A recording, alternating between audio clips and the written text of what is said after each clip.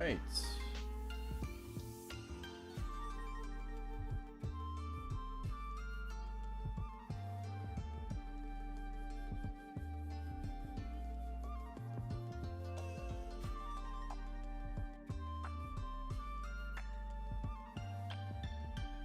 Hello, hello, hello.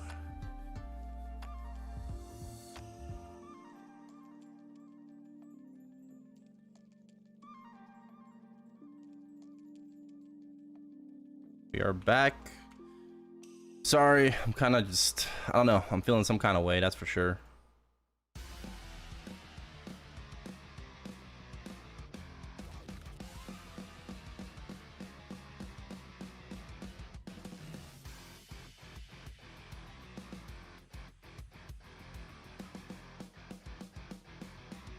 But we are back.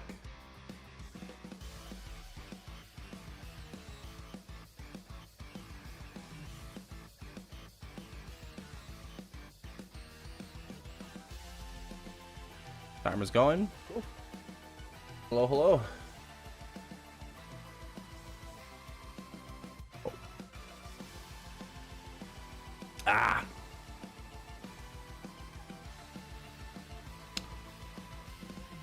What up, oh, what up, Mia? Blue Faf. What up, Digital Chill? What up, Noi?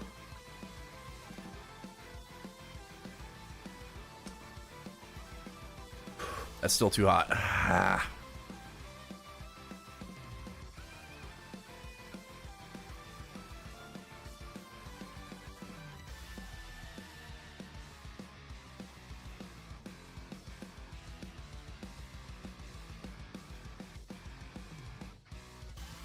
That's how we have.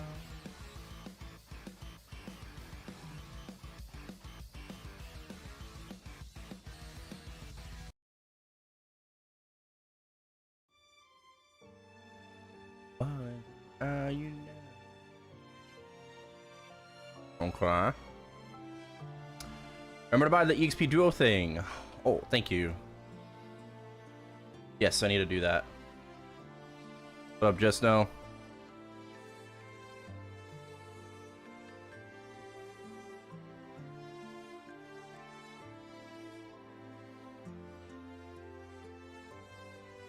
Ugh.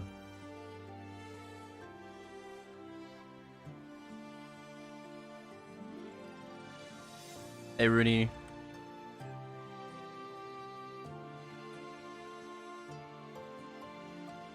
Gave you a 20. Ooh, we got a Roro pack.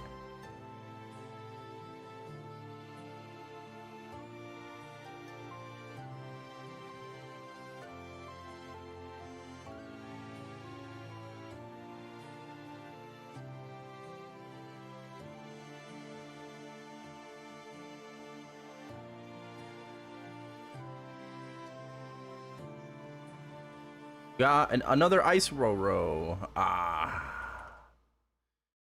No fire.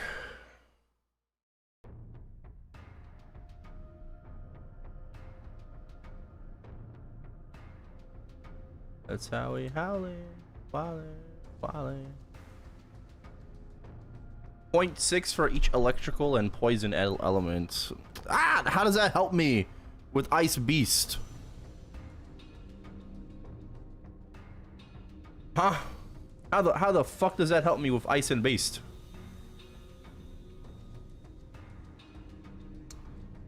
Makes no sense.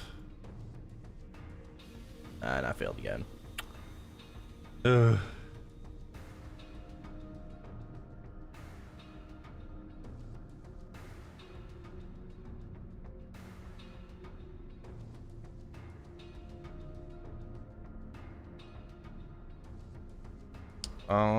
Okay. Ah, my eyes. Yeah, let me go buy the EXP Duo thing, I think, right now. Oh, it's just like yesterday where my freaking eyes. Oh, I gotta, like, not touch my eyes.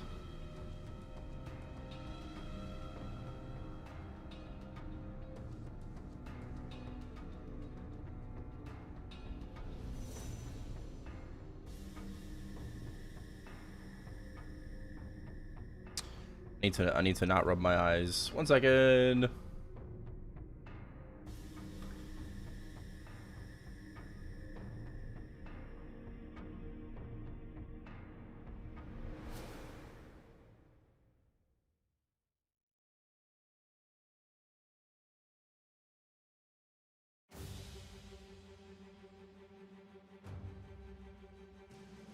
Proceed.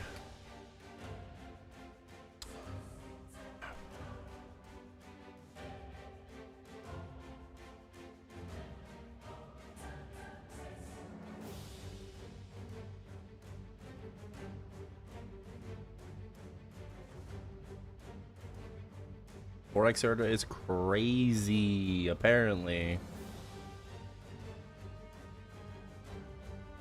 I guess we're still just gonna be on heroic for today.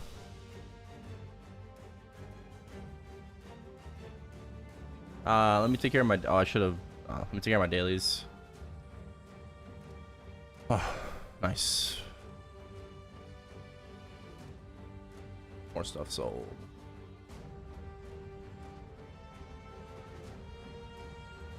Finally. What is that supposed to mean?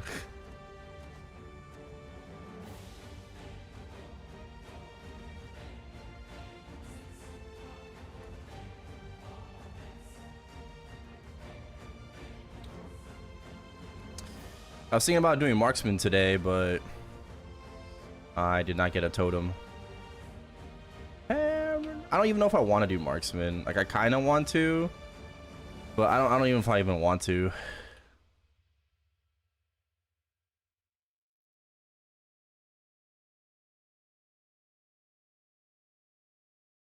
Been waiting since the afternoon for you. Oh.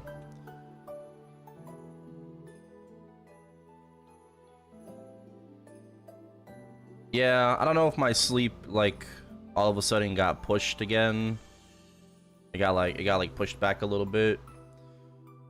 It might have, but I'm just feeling very like out of it, very tired right now. So I apologize. Ever so. I rushed home from breakfast to be first in your life. Thank you.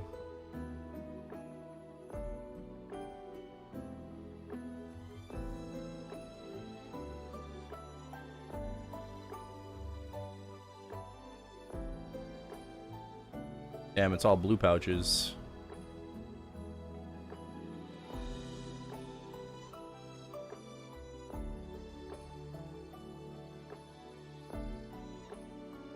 Get in line, buddy.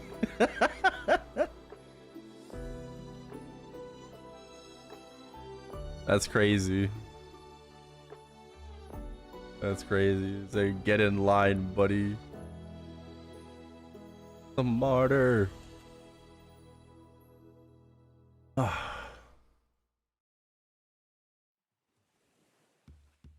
So with the 200 watch streak again. Let's go.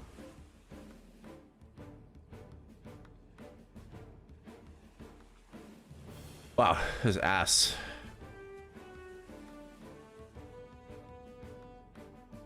Don't know my name when they feel pain.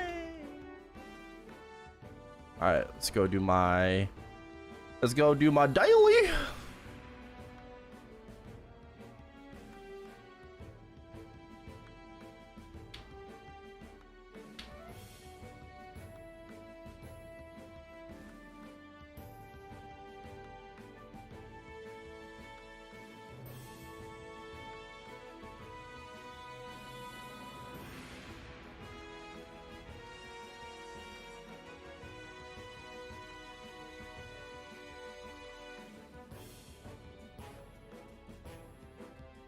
Boss tomorrow.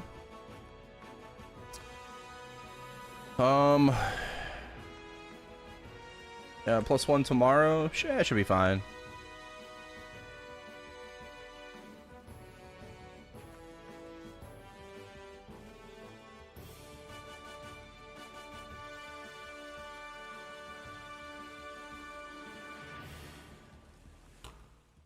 Ah.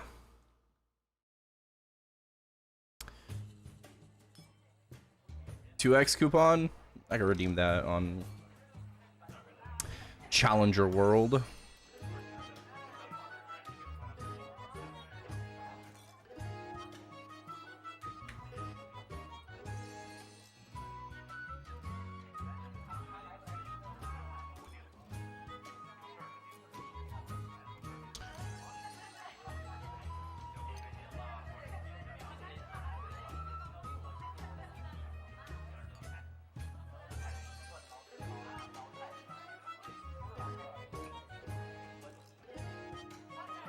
Pew.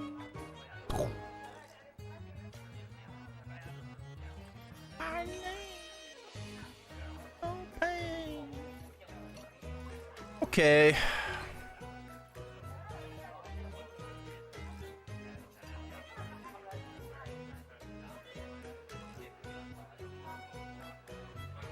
Got your Golix pendant. I'm gonna be getting mine today too.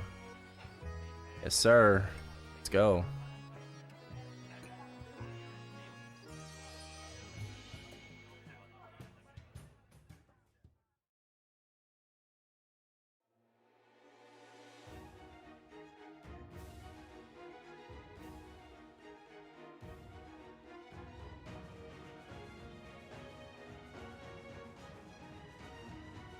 Kind of thing do I have? Dusk? I mean, I should go do Monster Park first.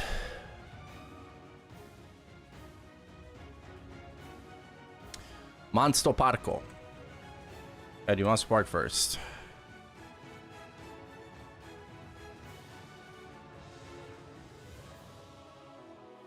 I'm just gonna get all of my dailies out of the way so I don't have to do them later.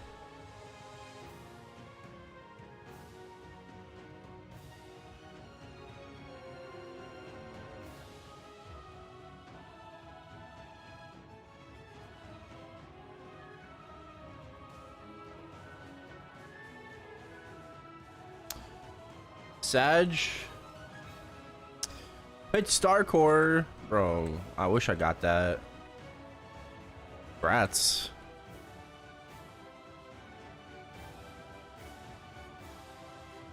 Oh no, he's complaining. He's complaining about a free pitch Star Core. Sag. Sag.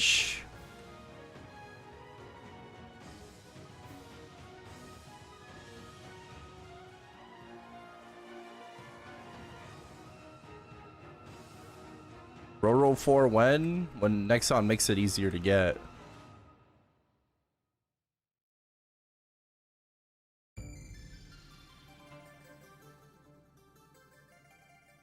Oh nice, congrats on your Roar 4.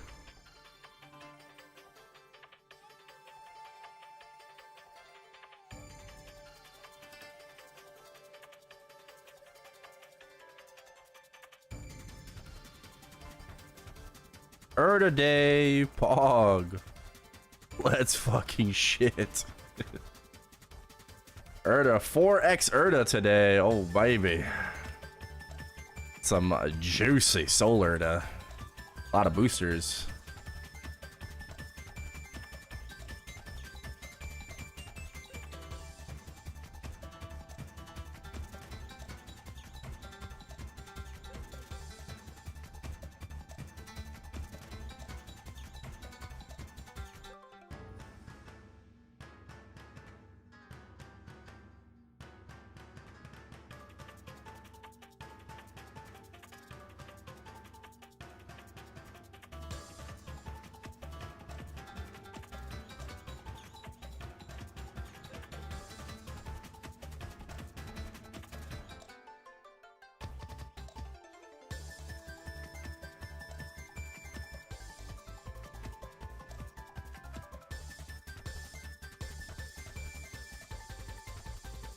Frontier Champions.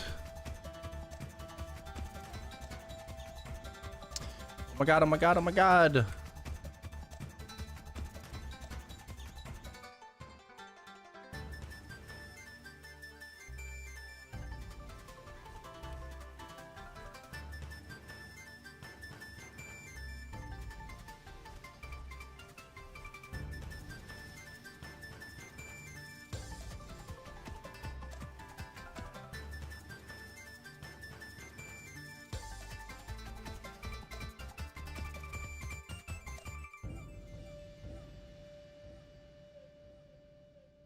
Oh, I saw the post that Maple made today. It feels like it's a teaser for MapleCon.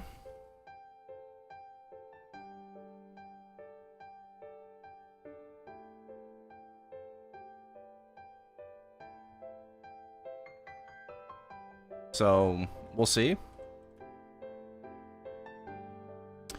Some sort of concert? I just think it's a teaser for MapleCon.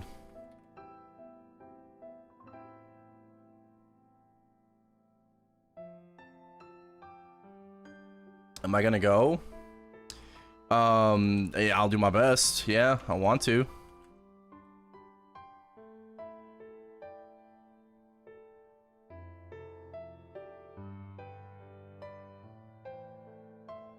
Music peers with the MVPs.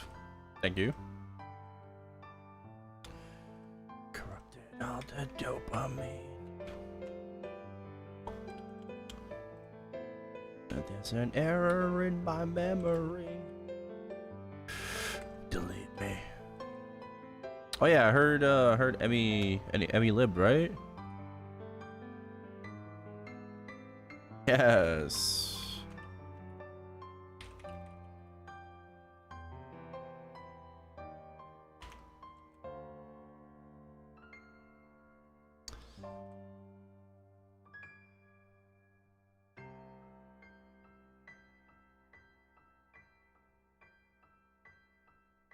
Twisted.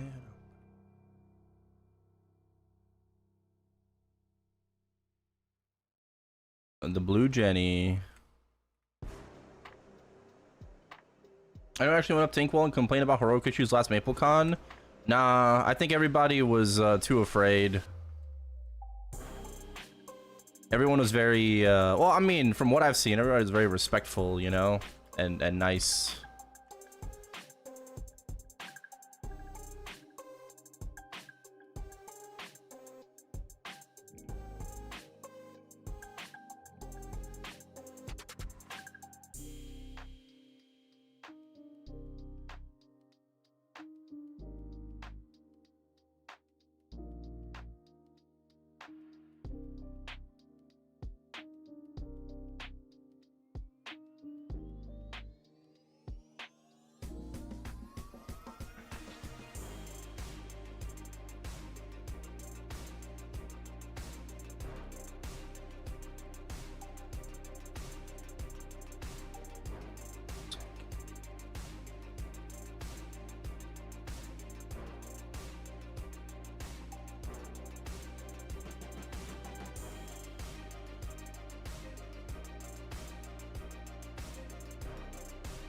Now 110 10 10 drop.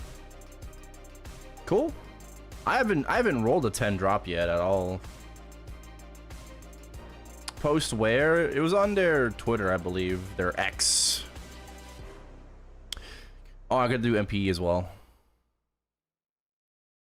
Ooh, orange pouch. Pya! 30 black flames. Holy majoli.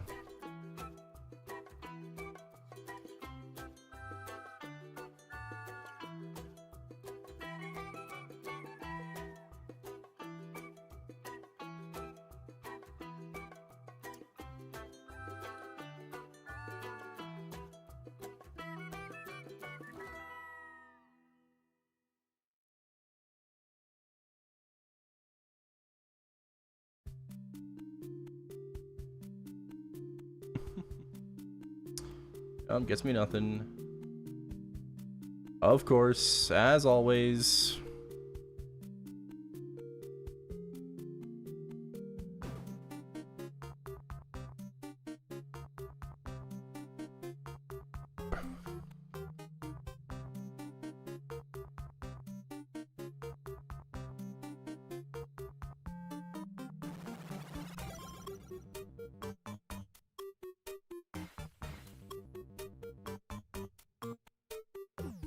Doing MPE.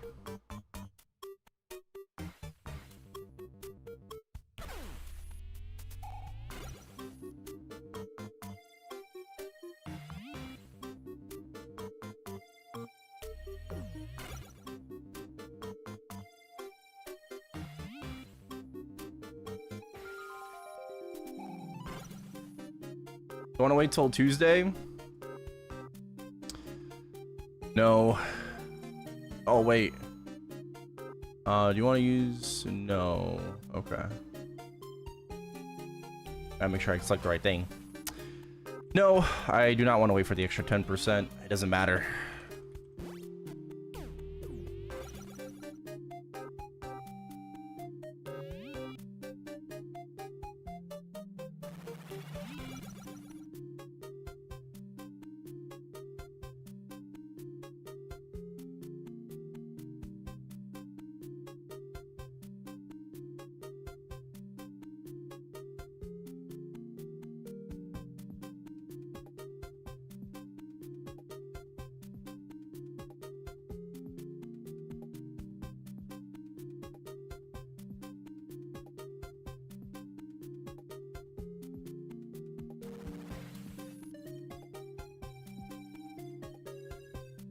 Oh, looks like it's dead.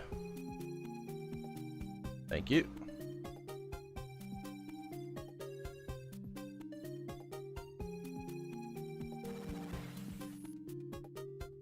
Very nice. That was like 0.5%. A lot of EXP.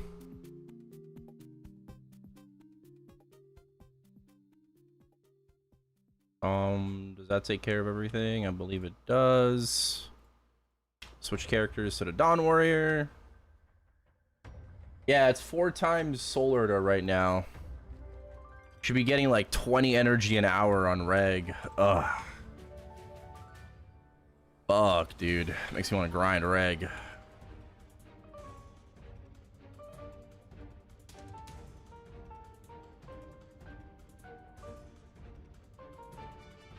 Oh, and then I have to do the hasting on the arc as well for 5 minutes.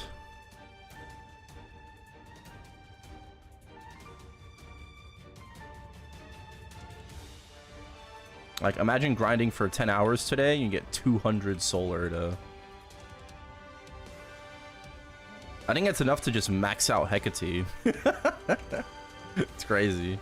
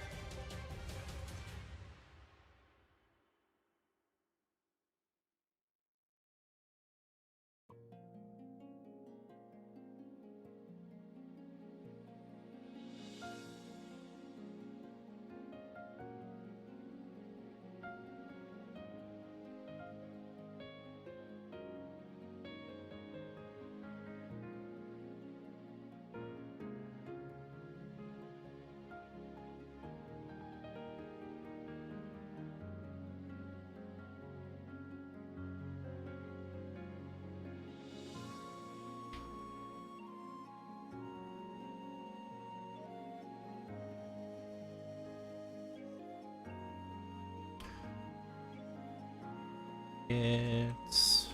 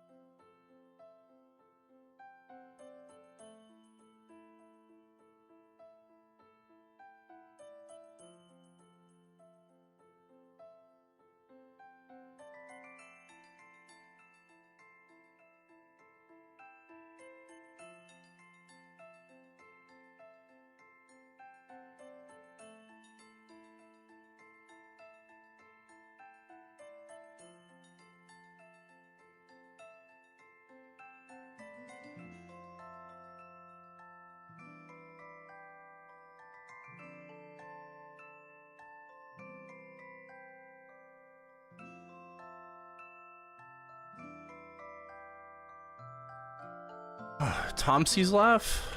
Where? No. I don't know Tomsey's laugh.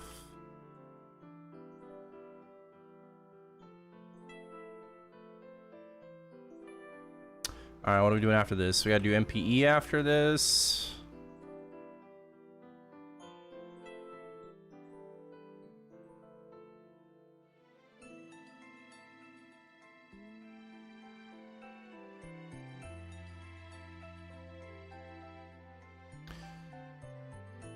Let's do MPE after this. Then I gotta do the 5 minutes on my arc. For the chest thingy.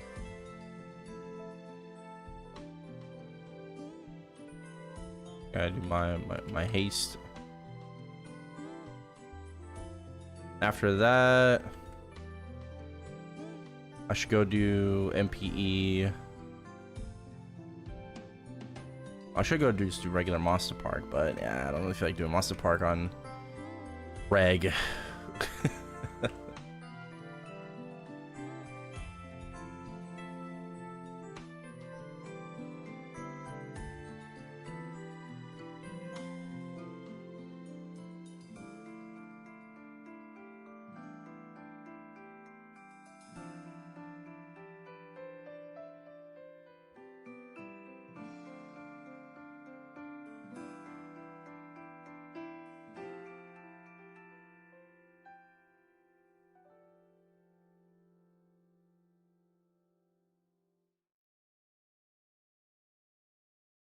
Wait, how much does the potion at the end give like a 284 character?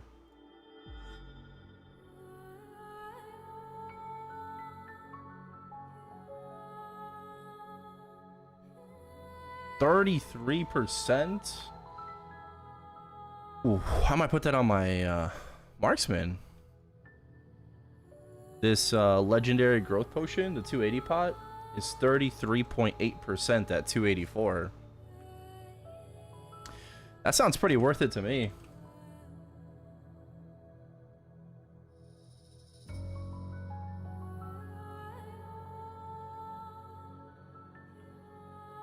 Two clocks.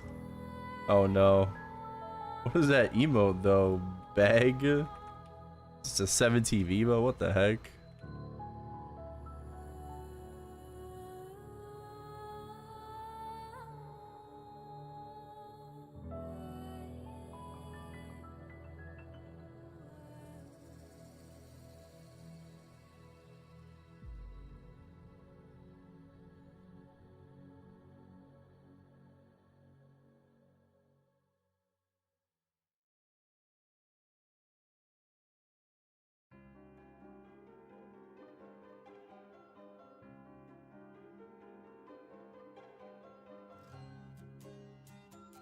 Oh.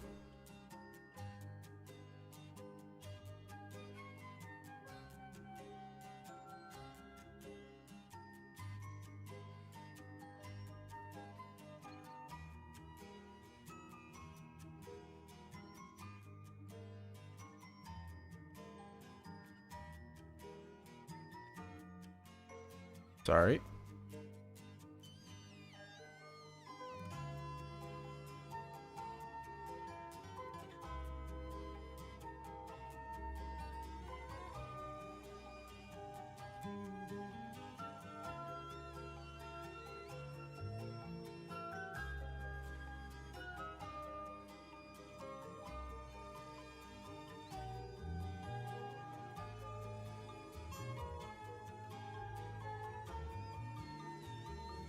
One hasn't found the red thingies.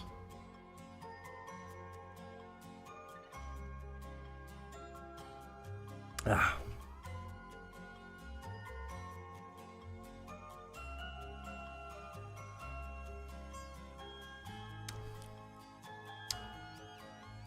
Good stuff.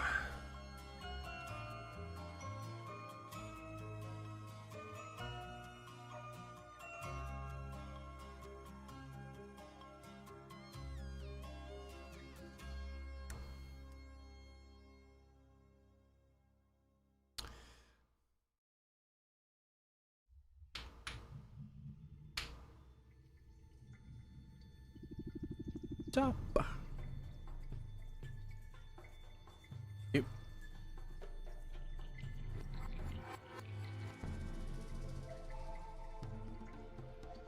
Easy EXP.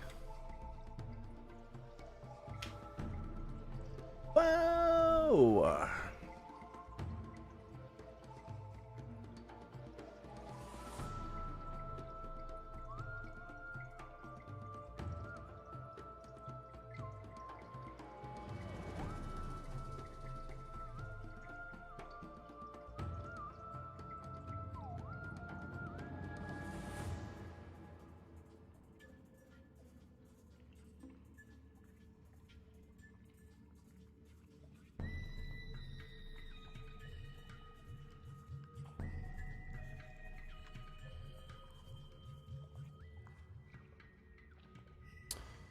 Oh man, why are you not playing the beta? Because there's no reason to. Because we had a very fun and enjoyable day one, got the 30-second job, but like manually grinding the beta on a character that's going to be deleted anyways a second time just isn't enjoyable.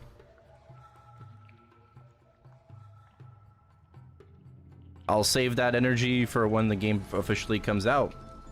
We will be on the beta in 2 days. We're going to be hopping back on the classic beta in 2 days. And get third job, Ranger.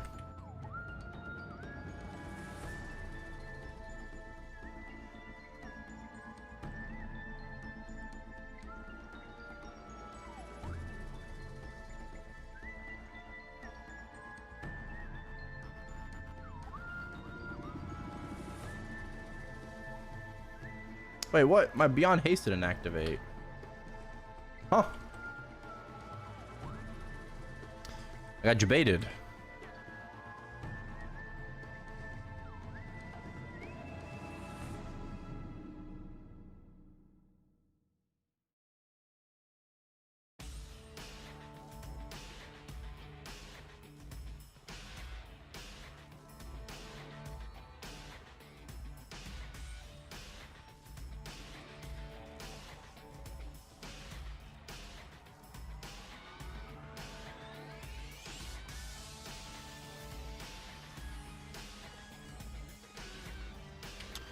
Yeah, I think the dog was active.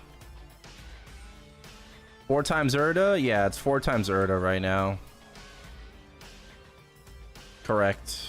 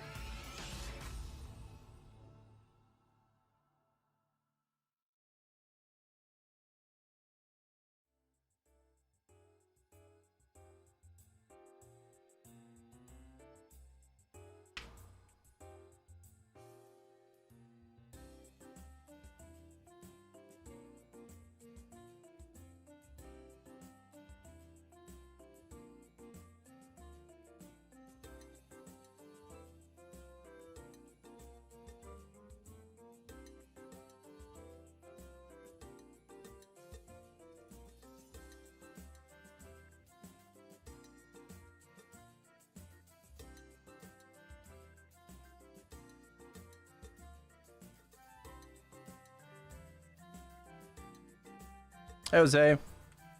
Good evening. Hello, hello.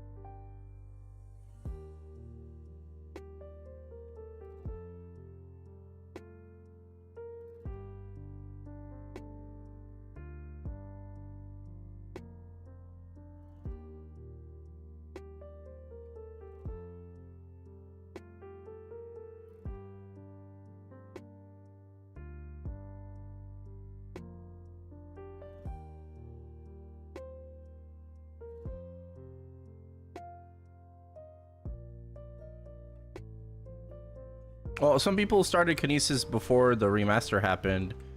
I was grinding with a 285 Kinesis like the other day in my map at SR4.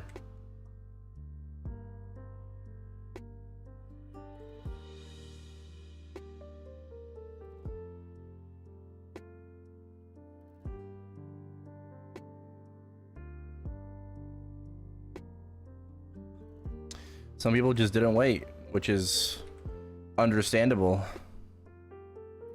They didn't want to.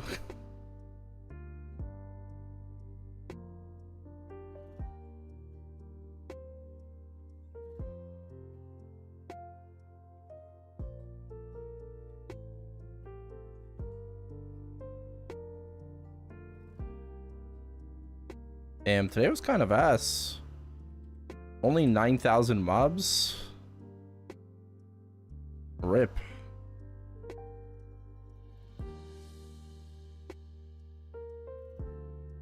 Alright, all good. We did our 5 minutes.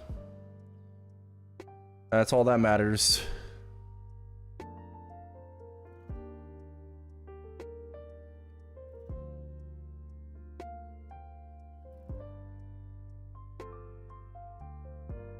I think we just go Charlie World now.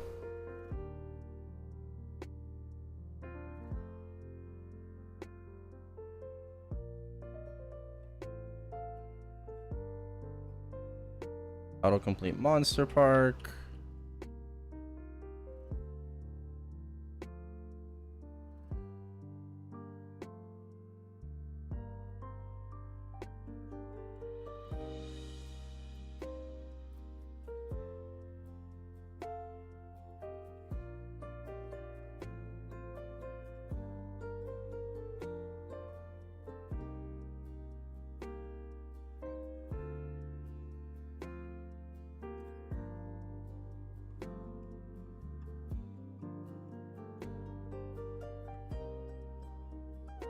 Galix? Yeah, I know.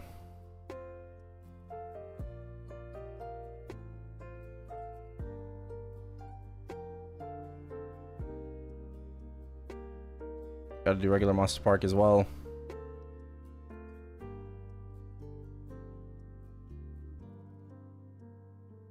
Okay, we do Galix first.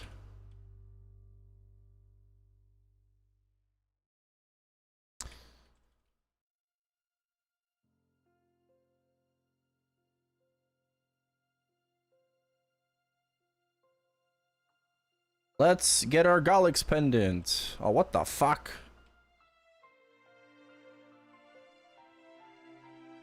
I had a regular key? Oh my god.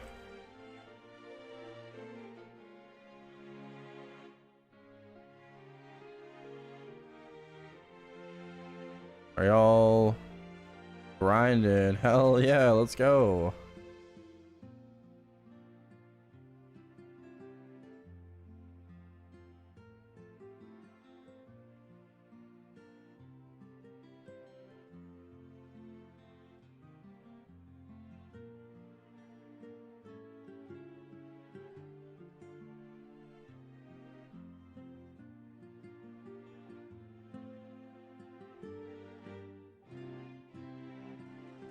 Do I know what I'm doing? Debatable.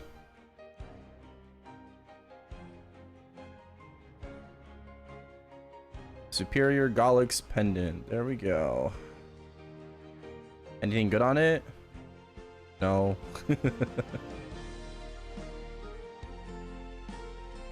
No, nothing good on it. Okay. Let's go ahead and transfer the Dami into the sub Galix. Ba-ding. Let's go tap it one time for the one time.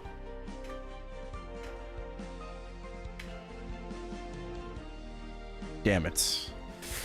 Okay. Cube it up first.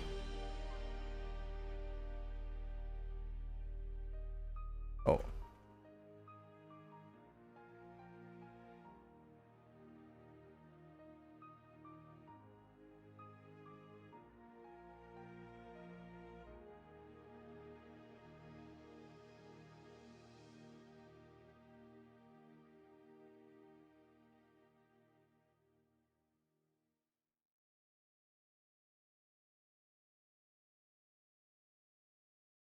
We got 4 set Golics now. That's big gains.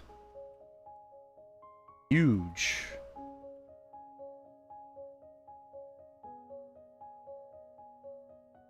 Why not wait for Shining or Miracle Time? We have bosses in a few days. Shine for me. 18%. Wow. Shine. No.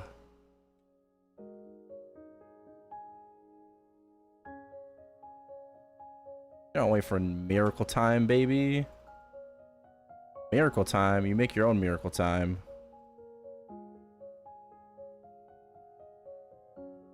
Okay, it's not working. I'm trying to make my own Miracle Time, but I think it's broken right now. I don't think. Oh, there we go. Okay. I don't know if it's working.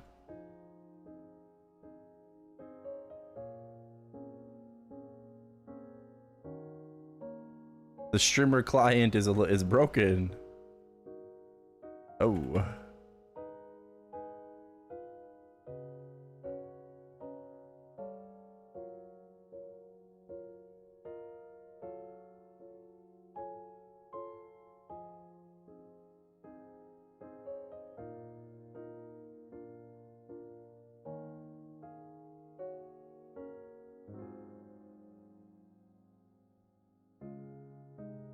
$33% HP. Oh my, where are the Demon Avengers, bro?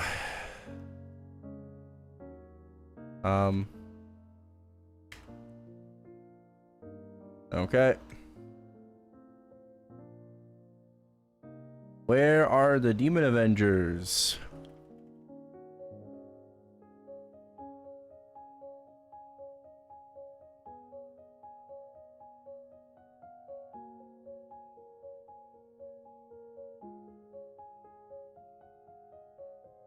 %.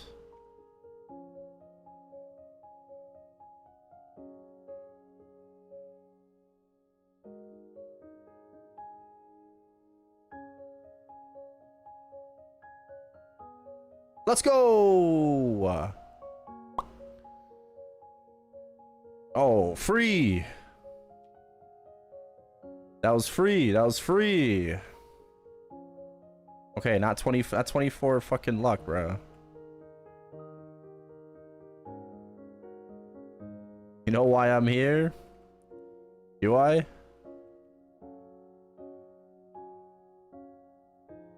%27 int.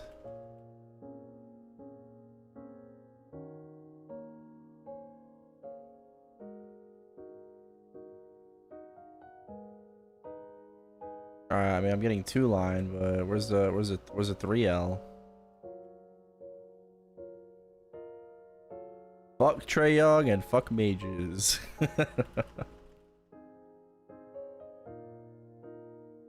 I have to check Eye and Face if it's worth renting. It probably is. 24 dex, still 21 strength. Oh, that could have been a 30%.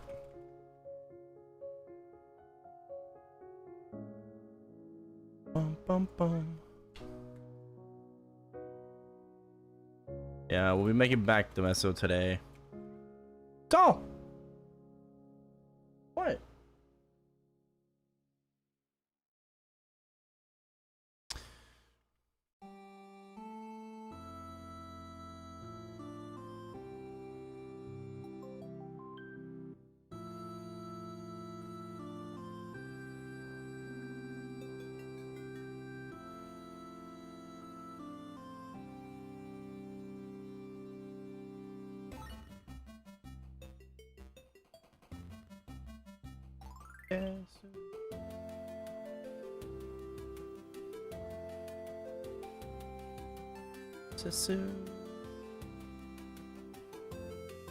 Sold BM, grats.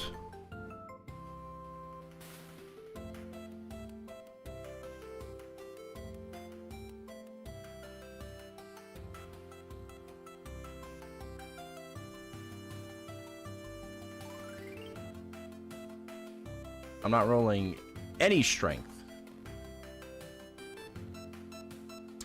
Where the heck? You know what? It's 550 cubes. Where the heck is the strength? Did I safeguard your eternal hat? Yeah. I did. Oh, nice. 24 dex. 30% int. Oh my god. Everything but strength, bro.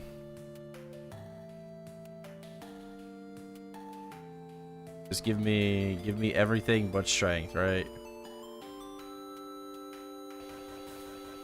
Yeah, it's a fun.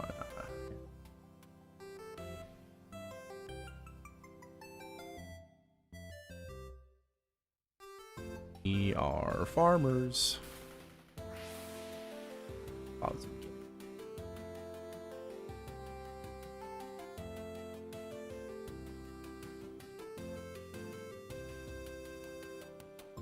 Double prime early on, maybe arcane gloves, double crit on arcane gloves.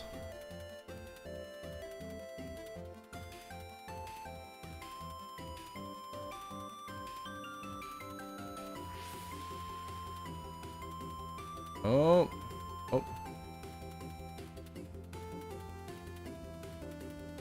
Still nothing. Oh, there we go. Never mind. As I say that, as I say this, still nothing.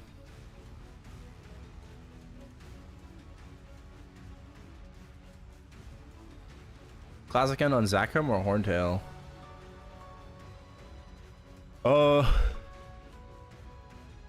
Didn't Classic end on Pink Bean? Yeah, this is Challenger World. Oh, nice. We got 30%. We'll keep that. Wow.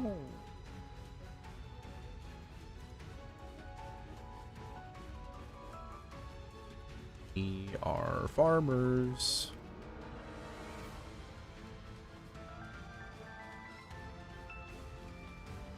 $226, 271 mil CP, no rentals. Holy moly. Yeah, it's a fun night. Alright, let's see what rentals do though. Alright, rentals still give me 1.9 mil range. Yeah. Gallic set no longer, it invalidates those. Totems are still pretty good, like, but Iron Face is probably still rentable. I think maybe just a face. I don't know. We'll see. I don't know if the eye accessory also is going to be a gain, but yeah, just these two. But the rest we don't need anymore, but we, you know, we'd have to like try to test that. Because now we get like that extra 30 boss and IED from the Gallic set. Let's buy a little bit of flames for the Pendy.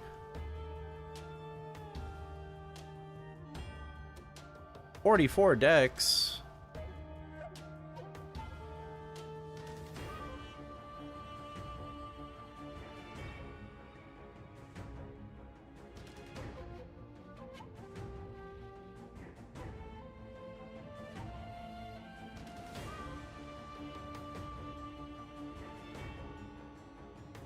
Bruh, I can't roll anything.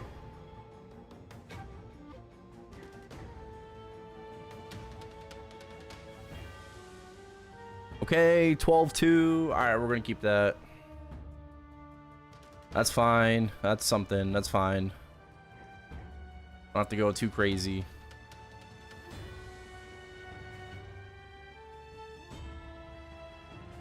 $120 Cygnus Knights? I don't remember. Classic beta is 2 days out. Classic beta is 2 days out, right? Yeah. Did we have Cygnus Knights in Classic Maplestory? I don't remember. No insignia set on hat? You can't put insignia on Eternal gear. You just can't do that.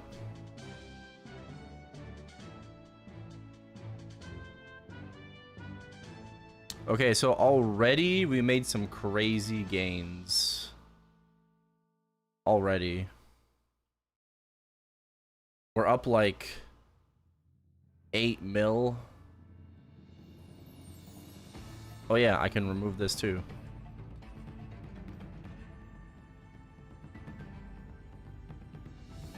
We have double healing now.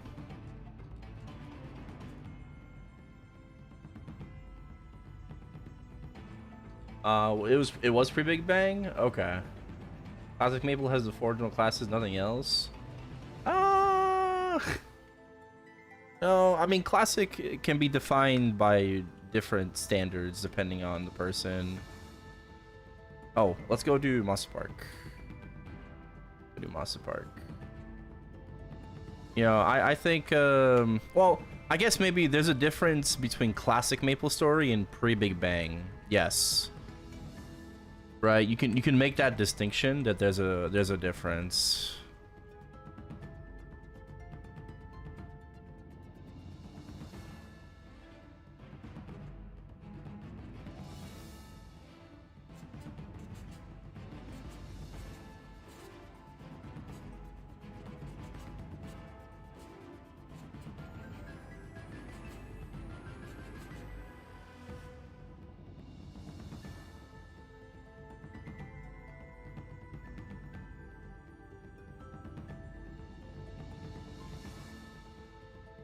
Well, what's an expansion to you? Right? Because I mean, basically, in those words, wouldn't like Orbis and Elnath be considered an expansion? So is classic Maplestory like just Victoria Island, and the end game is like Junior Balrog and the Sleepywood Temple? Is that classic? Or is classic still like Orbis, Elnath, Ludibrium, the Burning Crusade? Yeah. Yeah. Yeah, it's still fire humanoid familiars.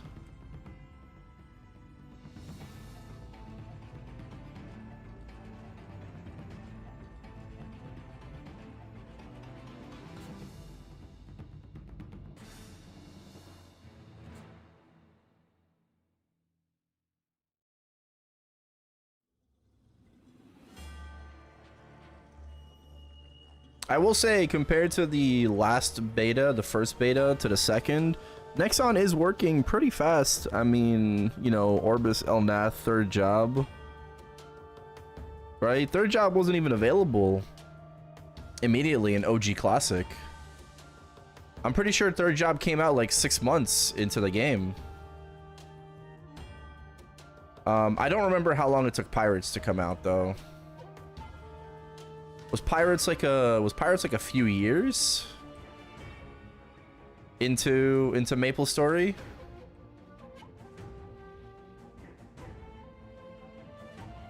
I think it might have been a few years, right?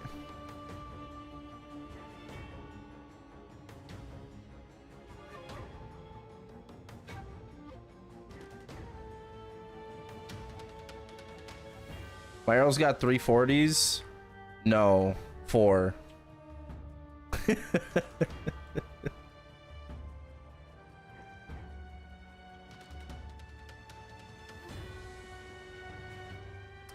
Yeah.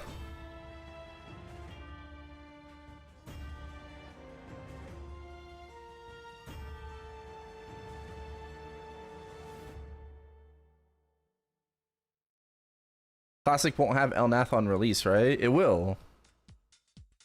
It will. I mean, anything right now in the beta, like, yeah, it'll have Elnath, Orbis, and third job on release. Forgotten Hollow. Thanks, Matt. Makes me feel better. Yeah, no problem. Yeah, yesterday was a pretty big day for gains. I did roll another 40 boss fam, and I also got this secondary.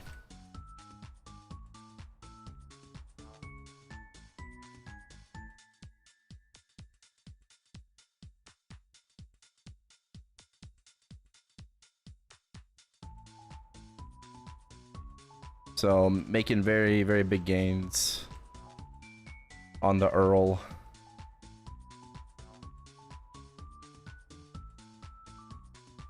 Inkwell made a comment that they will take it slow.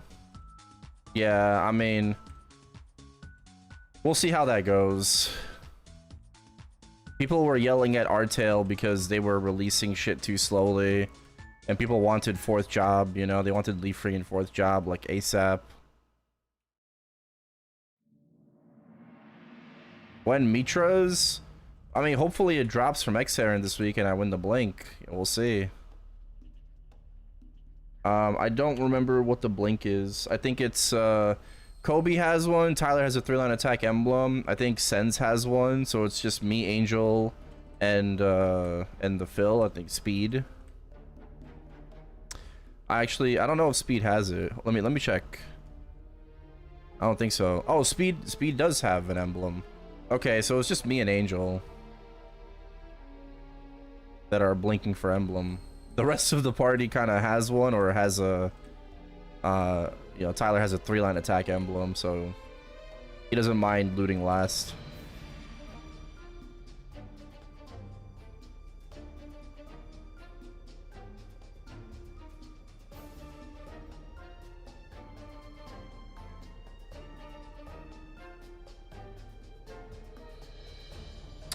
Yeah, people in our alliance have seen a Limbo box from Hardkai. I want to say maybe like 2 or 3 people in our alliance have shown a Limbo box that I've seen at least.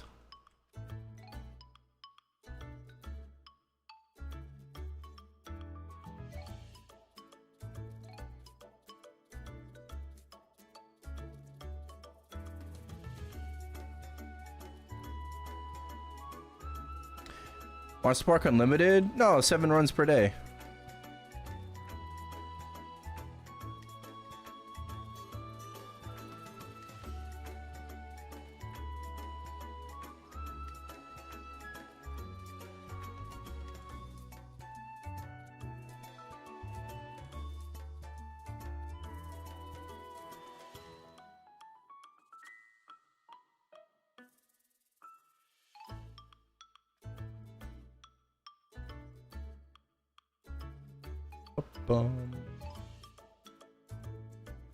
Well, you can actually do it 7 times per day on 2 different characters. No, it's always been 7.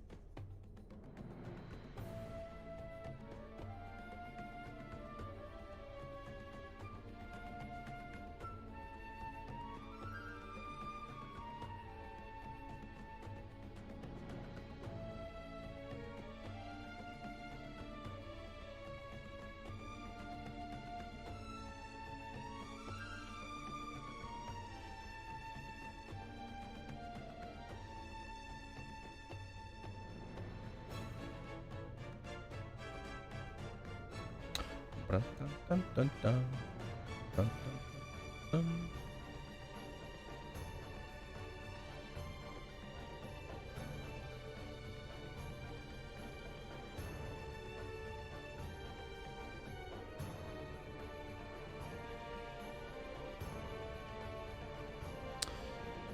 Okay.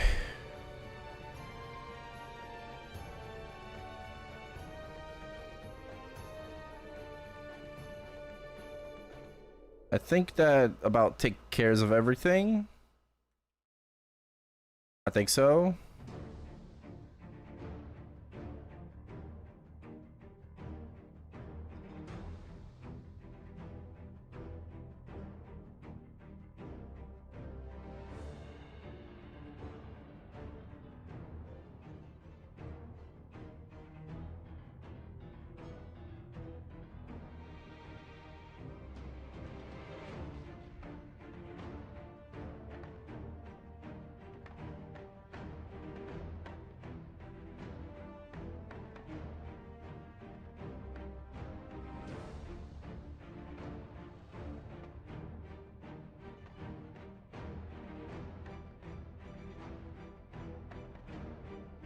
190.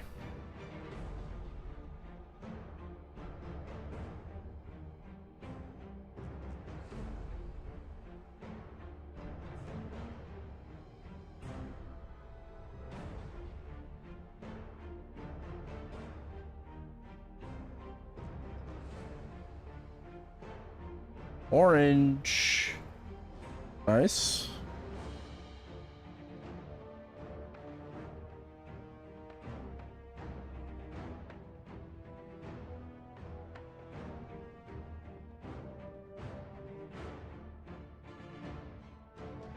Free purple. And a free blue. We'll take it. Oh, legendary.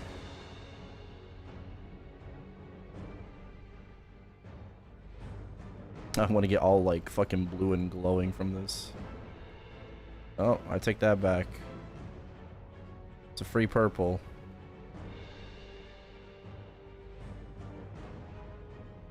Go for the heal.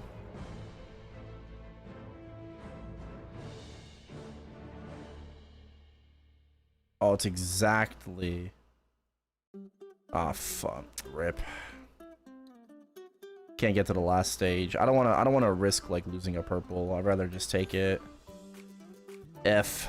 Okay. What channel we on? Channel we on 56. We'll join the boys.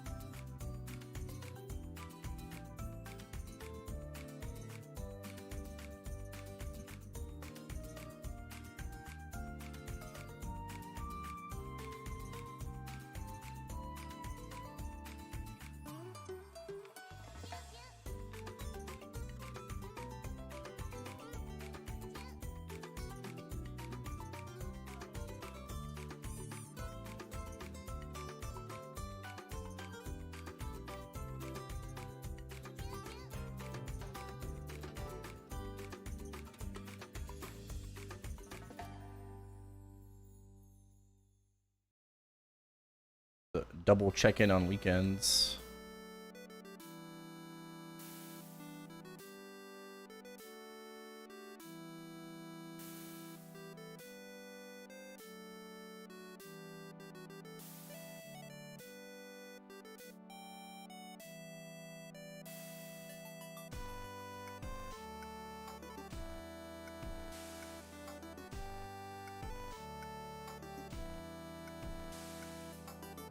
Oh, I guess this ties with the MVPs.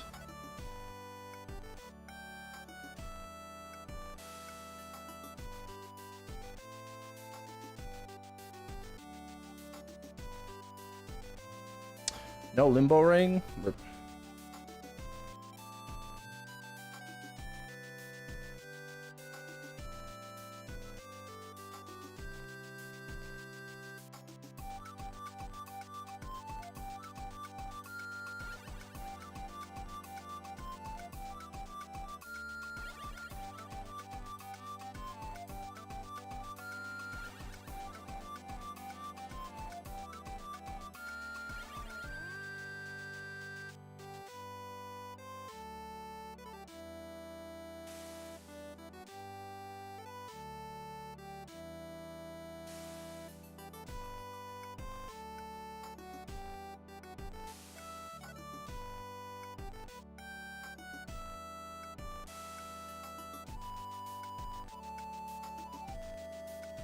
I prefer a 95k Lin or a 105k Bishop as a duo. Lin gives way more FD. Lin is way better than Bishop in a small party. Like duo, trio, Lin is just better.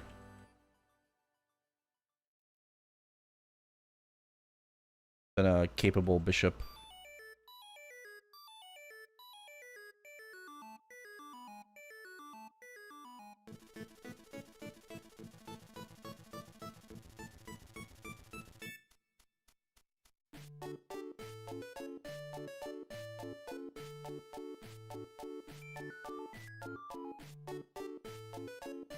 Oh, I'm out. I think I'm out of waps. I'm out of big waps. Going back to popping the small ones.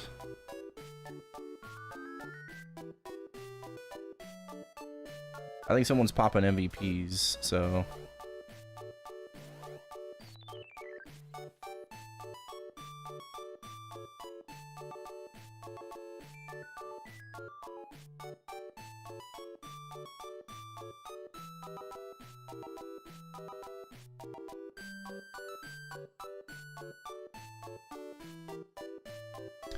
I'll time my, what's it called?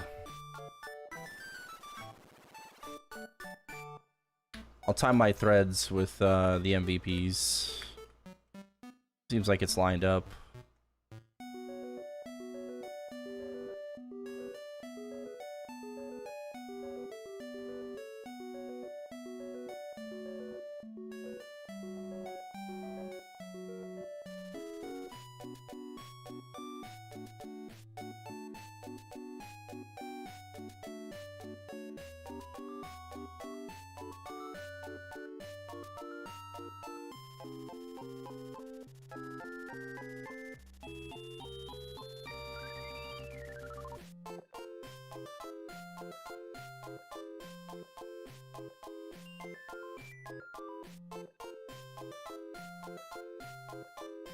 If I use a Transcendent pot on a 251 character, is it giving me 3T EXP?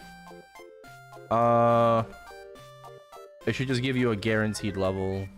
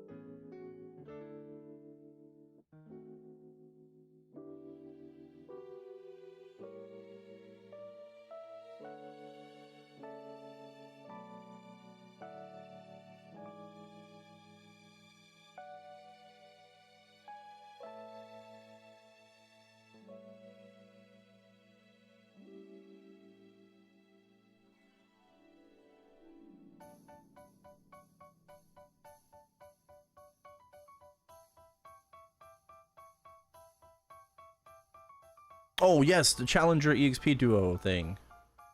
Ah, I gotta fucking do it in the town. It's okay, it's a good thing I caught myself.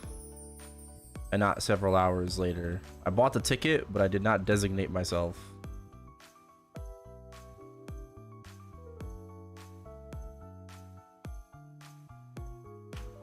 There we go. Okay, now we're good.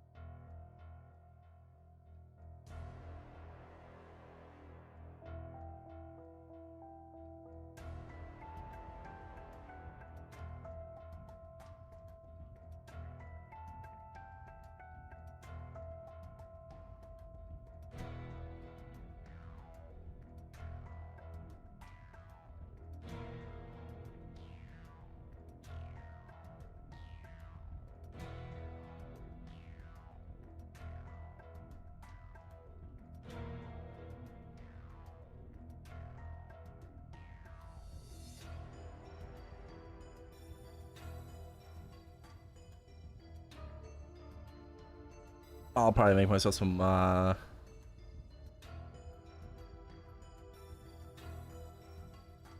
cutlets later.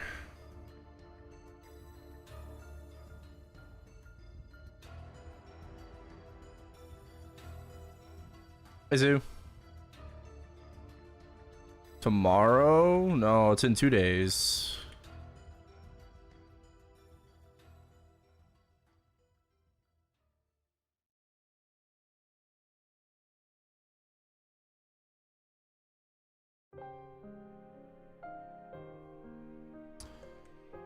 It's August 11th in game.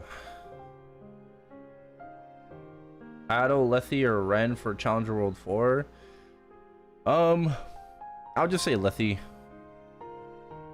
Yeah, if you want to go meta choice, then you go Hayato, but yeah. How much FD does Lin give? 60%? Awaken? Right?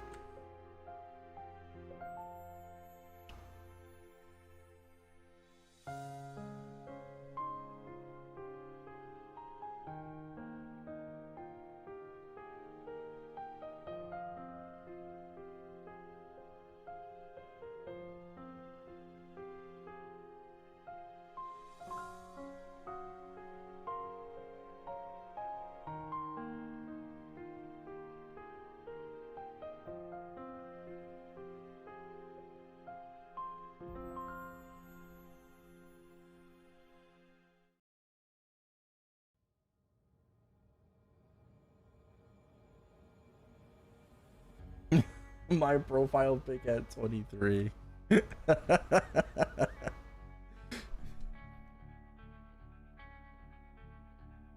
No, not necessarily.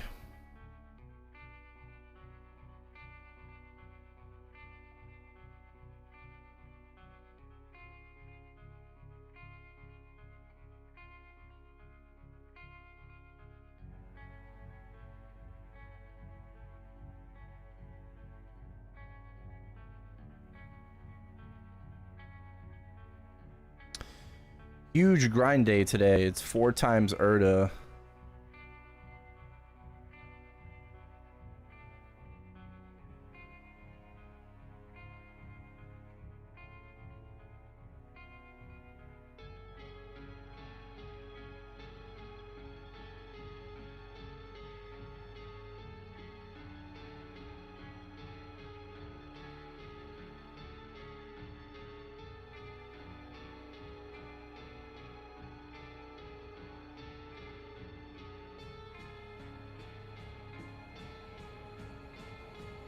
Why 4?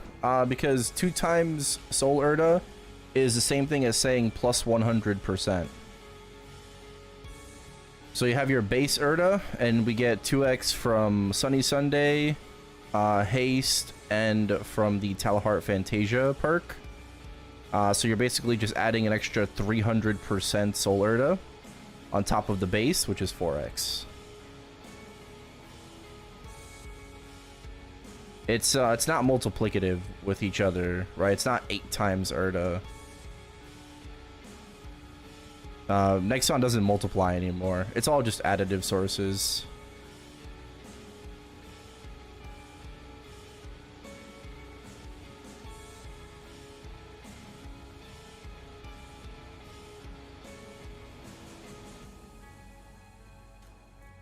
Yeah.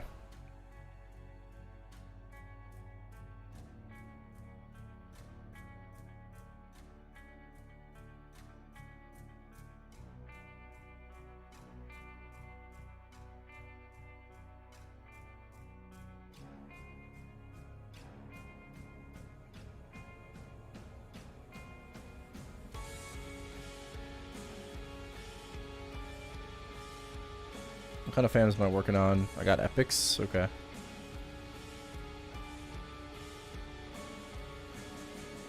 Still gotta try to get 110 drop. Try. At least I've seen 100% drop a few times now.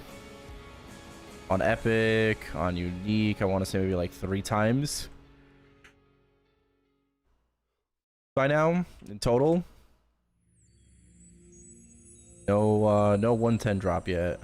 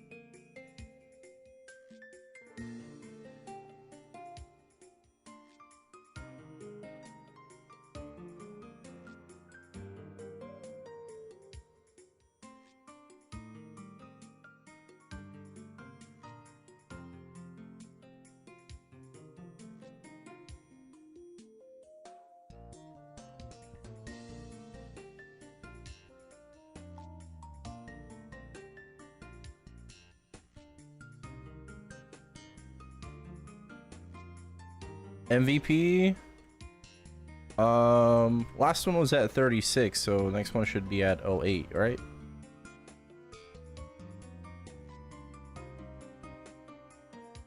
If it's every 32.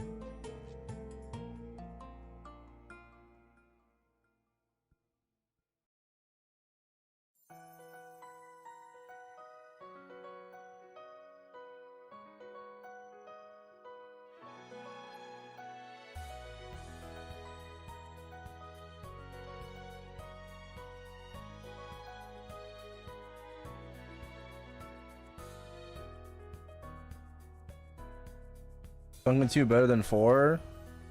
Sunken 2 is, I think, more comfortable of a rotation, but it has no burning.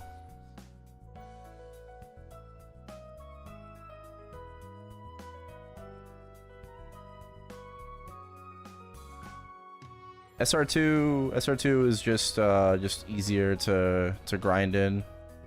And people will grind without burning, you know, just for a more comfortable rotation. Right?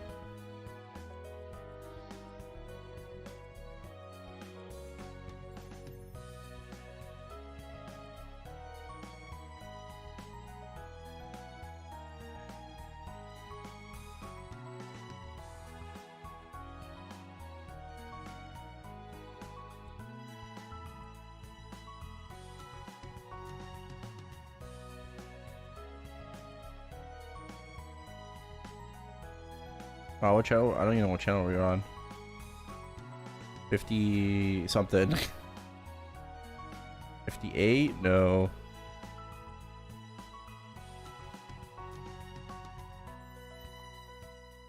I don't know what channel we're on.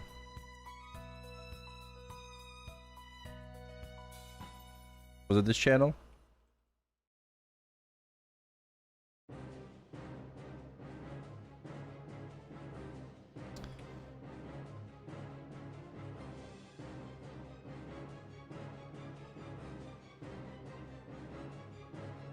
I don't know. I'm assuming Angel mapped it out.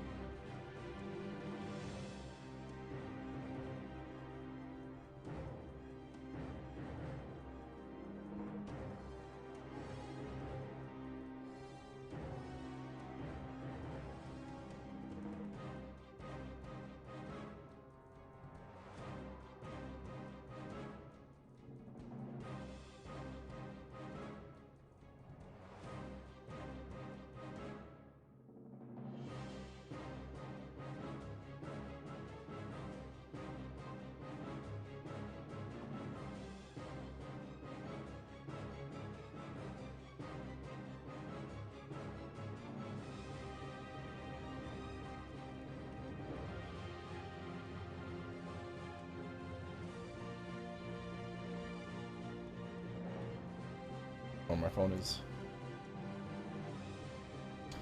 all good.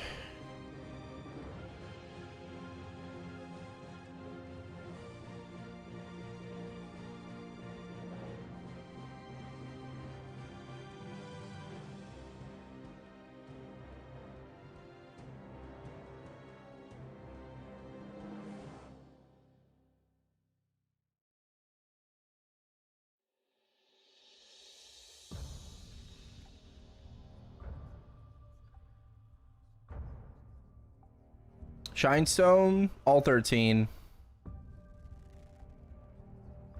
No, not all 15. Nope.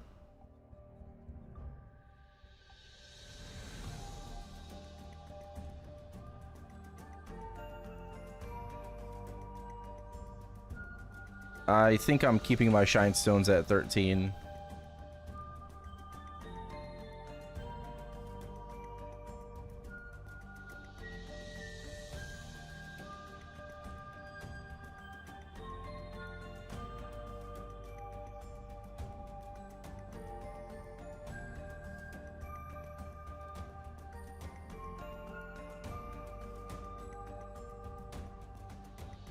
Yeah, I feel like I got pretty lucky. Yeah, I did EXP Duo.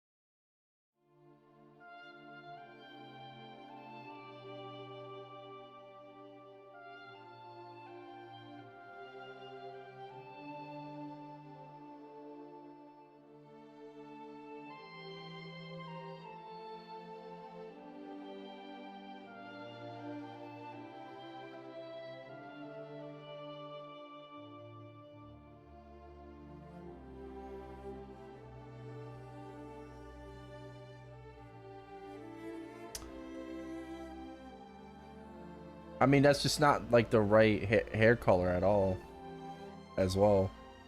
What? It's a different look.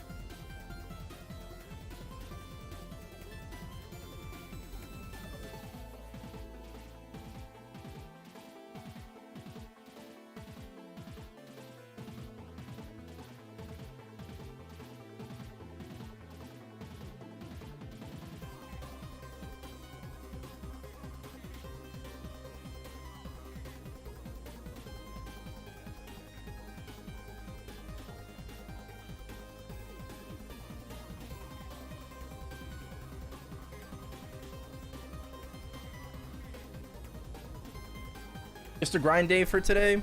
Well, it is 4 times solar, so yeah. We're just gonna grind as much as I can.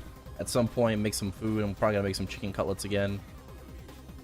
I'm just home alone, so I can sync up the apartment whenever I want.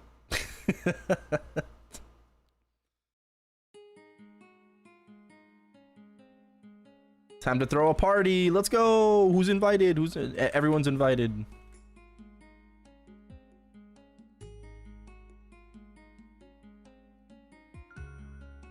How long until someone gets 200 in classic after release? No idea. It's 4x? Yeah, it's 4x. Gathering our character portraits to train their AI. What devious plot could next time be coming up with? I don't know. Is there a Meso entrance fee? No, it is an NX entrance fee.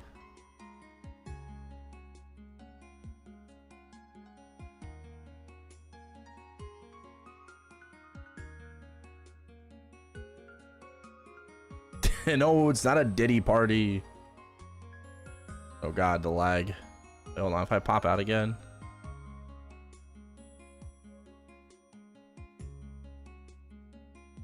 Oh my god, the lag is crazy. Pop out, chat.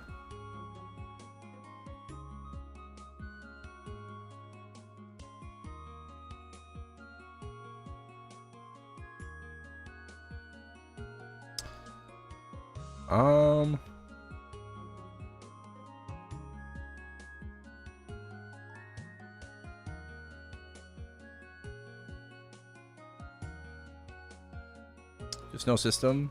Oh no, just grind.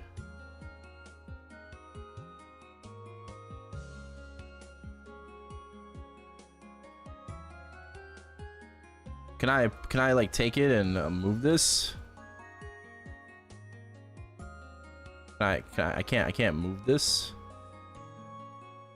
All right, well that removes all the Meso plus 10, so.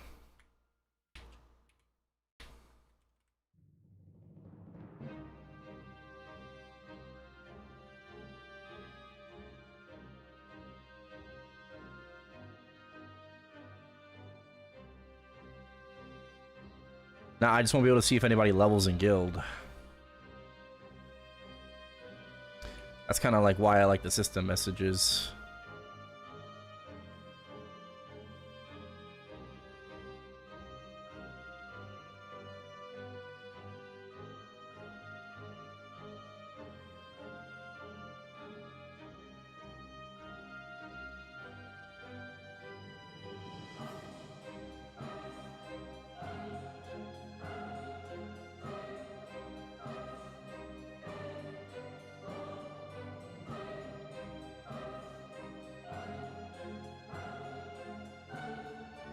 It's 4x because 2x from the Sunny Sunday, 2x from Haste, and 2x from Talheart Fantasia. It all adds up.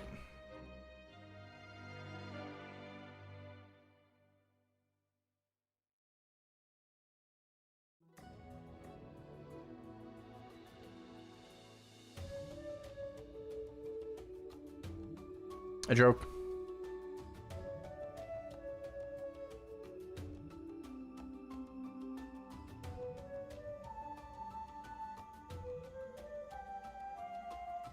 My baby. Who the fuck is your baby?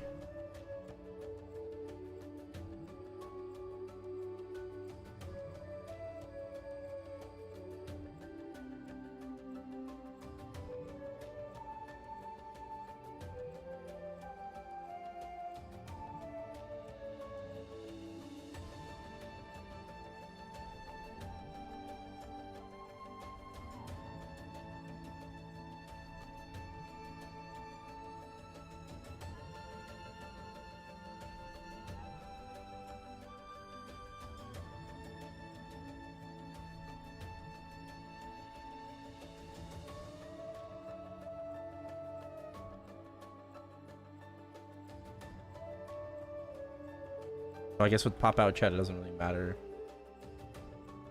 what you're on. What up, Johnny?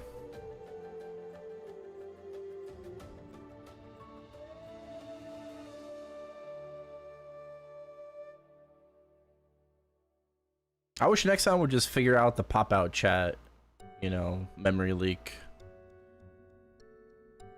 I really, really want them to figure that out.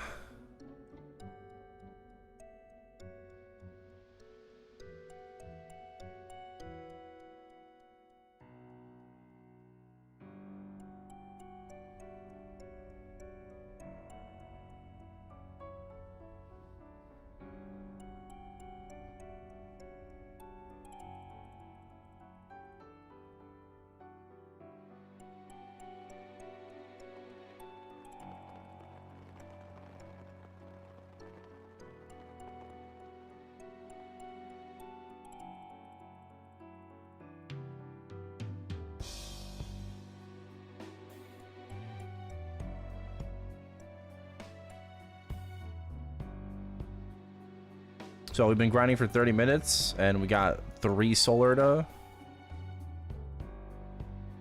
Not bad.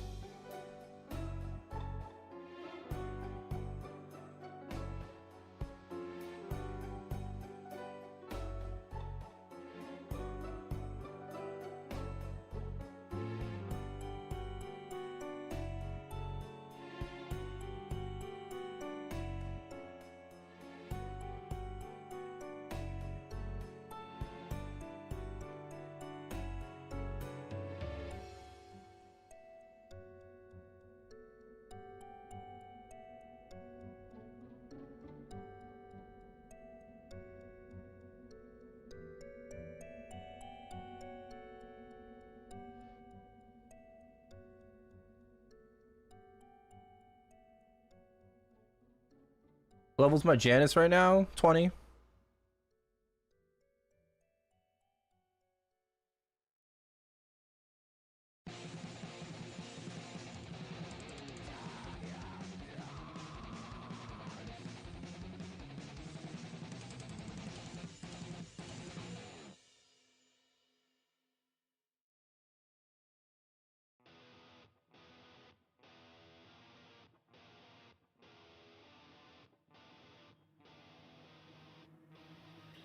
Specia?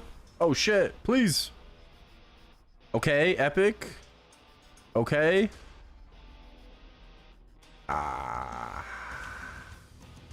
We'll take it.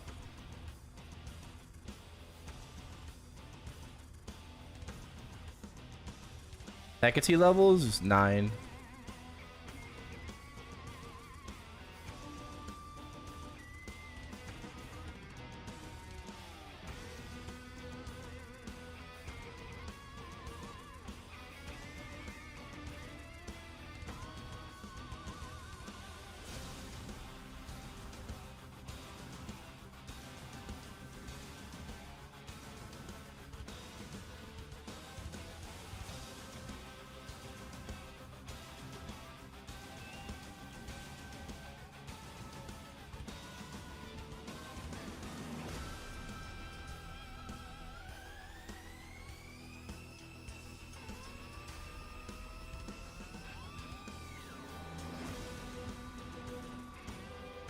There's no bonus.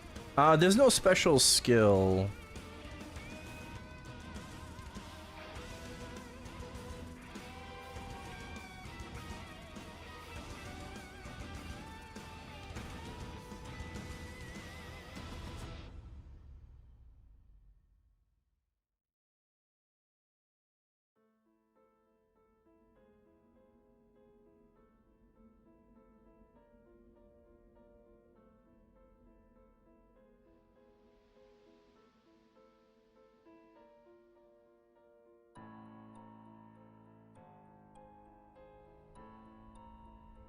When we start going back to the gym, I don't know.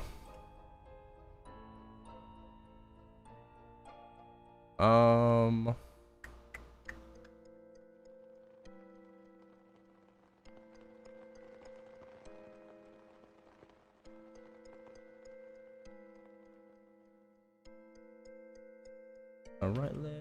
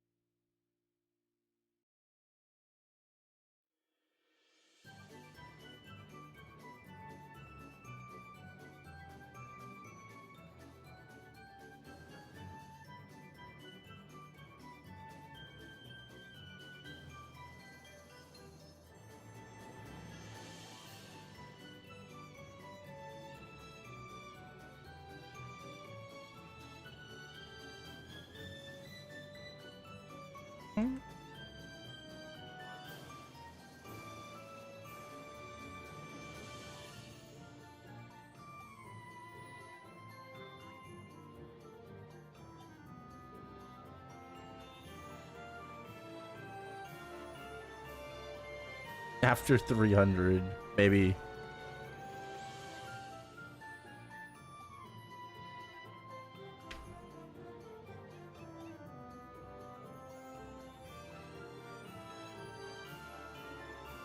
Alright, I'm still curious about what we were talking about yesterday, so...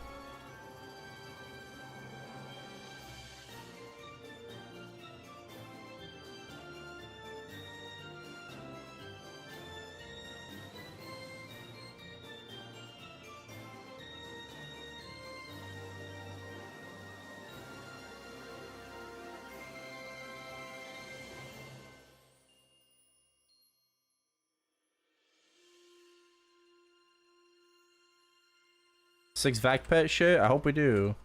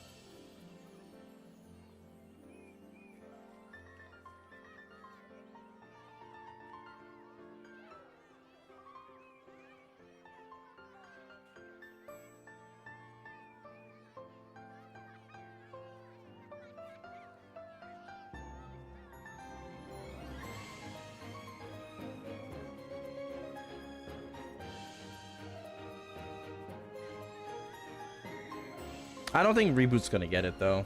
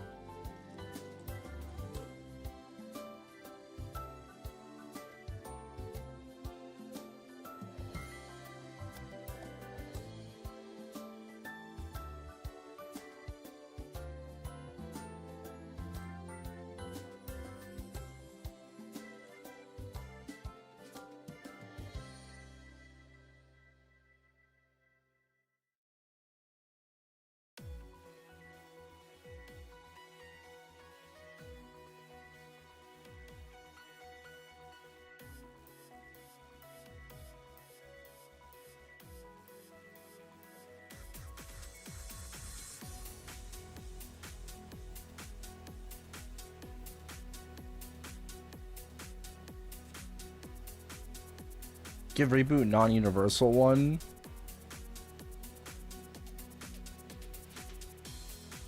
All I know is that if we get the Vac Pet revamp and reboot, people are gonna complain a lot. They're gonna complain really hard.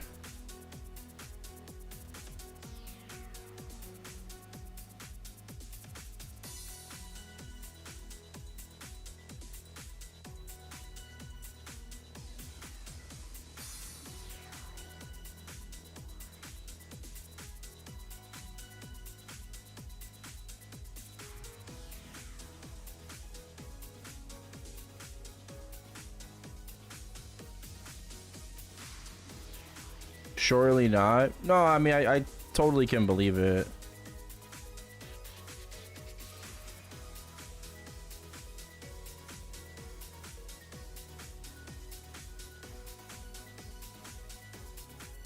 I mean, people will complain either way, right?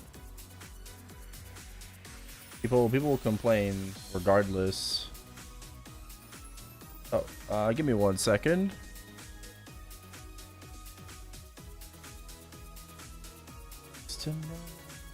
Whoa.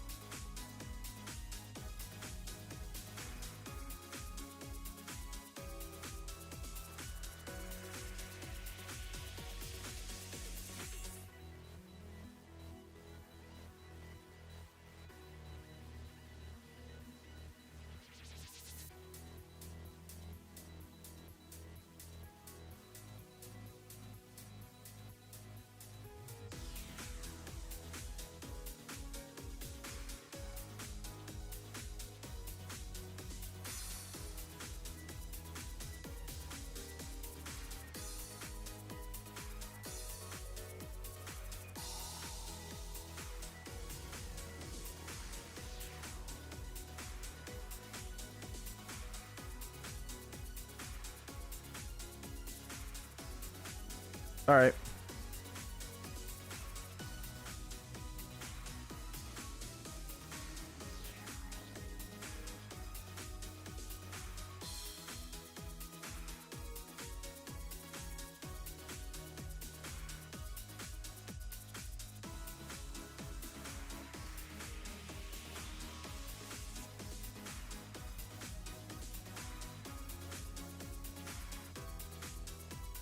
Next MVP should be soon.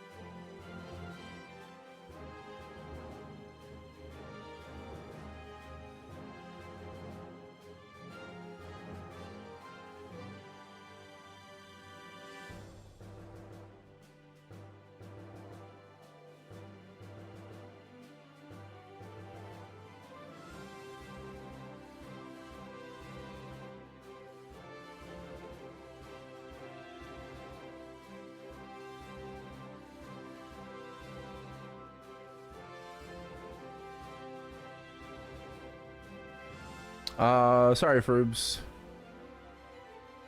10k haste mobs yesterday. Oh, you forgot to do it? Oh.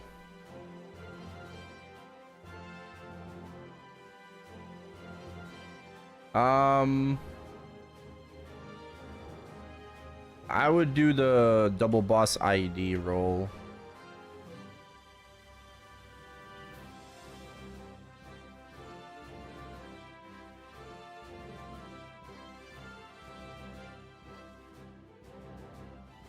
That's what I would do.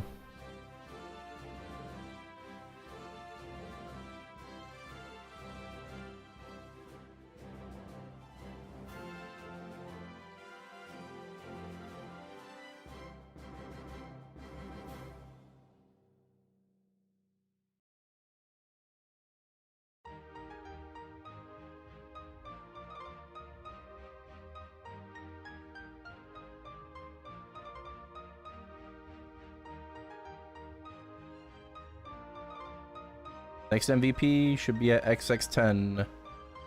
Channel 7. Let's go.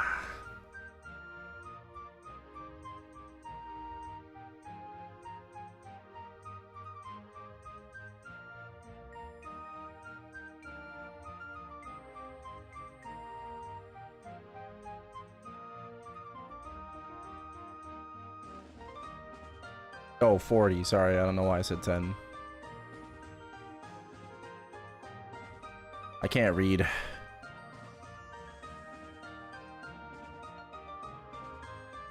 Alright, we're on 52. XX40. Didn't like the CBT2? I did. I liked it quite a lot, actually.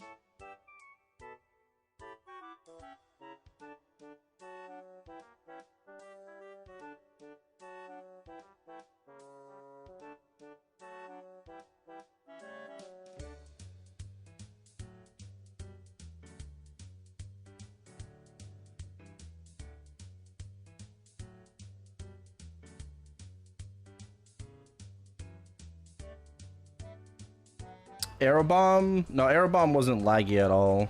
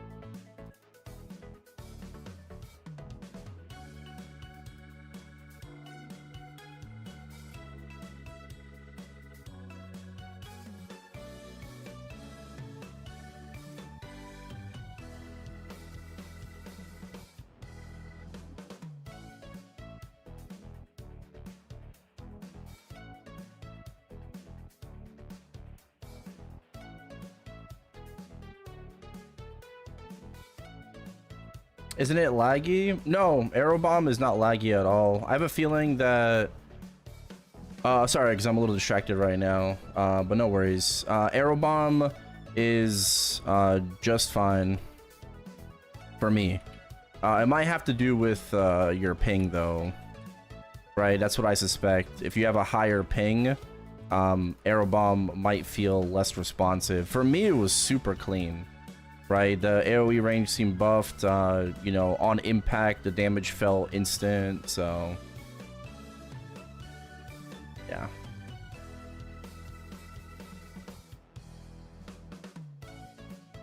What's the argument for not maxing Janus versus 20? I just want to push more damage. I don't really care about getting my EXP to the possible max. So...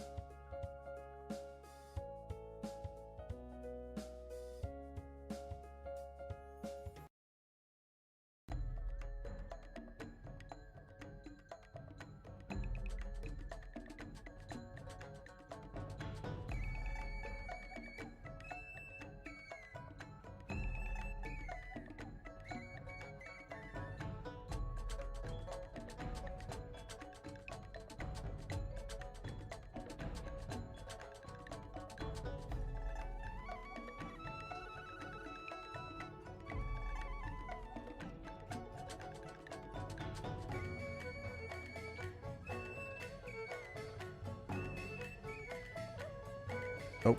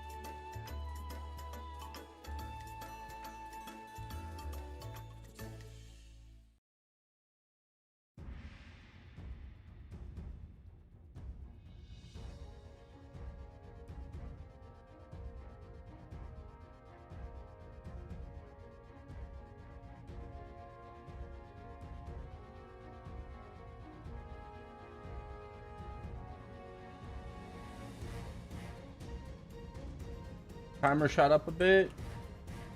It did, thanks to Rat Town.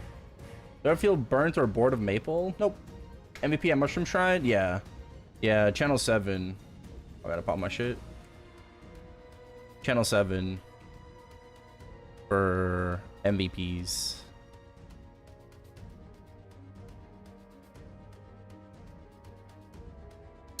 Maybe the skill is fine with my ping, only Arrow Bomb feels like it. Yeah, maybe Arrow Bomb is just coded differently, which should be brought up as feedback, you know, to the devs, Leo. Maybe it is coded differently. Maybe it's not client-sided, but it's server-sided. Other skills might be client-sided, so I don't know.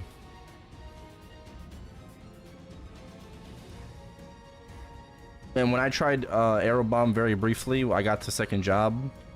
It felt totally fine to me. I was praising it. It felt really, really good, actually.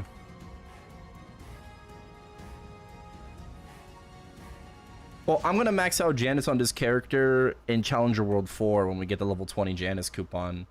I just gotta make sure that I get my Janice to 22, and then it'll insta-max to 20 or to 30 with the coupon.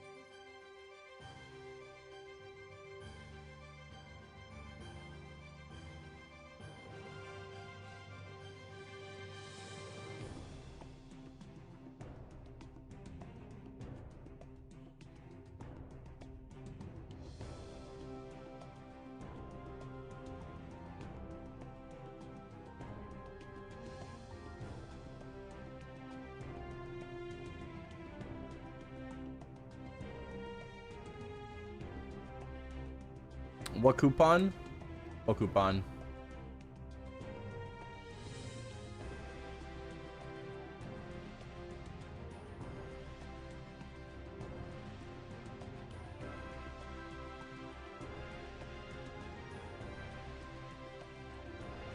Maybe people live in NA, it's fine for them, but outside of NA, it's probably feel laggy. Well, that's what I was talking about between like server and client-sided, Leo, right? When we talk about client-sided things, we're talking about very minimal interruption and lag. But if it is server-sided, that means your ping matters, right? So for skills potentially with after effects like Arrow Bomb, where you know there's like an explosion and a stun. If you have, again, this is all just like, it's not confirmed. This is just like maybe like what I think right now, right? Just an opinion. If it is server-sided, then the higher the ping, the longer it would take for something like that to like react, right? For like damage to be done, the hit to be registered.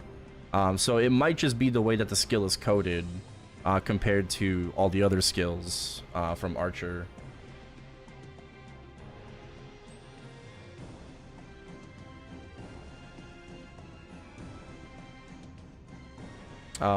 We don't know, right? So that's something definitely to like bring up to Nexon.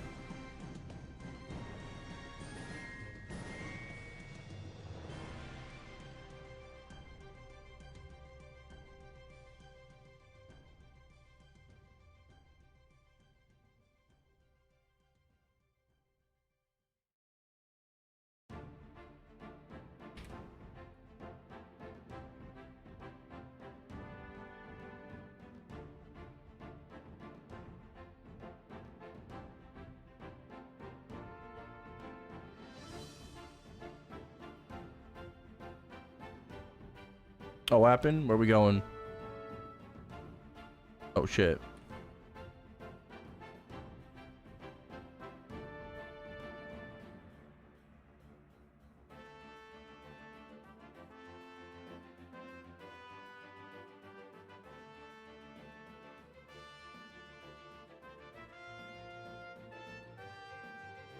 Don't play Classic?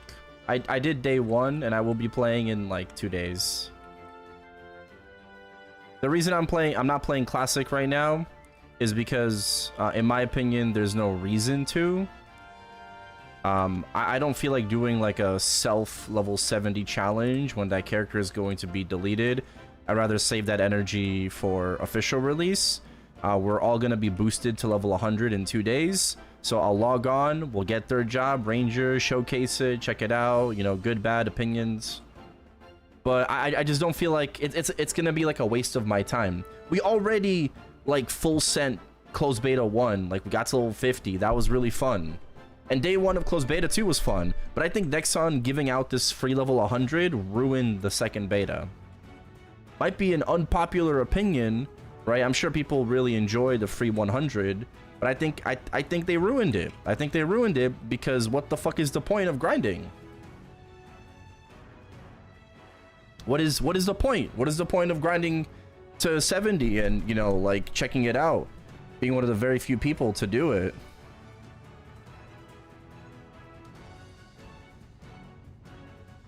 Yeah, I think Nexon should have gave us like 5 times rates or some shit. Like they should have done like a 5x server. Just so people could actually hit level 70 like quickly. You know, like fuck the, you know, like routing or whatever for now. They should have just give us like 5-10 times the XP rates and just allowed us to like power level to third job. Have I read Lookism? I haven't read it, no, but I think I've seen like the anime or something.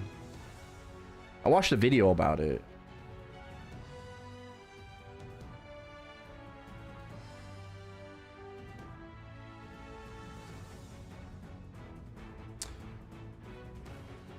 Yeah, what up, Chris? Off top of your head, what time is TTC? What does TTC mean? To what? To what? time to clear. Are you starting with Tiger?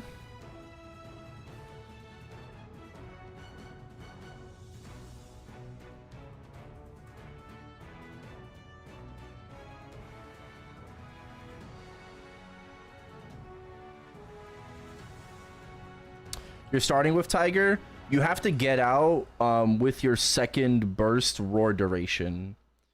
If you're not out by the like end of your roar, like in your roar, then you're too slow, like a little bit too slow. Like you have to get out in your second roar.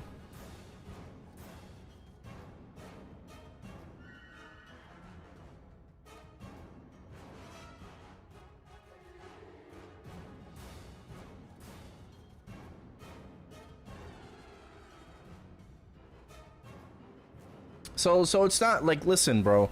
It's not that I don't want to play the beta, okay? I played for like 20 something fucking hours on day 1. Got to the second job day 1. Okay? I love that shit. I think it was really fucking fun. Hanging out, chilling, grinding with, you know, with people. My future guildies, right? People are going to be like my future guildies. Cuz I'm going to be joining Nick's guild. So, it was really fun. However, like I said, right, like I'm not going to just do something if there's kind of no point in it. So took your BM advice and finally cleared. Grats, hell yeah. So like I definitely want to be playing it, you know. It's not that like, oh, it's boring, I don't have any interest in it. I think it's just like what Nexon decided to do with CBT2 just makes it, you know, less appealing.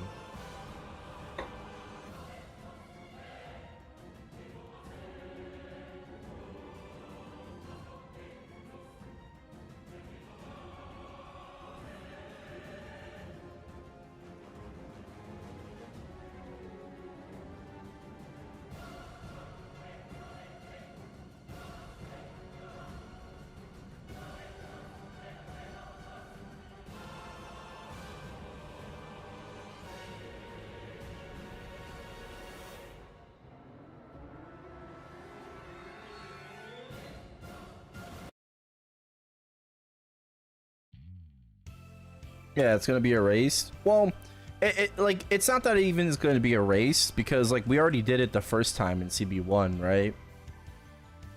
Max level was 50 and shit. Like we already did it in the first beta where we like full sent it. You know, like the grind, 50 was the cap and whatever. So I feel like Nexon should have definitely increased the base rates of the server 5 times, 10 times the XP. Just so people can get to level 70 naturally if they wanted to. Right? The only people that might do it are going to be just like the super sweaty people. And then once they hit 70, everyone else will be level 100 the day after. You know? Like,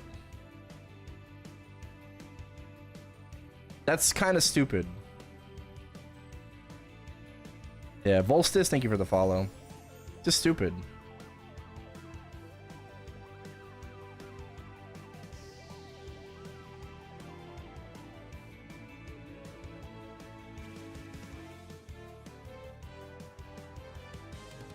Yeah, and your shit gets wiped anyways, so it's just like...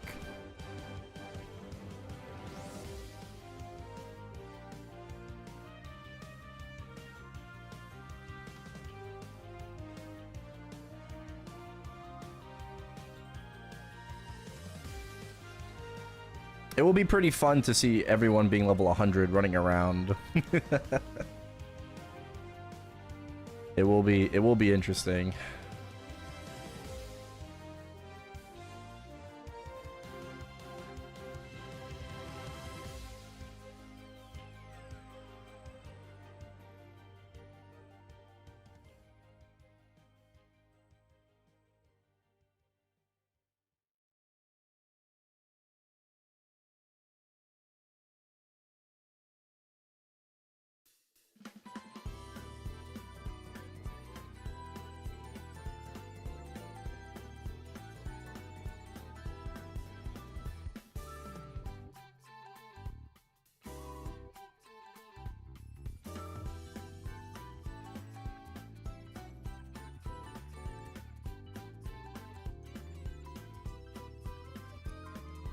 What's my goal with this character? Well, we are staying until the end of Challenger World, and speaking of that, the guild is recruiting.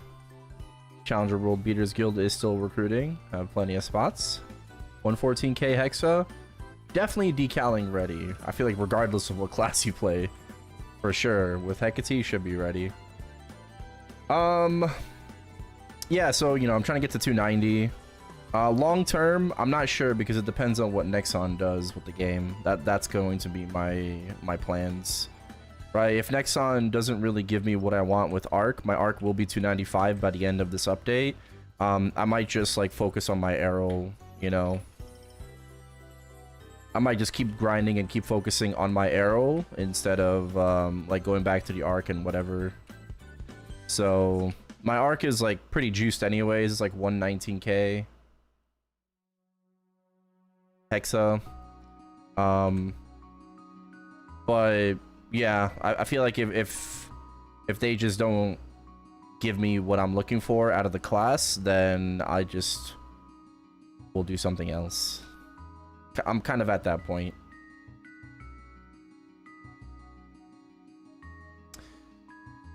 Yeah, that's why I'm waiting for the balance patch in September. And I'm gonna see what they do. Farming in Shang and being flamed for being a Demon Slayer TP farming by your guildies. Okay, you're being shamed by my guildies. Is it because you're not grinding within level range? Is that why?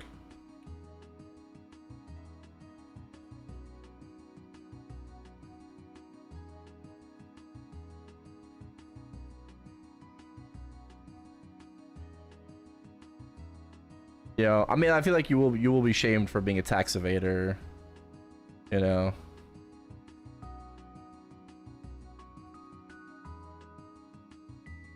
Because you're a TP farming? I don't know. Like, I understand that.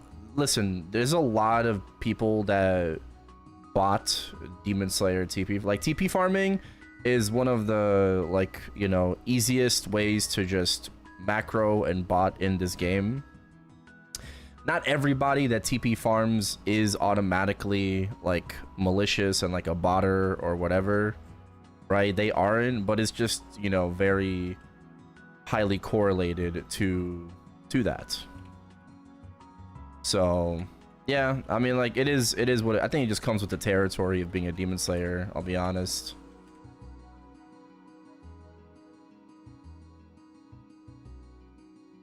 I feel like if you're a Demon Slayer and you are TP farming, you kind of have to expect that.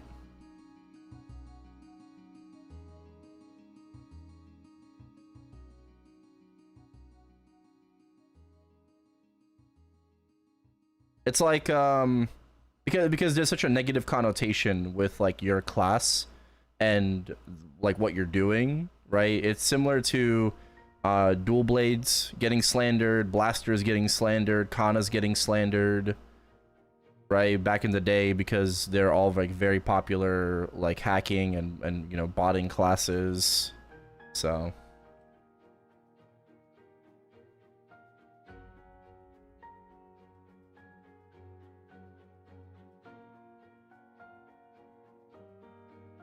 offline mode slander. Yeah, offline mode, you know, that has extreme connotations, you know, just to cheating.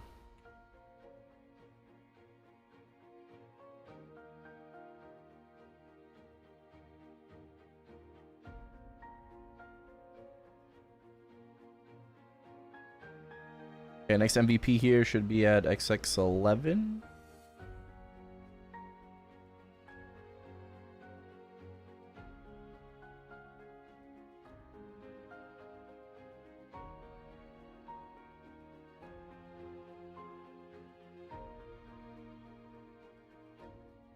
But I mean, like, the easiest thing to do is like be like, hey bruh, I'm here, like, calm your titties. All right.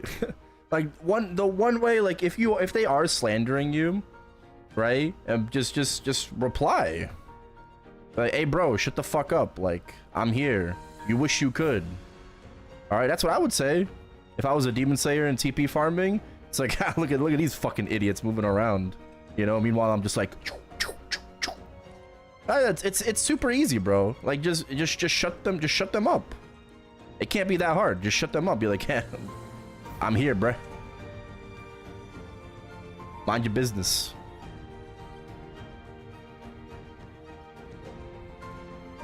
So.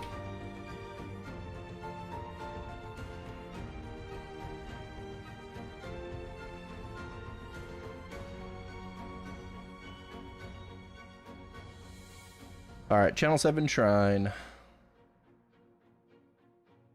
You anticipate them to make GMS only balance changes to classes? Fuck no, I don't. That's definitely not happening.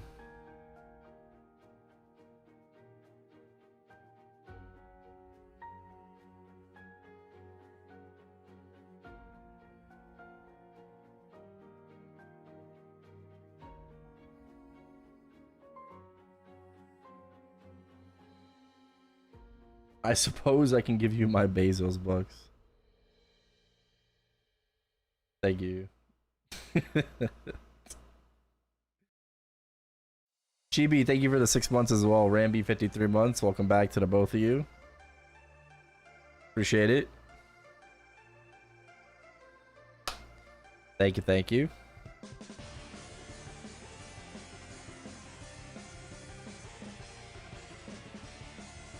Oh. Oh. What channel were we on?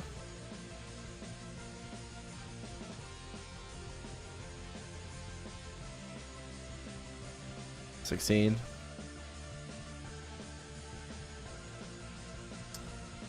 Alright, well, I guess when it rains, it pours. Angel, thank you as well for the 22 months. Thank you for your Bezos bucks. Speaking of my Bezos bucks, bro, I should probably like use mine too.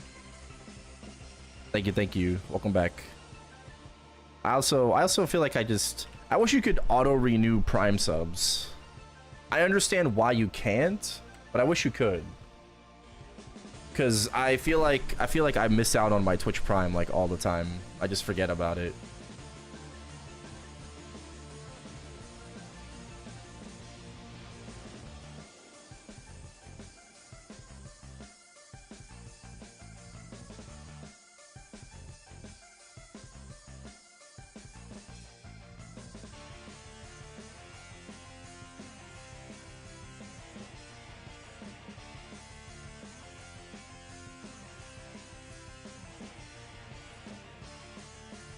Inkwell No will probably be out after the classic beta, like last time.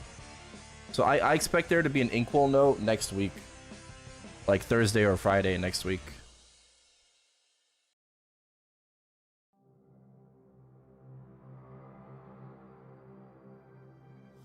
And I believe Inkwell teased, not Inkwell, sorry, Nexon teased MapleCon today, right?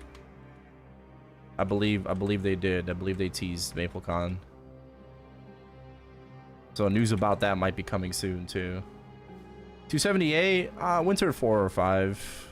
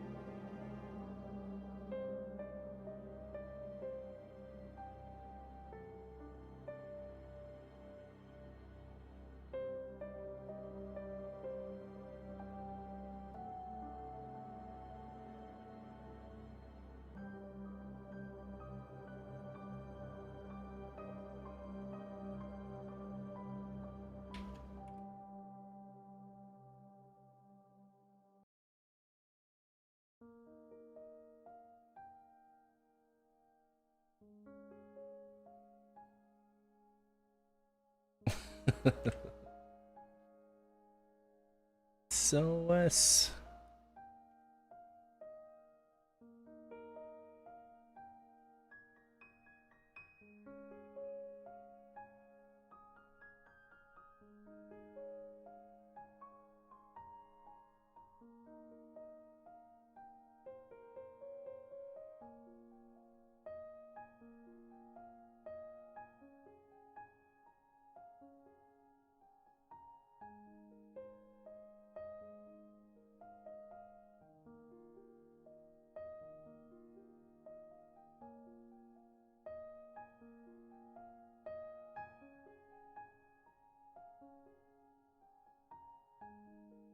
In other news, in the Maplestory Classic World space, there's drama between Dino Fries and Johawk.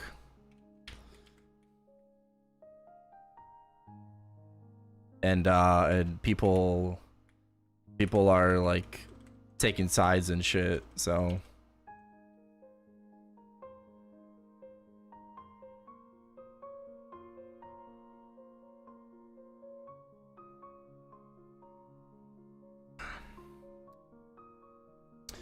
TLDR is like they just don't like each other.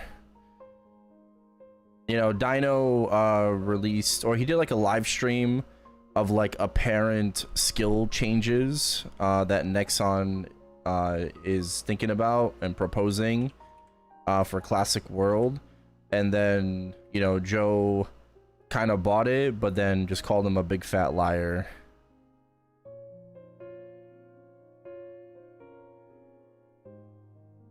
And they're just beefing with each other. they don't like each other.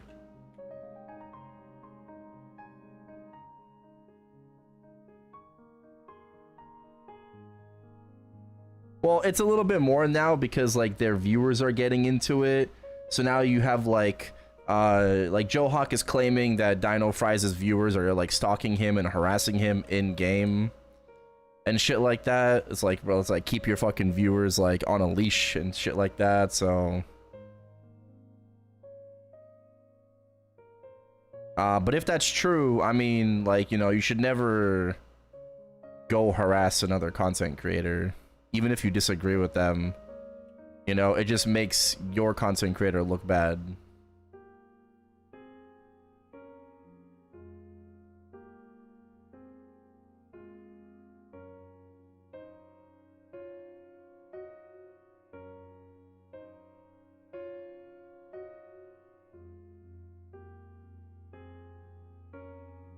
Oh, I mean, I agree. Everyone's you know, entitled to, you know, what they think in their opinion.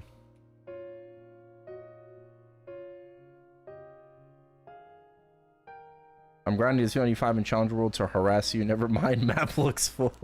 I don't know if the map is full, so.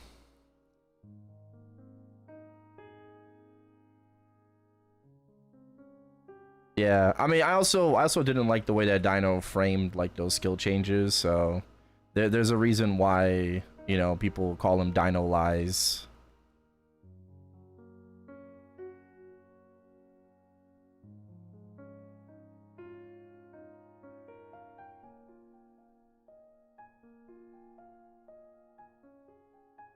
Well, boss hacking. Oh, the Maple note? Oh, yeah. People in like Challenger World were like hacking bosses and shit. Tired of these 290 shitters farming at Night Road. Yeah. Yeah.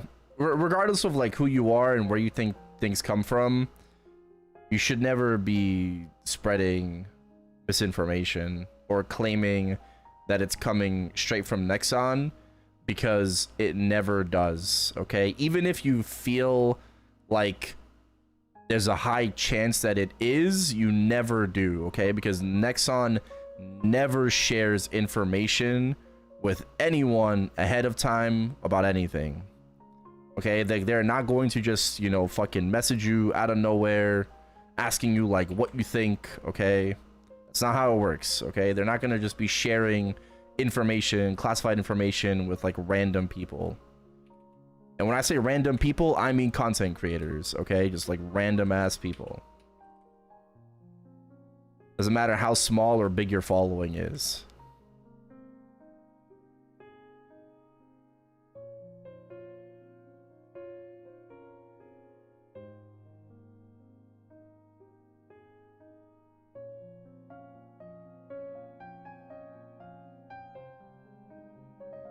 Yeah, but I think either way, I think, I don't know.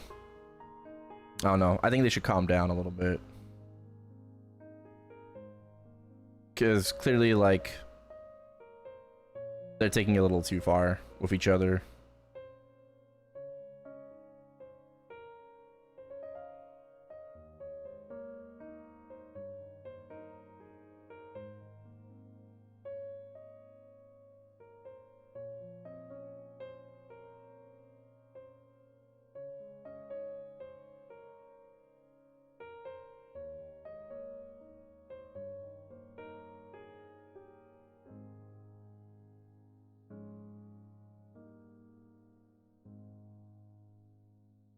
Yeah, it's a good item drop rate to have.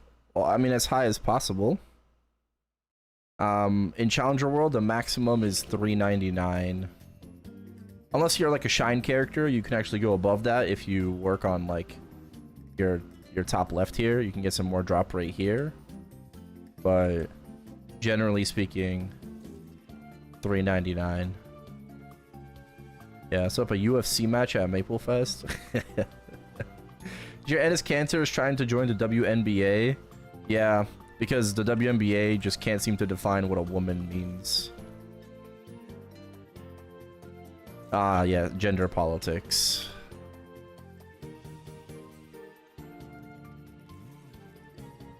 Bro's basically like, listen, man, if you can't define exactly what a woman is, then call me a fucking woman, bro.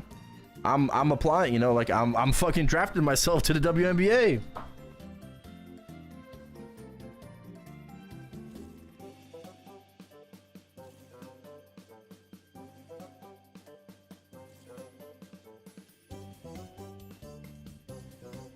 But yeah, I saw that news making the rounds. Someone gifted you a sub yesterday. Yeah. Enjoy the ad-free viewing.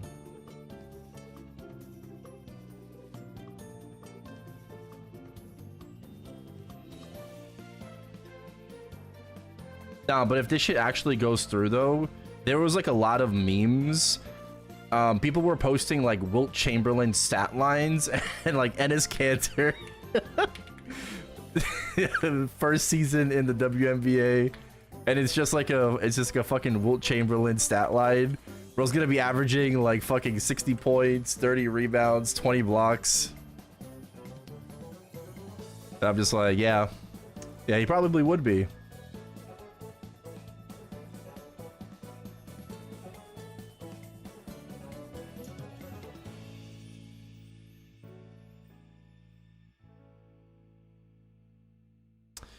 '07 Messi's dad. Yeah, I heard about that.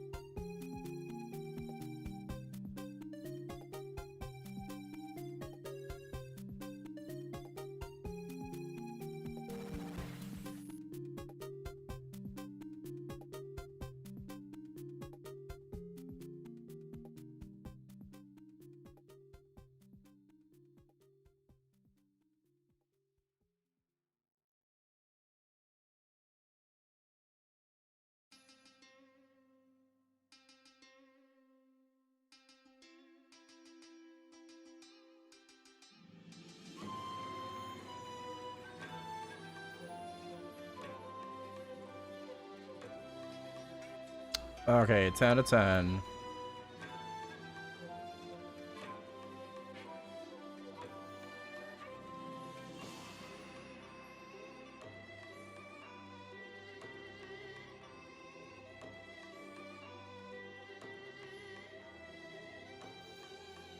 Two out of 40?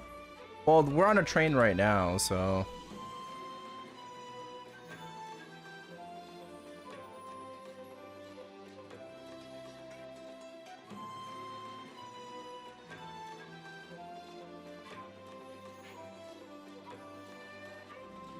There's a train at the moment.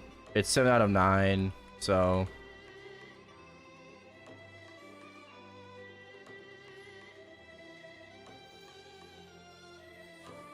Yeah, 2 out of 40. It's a all-day train. All-day train.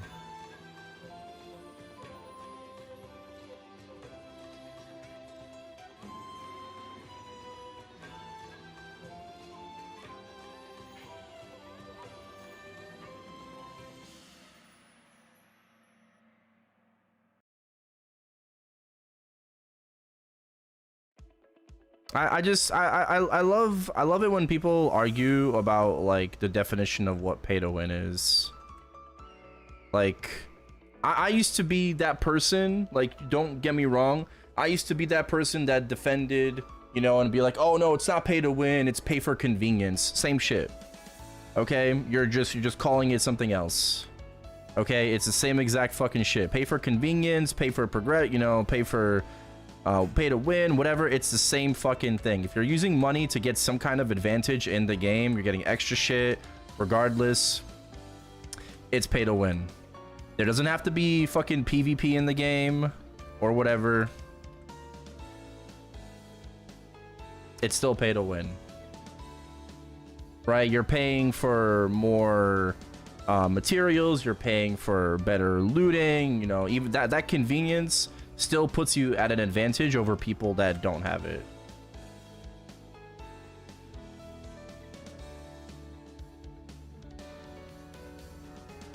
So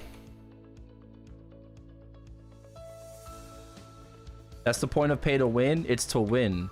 Yeah, and you are winning in the context of Maplestory by having all of these extra stuff that other people don't. Right? It's not, it's, listen, there's traditional pay to win, right? Traditional pay to win in other games that are not like Maple, okay? But in the scope and context, you have to understand that when you define it, it's by a case-by-case basis, okay?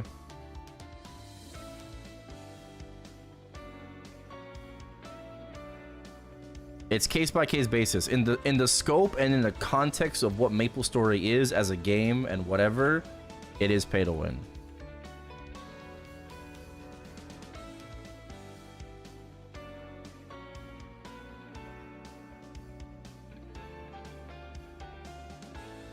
And it's totally fine, right? I just don't like, as someone who did it before, I just don't like seeing people like defending pay to win. There's no need to. It's fine that it is pay to win. There's nothing wrong with it.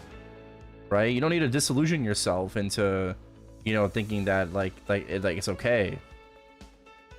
What channel? We're on 33 now.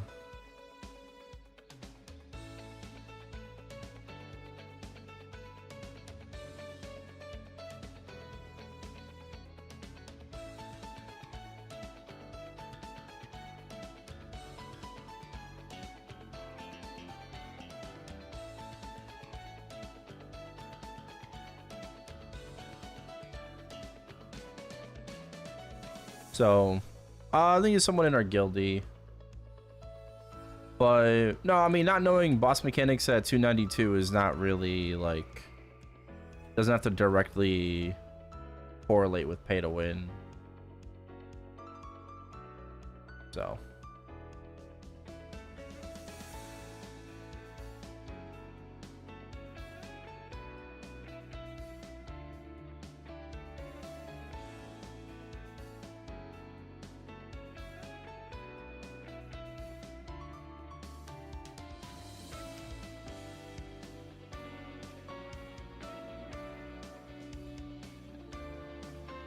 Yeah, I mean, it's fine. Like, I mean, listen, at the end of the day, it's fine to have like your own thoughts and opinions on things. It's fine. You don't have to necessarily agree with other people. You can agree to disagree.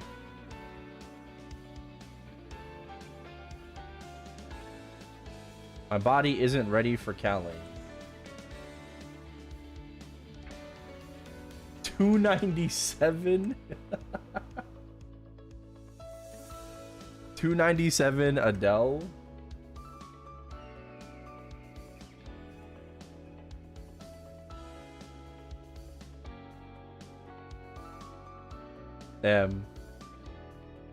Is Wardine the GOAT? Top ranked Erel? Erel GOAT. Yeah, I guess so.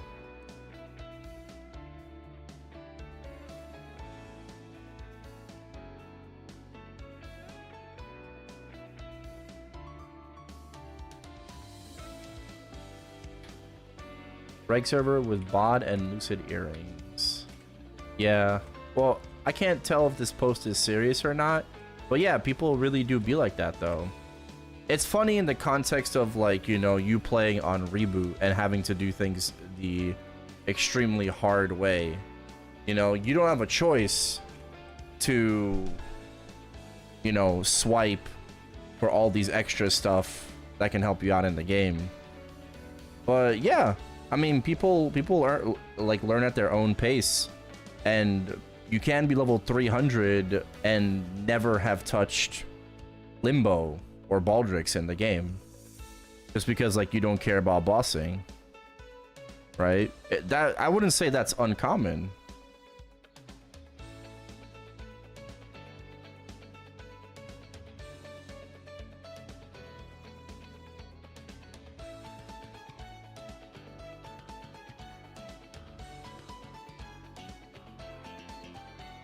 Yeah, you see, the thing is though is that like, just because you play the game a certain way doesn't mean other people also play it that way. So when someone says something that sounds outlandish to you, like you obviously assume the worst, right? You assume that they're servicing, cheating, you know, pay to win, even though they might be, right? Like with the pay to win, but like people automatically assume like the worst, because it's just like, bro, how are you almost 300 and you've never done calling, right? Like that's crazy. That's fucking insane. Yeah, there are people like that.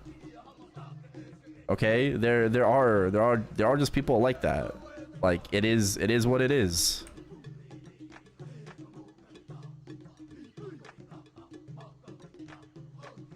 Like some people just don't care to boss.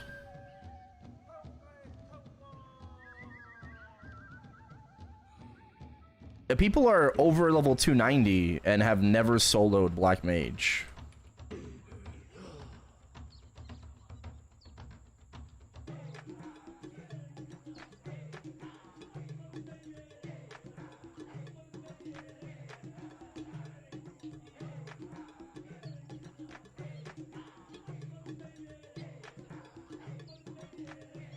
Am I going for Janus 30? I'll do it in Challenger World 4. So in Challenger World 4, we're going to be getting a level 20 Janus coupon, which if you get Janus to 22, will guarantee it to go to 30.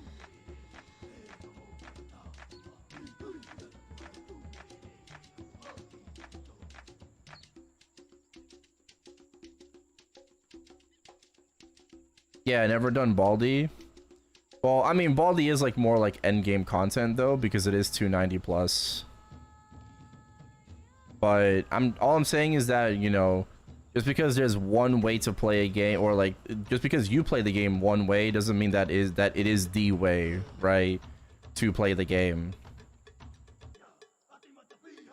Obvious example, someone on the Reddit posted level 237 or 238, and they're still in Lachlan.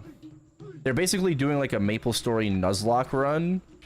And I don't know if you've seen that post, right? But level 238, 237, and they've only done, like, just finished Lucid, right? Because they're doing like a challenge, a solo, whatever, right?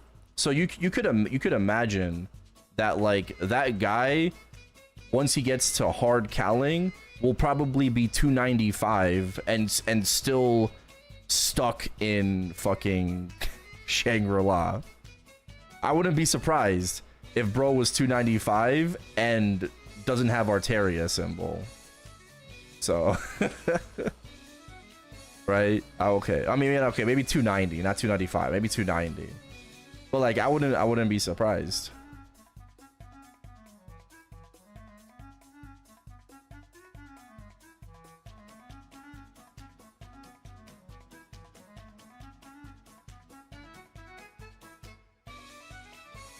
I popped the haste title on reg server because I needed it for Jupiter. We needed all the damage we could get for hard Jupiter. Me, Pizza, Lucy, we soloed. We cleared with 6 seconds left. So we did in fact have the damage, which was nice.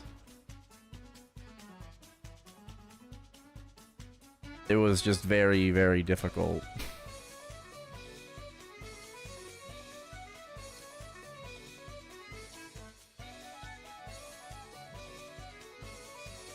We do lose our titles soon, though.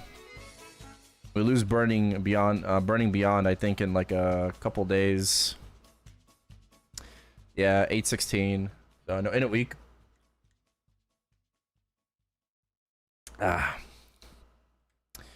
We lose this in a week. Yeah. Oh wait, no, that's Eternal Flame. Sorry. Wrong title. Wrong title. I mean, it kind of goes at the same, but like, yeah, 8/16. Couple hours, so like Sunday, couple hours. Damn, that's before weekly bossing. But it's a good thing we still have other titles that we can redeem. I don't know, like do I just swipe for Atliers and get myself a bossing title?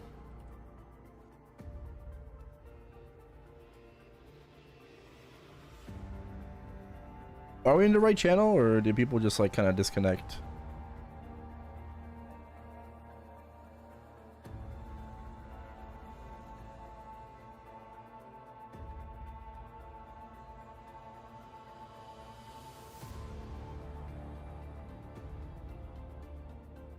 It just seems like there's less people here now.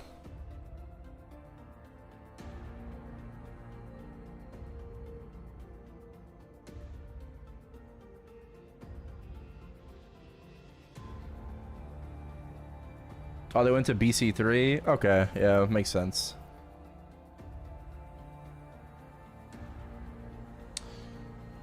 Yeah, making me your main? I don't know if I'm gonna main this. We'll see. We'll see. We'll see. Possibly. Best rare familiar line for this tournament: +2, 1.2. So it's the +2 hybrid. Either same element, same type, whatever you can get. Okay. Yeah, it's going all right. It's going all right. Just you know, it's 2 times solar today. Just grinding it out and shit. How is it? Yeah, Erel is very, very strong. I've never played a very strong class like this, to be honest. I've never played a strong class like this. What title after Beyond Burning ends? I think we're just gonna go with the Infinite Flame title. This one.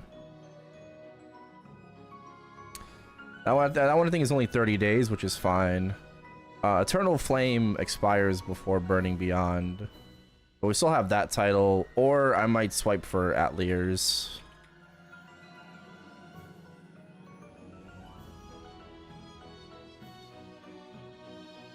I still have my EXP title, so I'm probably gonna pop my EXP title. I got this EXP title, so I'm probably gonna pop it.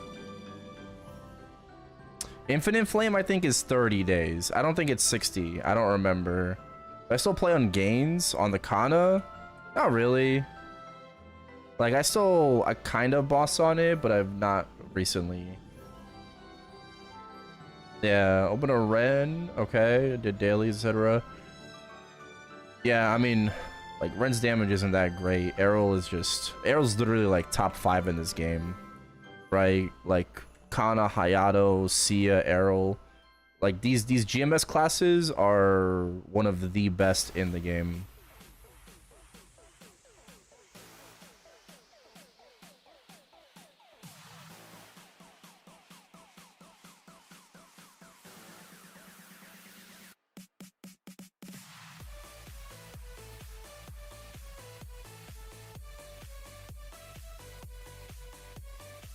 Okay, well, if Angel's going to sleep, are you gonna like remap one more time before you go to bed? MVP should be soon. Channel 7.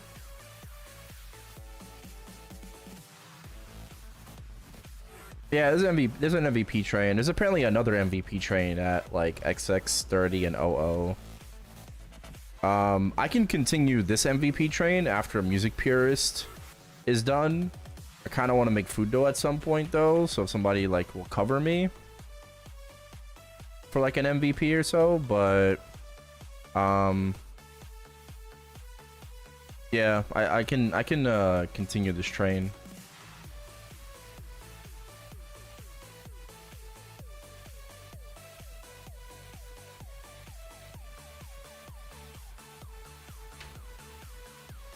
Mo is strong too. Yeah, Mo is very strong too.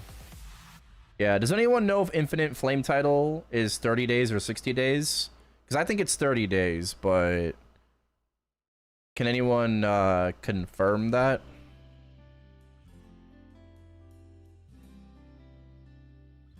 The famous, they're always complaining. Always complaining.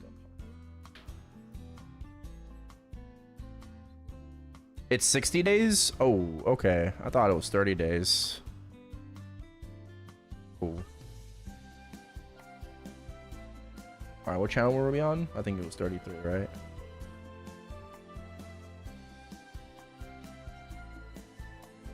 What CP is my Erel? I'm 271 mil, no rentals. With rentals, I might be like 275. We got Golik's pendant today. I got it to 3-line stat and 21 stars. So I'm pretty happy about that. How much pitch set? I'm 4 set. I have 4 so far. Hopefully we'll get an emblem soon. Hopefully.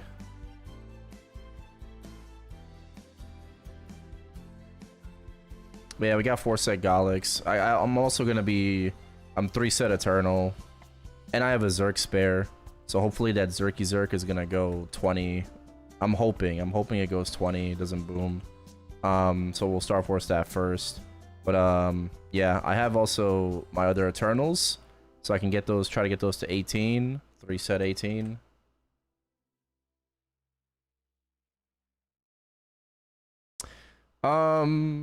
I think I got a Zerk and eye patch. I got Zerk and eye patch from Kai. That's it. Book I got from Will. CFE I got from Darknell.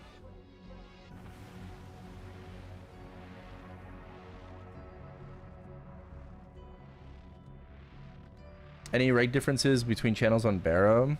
Not really.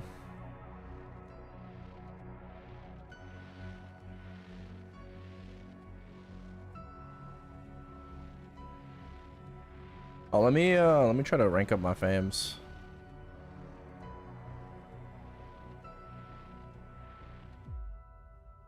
Probably have like, yeah, like hella fams.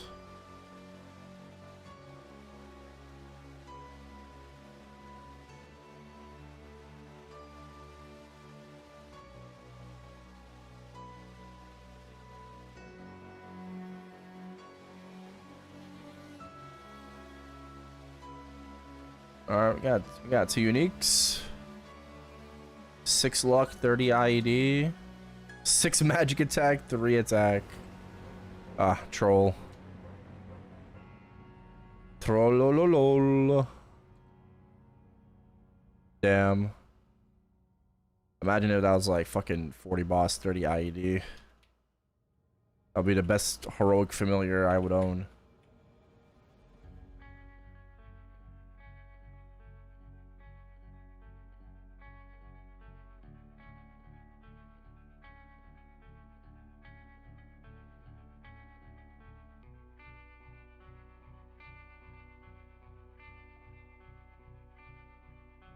Yeah, made a good gain.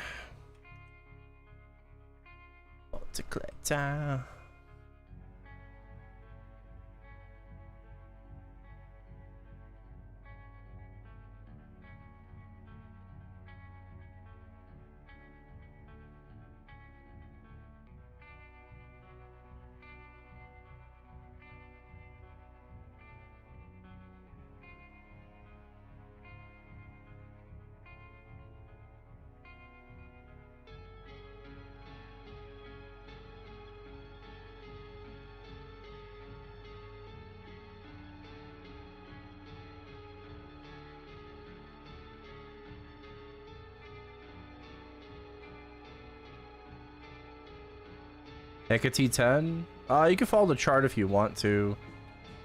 I did my M2 to 19. I'm currently getting Sentinel Rise to 10.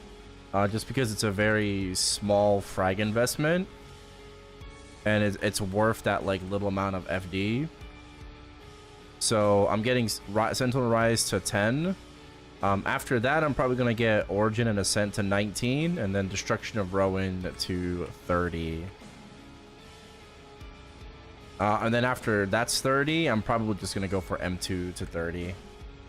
I'm keeping my Hecate at 9. I don't really care. Ooh.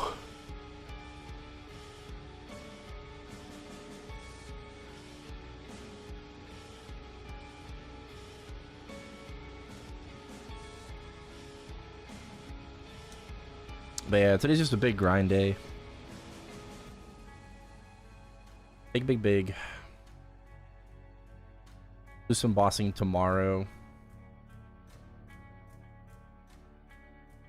And then Monday we got Classic. Well, technically Tuesday in game, but yeah, Monday for me. We got Classic. We also got our bossing as well, our normal bossing on the Challenger World. We should have a couple hours, you know, to check out Third Job, which should be more than enough. No big gains from 9 to 10 Hecate. The skill itself does 20% more boss and IED. Not really. The damage itself is kind of negligible, right? You don't get an extra effect. It's at 20 and 30. You get Dora at 20, Phlegathon at 30. Delibbing the Erel? Yeah, I think I will. I'm already 12.7k frags invested into this character. Including Janice. Not including Janice, that's like... I'm almost 10k frags invested, damage-wise, into the Erel.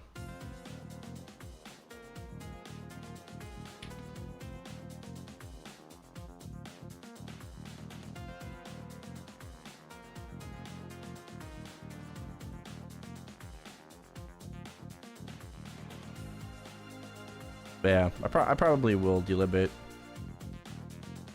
I mean, it's gonna be 290, so...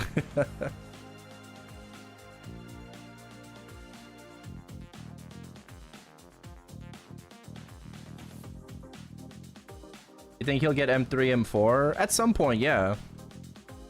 At some point, we just gotta wait for Maple M to release it. There was no mention of M3, M4 this summer update in KMSM. However, they did say that September is going to be a big update, and this winter will also be a very big update for Maple M.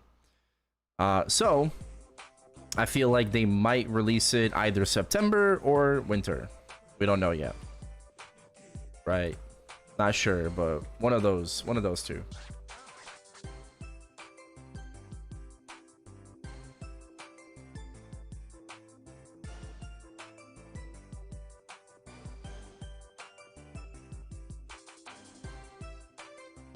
Yeah, luckily.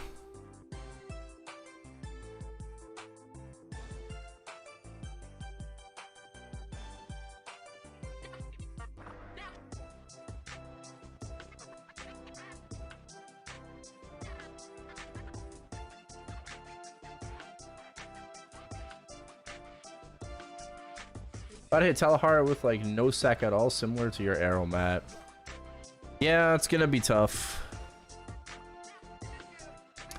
What skills would M3, M4 be? I think that he's gonna get like a brand new skill kind of enhancement, because M3, M4 is basically just these three skills, right? It's Spear of Light, so we're gonna have like a better summon. We're gonna have an improved Impulse of True Lane, which is the mini burst skill, and then just our dashes, right? Which is kind of whatever.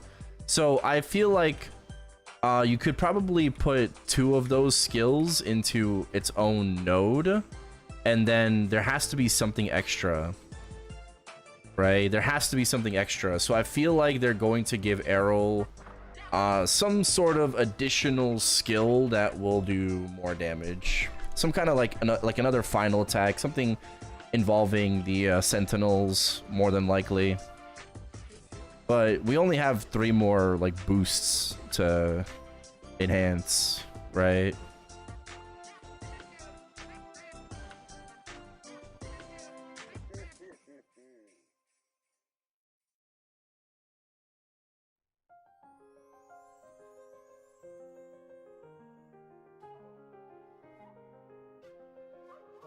We only have 3 more boosts, so a shield buff? I mean, maybe.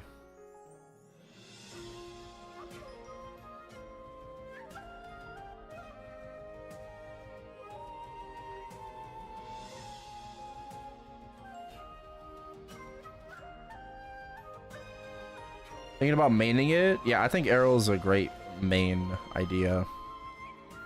It is a GMS class though, which can be both a good and a bad thing. Good because it's probably going to stay very, very strong. Bad, it's a GMS class, so you know, it might not be updated as often as the other classes in the game. I'm really hoping Nexon fixes the iframe for this class. It's so unresponsive. Like, Nexon needs to make the iframe usable while holding down spear. Right? That's literally the only change they need to do. They need to make it so that you don't have to let go of your main attack skill, because you can do that with Jenny. Right? Genesis iframe allows you to cast it while holding down skills. Right? But this one, it doesn't, so...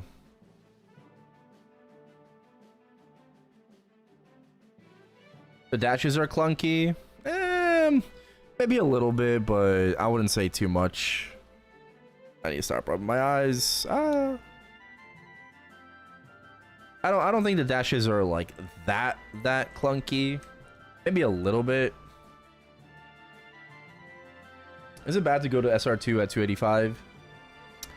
I mean, short answer is yes. But you know, I mean, if you must.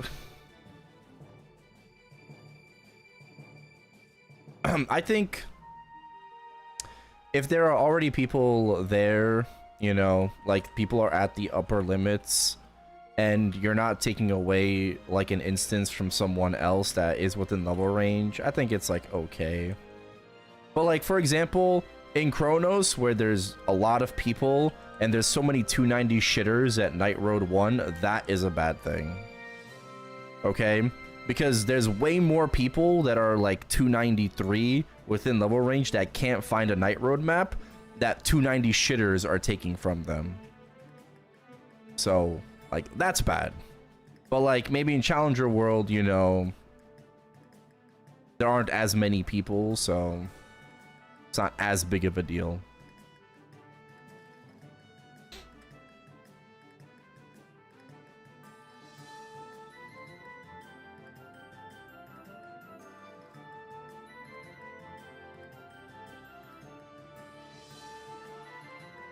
You're an NR1 at 290? Yeah, you're part of the problem.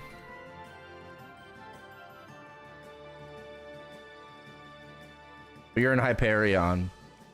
Valid. Okay, well, you're in Hyperion. Valid.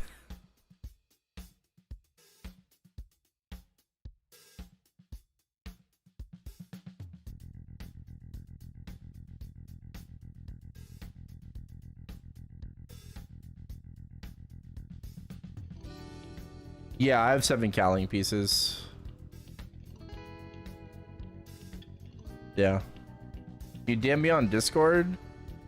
As long as you're not someone trying to sell me art, yeah, you're fine.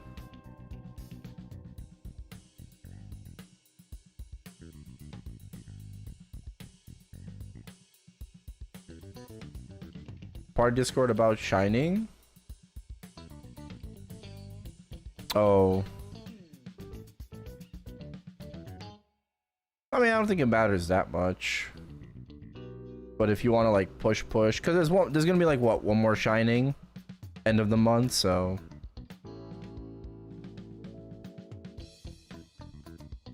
But like for the sake of a spare to like ladder your gear, yeah, I could understand that. That's not like a terrible idea at all.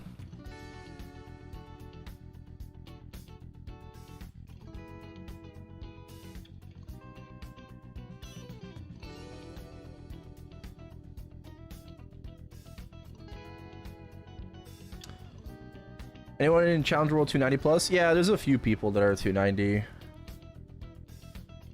Not an Hour Alliance, but there's a few Erels that are already 290.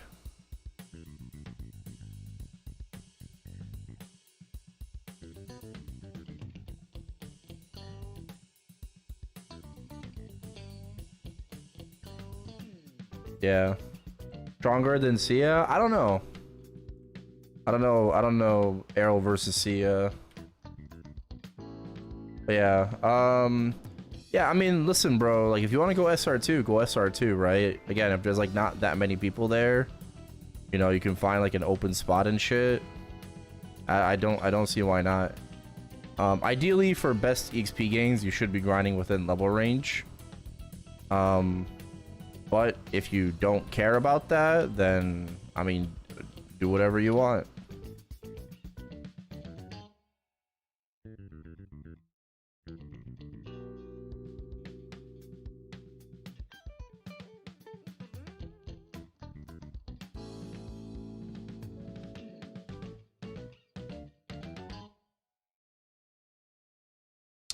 What can I sell you? Nothing.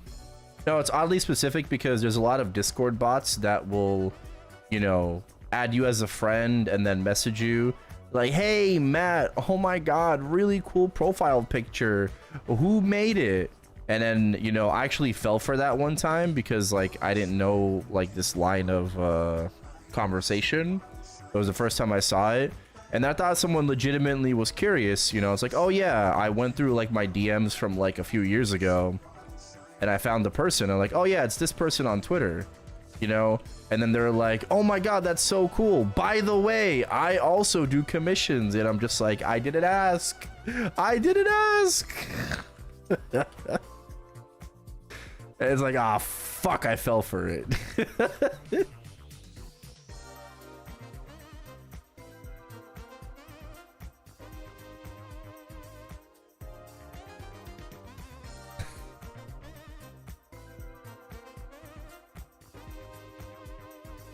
So happy we got the fame potion. Now I can save my fame every day to defame a map terrorist. Okay.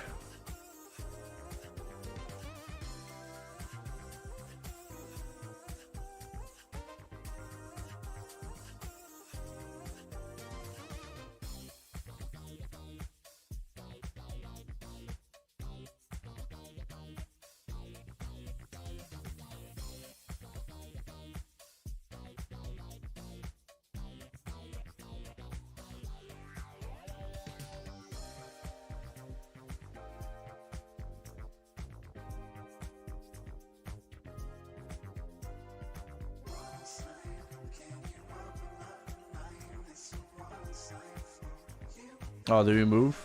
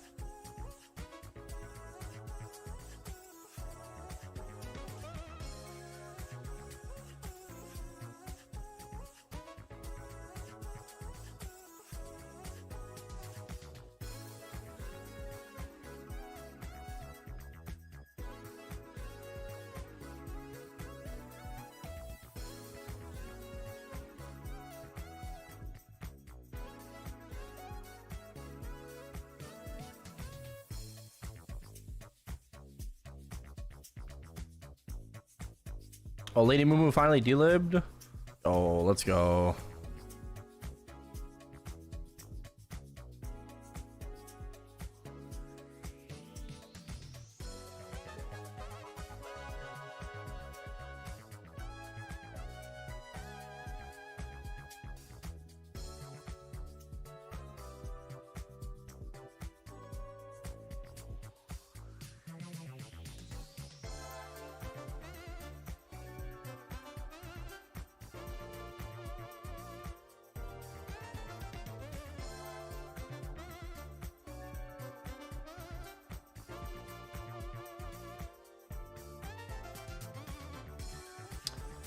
A blue moo.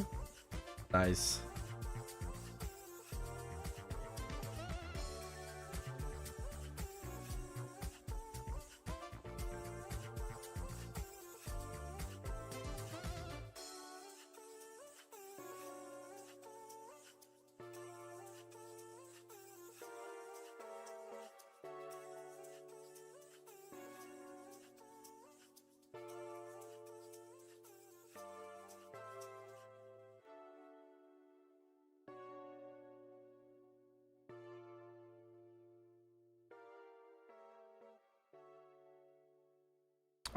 I'm not sure if we'll have to just see what people say about the cowling. Right, we'll have to see what people say. Because I know we normally run Mondays, but if we can find a time that matches everybody, I definitely don't have time on weekly reset. Thursday I could do, Friday I could do, personally.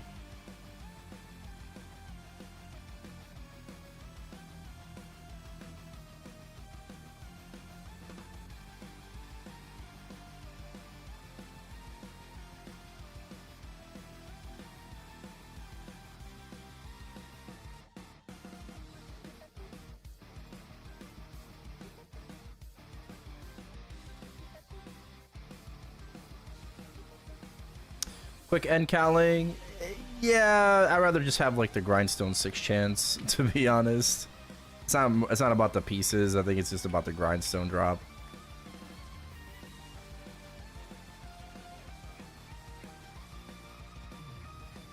Not to mention the extra like potential armor box as well that could drop too for people.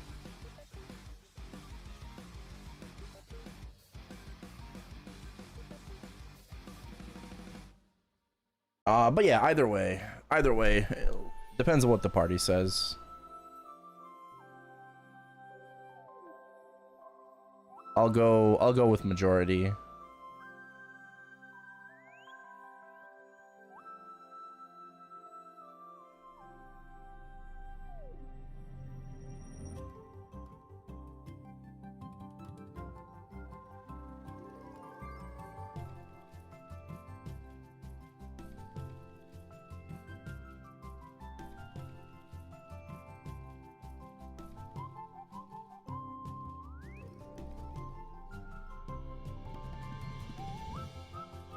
Torazera, thank you for the follow.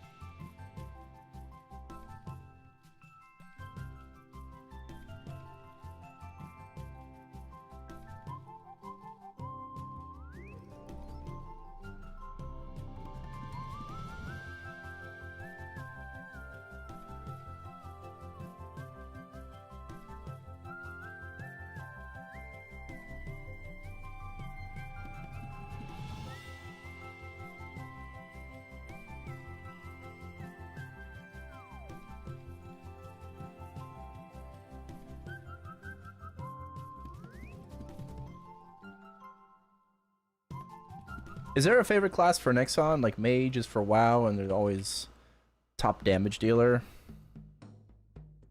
Well, in years past, I would have said Night Lord. Night Lord was definitely like a Nexon favorite for sure.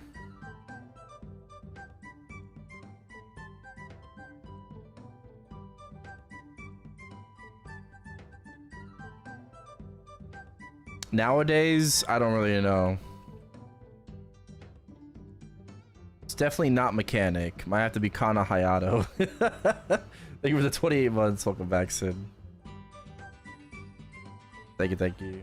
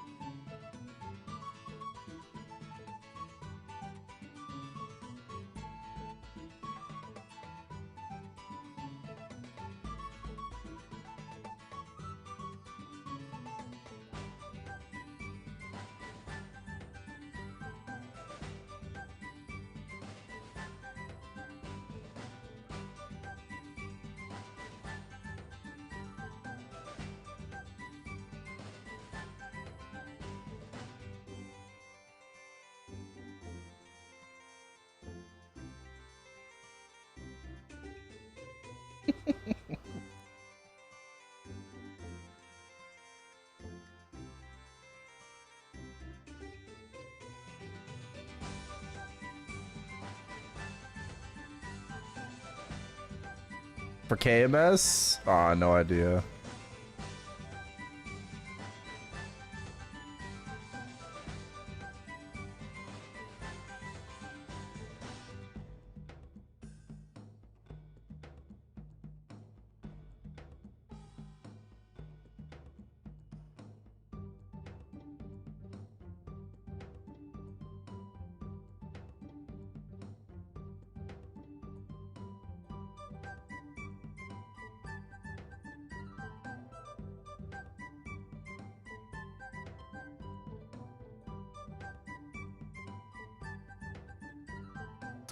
I'm about to win this.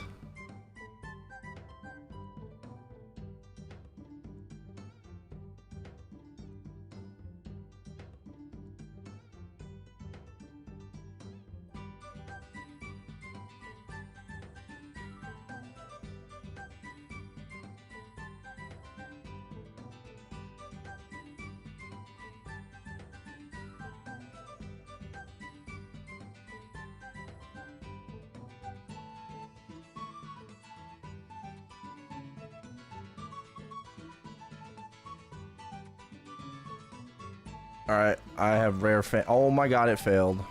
Oh my god, it failed twice. I'm pissed.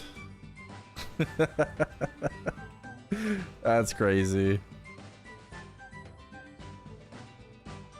That is crazy. Different element -1.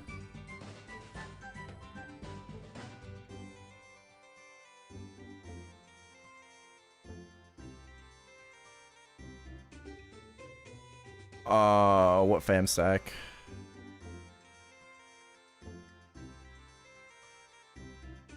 For what?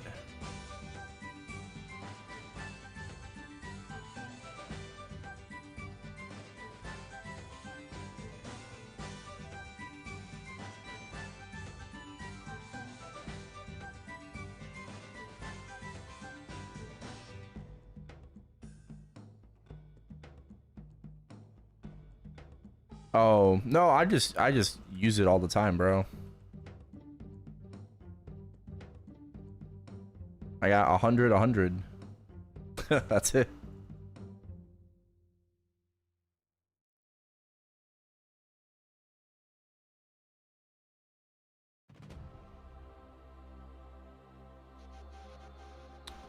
Roro EXP ring? No, I'm going for 110 drop still. You know, I think you got it. I only have 100. And I'm going also for hybrids. Now that I have triple 40s, I'm going for hybrids.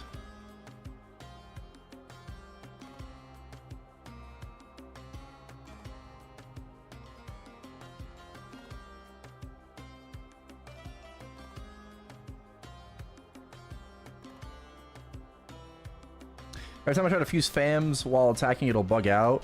Yeah, if you want to prevent that, just unsummon your fams.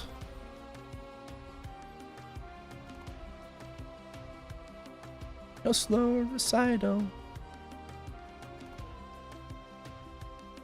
MVP should be soon, right?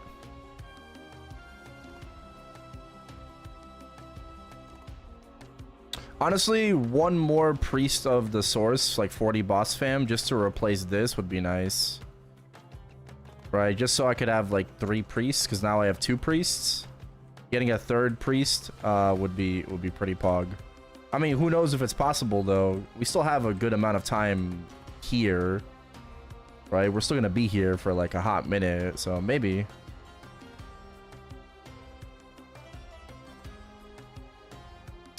But yeah, I'm not coping for a Roro EXP ring.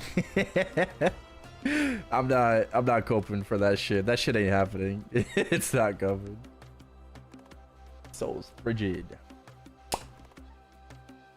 True religion.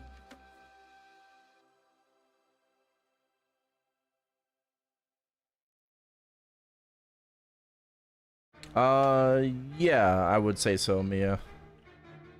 For sure.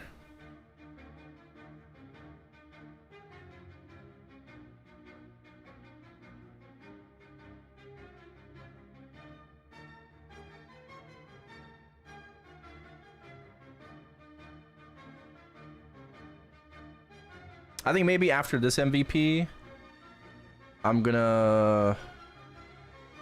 might make some food after this, take a break, and then I'll do like my own train. Yeah, Roro EXP ring is very good. You could use like a 2. 3 and 4 is great.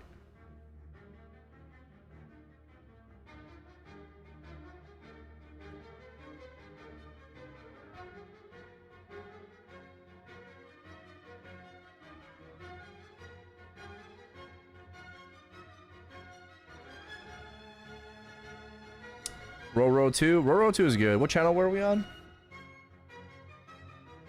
34?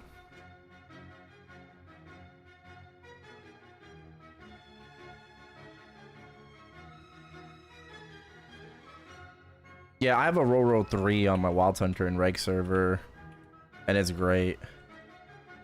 I love it.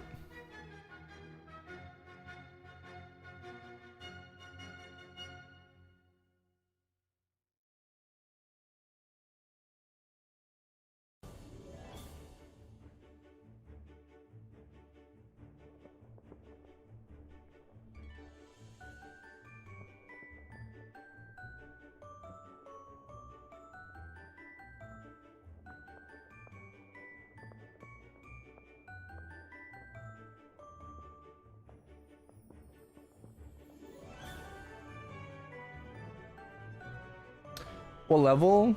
Yeah, Roro 1. Rip.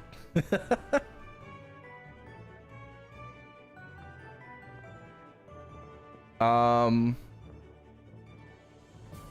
pushing 290. Probably further. I think I'll be 290 before the, you know, Challenger World ends. So I'm just gonna push farther.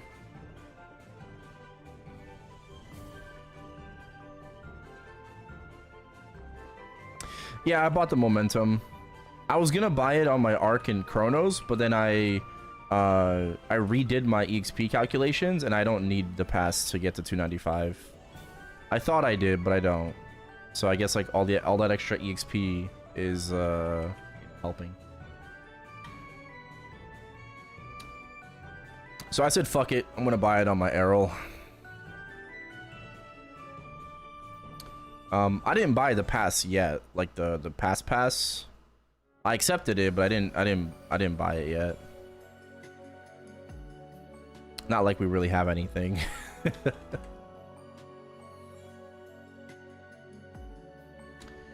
I think there's a reason to push 290 in Challenger World? No. There's no reason to. I'm doing it because I want to, not because it's needed. It's like I'm doing a challenge, right? It's a self-challenge. I want to complete all of the missions. right? I want to complete all of the missions in Challenger World. Just because that's just a personal goal, yeah.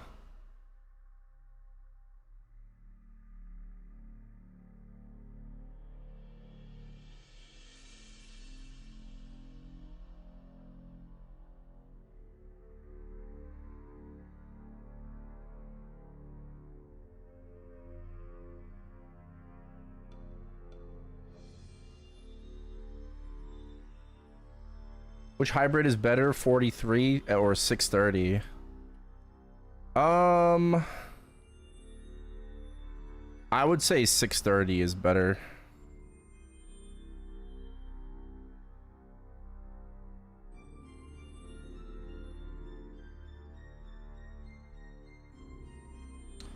Yeah, since your arrow's higher level than your downward, does that mean that when he leaves, he'll be your second main? Yeah. Yeah, for sure. My downward is also kind of done at this point. I do need to get my mastery 3 and 4 to 29. They're both 27. But you know, I got my Hecate to 9, but they're basically done for the time being. So yeah, I don't really need to like worry too much about my Dawn Warrior. I also more or less like he's 10 set pitched now, right? Very happy about that. I'm like 630 mil CP on my Dawn Warrior. But I am interested more in Erel than Dawn Warrior.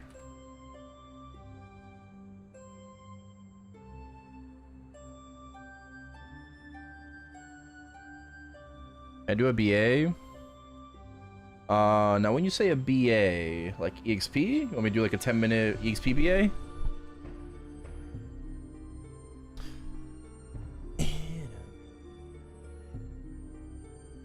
When D-Lib? I'm too weak. My Dawn Warrior is a shitta. It's a shitta. 1 hour? Well, I can't really do a 1 hour for you, because I'm probably gonna... Oh, it's a Runa Blessing. Rip. That's not very accurate. We could do a Runa Blessing BA, sure. After this coupon, like after this next coupon I'm gonna pop, I'm gonna take a small break. I'm gonna make some food. And then we're going to like lock in for the rest of the grind. Maybe like another like maybe like smaller break later, but I'm gonna take a food break after my next coupon. Gonna make some chicken cutlets. Yeah, chicken. I love chicken.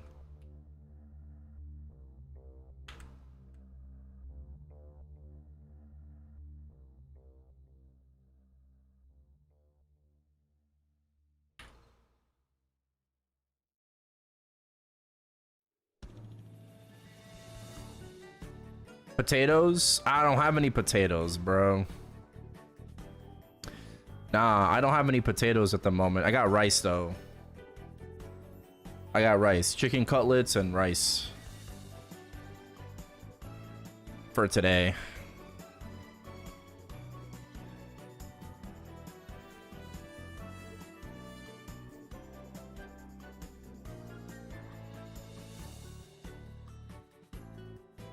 Jasmine rice? No, just regular white rice with soy sauce.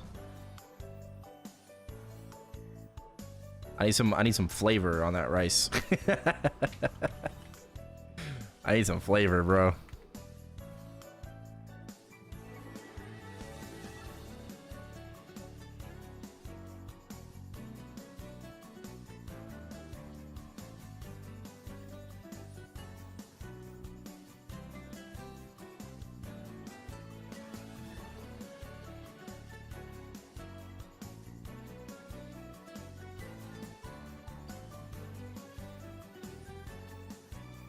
No shit.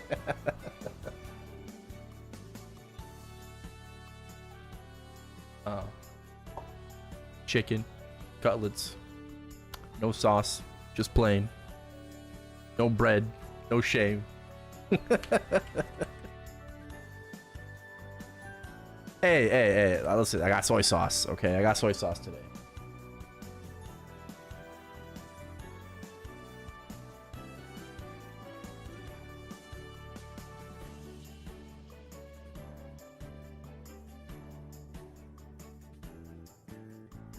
BBNO dollar sign.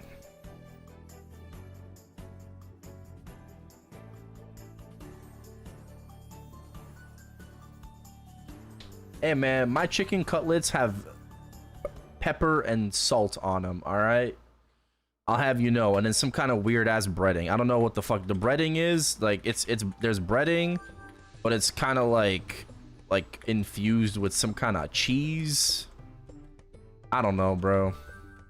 Maybe that's why it puts me on the bathroom.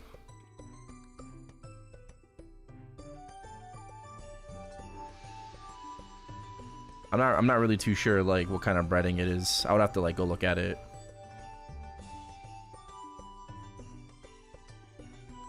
New tech. Yeah. I don't know. I would have to go look. I would have to go like grab it. I have to go look at it. I don't know.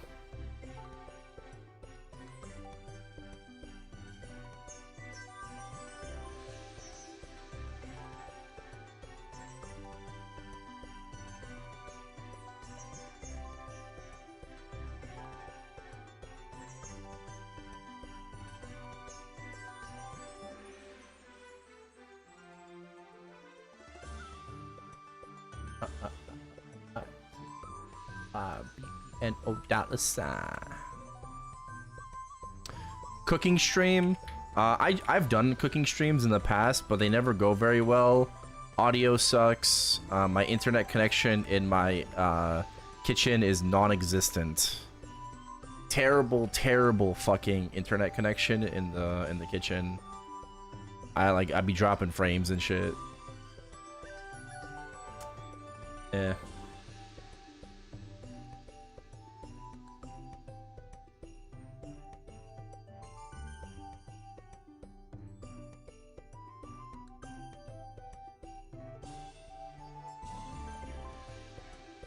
Cook in your room. Yeah, no, I'm not doing that. No kitchen sink stream? No. No kitchen sink stream. Alas.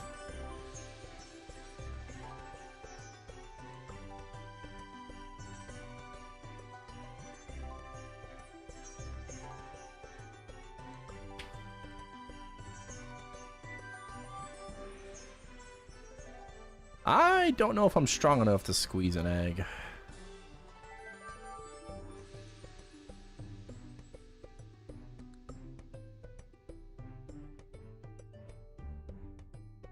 Any Jupiter eye accessories in reg yet? Not that I've seen, no.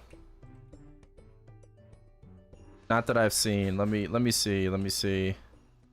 Let me go look it up. Jupiter.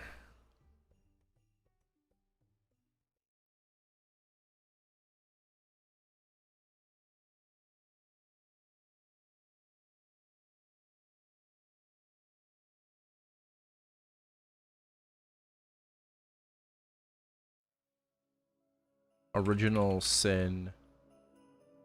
Nah, I haven't seen any accessory posts yet. I do wonder how much it's gonna cost though, for sure.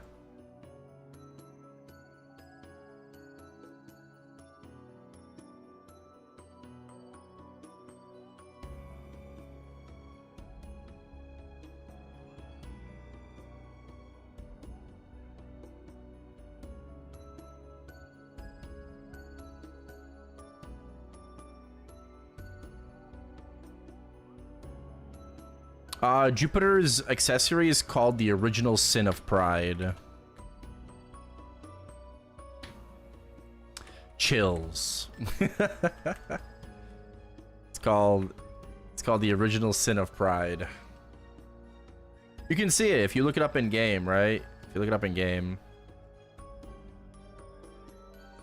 Original Sin of Pride.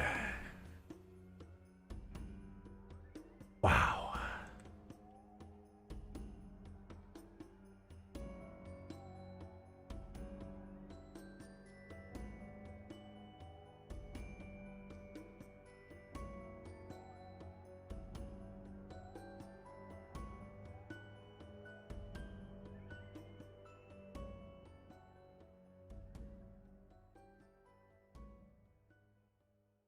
Yeah, roll through and stab B pod on your Jenny weapon.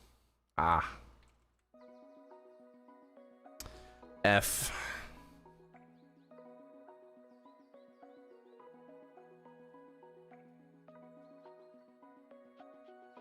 It'd be like that, bro. It'd be like that.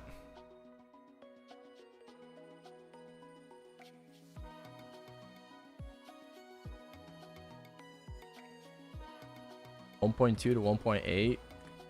Oh wait, have people actually got it? Oh, maybe in Scania. Are you in Scania? I don't think I've seen it in Barra yet.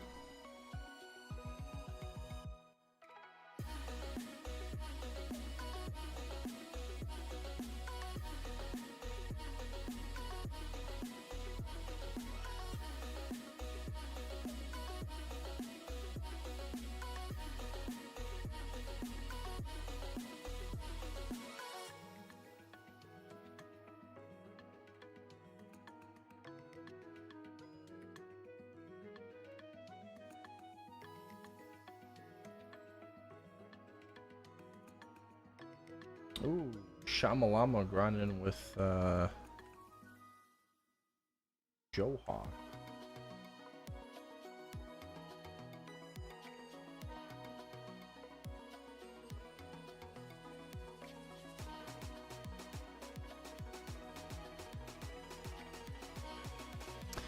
Damn, James is already 29%. Holy shit. Getting there to 300.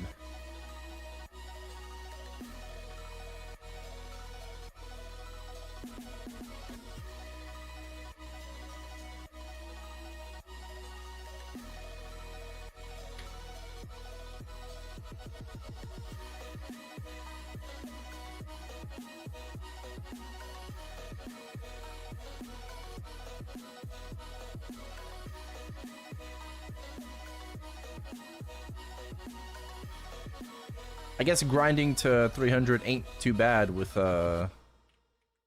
level 4 Roro EXP. I guess it's not that bad.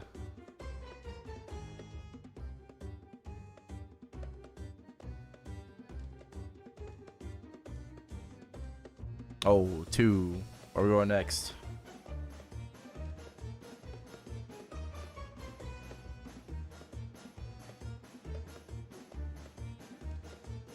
$60? Alright.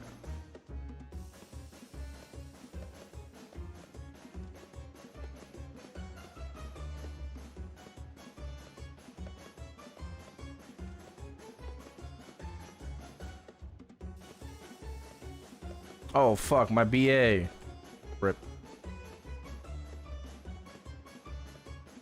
Is 100 T per day reasonable in reg? I don't know what you mean by reasonable. Like, what does reasonable mean? Like, how many hours of grinding?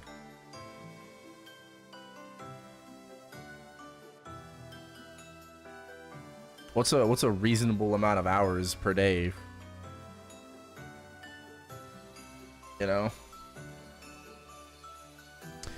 I think right now with like the haste event and stuff, 100 hours is probably like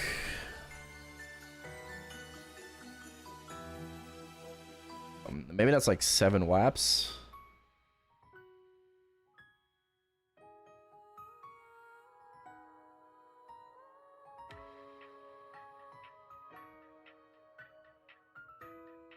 Uh, 6 WAPs.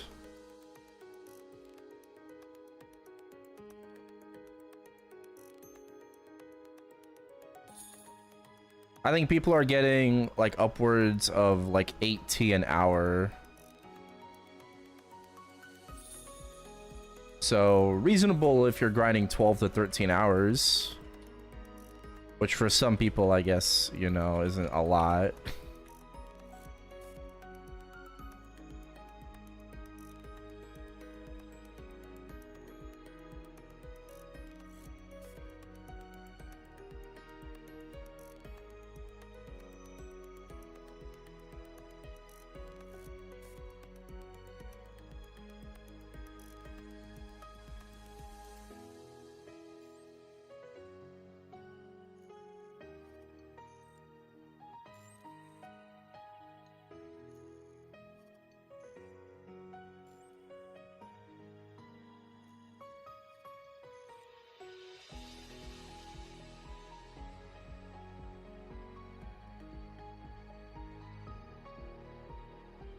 Another 2 uniques.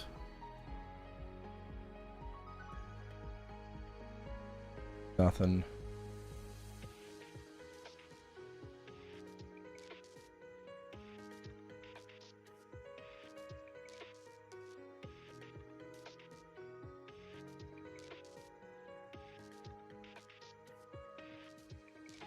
Yeah, I'm just gonna make Lethe for Challenger World 4.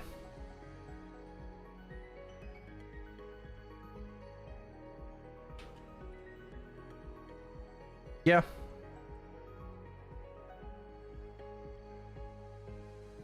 And remember how much XP we get from Nightmare Paradise?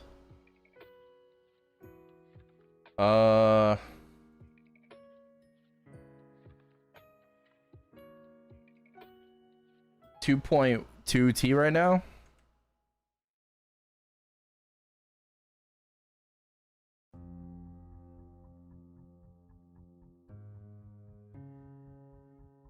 Is it 2.2? Are we getting 100% extra right now? We are, right? Oh, hold on. Yeah. Yeah. 2.2 T? Yeah, with the extra 100%.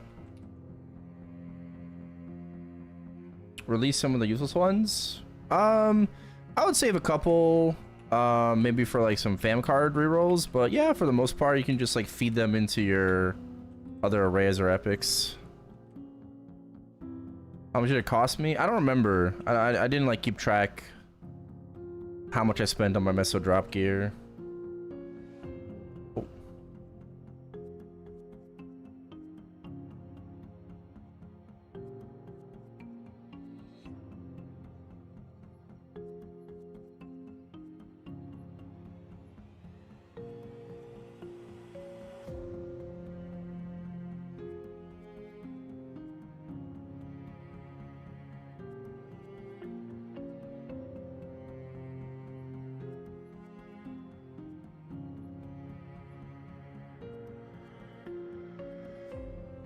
You did hit the champion box and made bank. They sell for as much as a Jenny badge. Ooh, well, congratulations. Congrats on the 10 wins.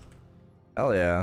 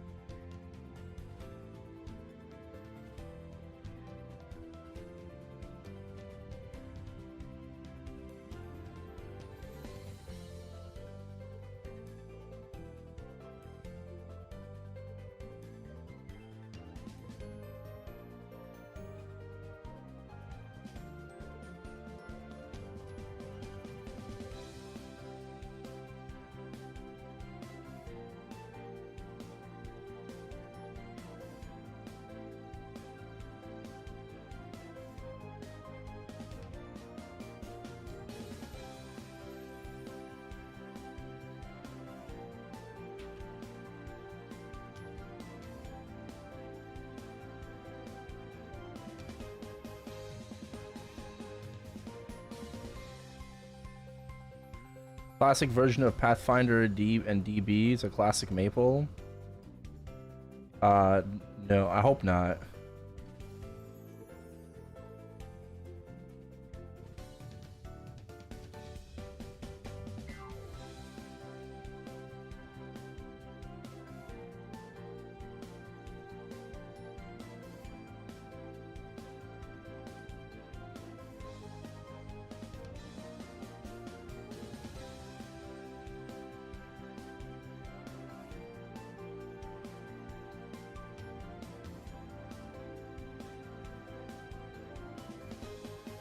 Pirates? I'm okay with pirates.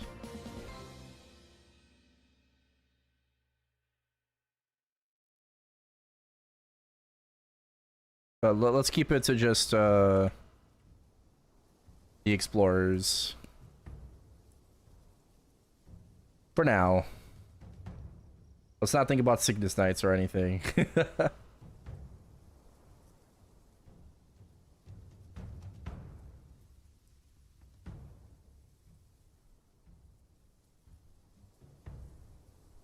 And then Adele, yeah.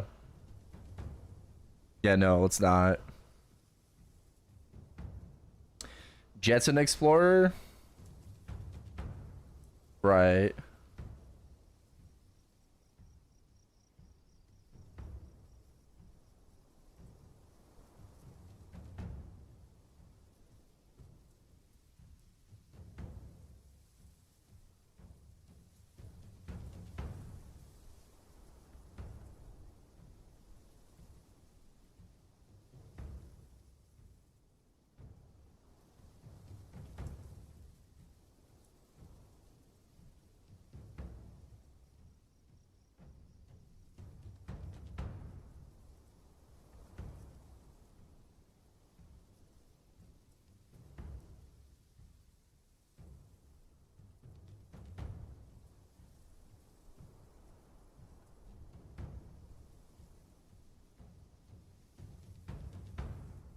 Did you see the SS of Nemi asking if people wanted Aron?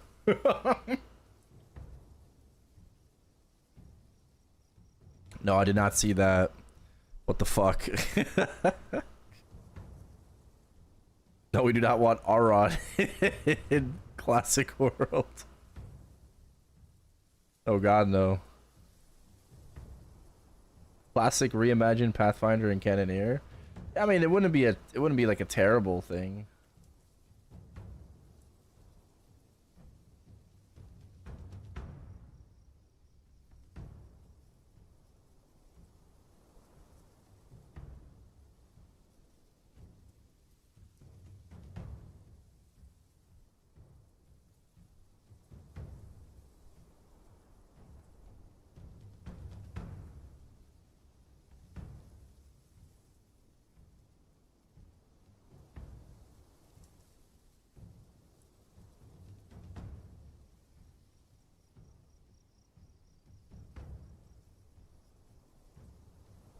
It was Inkwell. What do you think about Aron?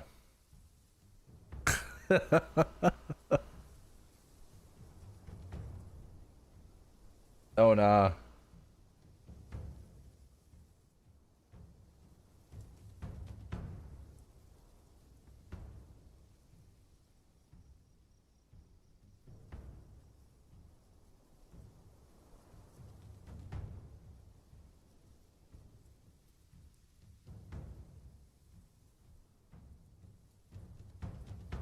Pirates would be really nice though.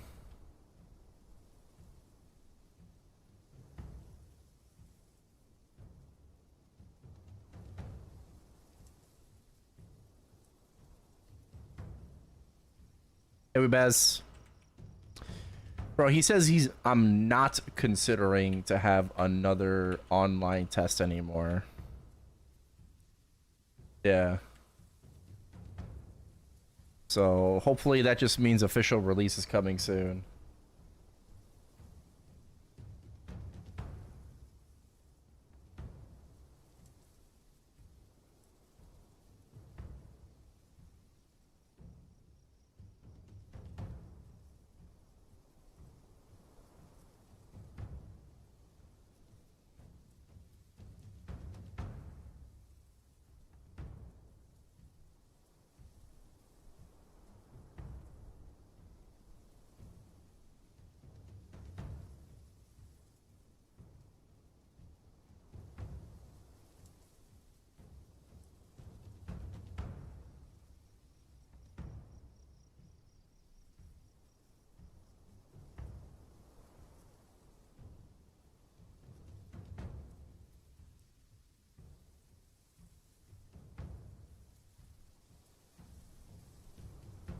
Content updates will be slow for Classic World.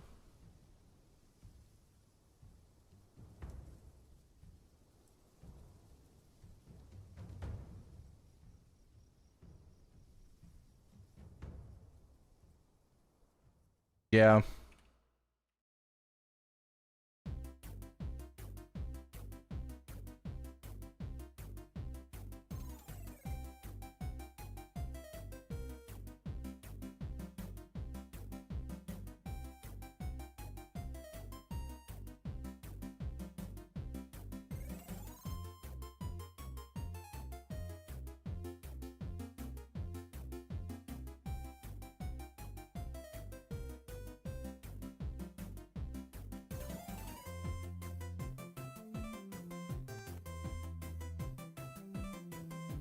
Yo, I think what they should do is make stars and arrows and bullets an equip item instead of a use item, just like they do in like Artale and Chrono Story.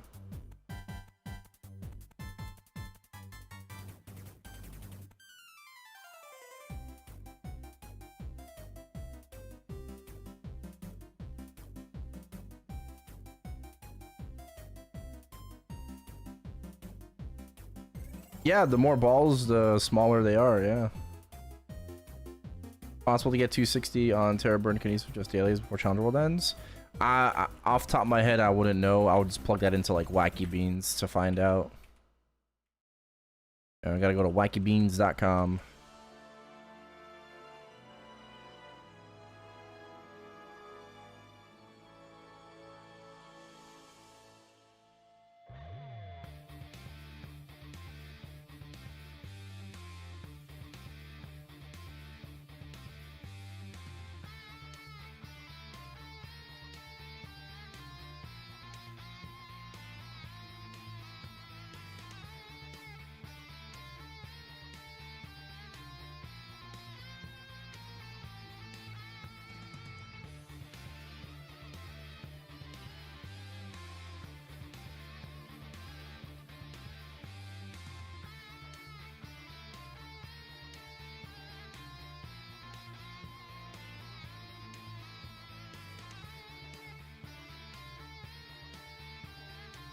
Yeah, no worries. Potentialable? No, I just want it to be like an equip item in classic Maple. I just think that would be a really good idea, so we don't have to carry so many like extras in our inventory.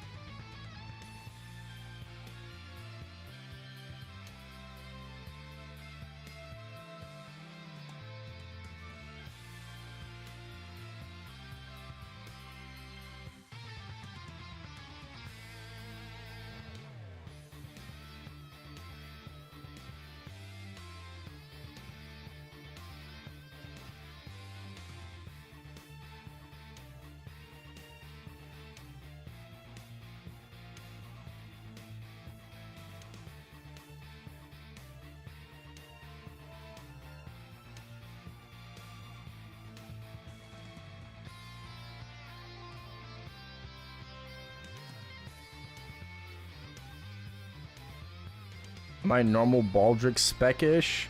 Nah, bro, we don't have the fucking the sack.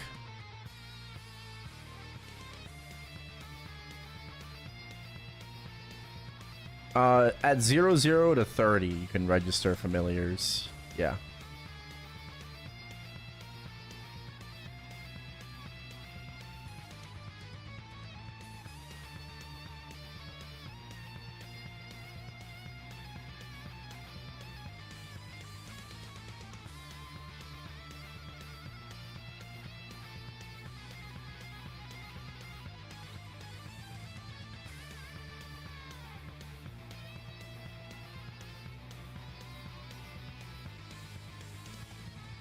Only at 30? No, you have 30 minutes. I said you have from 0 to 30.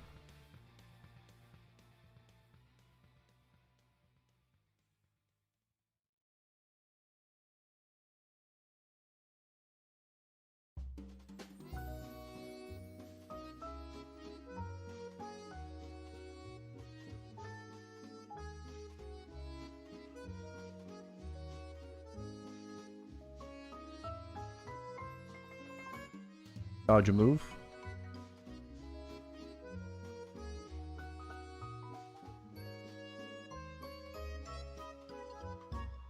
Oh, been grinding? Okay.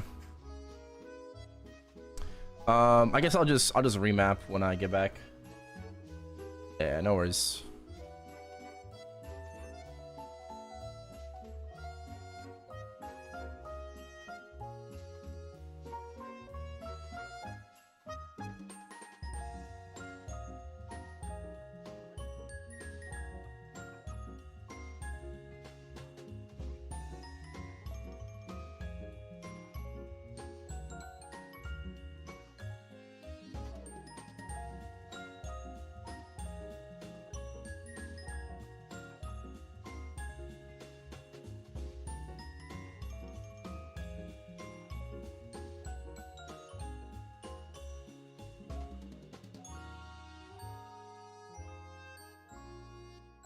Why SR4?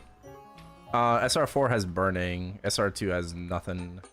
Although there's very little burning anyways now, but... I was a 4x Erta grinding. Oh, I turned off my freaking frags and shit. It's not bad. I think I'm gonna take a break here in a bit. Make some food.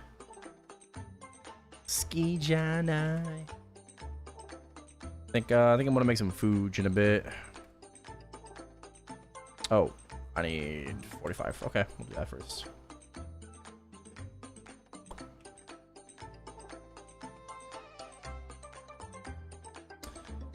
This is from I actually don't remember.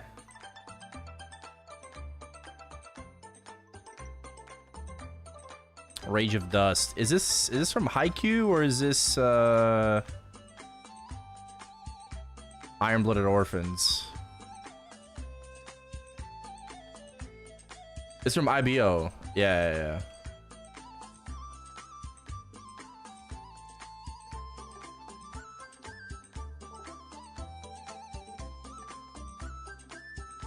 I always get confused. It's still possible to get 260 kinesis. Nice. Hell yeah. Talking about throwing stars, I sold my Bounce Fury today because I wasn't paying attention, and I'm gonna have to redo the whole Phantom Forest questline. Oh no. Oh god, rip. Are you sure you can't submit a ticket for that? Can you? I would recommend submitting a ticket.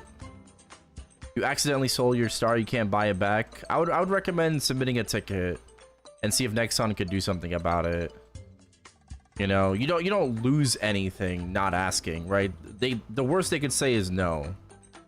Right? That's the worst thing they could do. Be like, "Oh, we're sorry, we can't actually help you." But you should definitely submit a ticket.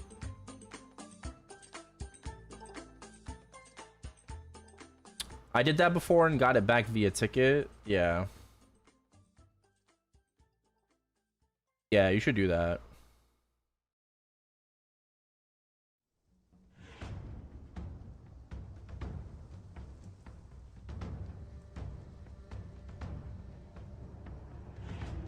Level lock on stars like Bullets had, if they're gonna do that. Yeah, I think like Huabi's were locked behind 70, you know?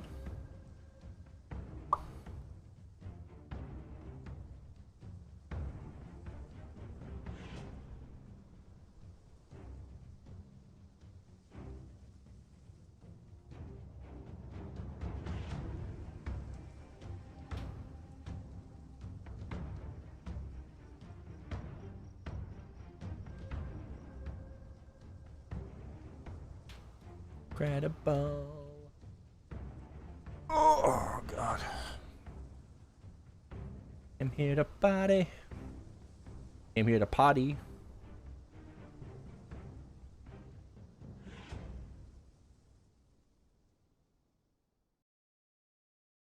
I wanna take you away. But I don't. Let's escape into the music. DJ, let it play.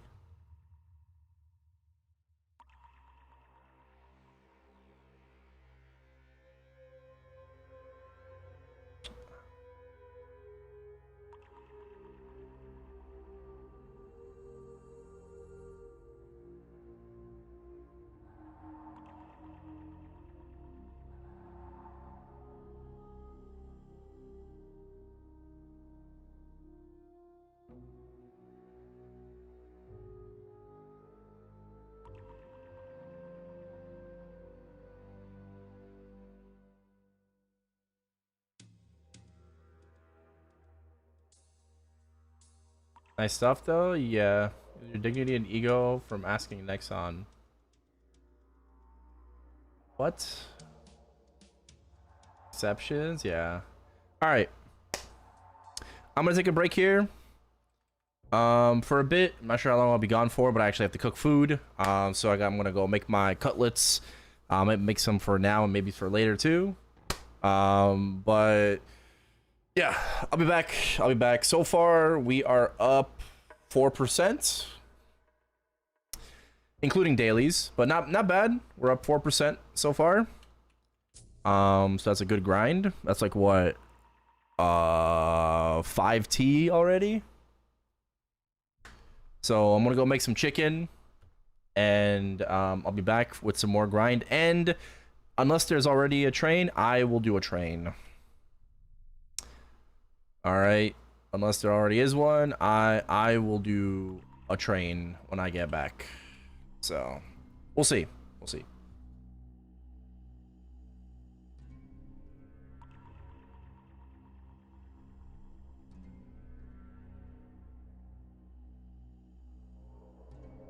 You know what? I'll do like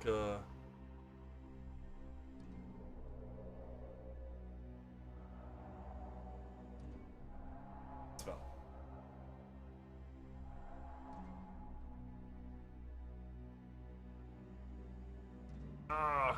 Whatever.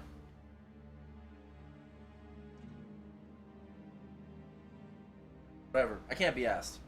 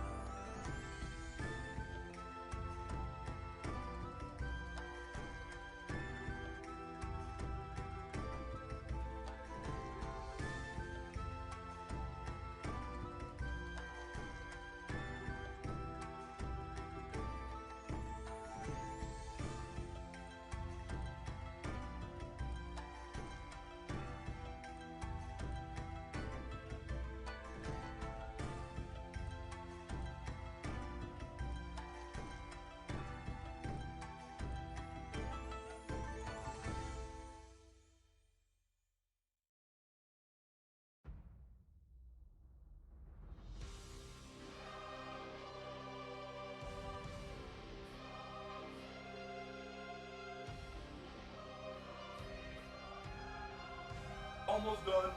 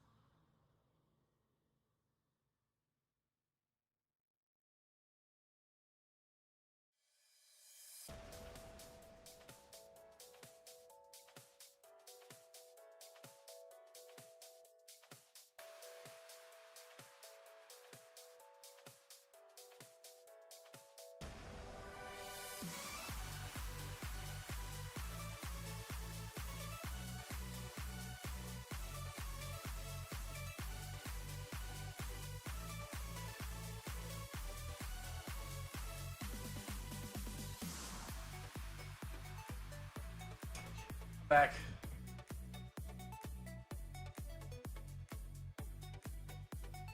I'm back. Oh my god.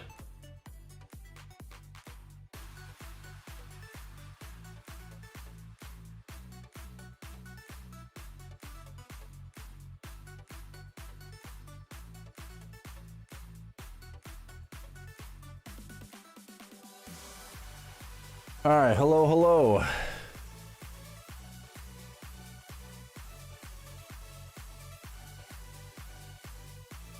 Whew. God.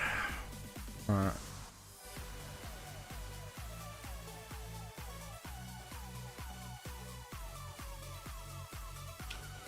Yo, hello, hello.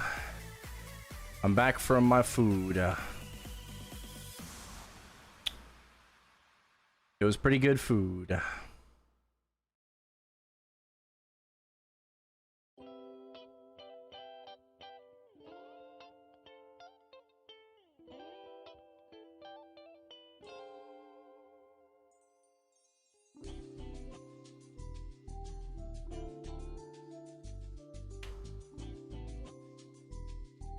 Oh my, all the burning's dead. No! Push me to the edge. All the burning's dead. Not like this, bro. Not like this. I have to go SR3?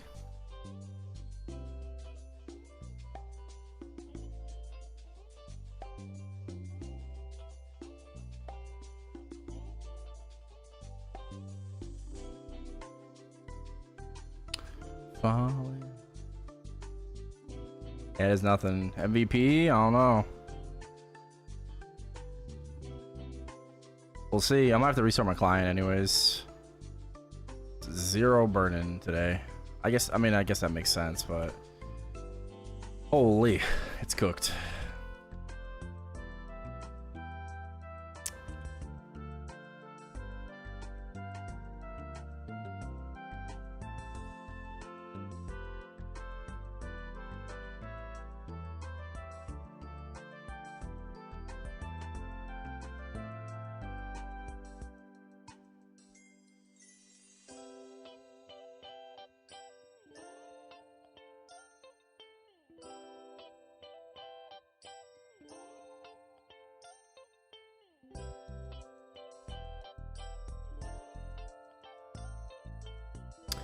Alright, how would SR3 go? I'm thinking maybe we just do that.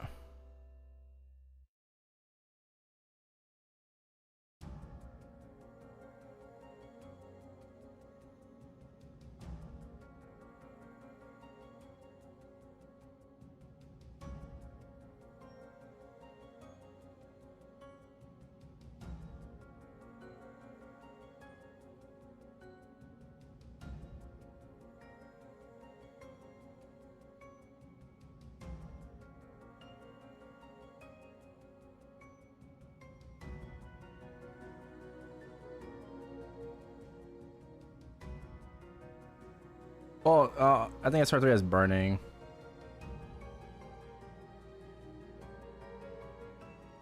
Not sure about the rotation though.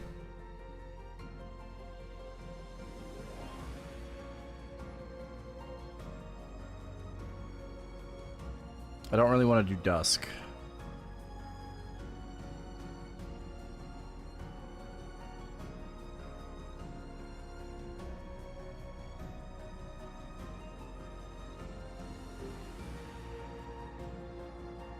Try something.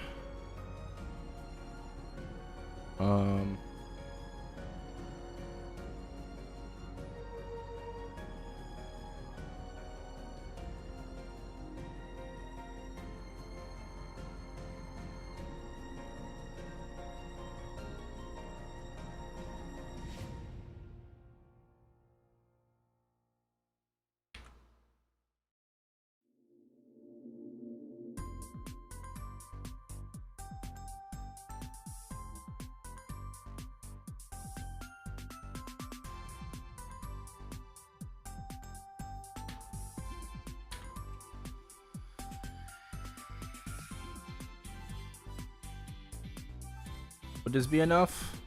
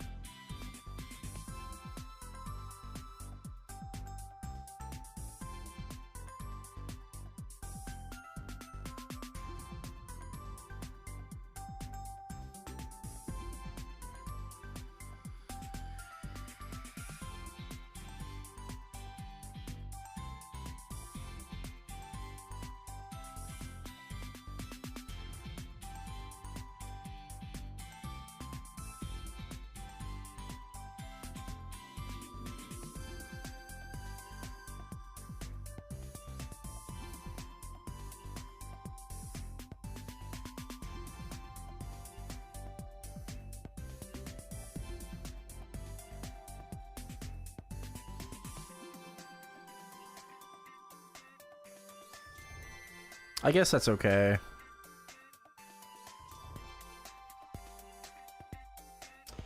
Well, pets are bis to anvil. That's whatever you like the most. I don't know.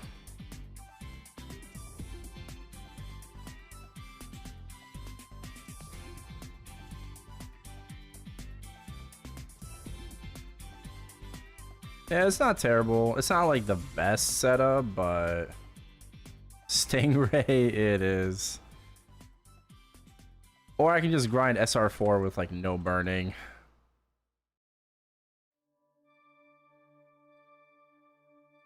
I'll be honest, I don't think I can be asked to grind in like an ass map.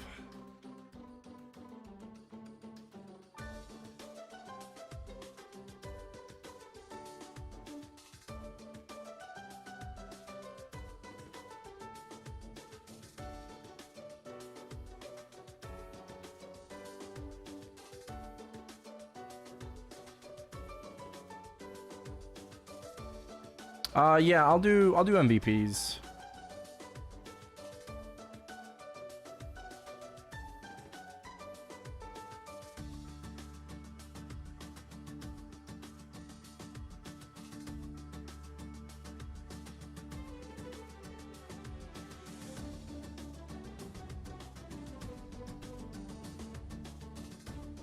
No, I don't think Erel is stronger than TMS classes. I'd say top 5 though, for sure.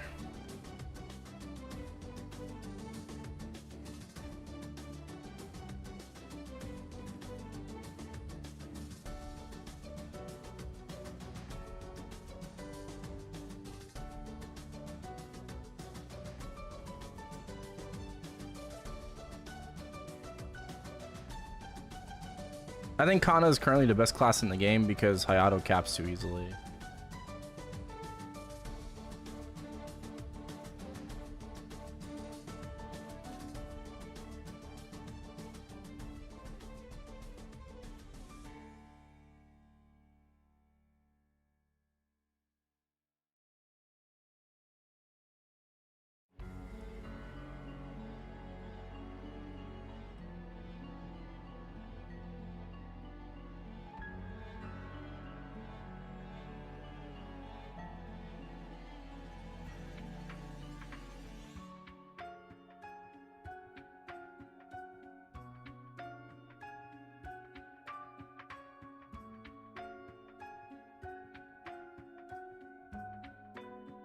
With blue cubes? Of course you can.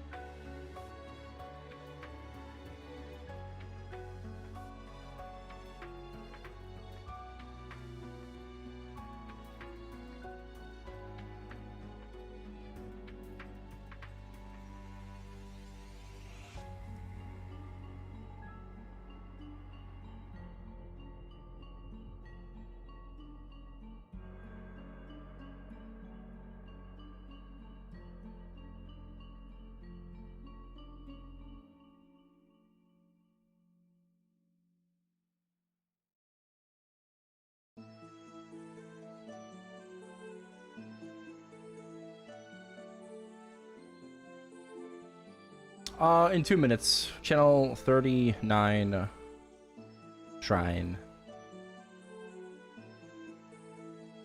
Assuming I can log in. Okay, yeah, I can log in.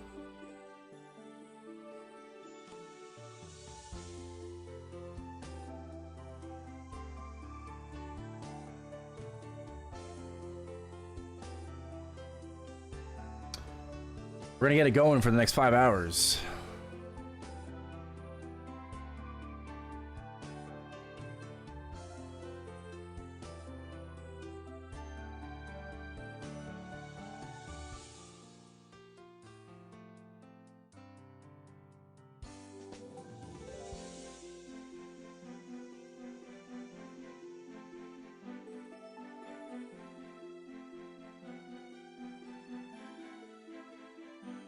Oh, man.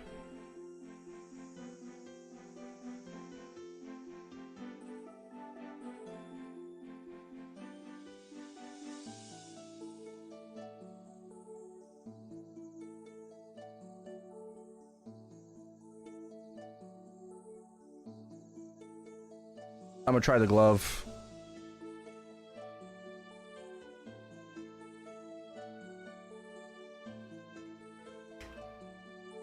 Fuck. Damn it. Rip one bill.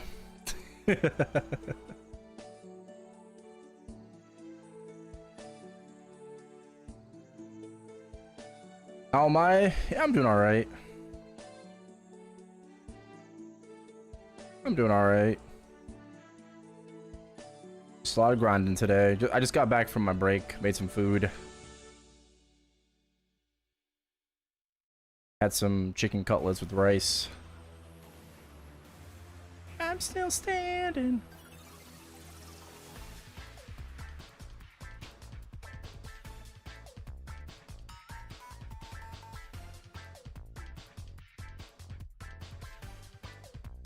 Yeah, just when you think that timer is getting lower and lower and lower, you know. Listen, it's not always gonna go back up.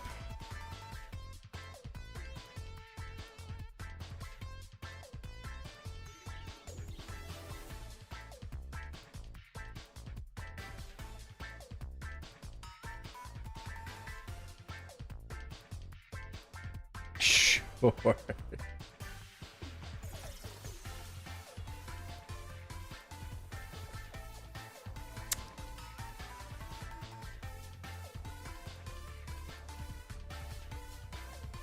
You missed the MVP? I said channel 39, Shrine.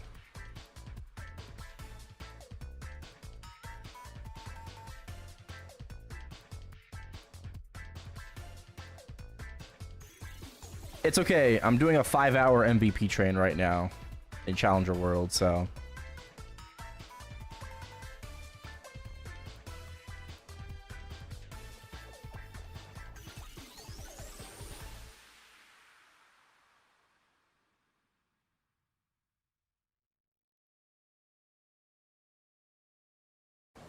I'm still standing.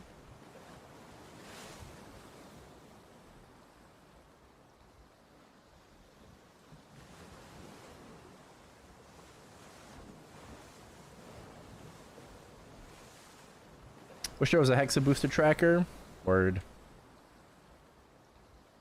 First give hope and then take it away. Well, at least we know there's a cap to this subathon, so. Right?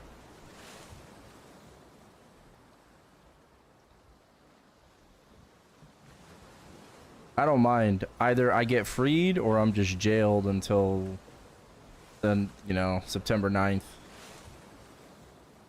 Either way, I signed up for this, so it's all good. Jailed to the grind. That's what we're here for. The grind.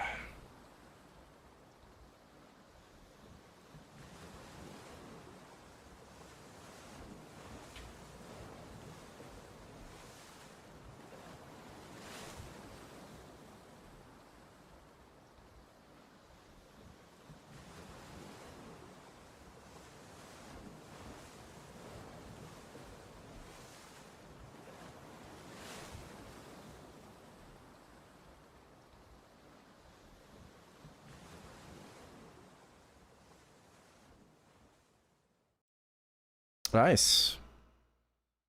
Good luck.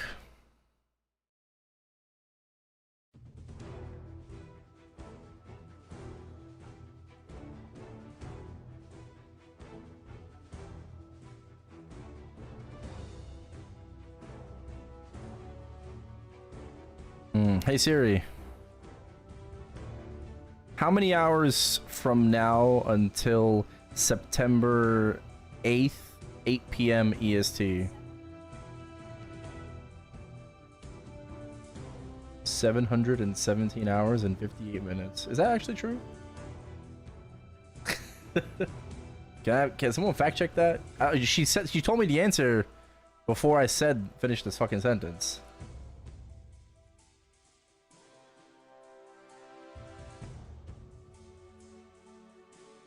I feel like she told me the answer before I finished my sentence.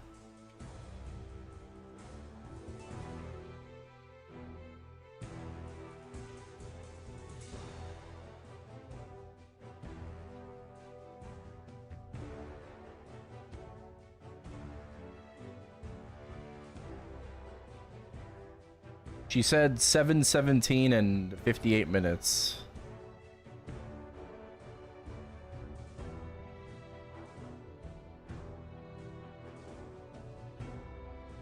Until September 8th, 8 p.m. EST.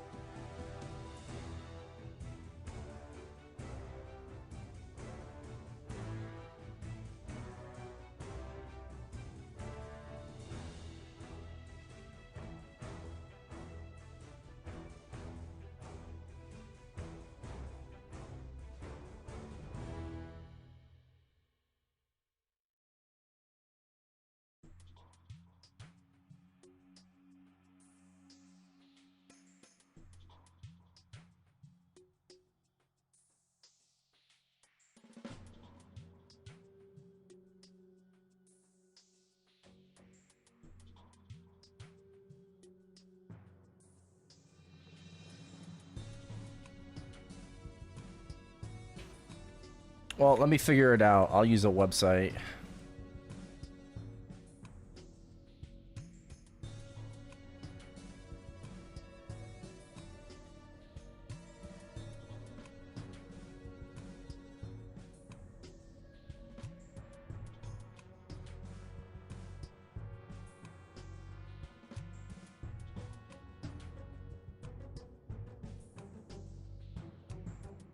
It is 30 days, 17 hours, and 55 minutes, and 47 seconds.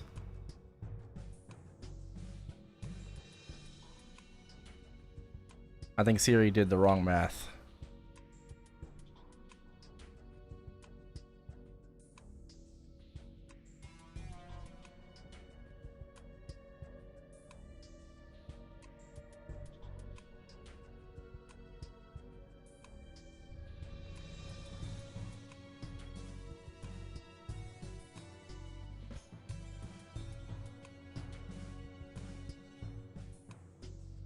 Uh, 737 hours.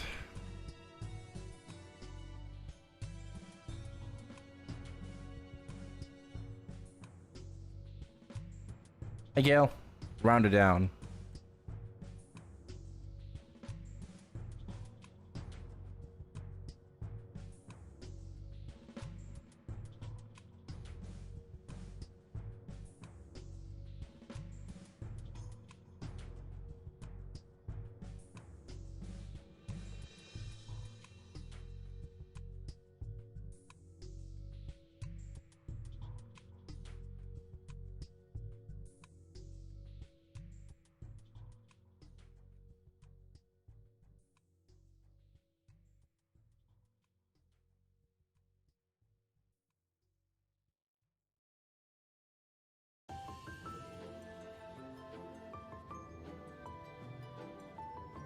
I subtracted what I need to add. Oh.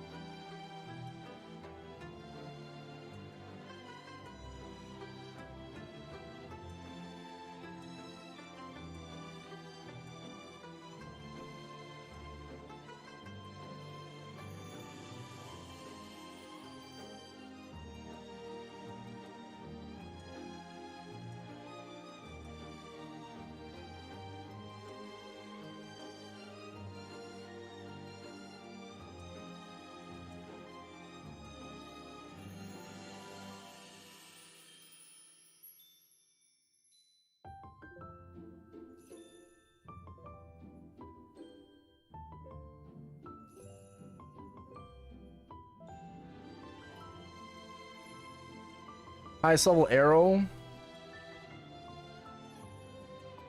in Challenger World? 290.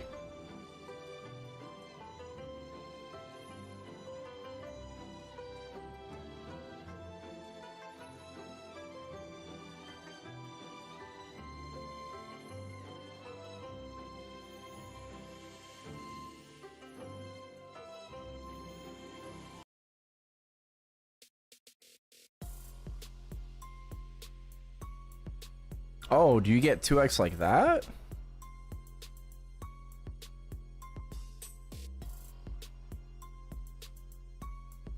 Oh, is that how it works?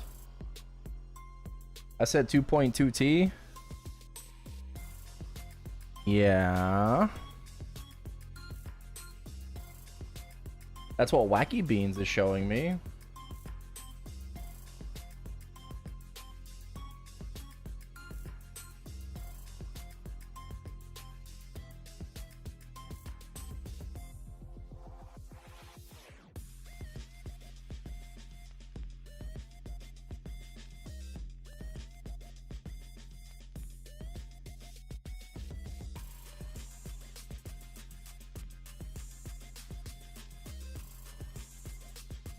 That's what I'm getting on Wacky Beans. Because this is 2 times base EXP. So you just add an extra 100%. So it should be 2.5T at 288.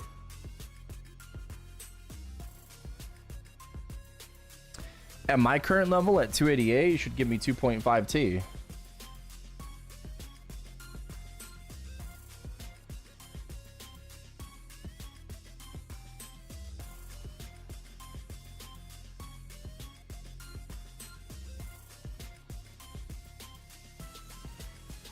I don't know.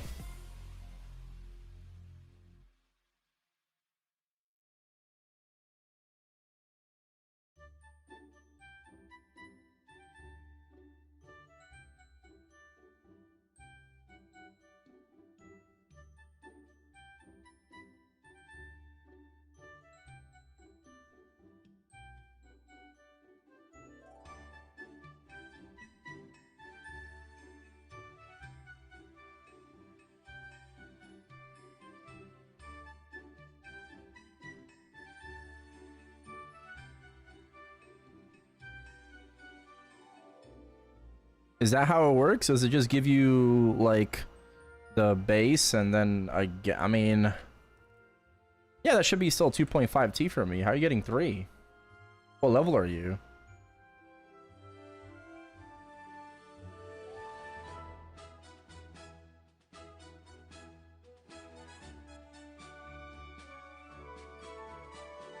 You're 293?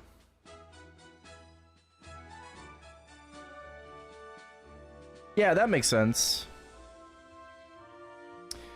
Yeah, you're getting 3T. 1.5, 2 times. Yeah. Okay. That's what the calculator says, yeah. It just depends on your level. For me, I get less. I get 2.5 at 288.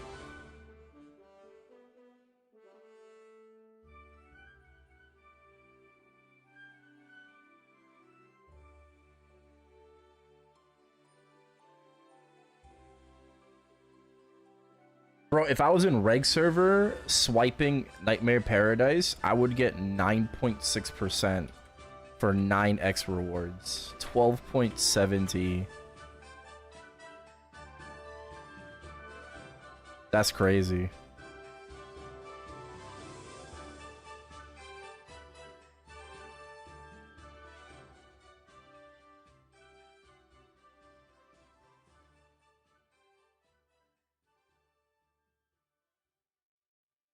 Actually crazy.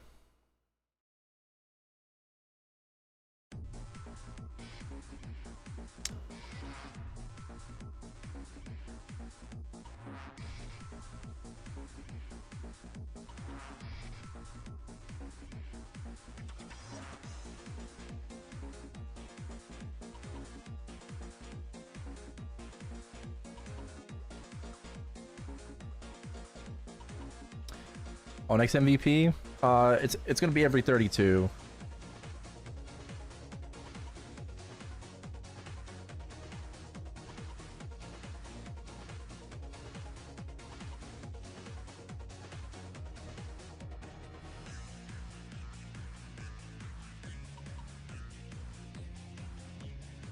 Train will be every 32 just for my threads of faders.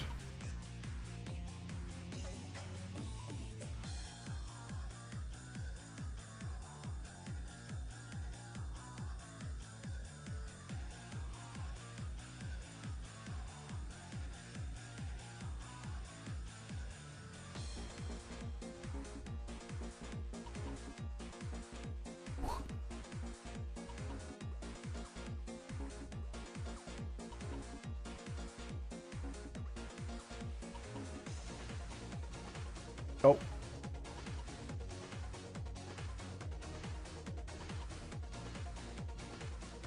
Oop. I get level 6 and a level 4.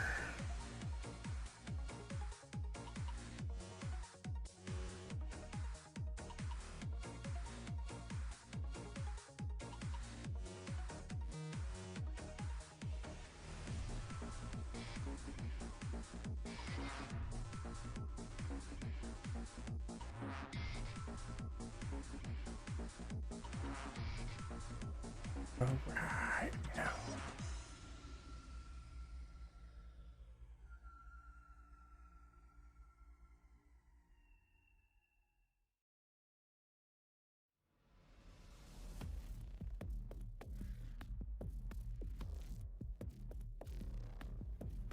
Oh.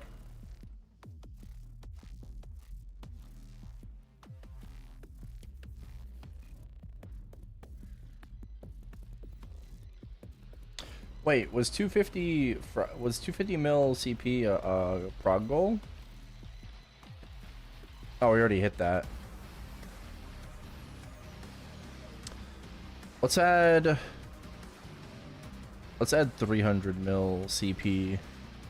So that was like, what, 3 hours, 300 mil CP as a the next prog goal for that. 19 Origin, Ascent, Hecate. I'm probably not gonna do Hecate. Oh, we'll see. That one might have to remain unfinished.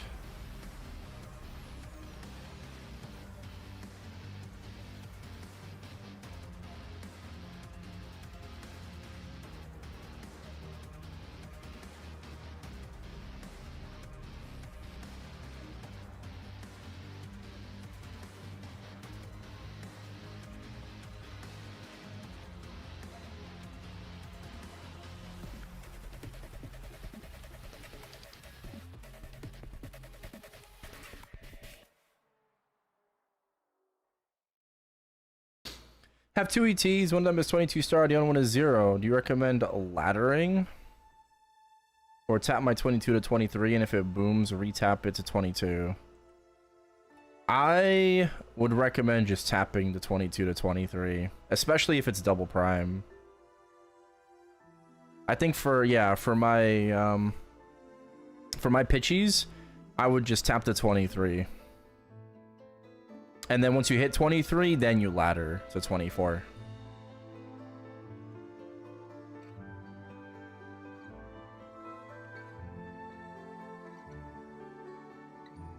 How do I make it show skills to appear in the bottom right?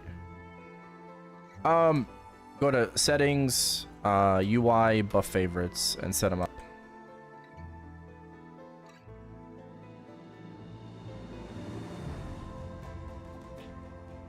Bella.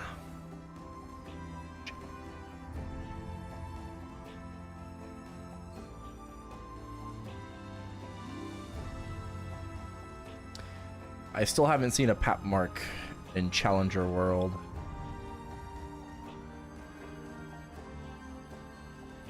Three-line attack WSE. Nope. 23 an item.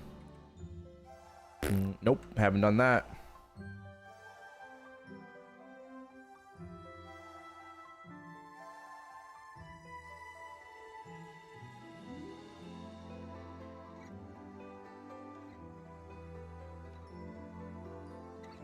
Oh, are you asking about the skill notifier?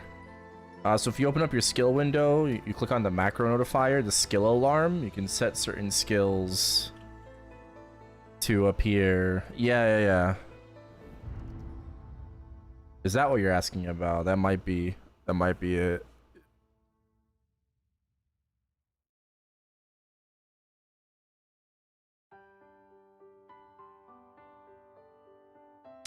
Sure. 2.5 emblem. Nah, I have not gone for a 2.5 emblem. I mean, maybe I'll roll it if I get a Mitra's. Maybe. Gotta pray for a Mitra's.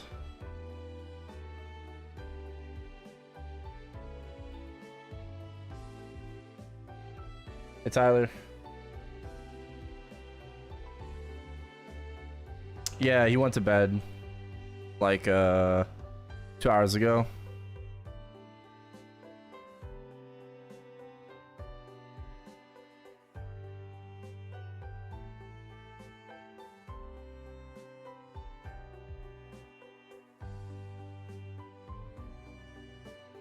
I think he said something about bossing day, okay?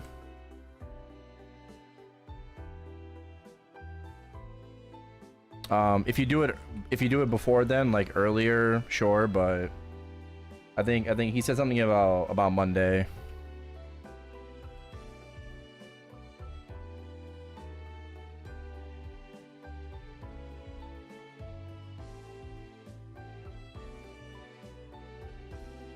Because I told him the same thing.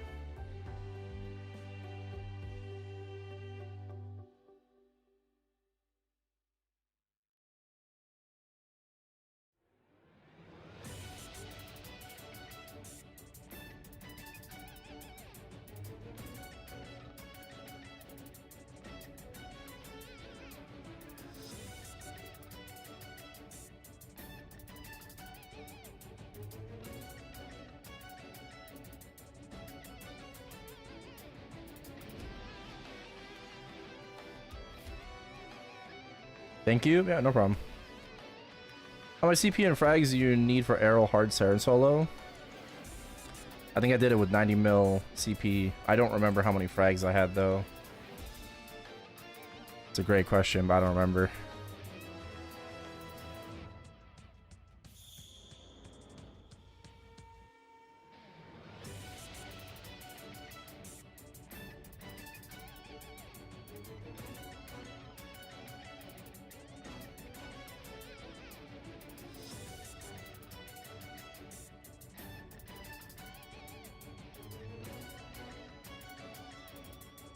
Because I remember I did hard Kai and hard Saren on the same day.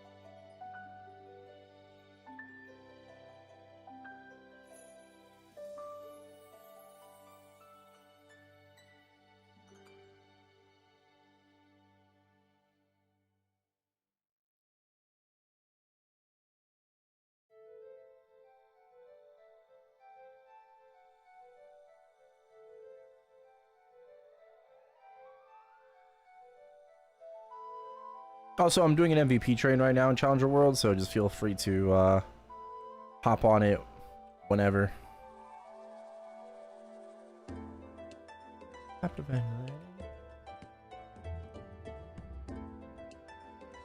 and you swing.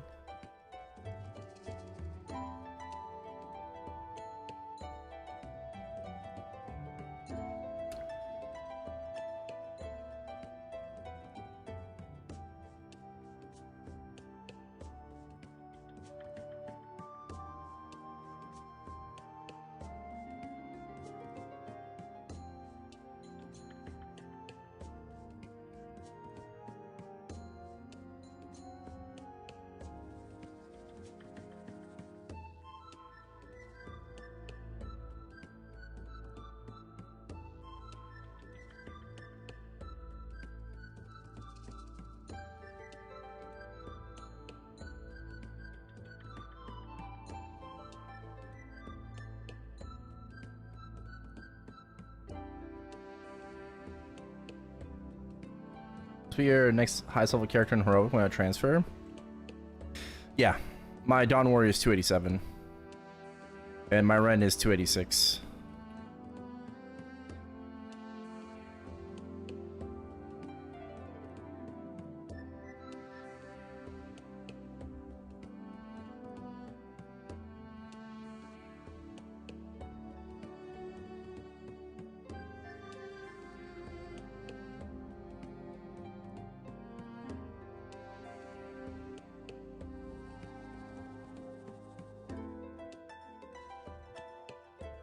Speed running.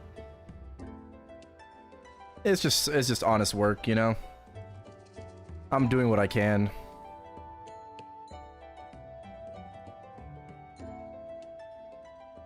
What channel's it trained on?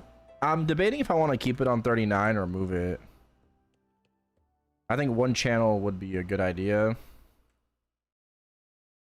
Maybe like an easier channel to remember.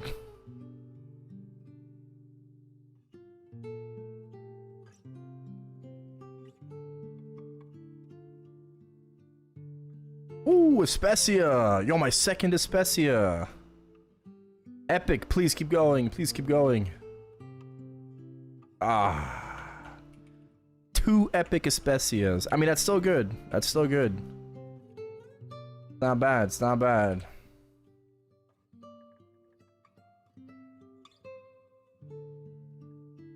Two more chests.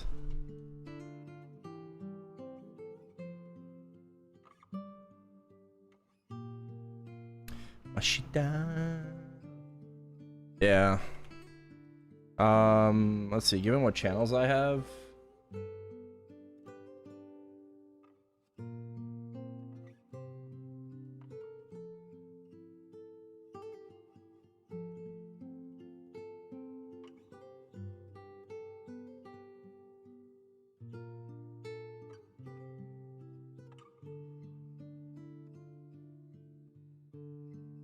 Let's just do single digit channel. Let's move it to channel 4. Okay, I'm moving the MVP to channel 4. Just so it's easier to remember.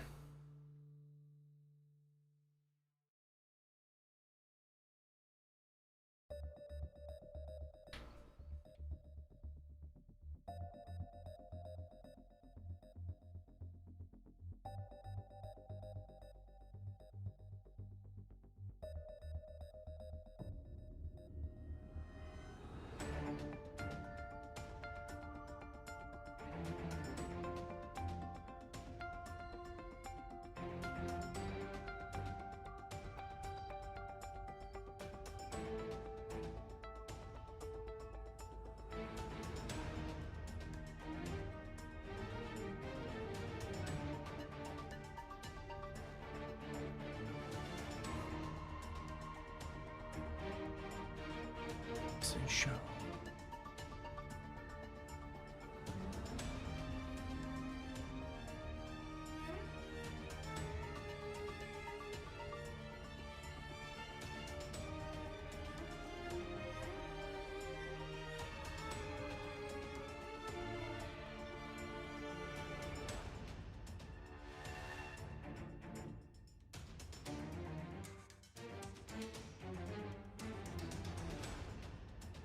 Shit then yo.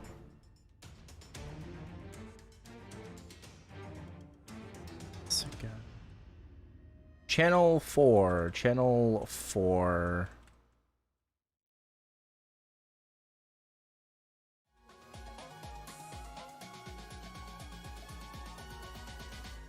Or MVP. Channel 4. Channel 4.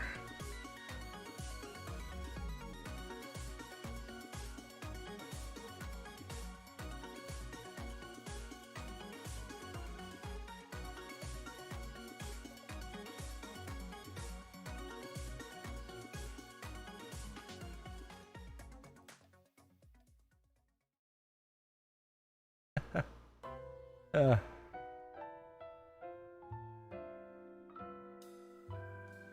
keep trying to get this glove to fucking 21, bro. It's too expensive.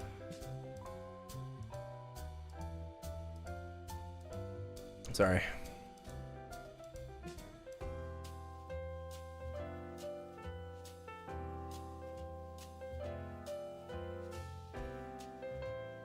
Sorry.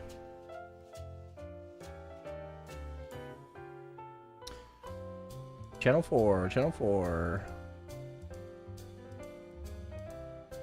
Oh, I am guarding it. I am.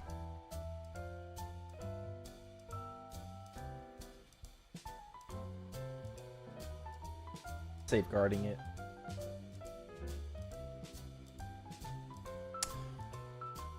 Oh, one guard? Oh, wait. What do you mean by one guard? Like enhancement mode?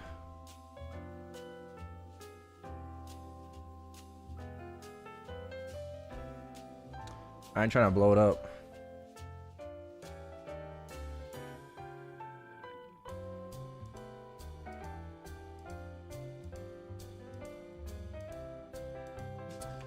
Nah, I ain't trying to blow it up, bro. Oh, somebody here. Damn, somebody was here. Rip my other 4. Alas. Got some 3s.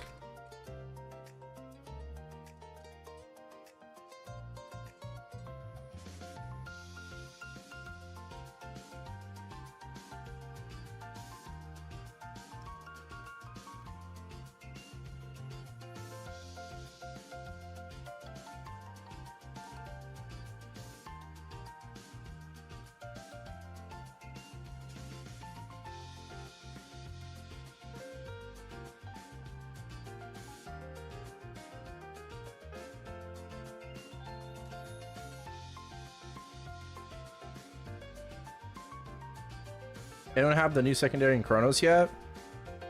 Yeah. Apparently Crane has stage 2.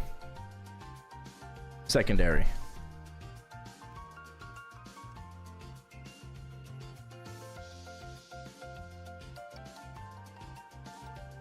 He's just got like, he's just doing like so many endgame bosses, I guess. Across multiple characters.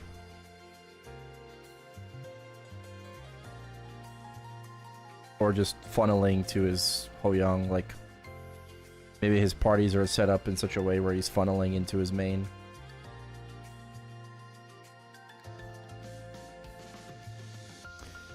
I'm kind of throwing not being 295 on the arc, like no gear dock, you know, Vestige, no Jupiter Vestige. I kind of want to do like X-Calling and X-Adversary. I don't even do X-Calling on my fucking Wild Hunter.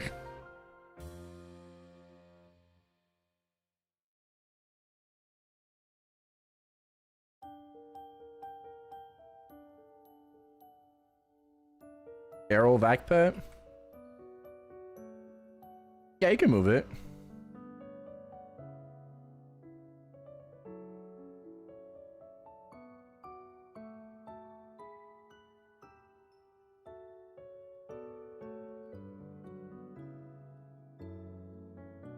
Yeah, dailies are a very big source of Vestige.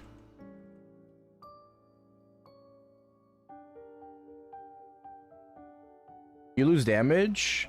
Depends on how good your links in Legion are. If you're like, you know, 9k, 10k Legion, full level 3 links,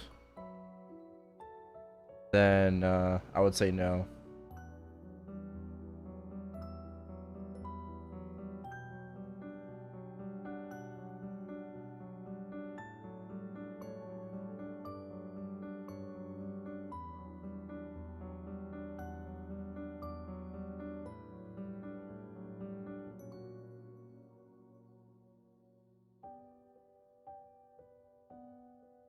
You should gain damage transferring out, but if you don't really have like links in Legion, then yeah, you probably are going to lose quite a bit of damage. Yeah, definitely slotting him as a Legion champion.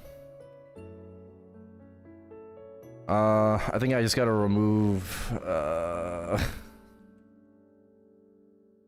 Ren? No, Bowmaster? How many champs we got? We got 4 champs, right?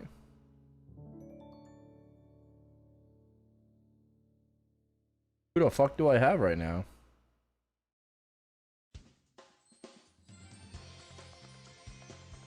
I have Arc, Dawn Warrior, Arc, Dawn Warrior, Ren, and probably Bowmaster, right? So I'm probably gonna remove Bowmaster and replace Erel for Bowmaster. Yeah.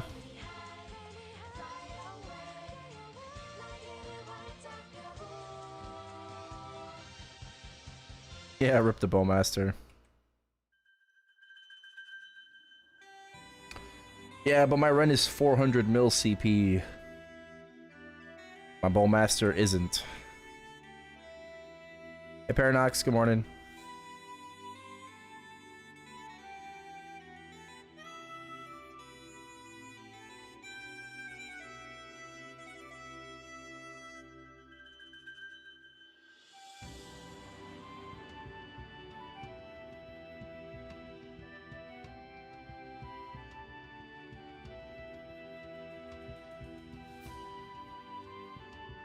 Well, I quit and focus on Classic when it comes out. Yeah. I don't think I'm like quitting GMS all the way. I'm considering at least dropping bosses, you know, for a bit. But I think if anything, I'm only gonna do my mains, like only Wild Hunter, only Arc, and just ignore everything else. Normal Kai, like 30 to 40 mil, depending on what class you play. Is that why they add the Legion pots in Emerald, so you don't feel like shit having the Challenger buff? Yeah. Yeah, they did give you basically guaranteed 4k Legion just to kind of get you started and going on whatever server you plan to move to.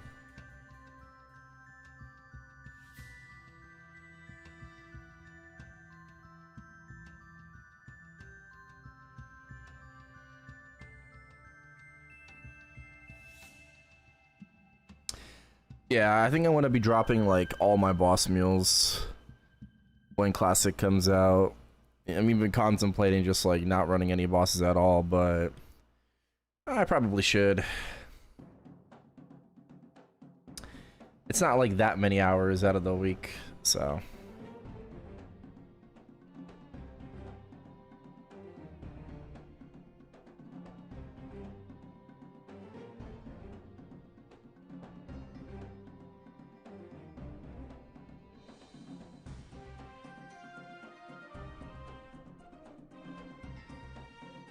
What class am I running? Probably still gonna be running Hunter.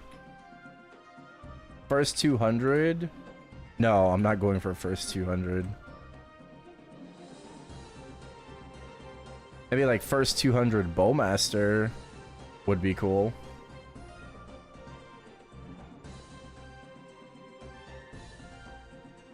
But I'd like to be at least top 3 for my class.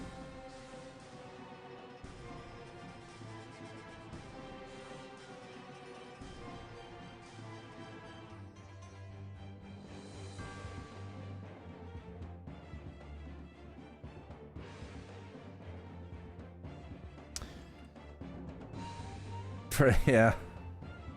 Yeah, I will probably lose to someone who's like servicing.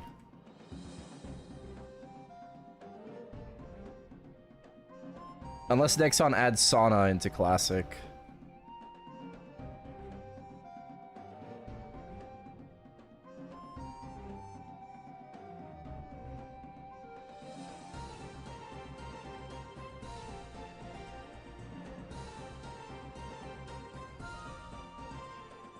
Well, we still don't know if Classic is going to be a separate client or not.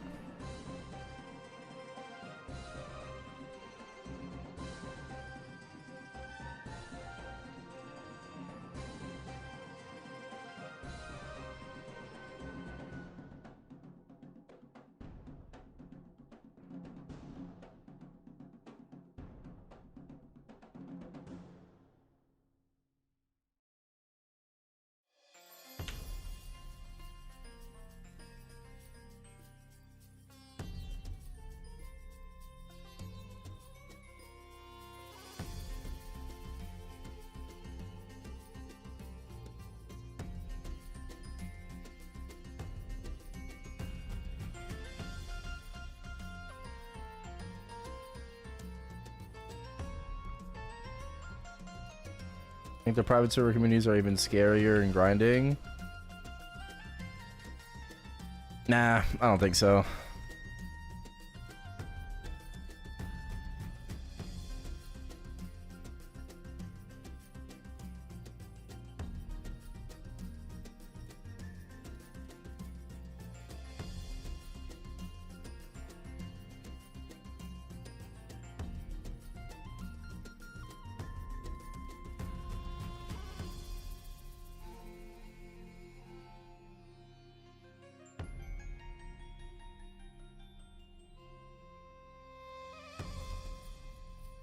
Highest Erel right now in Challenger World is 290. In general, I don't really know. 291 maybe in reg server. Besides, I mean, I'm gonna be starting myself with like a really good group of guys. So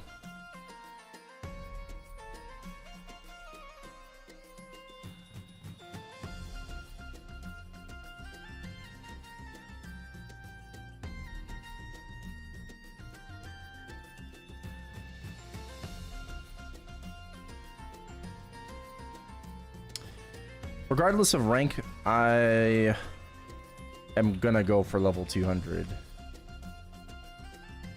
Right? Regardless of like what rank it's gonna be, what rank I hit. Like, I never hit 200 back in the day, obviously, when it was max level. Well, no, I did, but not pre-Big Bang, sorry. I did when it was max level, but not pre-Big Bang.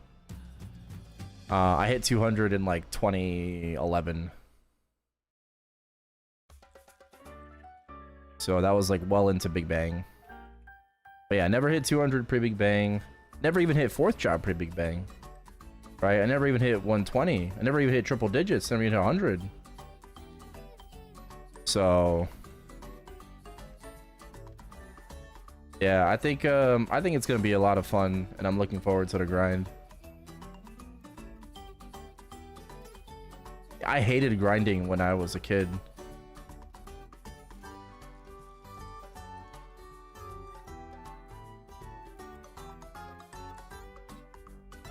Well, I say kid, like teenager. You know?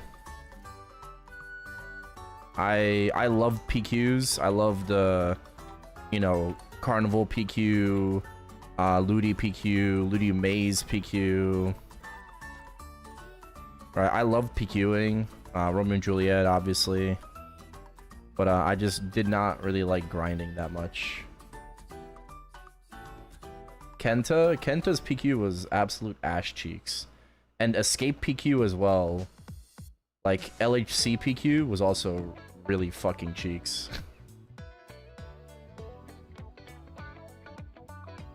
But those were like new gen PQs though. Those are more new gen.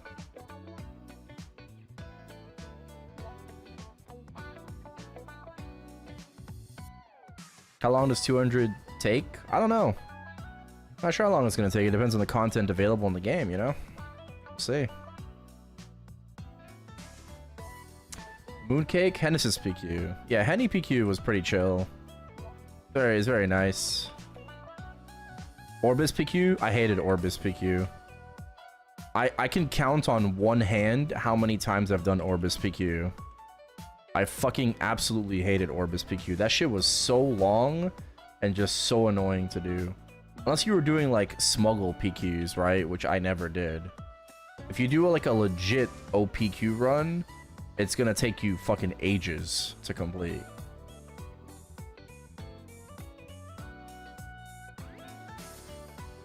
Like, the thing is, though, when people did Orbis PQ, it was always Orbis Glitch PQ. Right? That's the thing. Right? It was always Orbis Glitch PQ, not regular Orbis PQ.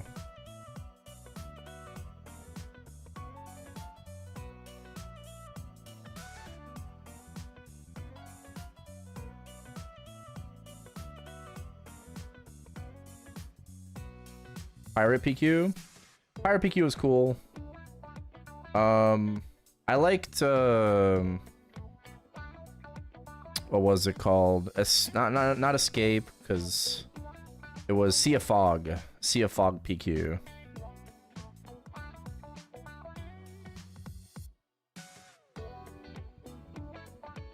The Team A, you know, like Team Red, Team Blue, you know, having to like rush to the middle to defeat the boss.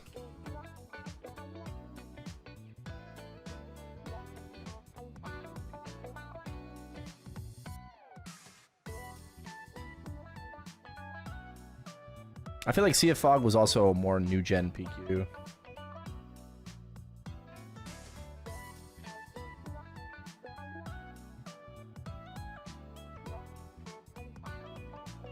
Funny enough, back in the day, I didn't really do a lot of pirate PQ. I did a lot of pirate PQ in Artale.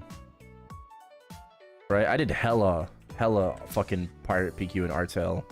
But like before that, I never really ran pirate PQ that much. Also, Ariant PQ for the Palm Beach chair was really fun as well. Just throwing bombs at people with the scorpions, right? The scorpions, Ariant PQ. That one was pretty fun.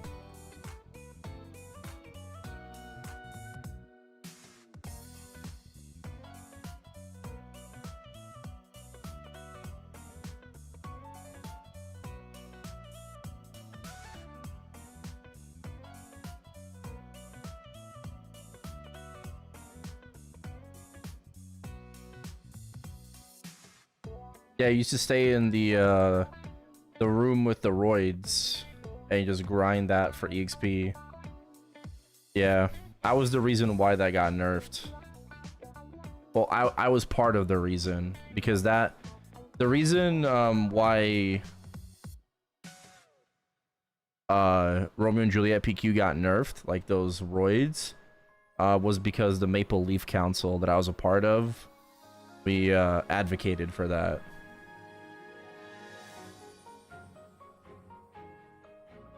It's just, it was at the time, you know, it was just bad for the game to stay in one spot for so long and not go anywhere else, which I still kind of stand by that, right? It was kind of dumb that you would go nowhere except for Romeo and Juliet PQ once you got to a certain level and just stayed there. Similar to LHC. LHC, while we have very fond memories of LHC, it was unironically a very bad zone, right? Because you literally went to LHC from 110 to 200.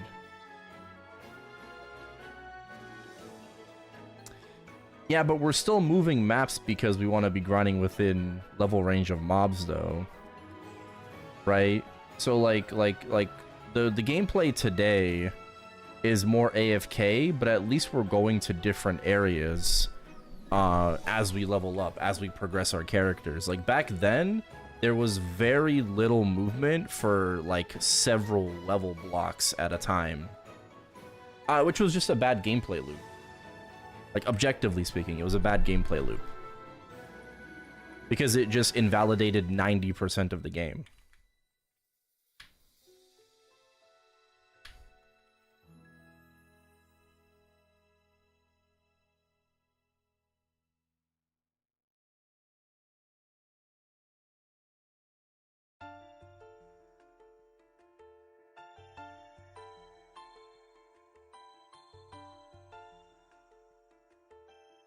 falling asleep? Oh no. Yo, go brew yourself another cup of coffee.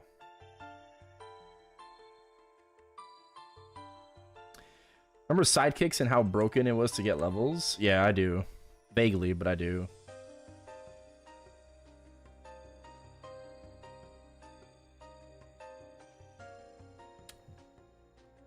Bro, I remember the fucking family system, dude. The family system and Nova Mystical, you know, Bo and Barham. You know, I actually spoke to Bo a while back, Nova Mystical, because I have him on my buddy list in Barra, and he actually came back to the game.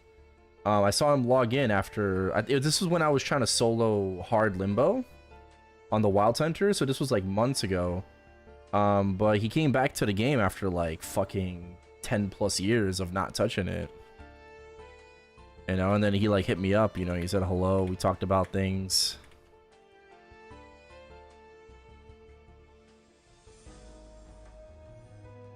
Nah, I didn't have any like hacked weapons.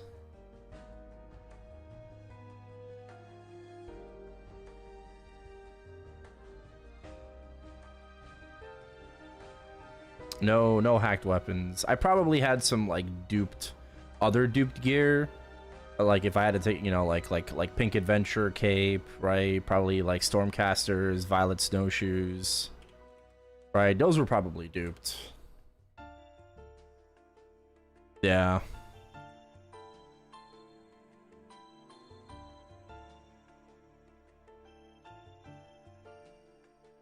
I think the Rack Masks were 38 attack. I think they were 38 attack.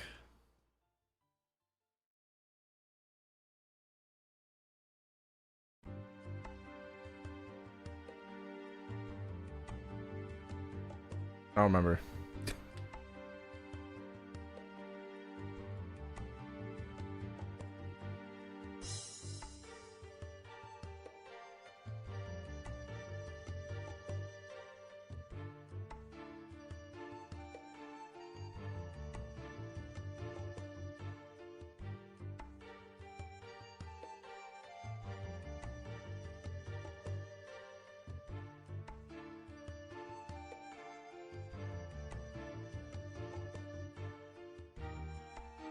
Best thing to use our flames on? Genesis weapon.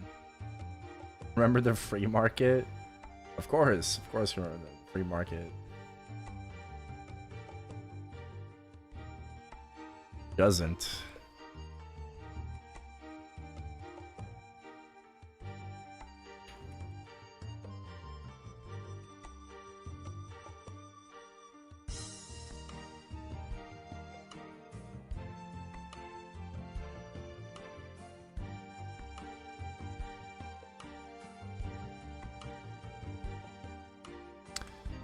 But yeah, I mean, I'm feeling pretty good right now. I wouldn't mind some G-subs, but yeah, I'm pretty good right now.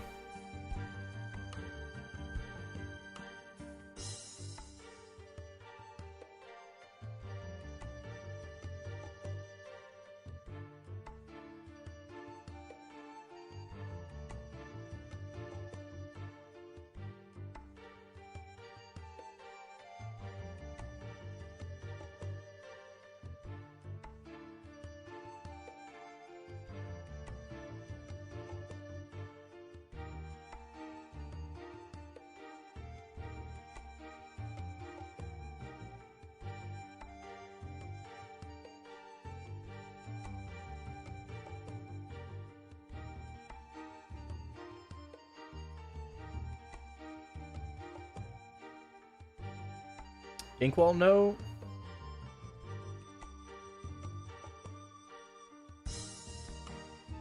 I would say next week, Thursday or Friday after Classic.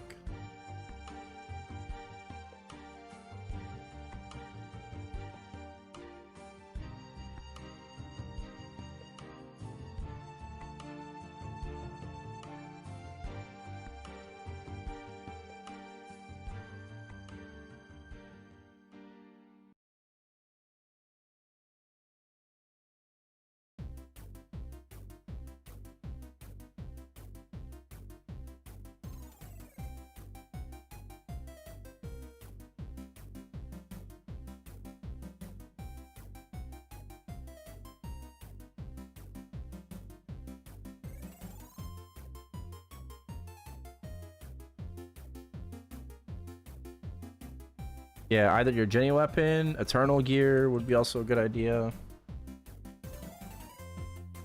Pitched items. Those.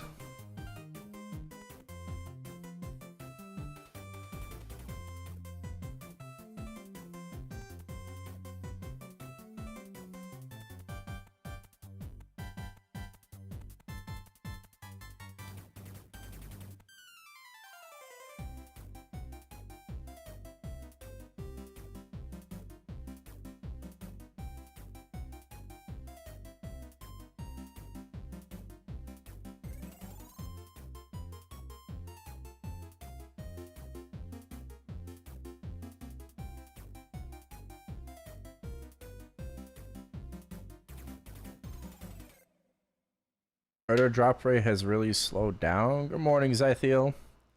Brian's going pretty well. It's going pretty well. We hit 4 set Golics today. Currently 271 mil CP, no rentals. I think I only have to rent face and eye accessory. Yeah, I think we gotta rent face and eye accessory still. And totems. I don't know if totems are really that big of a deal though. Definitely more damage, but I don't know if they're that big of a deal.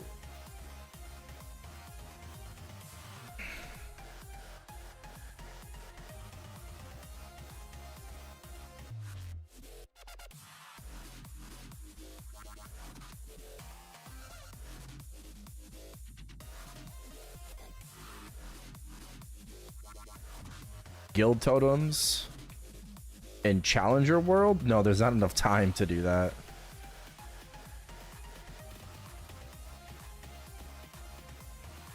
I'm not doing any guild castle research because there's no time to get the totems. I have to wait until you leap. Yeah.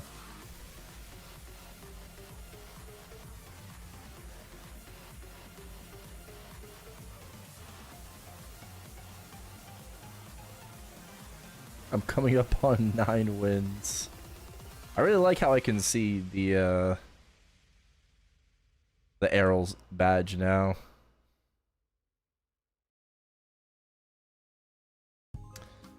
I like that. I like that I can see it in my my chat program.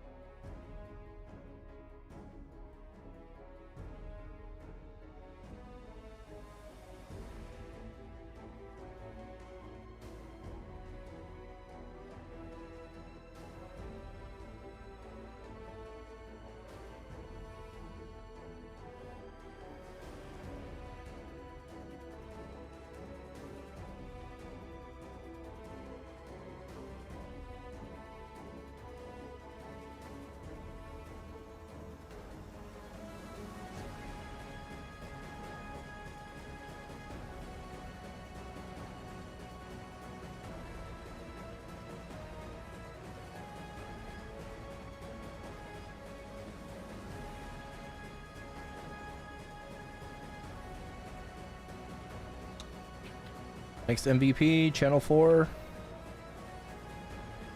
It's staying Channel 4 at XX02.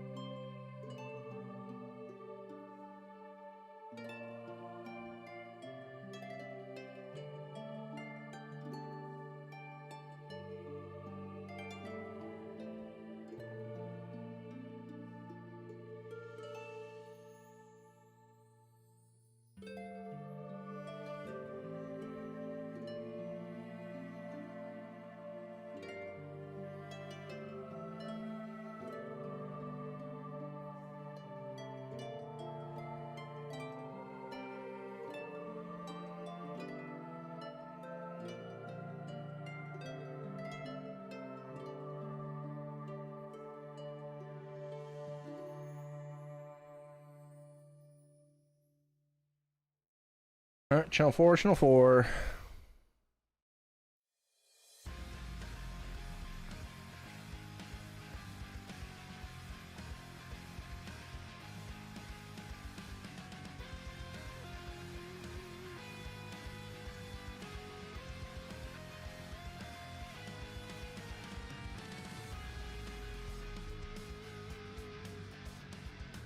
Oh, double unique.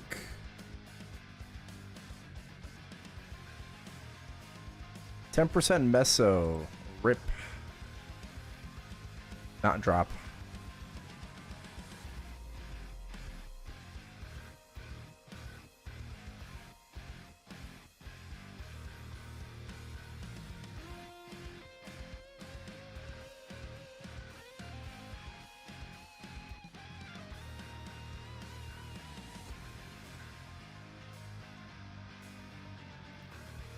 Channel 4, Channel 4.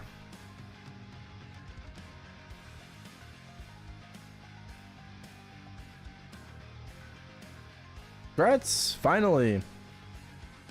After asking for all those Tengus, congratulations.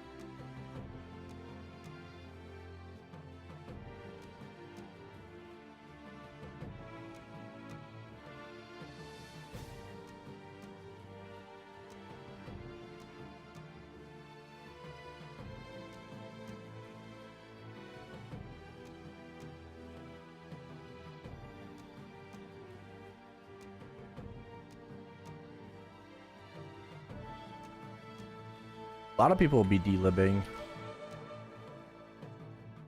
Lady Mumu also delibbed today. Emmy delibbed yesterday.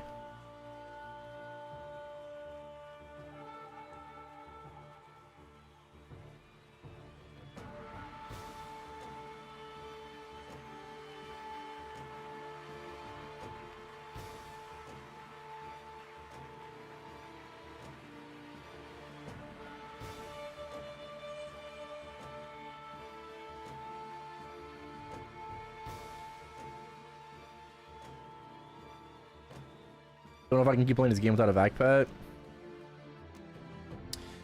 You be like that.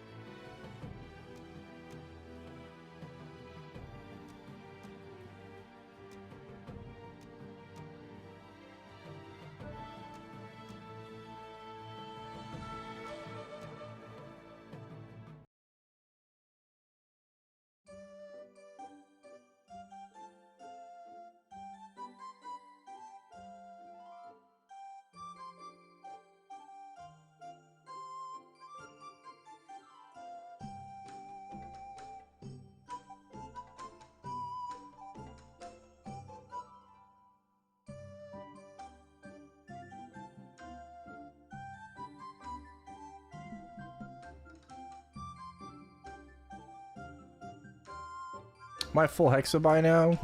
No. Not anywhere close, brother.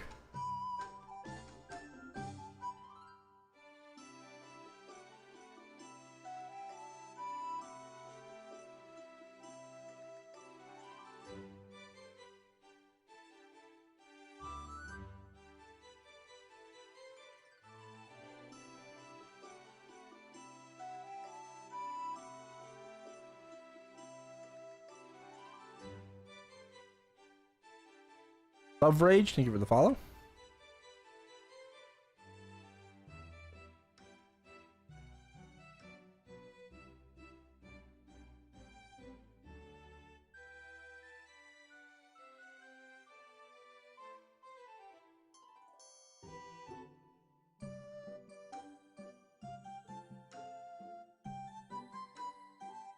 Yes.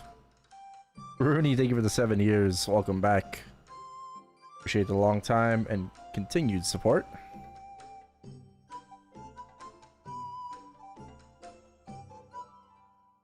In 1 hour, probably 20 frags.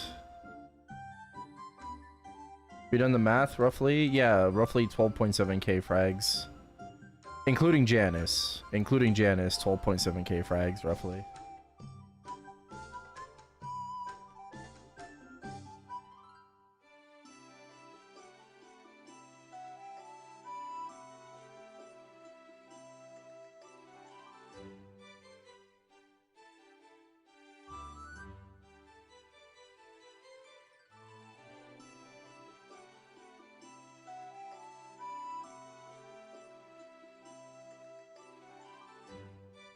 Janice 20 is a lot of fraggies. I didn't think I'd go for it. I thought I would just stay 10, but here we are.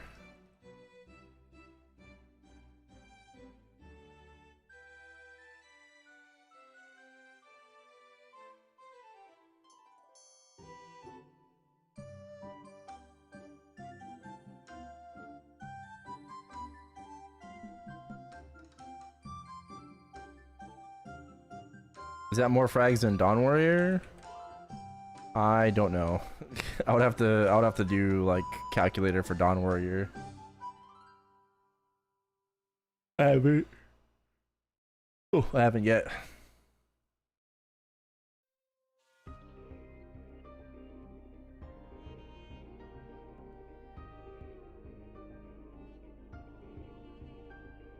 And then we're proud.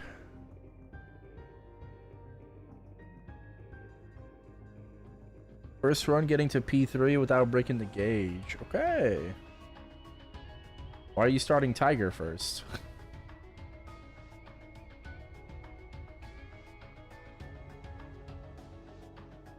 How much drop do I have? 389.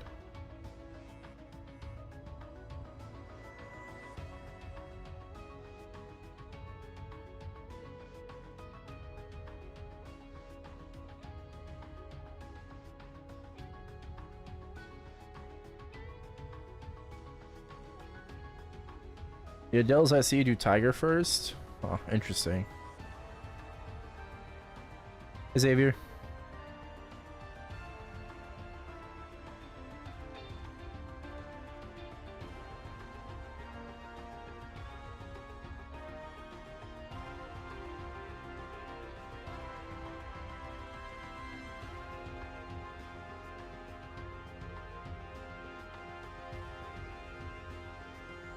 Yeah, I'd say I roughly get about 25 eggs an hour.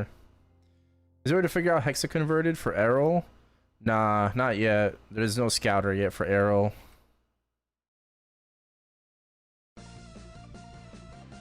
Hopefully, eventually.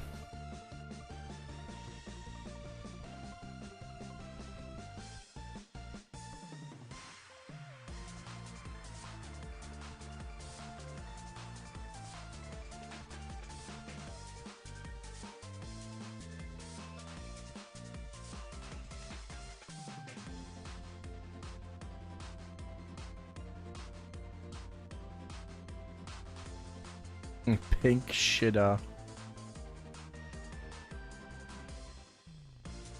Sounds like Pally. Sounds like Pally. As soon as he gets a blue Jenny, he gets an ego.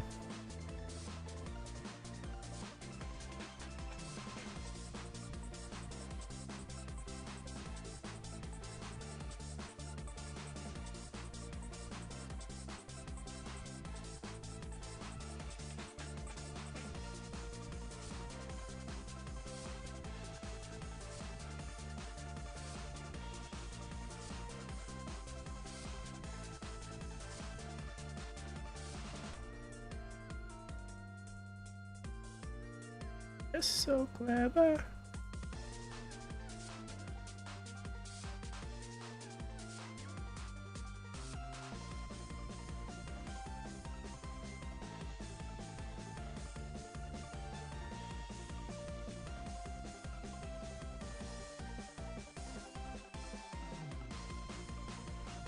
Oh, Shamalamana still going.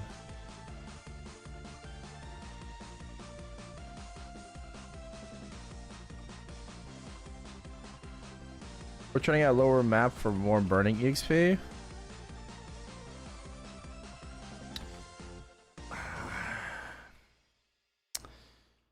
Maybe I would BA that. Depends on how much burning I would BA that.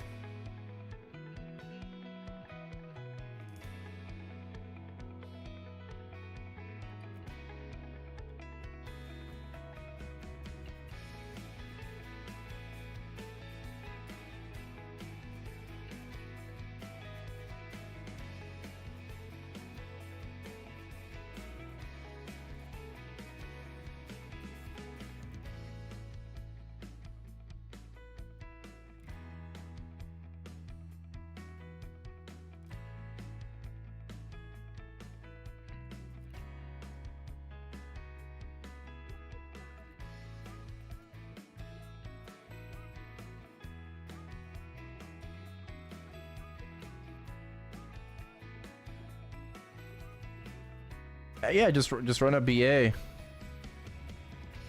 Run like a 2-minute BA. Got a pat mark. Cool.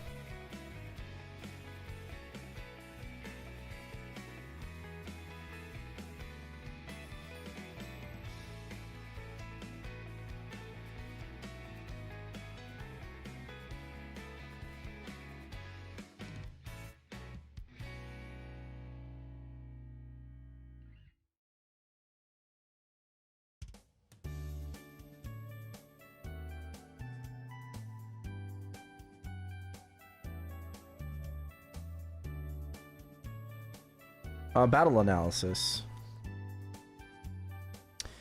This thing.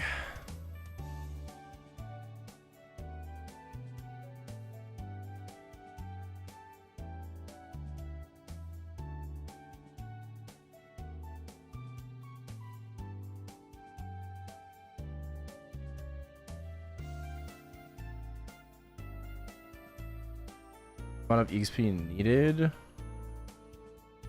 Oh, I mean, it just tells you once you get to master.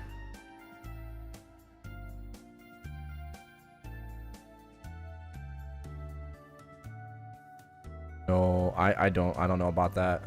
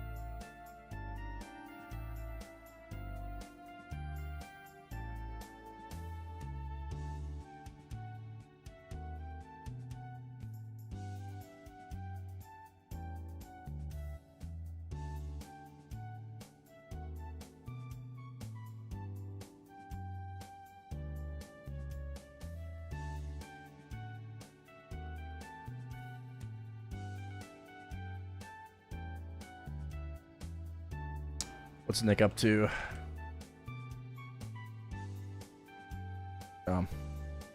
Grinding pixies.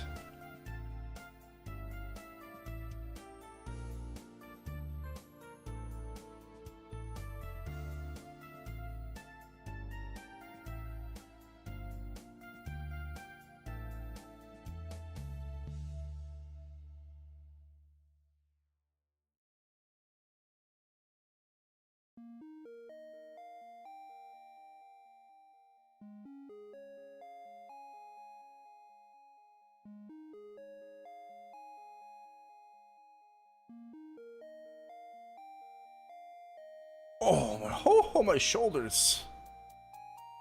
Oh.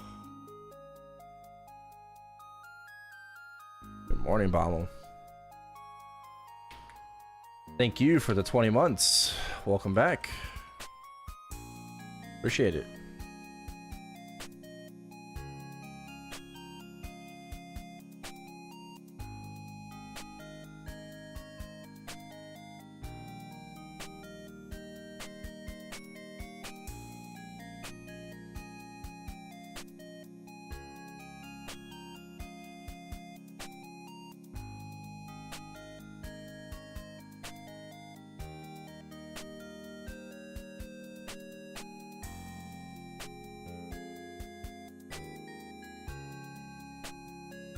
Congrats on 285. Hell yeah. Good stuff.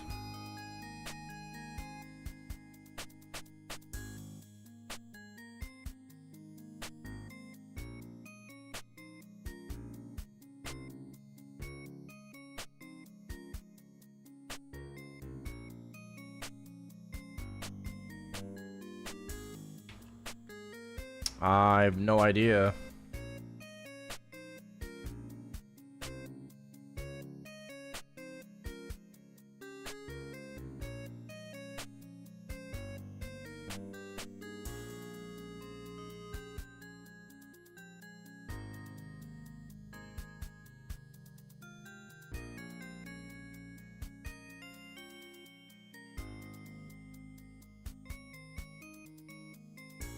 I am doing a train, yeah. I don't know about the other train.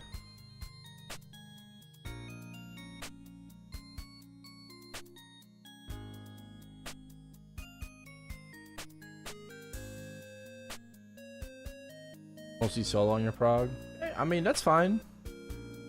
Whatever works for you, you know? All good.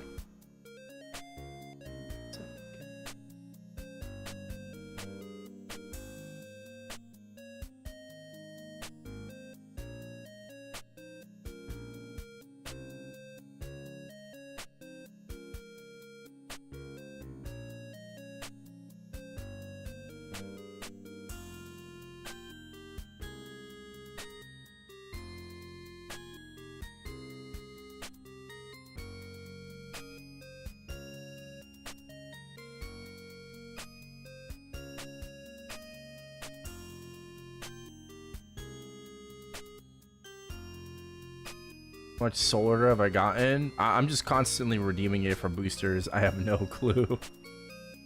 A lot.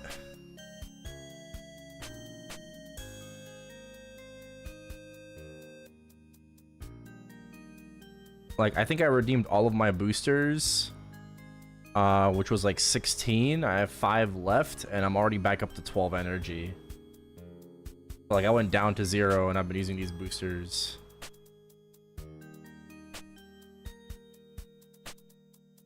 I don't think I'm running out. I think I'm just gonna just keep popping a booster on every rune.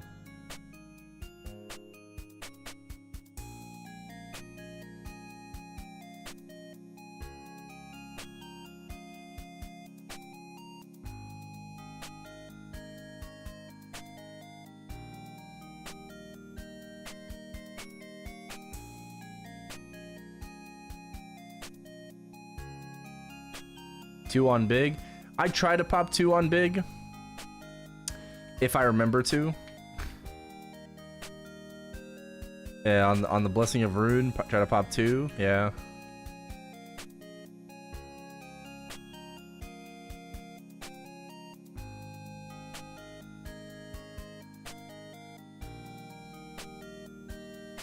To the top of tower. Wait, what are you grinding right now, Nico? Are you not grinding your Night Lord?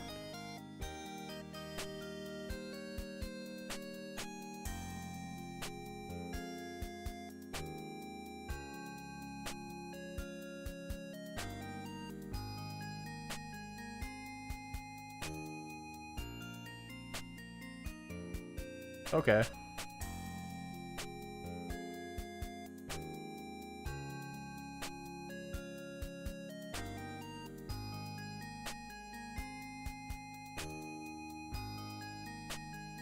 Use blue cubes to get double drop line. No, you want to use pink cubes. Oh, the pink ones, bright ones. If you use blue cubes, you might be like fucking stuck forever. Might be time to get Janus 20. Janus 20 is pretty nice. I decided to go for Janus 20 because of the Operation Dive fraggies. Getting hell of frags. So I'm like, fuck it. I'm just gonna send 20 Janus, you know, since we're getting so many.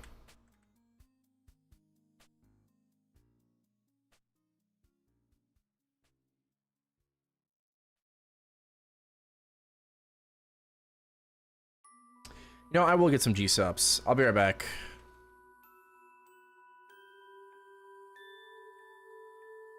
I'm gonna go shake up some G-subs. Not too much, maybe just a little bit.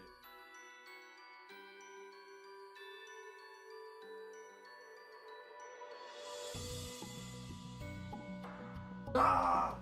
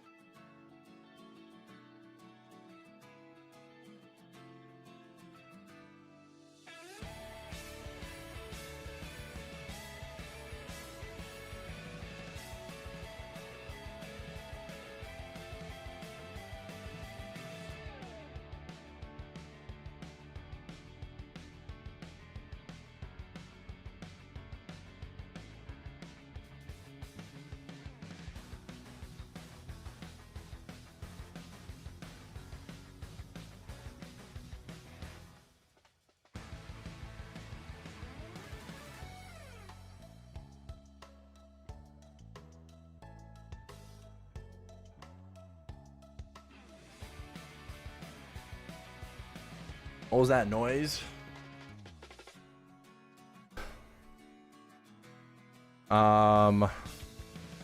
I think someone broke in.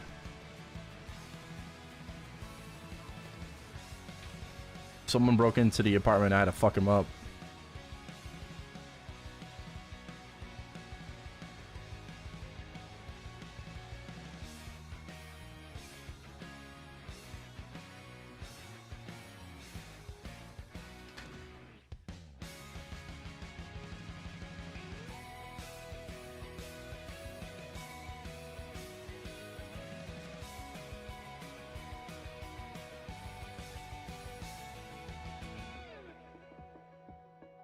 My head hurts.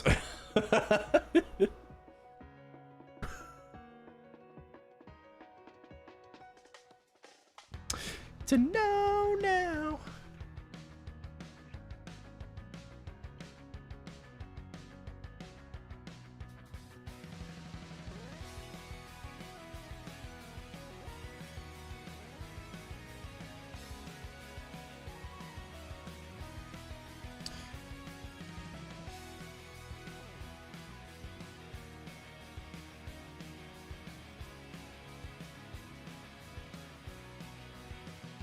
If he takes you, no, I took him out.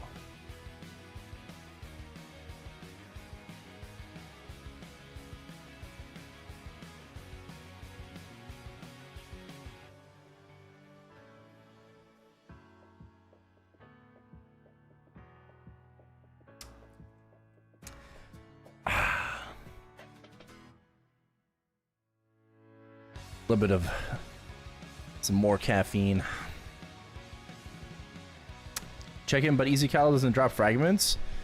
No, Easy Kalos and Adversary do not drop fragments, but Easy Calling does.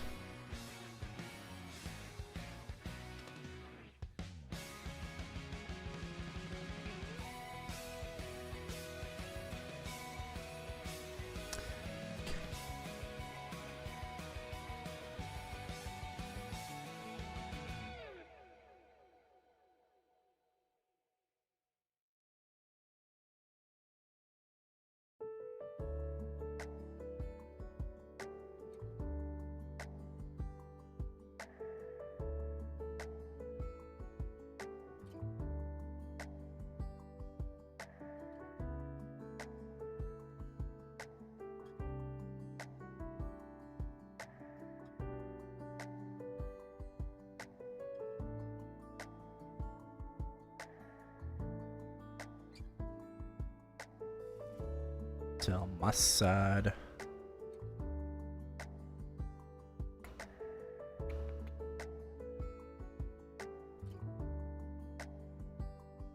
Six feet round.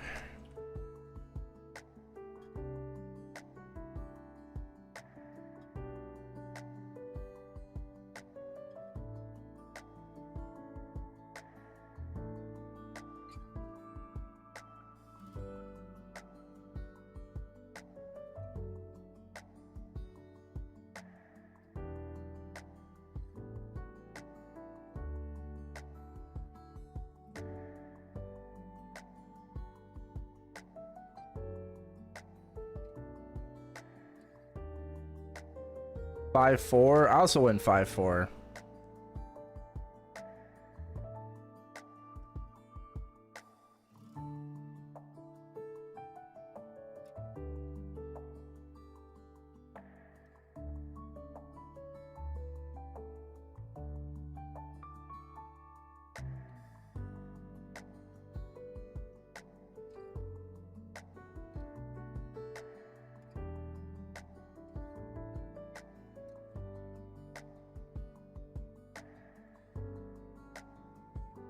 What up, Abso?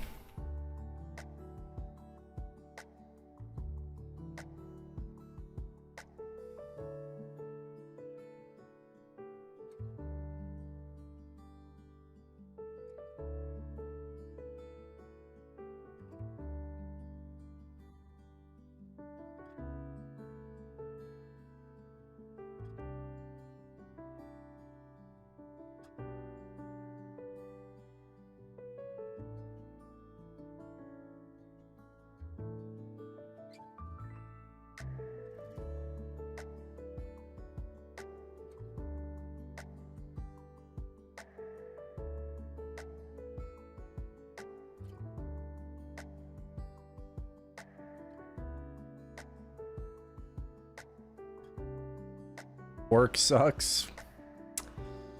Sorry to hear that.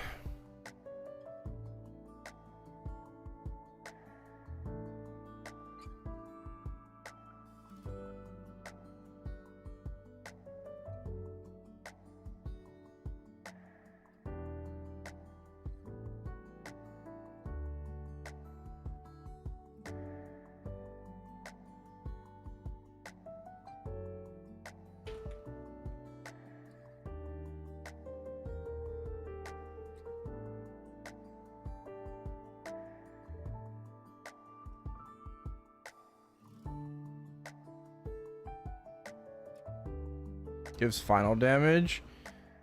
Yeah, but Maple M link skills are way different than GMS links in general.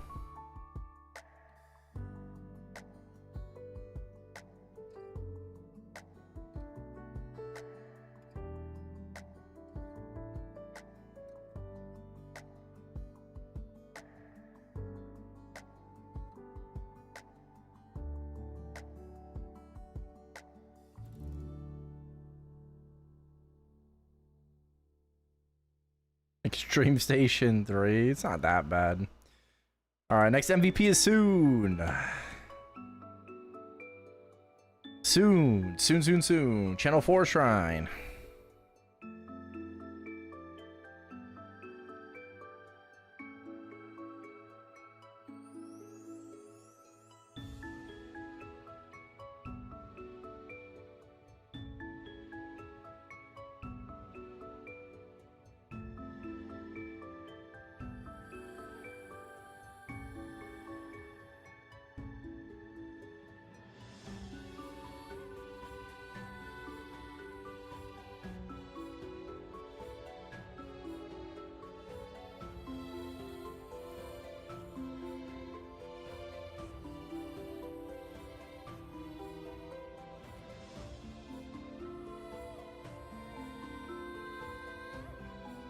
Channel 4.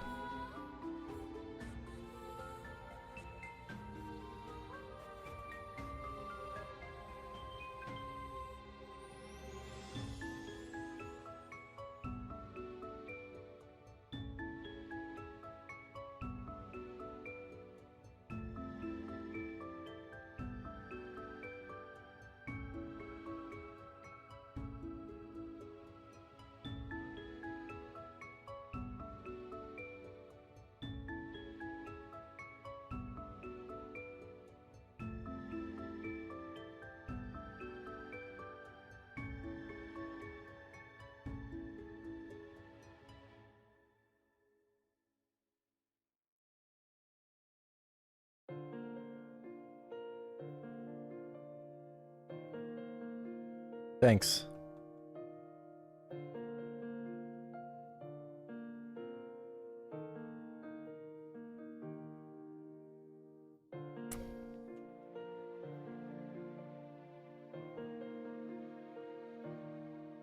Yep.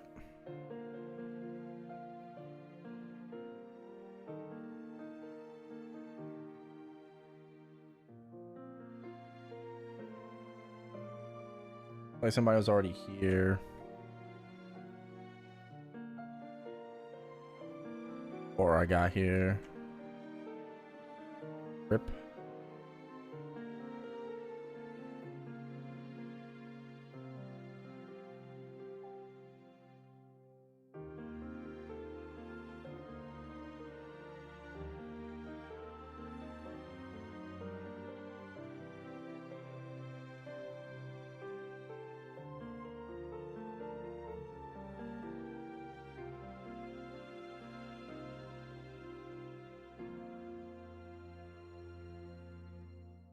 Level 20 Hecate? It's just a passive. Yeah.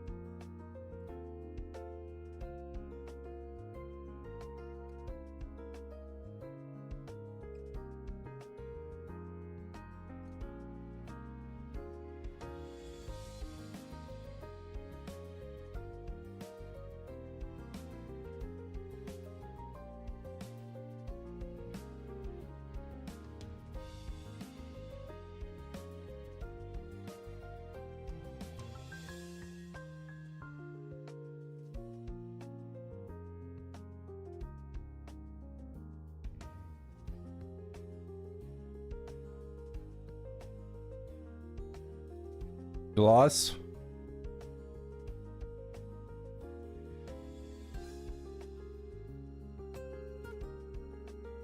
Rip.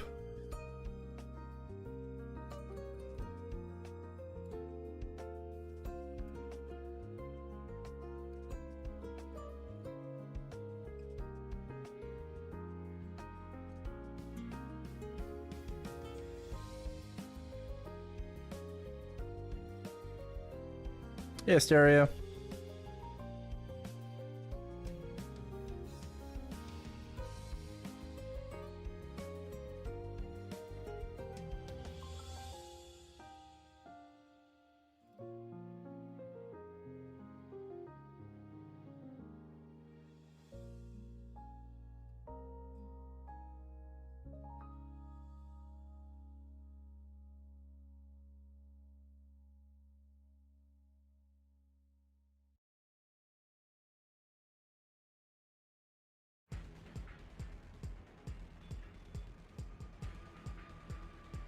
Were you at 9 wins?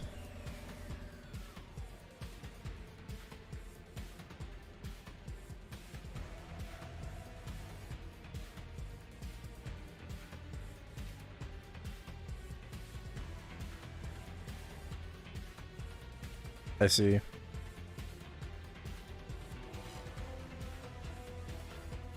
Yeah, I'm grinding to 290 on this. Possibly further. We'll see.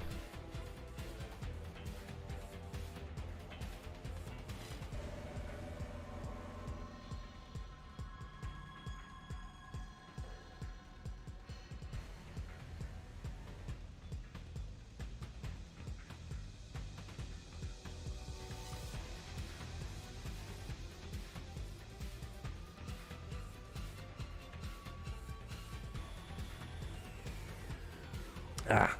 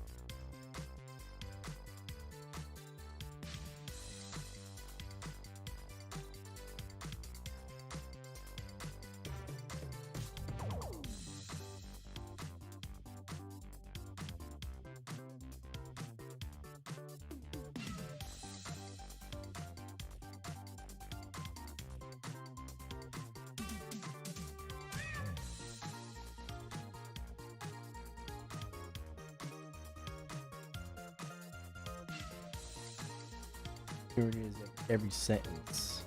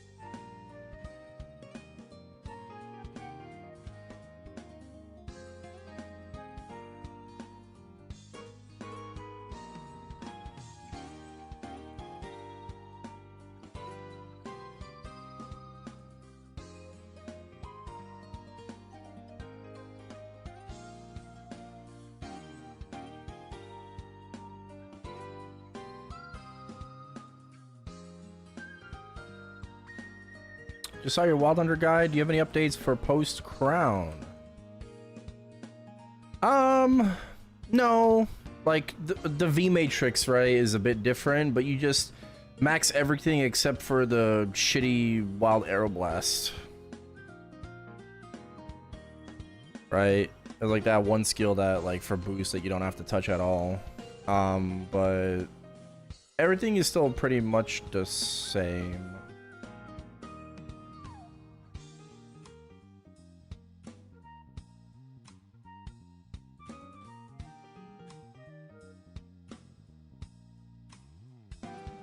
Yeah, let me let's see, Misusing TV, Wild Hunter. Let me go check that video out real quick.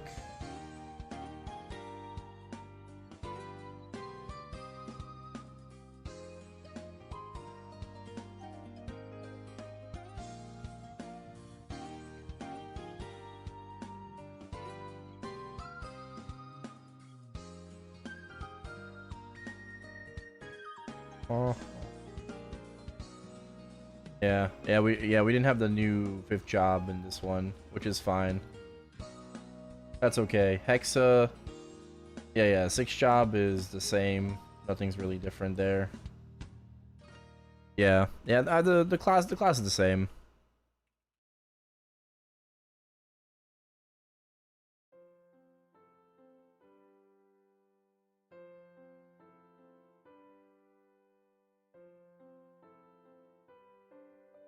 Guide is good. Just for 5th job, it's a little bit different.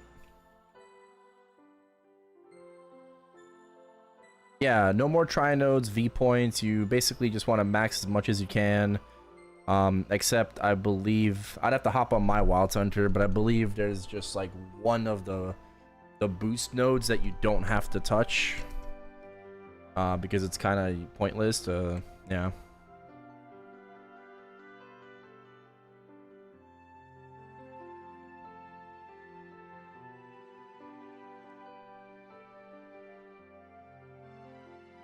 Ooh, Pangy uploaded a new video. High stakes Russian roulette is back. Oh, baby.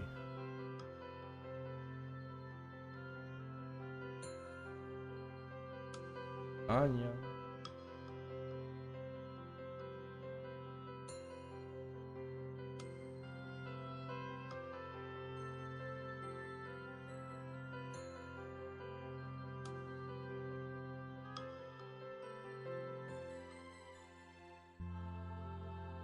Oh,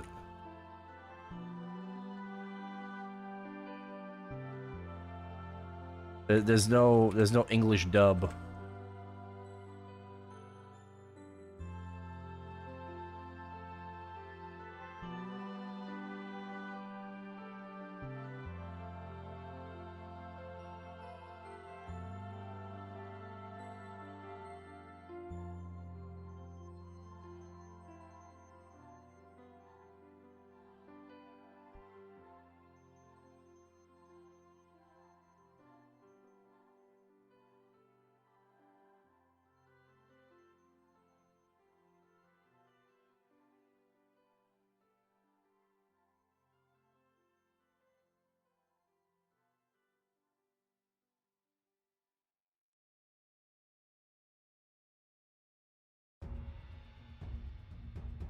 Protoblast Scattershot? Yeah. That's not that's useless.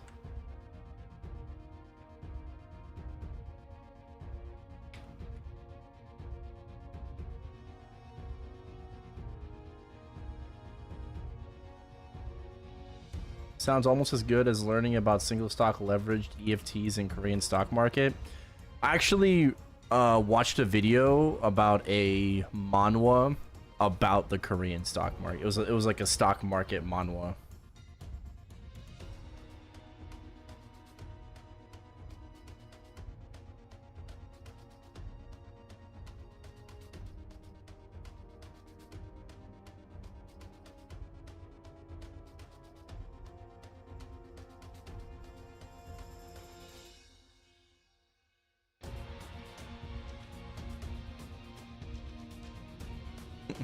ETF.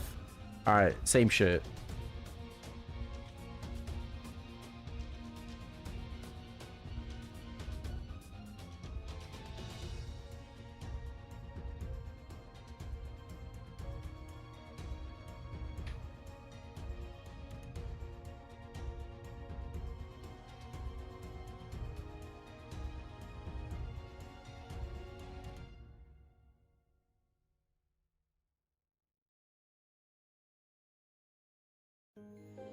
$22, $20.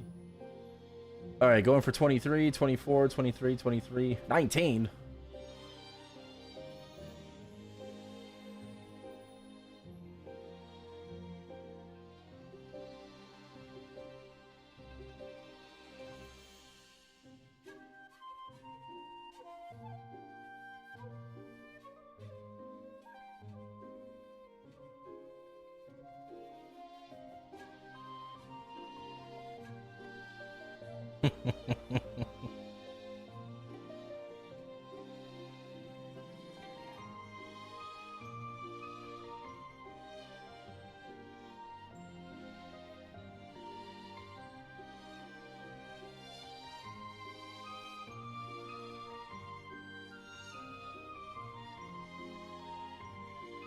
Ooh. Rip TC.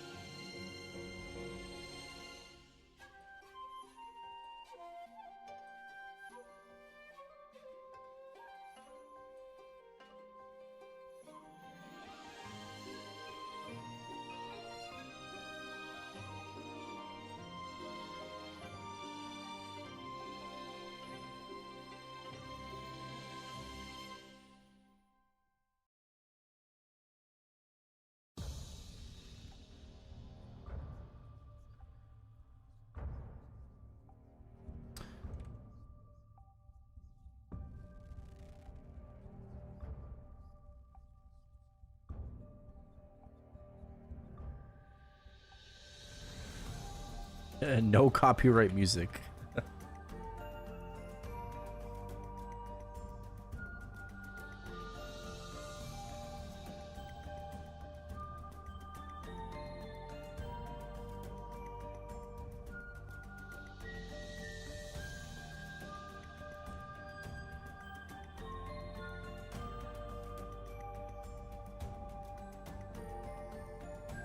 Oh, is that Myung Hoon? Oh.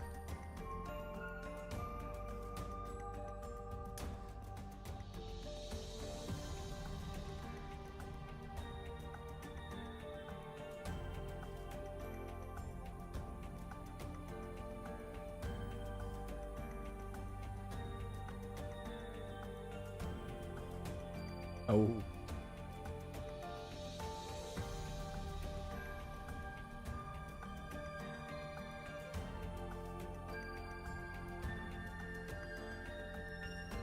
Oh.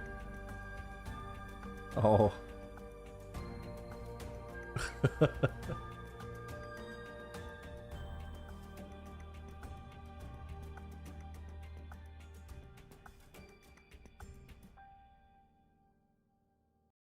Oh shit.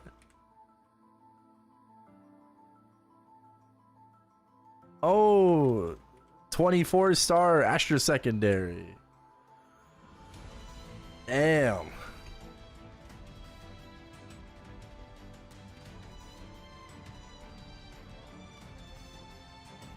He actually hit.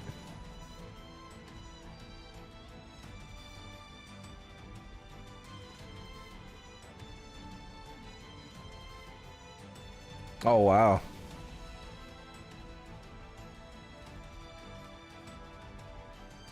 Of course paying hits. Oh. Oh, everyone left.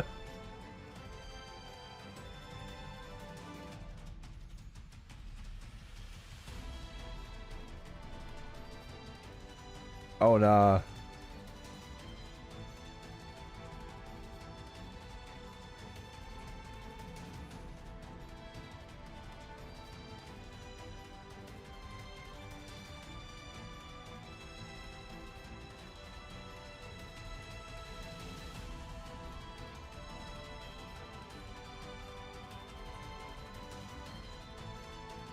Oh.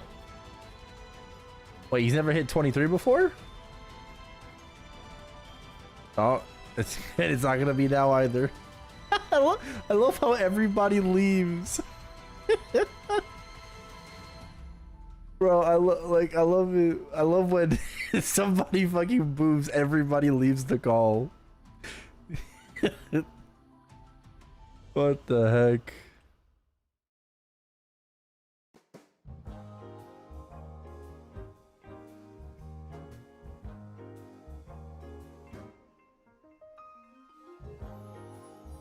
Damn.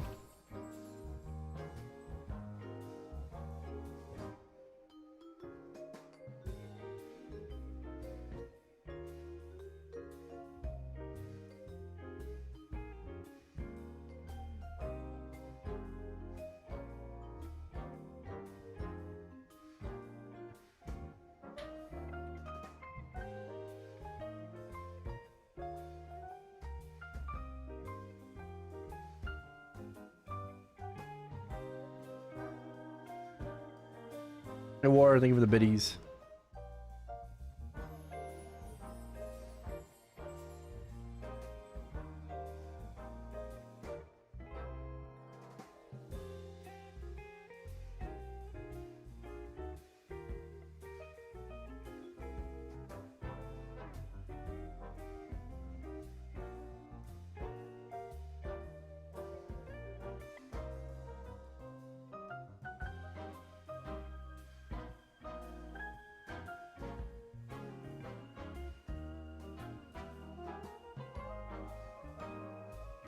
Oh.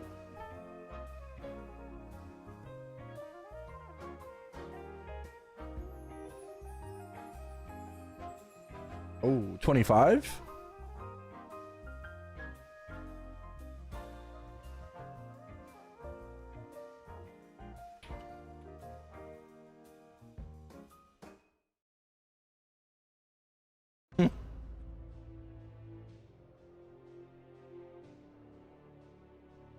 Oh.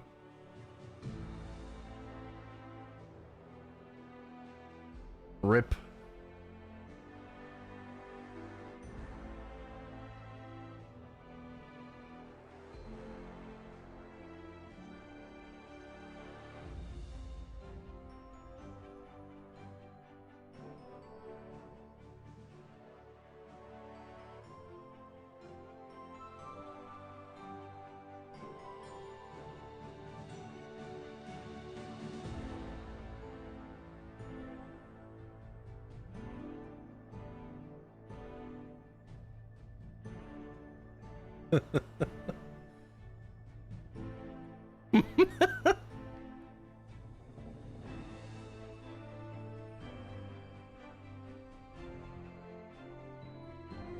Oh, nah. Wait, he restored it at 22? Damn, bro. He's a fucking moneybags.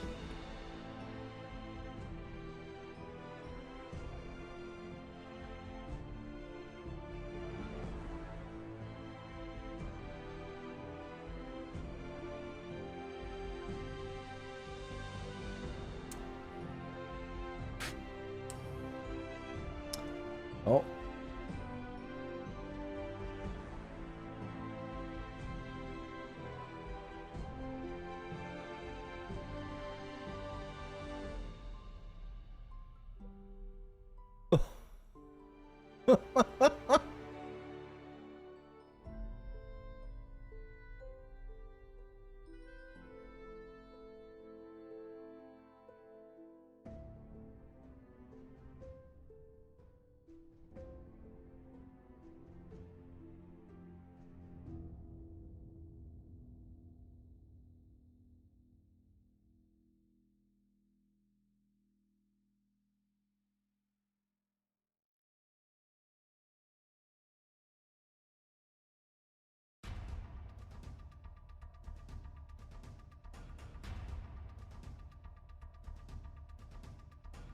Damn.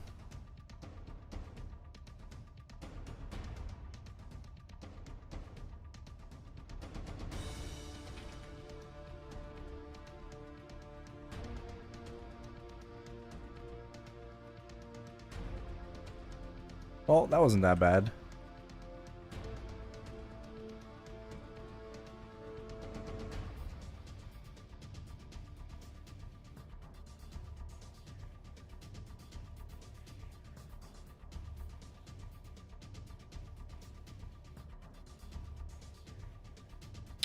Let's go to my history. This one.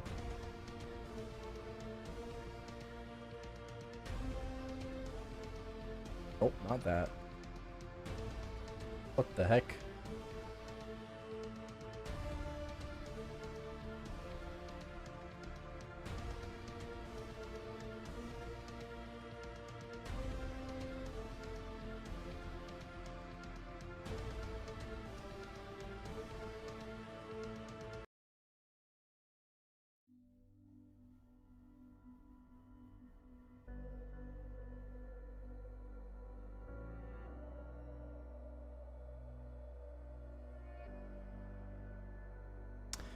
Higher than life. Yo, thank you for the follow. Appreciate it.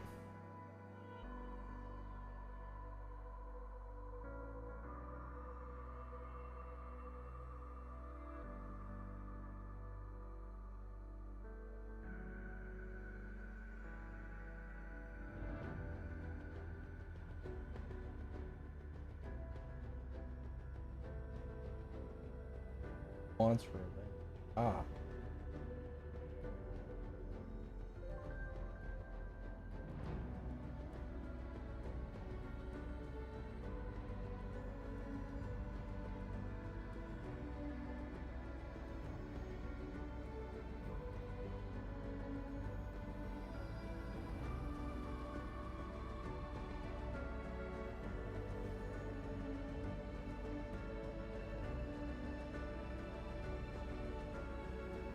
Been subbed on YouTube and appreciate it, man. Thank you, thank you.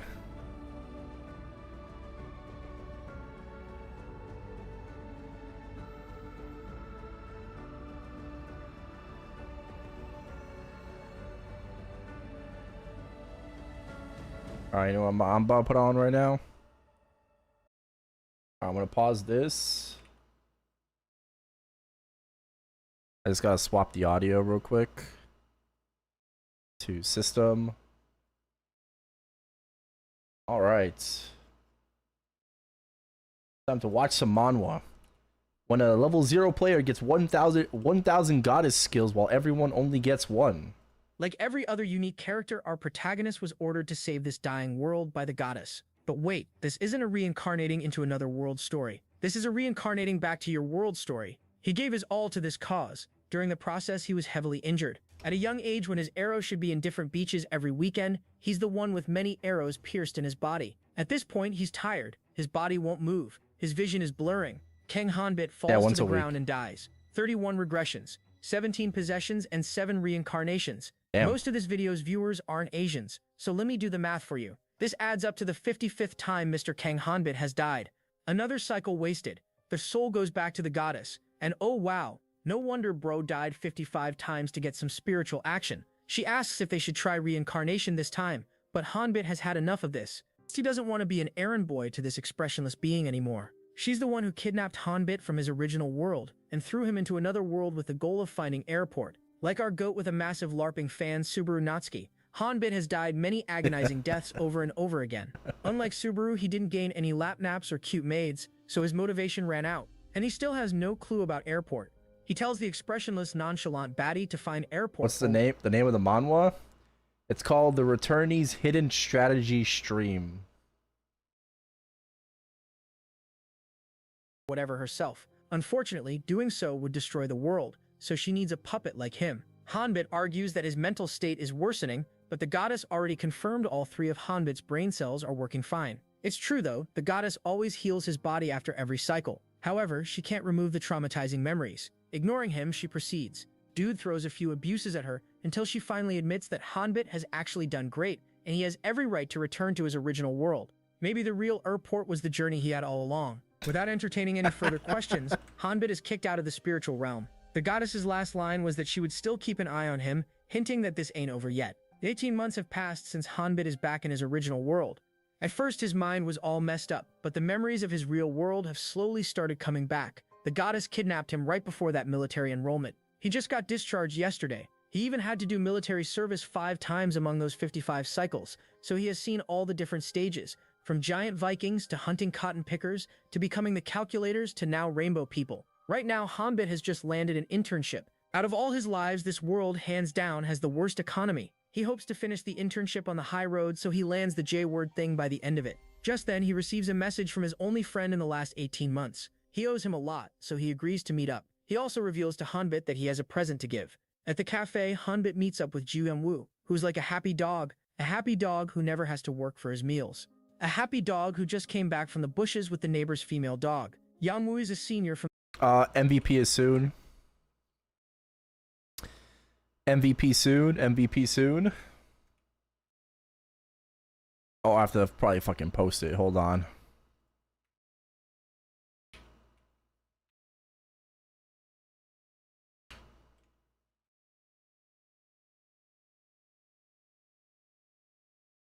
I gotta make sure that I don't get lost in the sauce too much.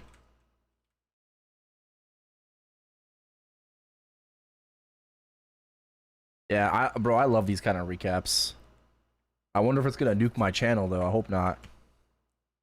The army, despite being 5 years younger than Hanbit. Hanbit sees him as a friend, so he cuts the bullshitty and asks for the gift straight away. Yunwu says that they shouldn't skip to the main event right away, but seeing Hanbit, a dear friend, get up and leave if not for the gift, Yunwu brings out the level 2 RP membership card for the popular game he's been playing these days.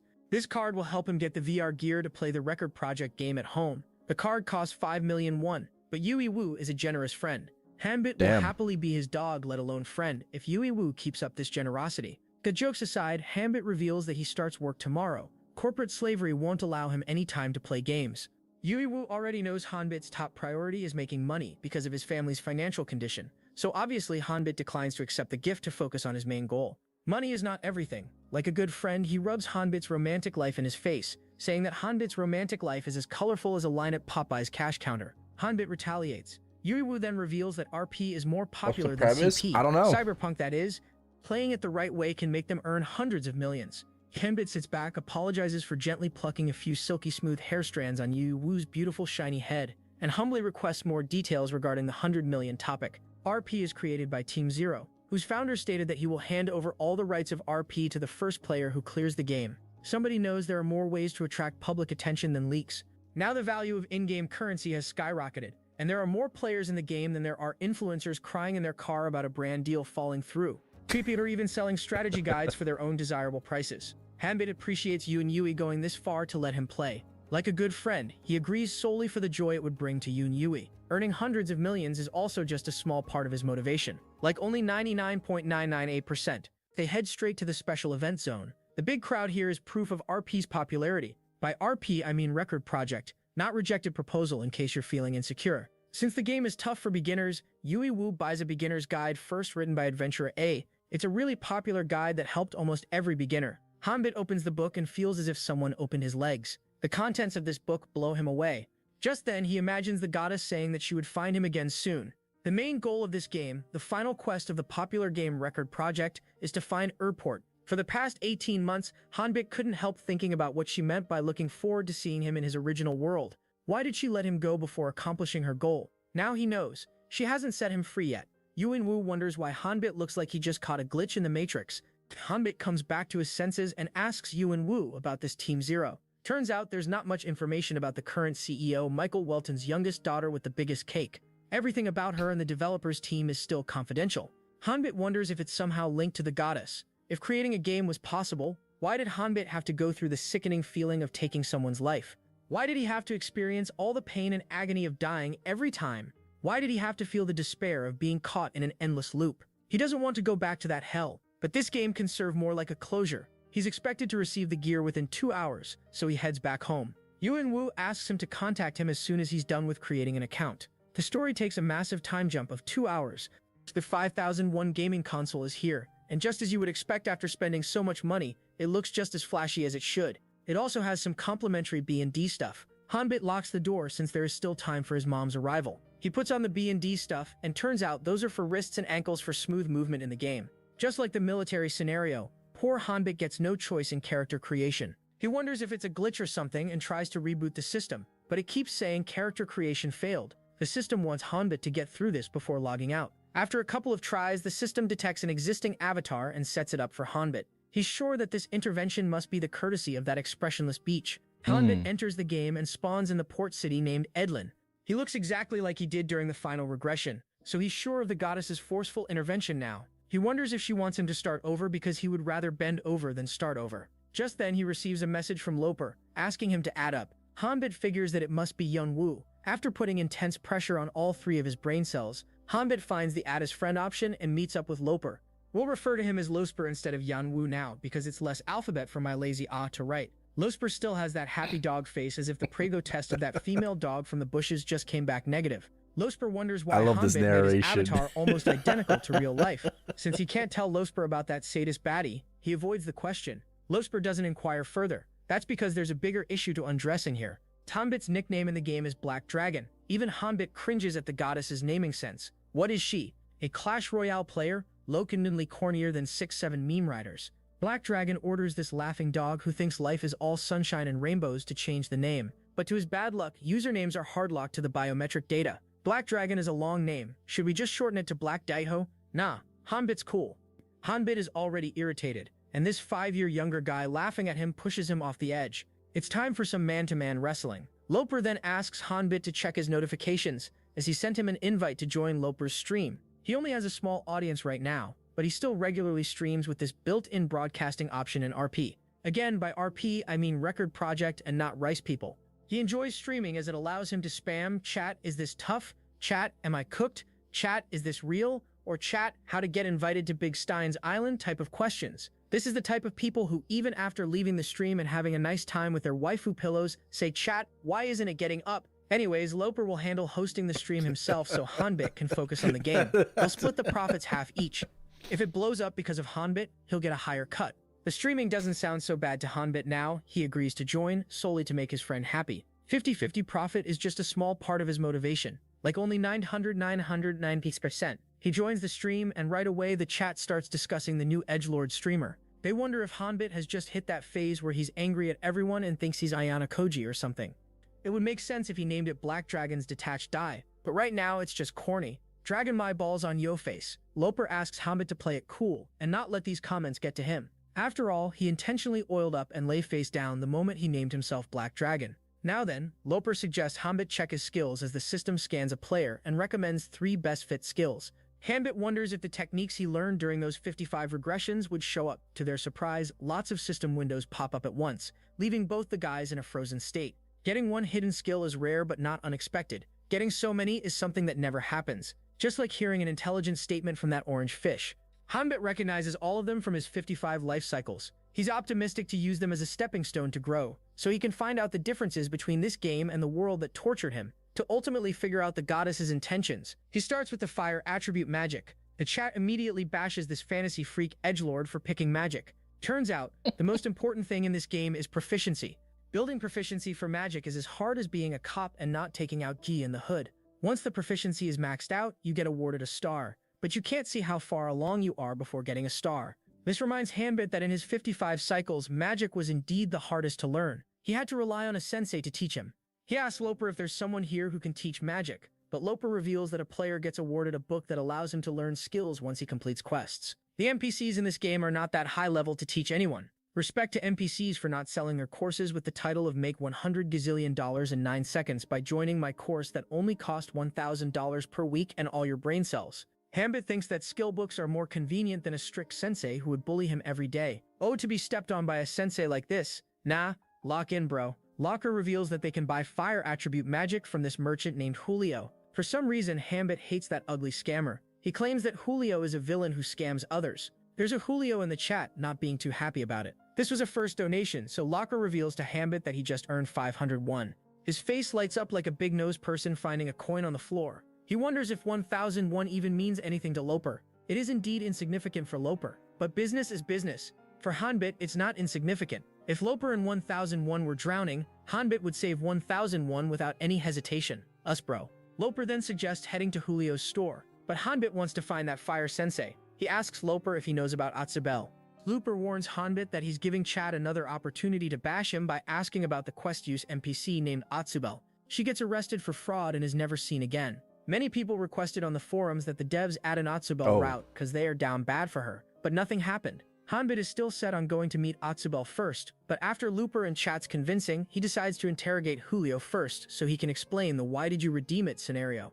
No one is believing Hanbit that Julio is a fraud, so a bet is made. 10,000 to Hanbit if he's right.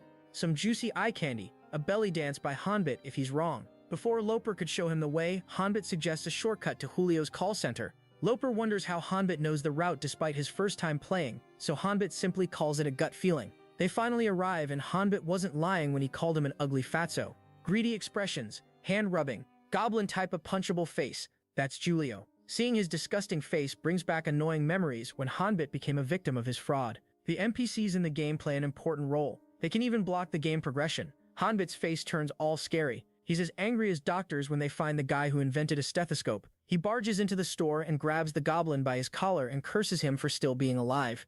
Chat couldn't believe it. They didn't think Hanbit was this serious about Julio. Mr. Hairy Ballface tries to play it cool by saying that isn't he looking for the spellbook. He frees himself from Hanbit and proceeds with the quest. The last spellbook was sold just a moment ago, but he can suggest another shop if Hanbit does a small job for him. He claims that a robbery took place in his store and he has proof that it was done by his rival merchant Atsubel. A new quest appears to apprehend General Merchant Atsubel to get a recommendation letter for the Fireball spellbook. Chad is now waiting with a tissue box and lotion for Hanbit to step out of the store and bless them with a juicy dance. Hanbit fully believes that Julio is lying because Atsubel is his true magic mentor and benefactor. Because he was training under her, Hanbit was framed in his first cycle and sent to prison. Julio fabricated evidence and bribed the soldiers to make sure Atsubel and Hanbit suffer. He confirms from Loper that once Atsubel goes to prison, she's not coming back. Julio thinks that he has finally gotten control of Hanbit, but to his surprise, Hanbit starts breaking stuff like a drunk father on a random weekend. After turning his store upside down, Hanbit finally finds the money pouch that Julio claimed to be stolen. A new quest appears with the task to apprehend the scammer named Julio. Chat is stunned to see that Hanbit was actually right. This guy with a pubic mustache is actually a scammer. Before he could say anything else, Hanbit warmly and respectfully introduces Mr. Fat Nose to the underside of his shoe soles. Julio is knocked out while Hanbit realizes how it feels to step on dog shit. Black Dragon has just found a quest that no one ever did before him. The city guards rush in, and the cutscene starts playing where the crying hippopotamus is dragged to the prison. At least with his breathtaking looks, Julio can drop the soap in prison as many times as he wants without anyone sneaking up.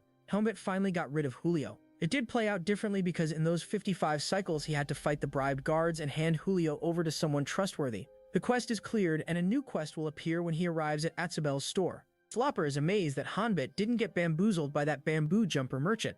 Hanbit needs a solid cover-up to explain how he knew Julio was a scammer, so he claims to be a fan of fantasy novels. He read an identical plot from an out-of-print novel, so he took a shot. Mr. Happy Dog has no reason to doubt this extremely absurd statement because Hanbit did read quite a few fantasy novels in front of Loper during their military time.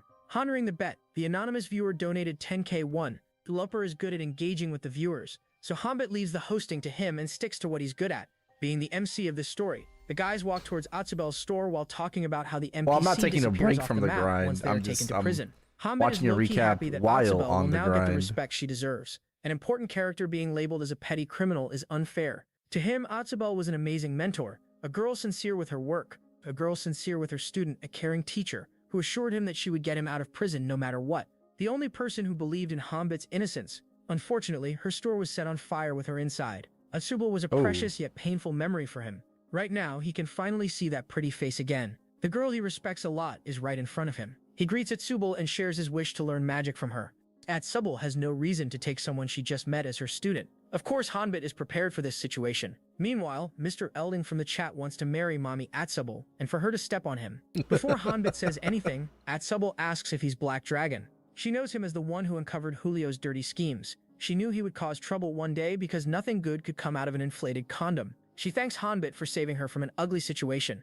The two of them then bond over their mutual hatred for that partially evolved species. Back to the magic book that Hanbit asked for. Before she could say anything more, Hanbit reveals that he's aware of Atsubel looking for a cure. He says that the things on her desk gave him a clue. Atsubel bites her lip as he gets a bit impatient to inquire more. She asks Hanbit how much he knows about medicine. He claims to know enough, so Atsubel tests it by asking for the name of the disease that causes blue pupils, dizziness, and vomiting. Hanbit fails to name this blue ray disease or whatever, which disappoints Atsubel. She has been fooled many times by those self-proclaimed experts into spending lots of money. She won't let anyone crush her hopes again. Imagine being scammed and exploited all your life just to be framed as a fraud and killed in prison. She's indeed a tragic character. Hanbit doesn't know the name, but he knows the other symptoms, and he knows how to cure it. Atsubel has once again gotten her hopes up. She requests Hanbit to help her. He assures Atsubel that he'll definitely bring the cure. A quest appears to cure Atsubel's mother's disease and receive 2,000 gold, and Atsubel's fireball spellbook as reward. Given how pure and pretty she is, man would have done it for 0 rewards. The guaranteed epic book is crazy. Loper and Chad are stunned.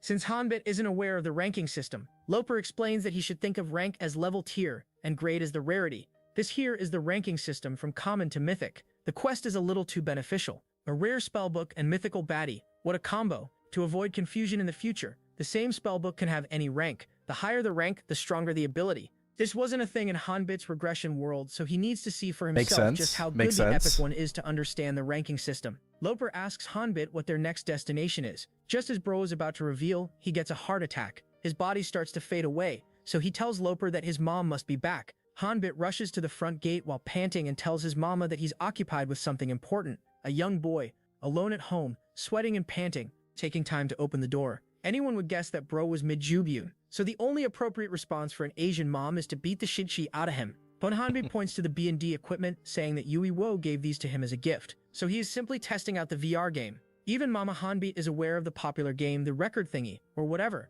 She tells him not to play too much, so Hanbit assures her that his internship is starting tomorrow.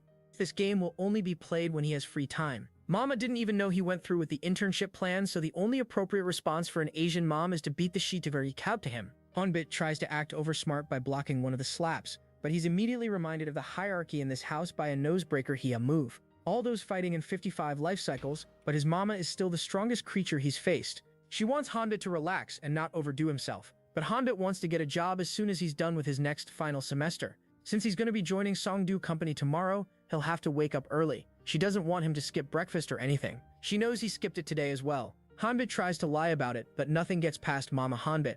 Back in his room, he remembers he was in the middle of a stream. He thinks about going back, but it's already past 11 p.m., so he decides to go to bed early. Meanwhile, Loper is being bullied by chat with questions about Hanbit and the new unique quests. Meanwhile, a post on the forum is trending. The post that talks about Black Dragon's hidden quest discovery. Even the screenshot of that epic fireball spellbook has been posted. However, most of the viewers think of it as nothing but a fabricated publicity stunt. Even this employee at the RP dedicated department in a small game workshop named Jae-ha Kim doesn't think much of it. He gets to see such marketing stunts from streamers every day. His suspicion is further solidified by Hanbit's elite naming sense. Who would trust any information coming from Black Dragon? Since he has time in hand, he'll check the authenticity of this quest. Meanwhile, Loper is getting cyber-jumped by all his viewers. They suspect Black Dragon to be a middle schooler to log out because his mama is back. While he's justifying, he notices the viewer count rising as quickly as the crime rate in the neighborhood after Jamal moved in. He then sees the post about them on the forum. Loper is wishing for Hanbit's earliest return until he gets a message saying he gotta sleep to wake up on time for his first day of internship tomorrow. Hanbit realizes what kind of situation Loper must be in, so he leaves a gift. A message for the viewers that the cure for Atsubel's quest can be obtained from bomb slimes. He'll share more if anyone manages to clear it before him. The next morning, Kang Hanbit arrives at his office, a little too dressed to be the errand boy / punching bag internee. The office is in a state of chaos. All the employees are perfectly executing their do-nothing look busy act. That's when one of the guys notices Hanbit and asks Minho to take him to the conference room. This is Minho, the guy who spends many sleepless nights so the manager could be a premium of client in his comfy gooning chamber. As Hanbit is clearing the whiteboard in the conference room, another guy who's perfectly executing the role of someone who has to pull an all-nighter, hence holding this coffee, enters the room. Of course, he's a team leader. Minho reveals that Hanbit is the new intern he mentioned a couple of days ago. Hanbit bows down and promises to work hard. Team lead tells him that he only needs to do what he's told. He's then told to leave the room so the team lead can pretend to have a productive conversation while dumping all the work onto Minho. Hanbit can clearly see just how bright this company's future is. He still believes that it's better than the hell he went through because of that nonchalant baddie. Back in the game, Hanbit apologizes to Loper for not seeing his messages sooner. Loper is far from angry. Like a good golden retriever, He's all jolly and sparkly. Turns out he's happy because the viewer count of their stream has gone over 5,000. They are now going to start Atsubel's quest. Hanbit asks if anyone managed to succeed after the hints he dropped last night. Turns out no one did. Some even think that Hanbit tricked them, but dude states that their went from skill like issue 10 is not his viewers to fault. 5,000. Of course, he's going to show them his levels now. They head straight to the wall's main gate. Slopper suspects Hanbit to be a veteran and not a newbie, but he simply brushes off his concern by saying that it's the fantasy novels.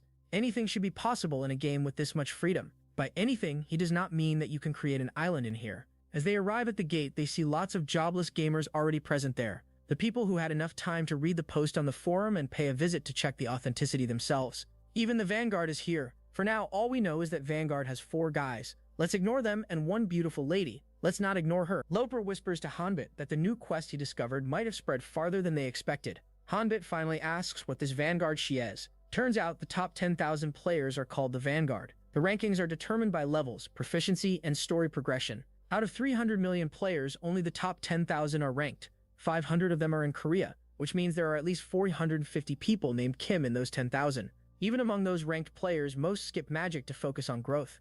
Hanbit then sees this Vanguard guy carrying the Golden Bird bow, a weapon made by a very skillful craftsman. Even these ranked players couldn't clear the Impulsible quest. Also, most of the ranked players belong to corporations. Yup, there are corporations backing their players to clear RP. Even if they don't own the game, it still generates enough money to miss out on this opportunity. Just then, a girl approaches Hanbit and asks if he's the mighty cornball named Black Dragon. Makes sense. She's waiting for him to clear the quest and show them how it's done. The guy with the rooster hairstyle acts all cocky and tells the girl that he knew Black Dragon was lying. The girl, on the other hand, wants him to have patience until Hanbit gives it a try. Cock is right to be skeptical because the last time he trusted this woman, they were robbed so bad that they were left with just the undies. While Mr. Cock barbarically gets his hair pulled by the evil lady, Hanbit and Loper head towards the sea. Loper wonders why they are going in the opposite direction from the bomb slimes, so Hanbit reveals that they need a fishing rod first. Chad is wondering what the fishing rod has to do with bomb slimes. Thankfully, Loper isn't confused because of a lack of brain. All he cares about is that Cuckoo just donated 1,001. Meanwhile, Hanbit is all smug because of how clueless everyone is right now. Even when Loper asks about it, Hanbit acts all mysterious. Now Loper is worried. If this turns out to be a prank, he will have to shut down the stream. Chad is also bullying poor Loper for whatever Hanbit is trying to pull off here because Loper is more bullyable.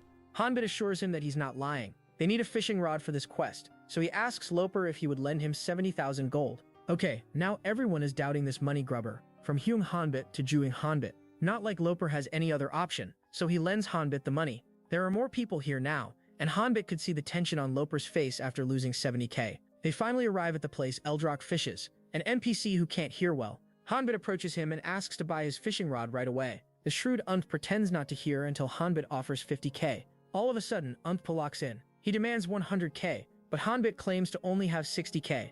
Unt refuses, so Hanbit starts lowering the cost even more. After hearing a bit curse words and abuse from the old man, Hanbit succeeds in scamming the old man for 60k. Having an Asian audience means the chat has already calculated the difference. Borrowed 70, spent 60. Black Dragon successfully extorted 10k from Loper. With that fishing rod, they arrive at the forest to catch some bomb slimes. Meanwhile, Loper states that streaming suits Hanbit and he can become an amazing host. If that's too difficult, he can roleplay as some character. RP inside RP was not on the chat's bucket list. Back to these bomb slimes, they are extremely sensitive. Even a little finger insertion will cause an explosion and spread the fluid. Timeout. That didn't come out right. So the bomb slimes explode if they are touched by anything. Let it be a rock or your uncle when nobody's home. It's not like they drop anything after an explosion, so the chat calls them GOAT. Greatest of all trash. Hanbit finally finds a slime at a perfect height difference. He adjusts the fishing rod sensitivity a bit. Just as he is about to begin, Loper reveals that there are people following them. Thanks to Mr. 000 for keeping an eye on their back, even Hanbit noticed several groups following them all the way from the city. He asks Loper for the screen settings so he can adjust them for a bit to deal with this mess. He apologizes to the chat for briefly turning off his screen so he can do some over 18 stuff with his stalkers. Loper has always loved fantasy stories. Unfortunately, no one in the military shared this hobby with him. If only he were into BL, he would simply pass time reading the same book over and over again until a new recruit joined the unit. This recruit was also into fantasy novels. He had already read Loper's favorite novel, and to his surprise, that recruit pointed out details that even Loper missed. Time went by and Loper graduated and got busy with his life. One day, he saw a poster of RP and immediately thought of Hanbit. That's the guy he want to play this game with. Right now, only Loper is sharing his screen while Hanbit pretends to catch some slimes in the background. Loper intentionally blocks the view of what Hanbit is doing. With the new quest popping up, it's obvious that people will follow them to observe. Among those observers, someone is bound to get impatient and jump the gun, now that they can't see Hanbit's screen. Time for some action. The reason Hanbit bought this hook is that bomb slimes don't react to its sharp tip. Moreover, he can deploy spikes from its tip with the press of the button. This allows him to control the timing of the explosion. Now then, Hanbit starts throwing those slimes at these impatient nobodies. The stream snipers are now dealt with, so he goes right back to his initial mission. Right away, he notices a slime of a different color. That's the one Hanbit was searching for, the one he wanted to catch. What better way to discriminate than with color, is what Hanbit says. He catches the slime and puts it in his bag. Chad is confused. Why didn't the slime explode after coming in contact with the bag? Turns out, if the entire pack of bomb slimes is wiped out, there's a high probability of one of the remaining ones turning into dud slimes. Dud slimes are like Cristiano Ronaldo. They have lost their explosiveness for natural reasons. Just like he can still be useful as a role model for future strikers, dud slimes can be useful to bag a tableau. Loper is worried about sharing too much, but Hanbit knows that it's not that simple. Just because you know where the red light district is does not mean you're going to lose your virginity. There's still the massive ED problem. Meanwhile, this guy Kim Jae-ha from that gold farm company has barely avoided being Middle Easted by Hanbit. At least the purpose he set out for is fulfilled. He's now sure that Hanbit is no ordinary player. He thinks that Hanbit is backed by a massive corporation, one he can never compete with. Still, Jae-han is confused as to why the Black Dragon hangs out with a small-time streamer. Maybe this attention-seeking happy dog is there to distract everyone from Hanbit. For now, he decides to focus on clearing this Otsubel quest so he can meet the quota for this month. As you would expect from a hard-working corporate slave, Jae-han did not succeed. Back at Otsubel's shop, she sees the medicine and gives the exact same response as the delivery doctor when Yui Uglial was born. Without a doubt, this medicine's quality and aroma are on par with Indian street food. This has to be as disgusting as our reincarnated as a toilet video. Otsubel sighs in disappointment and turns back to compensate Hanbit with money for dealing with Julio. This medicine thingy is just not for him. Hanbit asks if she can actually afford to miss out on this opportunity. The rage bait works perfectly, as Otsubel is about to turn our Black Dragon into Black Doggy. Using this opportunity, Hanbit shoves his disgusting thing into Otsubel's mouth and makes her swallow the contents. Of course, we're talking about the medicine. Loper is sweating crazily, as he didn't expect his friend to be a husband from the 1950s. Otsubel had to run to the washroom right away to throw up. After a few minutes, she's back, and now Hanbit is going to be the one throwing up blood. It doesn't seem like he cares. Partly because Otsubel will be cured now, and partly because he's into this stuff. He asks if a seed-like thing came out because that was the cause of her illness. Otsubel is confused. Hanbit claims that the seed she just threw up was the root cause of her illness. He then reveals that he knows Otsubel has been sick as well. Keeping it a secret, she has been suffering in silence this whole time. She didn't want her mom to worry or Julio to use this information to seize Otsubel's shop, claiming that it was promised to him 3,000 years ago. The parasitic seed she swallowed grows in the far south region. She must have caught it from the ingredients imported from that region. As it happens, bomb slime is the only thing that can detach it from the stomach lining. Without the explosive ability, the slime is just mucus and a toxin that triggers vomiting. It wasn't an illness to begin with, just a rare infection. He then hands over the disgusting plate with disgusting medicine to cure Mama Otsubel from the disgusting seed. Despite this being just a game, Hanbit notices that Otsubel hasn't changed a bit. A silly, pure-hearted girl who always puts others above her. Despite having a bad temper, she would always protect him. From the bottom of his heart, Hanbit wishes Otsubel to find the happiness she deserves. The cutscene starts playing where Otsubel feeds her mom the medicine, and after throwing up, she's cured. She's now healthy enough to give Otsubel a sibling. Otsubel has tears of joy in her eyes. Her smile has blown away the entire chat. One of them claims Otsubel to be his wife from now on. It's always the 2 inchers shooting for the moon. She thanks Hanbit, and as a token of her gratitude, she hands him the spellbook he was looking for. The happy dog is even happier to see his bro pull such a thick baddie. Sorry, book. Dolberg, just as they are about to leave, Otsubel stops them to give more rewards. She hands him a bag full of coins. Loper can't believe the generosity of this beautiful angel. The system window pops up to give rewards for clearing the first quest. The payout is doubled, 2 bonus stat points are allotted, and 200 experience points are given. Hanbit's level increases by 5, so 5 more stat points. Even Otsubel's Fireball spellbook is upgraded from heroic to unique. Hanbit is surprised to receive so many rewards. Dude's only motivation was bringing a smile on Otsubel's face. Good luck on Dark, no. He's low-key concerned regarding the phrase first clear. He's worried that the game is fixed for him. Ladies and gentlemen, make sure to keep moving when he attacks. In his case, the plot armor simply means being a dog to that nonchalant baddie. There's nothing to worry about because first clear appears Try not to jump into him. Loper can't believe jump Hanbit away. just acquired a unique spellbook in the first quest. He wants Hanbit to share a few words of wisdom with the viewers like Master Oogway, when he said, if she says no to her mother shall you go. Meanwhile, the chat is going crazy like a Scot when deprived of beer for 50 seconds. Loper can't even read the messages. That's how fast they are spamming. Otsubel hands a paper to him as well. A letter of introduction to the blacksmith. This can get Hanbit a weapon of his choice. She noticed how this cheeky and Kiki duo isn't carrying any weapon, plus their equipment is all ruined from the bomb slime expedition. Hanbit clarifies that this disgusting smell on them is from the slimes and not themselves. The same disgusting smelling thing that he shoved into Atsabel's mouth. With a beautiful smile on her face, she sees them off. Now then, the dumb duo looks for another quest to do. RP is an open world so they can go wherever they want to. They'll still need to be cautious not to carelessly get trapped in a high-level area. Talking about freedom, RP gives a whole lot of options to customize the avatar as well. Loper finally remembers to ask Hanbit why he chose to look exactly like his real life. Hanbit can't reveal the goddess prank, so he uses the ultimate trump card against dumb people. He stays silent. Loper steers the conversation away to the freedom of choosing the gender. Those who have been to Thailand will be safe. Others shall remain cautious. Sometimes the cake might come with a candle. While the yapper dog continues, Hanbit thinks about the next destination. Just then, a notification sound grasps Hanbit's attention. A beautiful sound, a sound of money, because Mr. Respect Testes just donated 50k to see more Atsubal.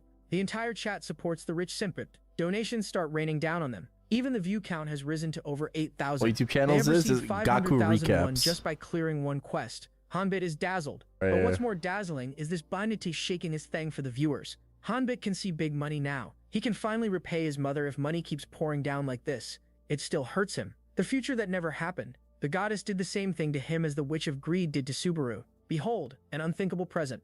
A missing poster with Hanbit's picture and information. His mother gave up her life to find him. It's as if he was her life. From now on, he's gonna make her happy. Maple Loper Scout or tells Erel? Hanbit that No, the chat not is yet. desperately waiting for him to use the spellbook.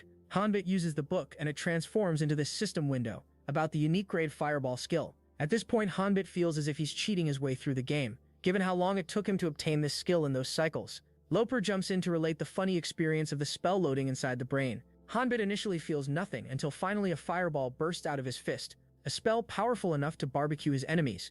It turned out much better than Hanbit expected it to be. Just then, two lethal eyes appear in front of him. He remembers these nonchalant eyes, the eyes that belong to beautiful outside, ugly inside goddess. Hanbit earns the title, Recorder of 55 times. He sees a big hand, goddess's hand, extending towards him as if she's trying to cage him once again. In this moment, Hanbit felt what true fear is. It's as if he finally qualified for the World Cup and his first opponent is Messi. With this title, he'll now gain EXP points as fast as a virgin's first time. He also unlocks something that has a keyword called Spirit. Hanbit trembles as that piece of fine cake isn't letting him enjoy his life in peace. This title has just confirmed his theory of the goddess still watching him like Mark Zuckerberg when you like those GRWM videos. Loper is a bit worried for Hanbit, but since they won't understand even if he shares, Hanbit decides to stay silent. He covers it up by saying that casting a spell for the first time took a toll on him. He wants to compare this unique level skill to a normal skill, so he asks Loper to show what the degenerates beneath his spell status can do. Loper hesitates at first but finally shows the fireball spell that can hardly light up a cigarette. Even a firefly has more fire up its butt. Hanbit tries to console him that his normal grade skill is useful and impressive as well. Rather than feeling down, Loper should focus on how many asthma patient, polio-infected ant babies he can slime with such mighty power. Loper explains that magic is just too grindy. Hanbit is now coming off as that gifted noble in high school anime who doesn't have to struggle for anything. Hanbit thinks that grade is not the only notable thing here. Proficiency has to be equally, if not more important. The edgelord then explains to Loper the fundamentals of casting a magic spell. It's not something you click, but a mathematical equation that you solve. In that equation, one must calculate incantations and mana management. Loper's brain has already shut down after hearing maths. Hanbit doesn't plan to make magic his main skill right now, since the biggest plus point is its convenience. While Hanbit is acting like a wisdom merchant, Loper reminds him that it hasn't been 48 hours since he joined the game. His words right now are just as impactful as Loper's fireball skill. Chat seems to give our boy appropriate treatment. They want to watch him play, not yap. They think that Black Dragon has been conquered by ego. He thinks he's in Blue Lock or something. Hanbit crashes out at these unemployed viewers, mocking him for being so wisdomous, if there's a word like that. Hanbit breaks up with chat, saying that he won't reveal any more quest information. The only thing they'll get from Black Dragon now is the Black D Lightspender donates 77,777 yen, and suddenly, the angry heads bow down to their daddy. It's not like Hanbit is swallowing his anger for money. He genuinely feels no animosity now that the money is pouring. He's then asked about his next destination, so Hanbit reveals that he does have a place in mind. Hanbit arrives at this strange hut. Loper expected him. Channel 4 shrine for MVP. Oh, come now, come now. Channel 4 shrine, Channel 4 shrine. At XX38. To continue the main story, but his main priority right now is getting more skills. They enter the cut only to find a jack dude with more bruises on his arm than an emo love-struck girl. The owner of this place, which is a little too creepy for our happy dog, is the archery NPC Hunter Leichner. Hanbit reveals his intention to learn archery. Leichner tries to overwhelm Hanbit by asking him if he has the grit for it. Leichner's muscles are big, but not as big as the confidence of our edgelord. The quest appears to obtain a passing score from Leichner for an archery training manual and 500 gold. They are out in the open. Hanbit needs to score 200 points in 30 attempts. The center point is worth 10 points. Loper wants him to add some stat points into agility before beginning the test. But if there's anything big about our guy, it's his confidence. Hanbit shoots his first shot and misses like that one guy commenting "hi lol" under every pretty girl's posts. Still, bro might have missed this shot, but he's not going to lose this game. He channels his inner whoever is LeBron James of archery, and finally hits the board. Unfortunately, it's not very close to the G spot. G for grand.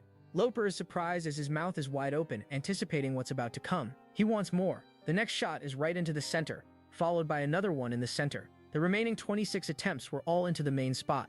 Hanbit passes the test with a whopping 287 points. Achieving this many points with just an RP level 2 gear turns out to be just as impossible as One Piece fans not review bombing peak shows, just because their favorite show is mid. Just then, the scene shifts to another baddie with a handful of coins. She's bored with all this pickpocketing. She wants a challenging opponent. The baddie with Mikasa's scarf then sees two idiots walking into this shady valley, begging to be robbed. Loper is extremely happy to be holding the rewards. Congrats on Dark now. Even Hanbit thinks that Loper is a bit too excited for his age. Turns out Loper is just too happy to find out about Hanbit's archery skills. He's no time traveler, but he can see their future now. The future filled with money and fame and lots of bitchless fellows. No one thought Hanbit would be good with his stick. Arrow, stick, and bow. No one except Loper, though, who gambled on this chance and won a lot. Their next destination is Mr. Sword Sensei, who will teach Hanbit swordsmanship. However, he needs swiftness skill before that. He already knows where to bag that, whereas Loper has no clue why he needs the swift skill. Hanbit is impossible to read, unlike this other friend who wished for time-stopping power combined with untraceable DNA to tell everyone just what kind of person he is. Finally, the two idiots arrive in the alley in front of Ria the baddie. The reason most people avoid swiftness skill is that Ria's quest is as difficult as maintaining eye contact with her. Hanbit walks up to her and reveals his intention to learn the swift skill. Ria appreciates the honesty. Ria appreciates the straightforwardness. Ria appreciates the bravery, but what Ria appreciates the most is that bag full of gold coins. That being said, Ria steals the bag in a swift motion and considers it a teaching fee. To her surprise, Hanbit isn't bothered by losing the gold stash. He just wants to learn from the best. Or deep down, bro was already squeezed dry by her many times. Squeezed in terms of money, of course. What's up with you guys' brains? In those 55 cycles, Hanbit lost more money to her than those part-time students investing in crypto, after learning a few graphs like rising wedge, peeing dog, a horse's 5 legs, or whatever the bizarre names are. Ria confesses her feelings to Hanbit about how, from the moment she laid her eyes on him, she doesn't like him. And she begins the first lesson, and their first task is to catch her. A quest appears telling him to find Ria within the time limit to acquire the swiftness skill book. Hanbit already knows through Loper's expressions and chat's comments that Ria is impossible to catch now. The only way to complete it is by losing 25 grand and attempting to catch her 5 times. Each time there's a 3-hour timer. That's 15 hours of nothing to do because Ria can't be caught and they can't take on other quests or log out. In that case, the timer just only resets. use 2 you garden, then it's fine. With the luxury of 0 brain cells, Hanbit concludes that big of a the only deal. option available to them is catching Ria. Hanbit knows they can't catch her, but he knows just the right person for this job. He arrives at Mami Atsubel's store. Turns out Ria and Atsubel are sisters. No one knew about this, but Hanbit lied that it's common knowledge among the streets that Atsubel's father had been shooting gold. For after lying to her and convincing her, Hanbit proceeds to lie to Loper, claiming that he saw some graffiti that gave the hint. Chad even goes back into the stream to see if he's telling the truth. But Hanbit clarifies that eyes filled with lust shall not find the truth. He doubles down on his unemployed fans, saying that they would have seen the hint if they didn't send an angel like Atsubel to prison. He then follows Atsubel as they head out to find Ria. Meanwhile, that baddie is playing recklessly with a cat. Of course, a cat who doesn't give a shit about anyone as long as human slaves keep presenting it with food. Ria thinks that the two idiots must have given up searching for her by now. Even if they haven't, they would never find this place. Just then, Atsubel enters the scene, with her big sis as the big idiot who was robbed by her. Ria is panicking now as she reminds Hanbit of how immoral and cheap it is to bring her sister into this small pickpocketing matter.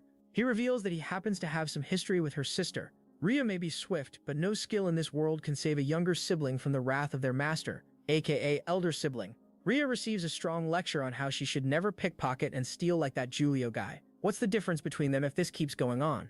Atsubel gives her one last chance to give up the life of crime. With her gone, Atsubel brings out the Swift spellbook and honors her promise, despite not liking Hanbit's approach to clear the quest. Once again, this book also turns out to be a unique gradebook. She then leaves and the Goldie dog finally catches up. He's exhausted right now, but Hanbit doesn't care about that. He's not going to miss out on the opportunity to brag about this unique gradebook he just got by his lowly tactics. Now then, it's time to learn some swordsmanship. Hanbit still hasn't gotten used to this consumable book thingy. Loper then tells Hanbit that the viewers are curious as to why Hanbit learned this haste or swift skill. Hanbit thinks that it should be obvious, like if the two idiots were in a race of who's the bigger idiot. Ooh. Hanbit could use Plus haste skill 3 to win epic. and outrun both Loper and intelligence. I'll take Loper that. is just happy that even with a unique grade skill, he was only beaten by 0.101 seconds.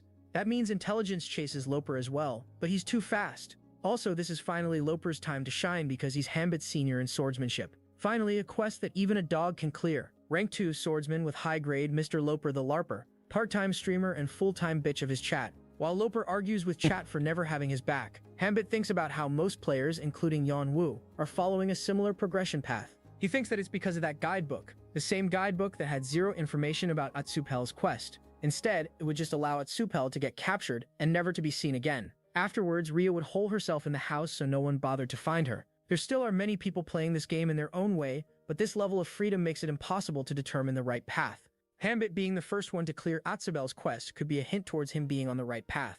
Hint or not, Hanbit has decided that he would clear RP his own way. He doesn't know what that goddess is thinking, but one thing is for sure, he's done being her puppet. Some people might even pay to be her puppet, to be ridiculed by her, not Hanbit. He's done being the bottom. As our Idio duo is walking towards the sword sensei, Hanbit wonders why that man is this far away. Loper reveals that it's because his concept is a hermit swordsman. Boy, they finally arrive at their destination, only to find this overwhelming NPC with a menacing aura as if he's Ross and someone at work ate his last Moistmaker sandwich. Loper doesn't want to get clapped on a live stream, so he maintains a safe distance.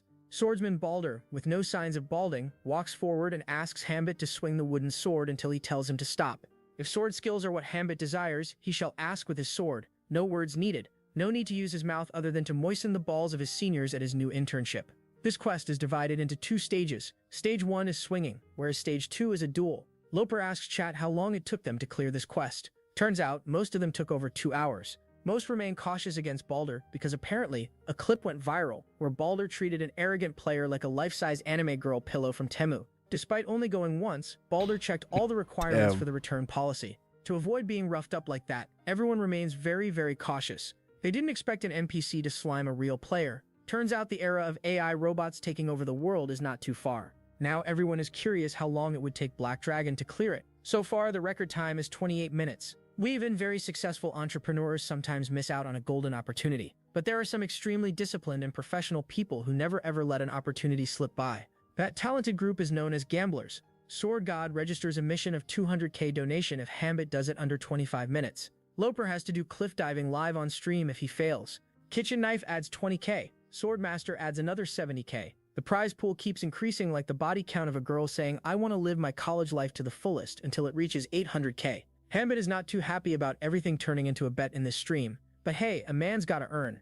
Hanbit already knows that the most important thing about swinging the wooden sword isn't the count or the time. Balder in the first place never expected a beginner to have high ability. Most players in the game have the mindset of sword is the easiest to use. All these Kirito fanboys think holding the sword is as easy as holding a dive. To someone like Balder who spent his entire life with the sword, such a line of thinking is an immense disrespect. What he looks for in Phase 1 is a sincere attitude towards the sword, knowing that Hanbit holds the sword in a careful and respectful way while having eyes full of determination. His analysis proves to be on point as Balder stops him right away, saying that it's enough. Without even swinging the sword, Hanbit has cleared Phase 1 of this quest. Phase 2 of this quest is unlocked as the system window pops up, telling Hanbit to defeat Balder in a duel. Sleeping Gobblers just lost a massive amount of money. However, 99% of gamblers quit before making it big. One requires utmost dedication and consistency to succeed in this field of work. Hence, Swordmaster donates another 10k and doubles down on his bet. Hanbit has to block the wooden sword twice, otherwise the mission is void. He adds another 100k, saying that if Hanbit blocks it 4 times, he'll double the prize. But if they lose, Hanbit and Loper have to go bungee jumping in real life. The difficulty of this quest depends on the player's level, so this may not be easy for Hanbit. Meanwhile, Loper is not liking this gambling thingy. Bro got nothing to win and everything to lose. His only fault is being the one who brought the Black Dragon here. Loper wants to be out of this bet, saying that he's afraid of heights. However, Mr. Black Dragon stops him. With a greedy and shady look in his eyes, he assures Loper that they won't have to go bungee jumping. It's hard for Loper to believe him when he can see how much the money has corrupted his innocent friend. With everything to lose, Loper decides to trust his friend. That's because he believes in Hambit. He knows Hambit would never let him down. He values his friendship with Hambit. That's the only reason he agreed to join the bet. His decision has nothing to do with $1,000,000 added to the mission by Swordmaster. The prize pool is now 1.8 million won. With the delightful motivation of money, Hambit steps onto the battleground to make him some money. Balder charges. How much is that? Hey Siri. How much is 1.8 million won in USD? It's about 1,270 USD. 1,270. Straight at Hambit and almost sends him flying. It's Hambit's first attempt, but Loper and chat are more shocked than him. They never saw Balder attacking someone this fiercely. Pretty big bet. This must be what the system meant by difficulty adjusted according to player. Somehow, with his willpower and the power of friendship and nothing to do with 1.8 million, Hambit blocks that attack. Balder goes again, and so does Hambit, as the swords clash fiercely with each other. Unlike those 55 cycles, Hambit could feel the dulled sense of movement. That was real life. This is just a game. Thankfully, he learned haste to make up for it. Balder, who hadn't used words until now, finally speaks up. He notices Hambit being consumed by his thoughts, so he asks if it's because he finds this situation unexpected or he's just trying hard to maintain composure. Little does Balder know, he's up against the biggest edgelord of this game. Hambit tries to rage bait Balder, and despite acting nonchalant, gets triggered a bit too easily. Hambit keeps on provoking him until he faces the consequences of forking around. Bro just escaped death by a hair's breadth. That aside, chat wonders why Balder is going so hard on him, as if Hambit just asked Balder's daughter out. It's all according to Hambit's plan. He's making feel anxious, not just by verbal attacks but also with how he's holding out much better than expected. Then goes for a piercing attack, but knowing what's about to come, Hambit blocks it with the flat side of his wooden sword. Whatever he's saying to provoke Balder doesn't mean much when in reality, he's barely keeping up with his attacks. Finally, the stage is set. The plan is executed. Hambit smiles as he sees Balder charging up a grand finale attack.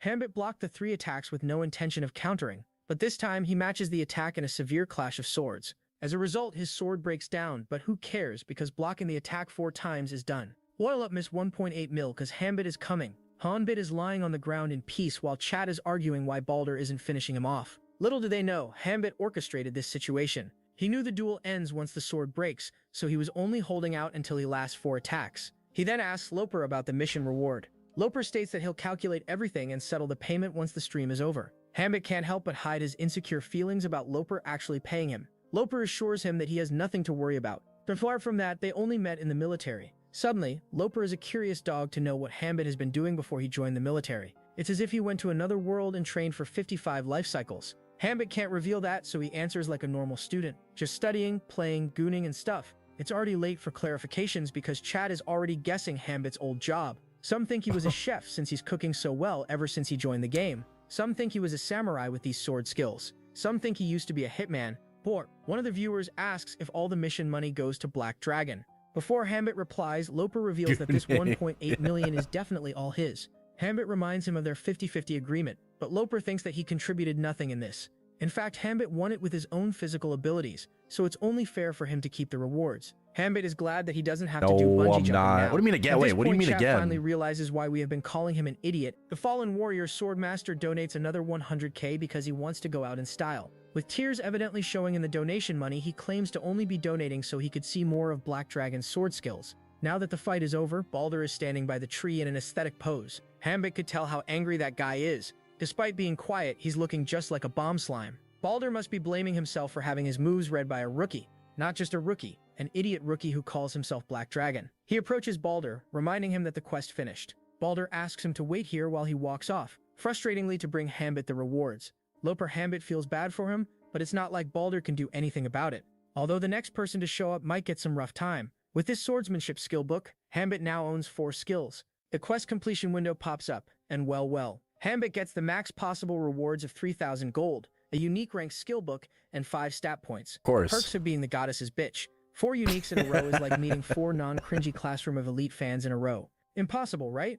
Let's move on before someone starts feeling the sigma flowing inside of him. Arrogant Sword donates 10k for some private tutoring. Others are lining up after him to learn from the best. Hambit doesn't want to deal with this right now, so he distracts chat with a cute puppy. Loper Pup offers himself as their sensei, but settling for him instead of Hambit is like a priest settling for an adult. Hambit approaches Balder and says that there should be something else left for him to give. Balder only wants to give this edgelord a solid beating right now, but being an NPC, he has duties to fulfill. He reveals that his master has recently moved his residence to Edlin. He hands Hambit a napkin that he moistened last night and tells him to show it to his master. Turns out it's a piece of cloth with a sword emblem. With this, his master will at least hear out Hambit. He hints that his master will be where the winds gather. Hambit then tells Loper to end the reaction session and walk to the city with him. Once again, other players try to follow Hambit's footsteps and challenge Baldur again in hopes of getting that unique spellbook.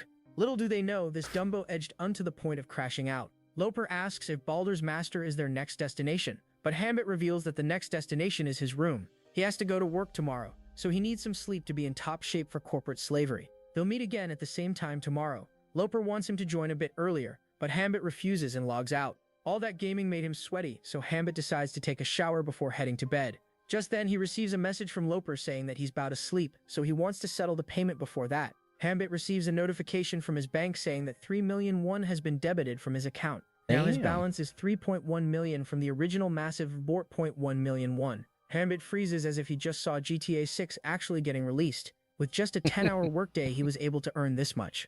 Imagine how much he'll earn if he puts in more hours and removes some clothing. He doesn't need to work that lame job anymore with this much earning. Doubt, however, he finally returned to the desired reality. It's not like he wants to live this overworked, underpaid, and fertile corporate slave life, but he's still not ready to fully immerse himself in that world. He would rather keep playing as a hobby, although he's a bit worried about Yeonwoo or Loper, who has been looking after him in so many ways. Deep down, Hambit wants the donations to explode like a bomb slime, but getting a proper job is one of the top 3 desires of an Asian mom. Loper, well, it's not like he's refusing to accept this money just because it's coming from a world that traumatized him. The next morning, Hambit is woken up by his mom with another one of the top 3 desires of an Asian mom: yelling at your children. First of all, Hambit is already late to wake up. Secondly, she inquires about the money he sent her. Turns out, Hambit sent the entire 3 million won to his mama's account. Hakimi must be proud of him. Never keep anything under your name, or else the beaches would steal it. She knows Hambit has been doing something late at night, and now he's suddenly late. Her concerns are valid.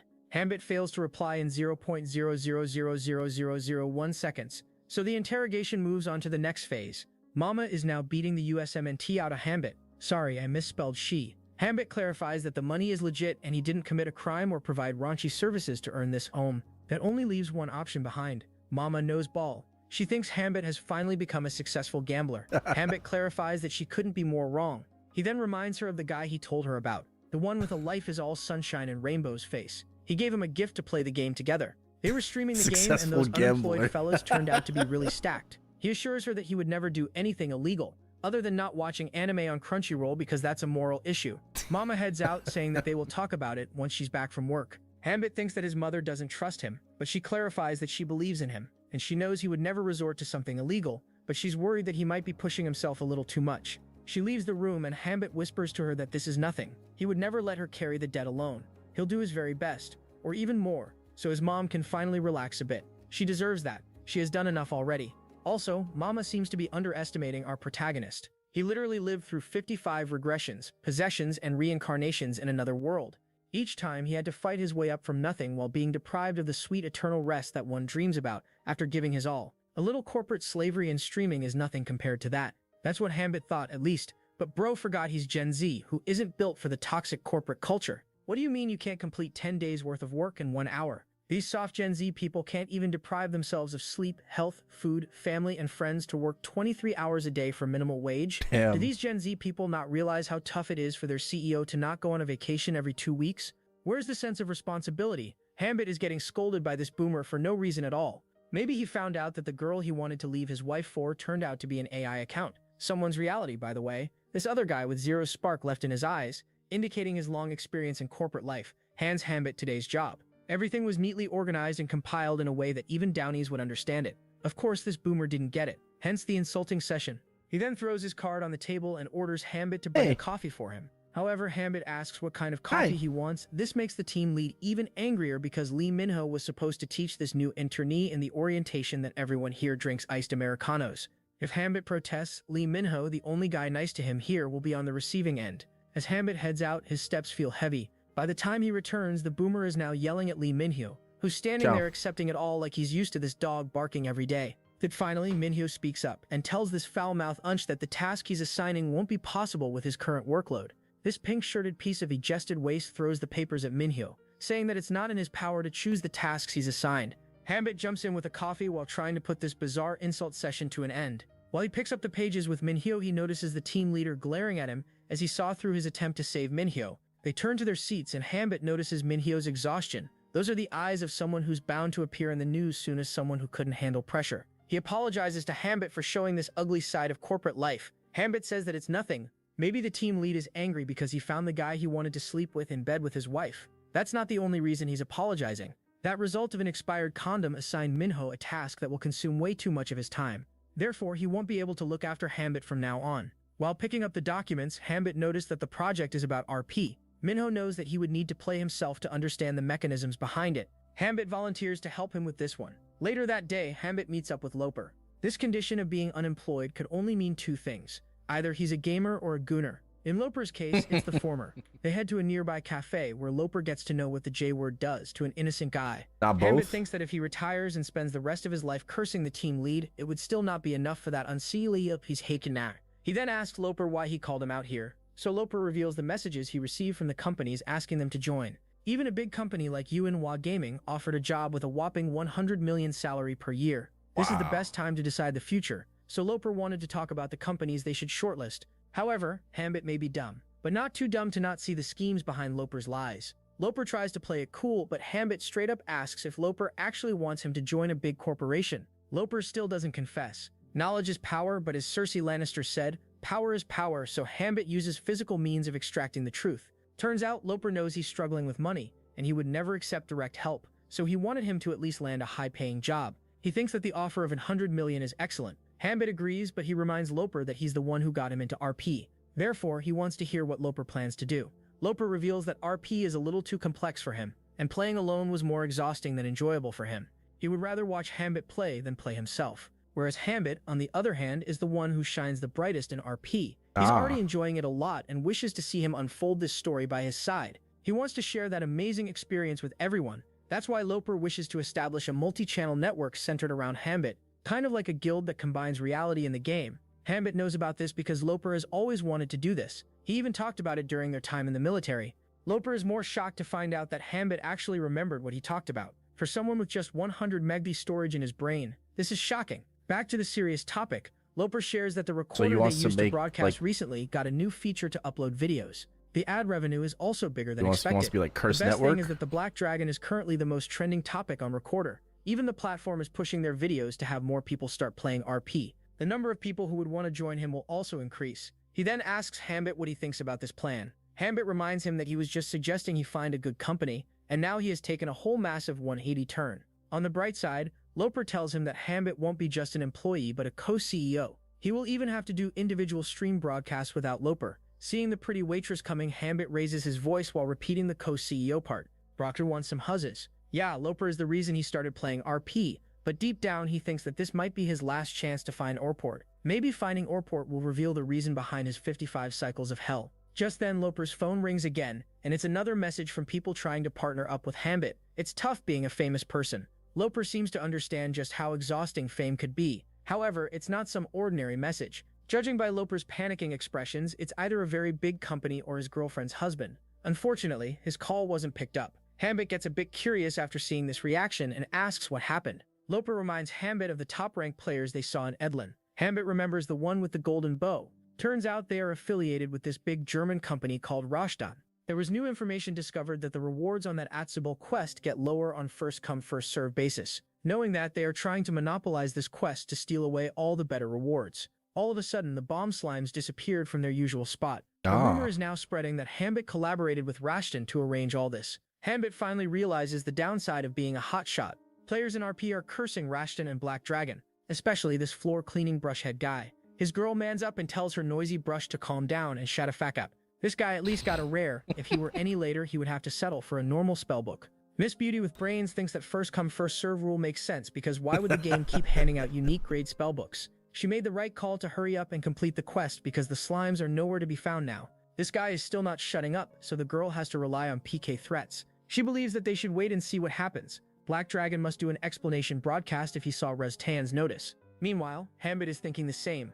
He asks Loper more about this big company. Loper replies that the company's value depends on how strong their players are. The Ranger has a 9,000 power stat, which is a bit low among the rankers, but being a ranker is enough of a big deal. An idea clicks in Hambit's teeny tiny brain. He tells Loper that they should start the stream a bit later today. Later that day, he looks through the RP guide and finds exactly what he was looking for. He logs in and heads straight to the cave that is located exactly where he remembered it, from his free trial of hell. Just as he anticipated, the bomb slimes were gathered up in that cave. There could only be one reason for that, and it's not a 75% sale or something. He finds a level 7 bomb slime king that has an ability to attract other slimes to it and absorb them to grow in size. Still, it's not like he's running a political campaign on social media to attract this many this soon. There's bound to be another reason for it. Hambit looks around and finally sees this monster lure gadget that has Rashton's emblem on it. It's a one-time use item only that can be obtained from a dungeon in the north. They located the Bomb Slime King and placed this item above him to boost the attracting trait of that king to cause this mess. Now that the mystery of the disappearance of all the slimes is solved, Hambit uses the Fireball skill to eliminate the king in the flashiest way possible. This attack should be his offer to Ufotable to hurry up and animate this story. Defeating this monster increases his stats tremendously, and also allots him the title of Adversary of the Bomb Slime. He also achieved the Elite Monster Suppression. Even Hambit knows at this point that the system is being a little too generous to him. Meanwhile, a recently uploaded video on the forum is trending on top. The video is none other than Hanbit's screen recording of the cave massacre. Loper uploaded it anonymously. They deliberately only posted the initial part where all the slimes can be seen around the king slime. The part where Hanbit focused on Reichsten's item was also left in the video. With a small clip, Reichsten's reputation took a major hit. Everyone is giving Reichsten the same titles as One Punch Man Season 3 team. This cave was dug out by the miner named Gentromber, an NPC he found in the guidebook. Later, the Bomb Slime King took over his cave and left Gentromber frustrated. While people were speculating about the disappearance of slimes, Hanbit looked for Gentromber's existence in the guidebook. Afterwards, it was easy to pinpoint the king's location. What's surprising is that despite having Gentromber's name in the guidebook, it didn't say anything about the cave he dug.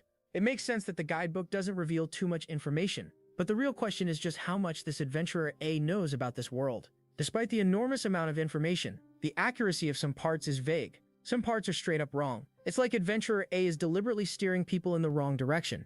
Hanbit is now curious about just who this Adventurer A is. Loper is now giving a lecture on learning skills, especially magic. Maybe it's the goddess. The most important thing to learn magic is proficiency. Not just magic, but proficiency is a must-fill to learn the next rank of all skills. Magic is the hardest when it comes to building proficiency, so it makes sense that most people give up magic altogether and go down a different skill tree. Yet this blank-faced, brain smaller than Deal guy somehow managed to hit 100% proficiency in one day. Hanbit could just nervously laugh. Loper begs Hanbit to confess that this is just a silly prank. Hanbit tries to comfort him by saying that he's only rank 1 right now, but even that takes at least a month to reach. Loper has had enough of this guy's lies. He wants Hanbit to open up his status window so Loper can see the truth for himself. Unfortunately, this demand only helped blow away Loper's mind. Having him open the status window was like watching your lie in April thinking that it's a rom-com.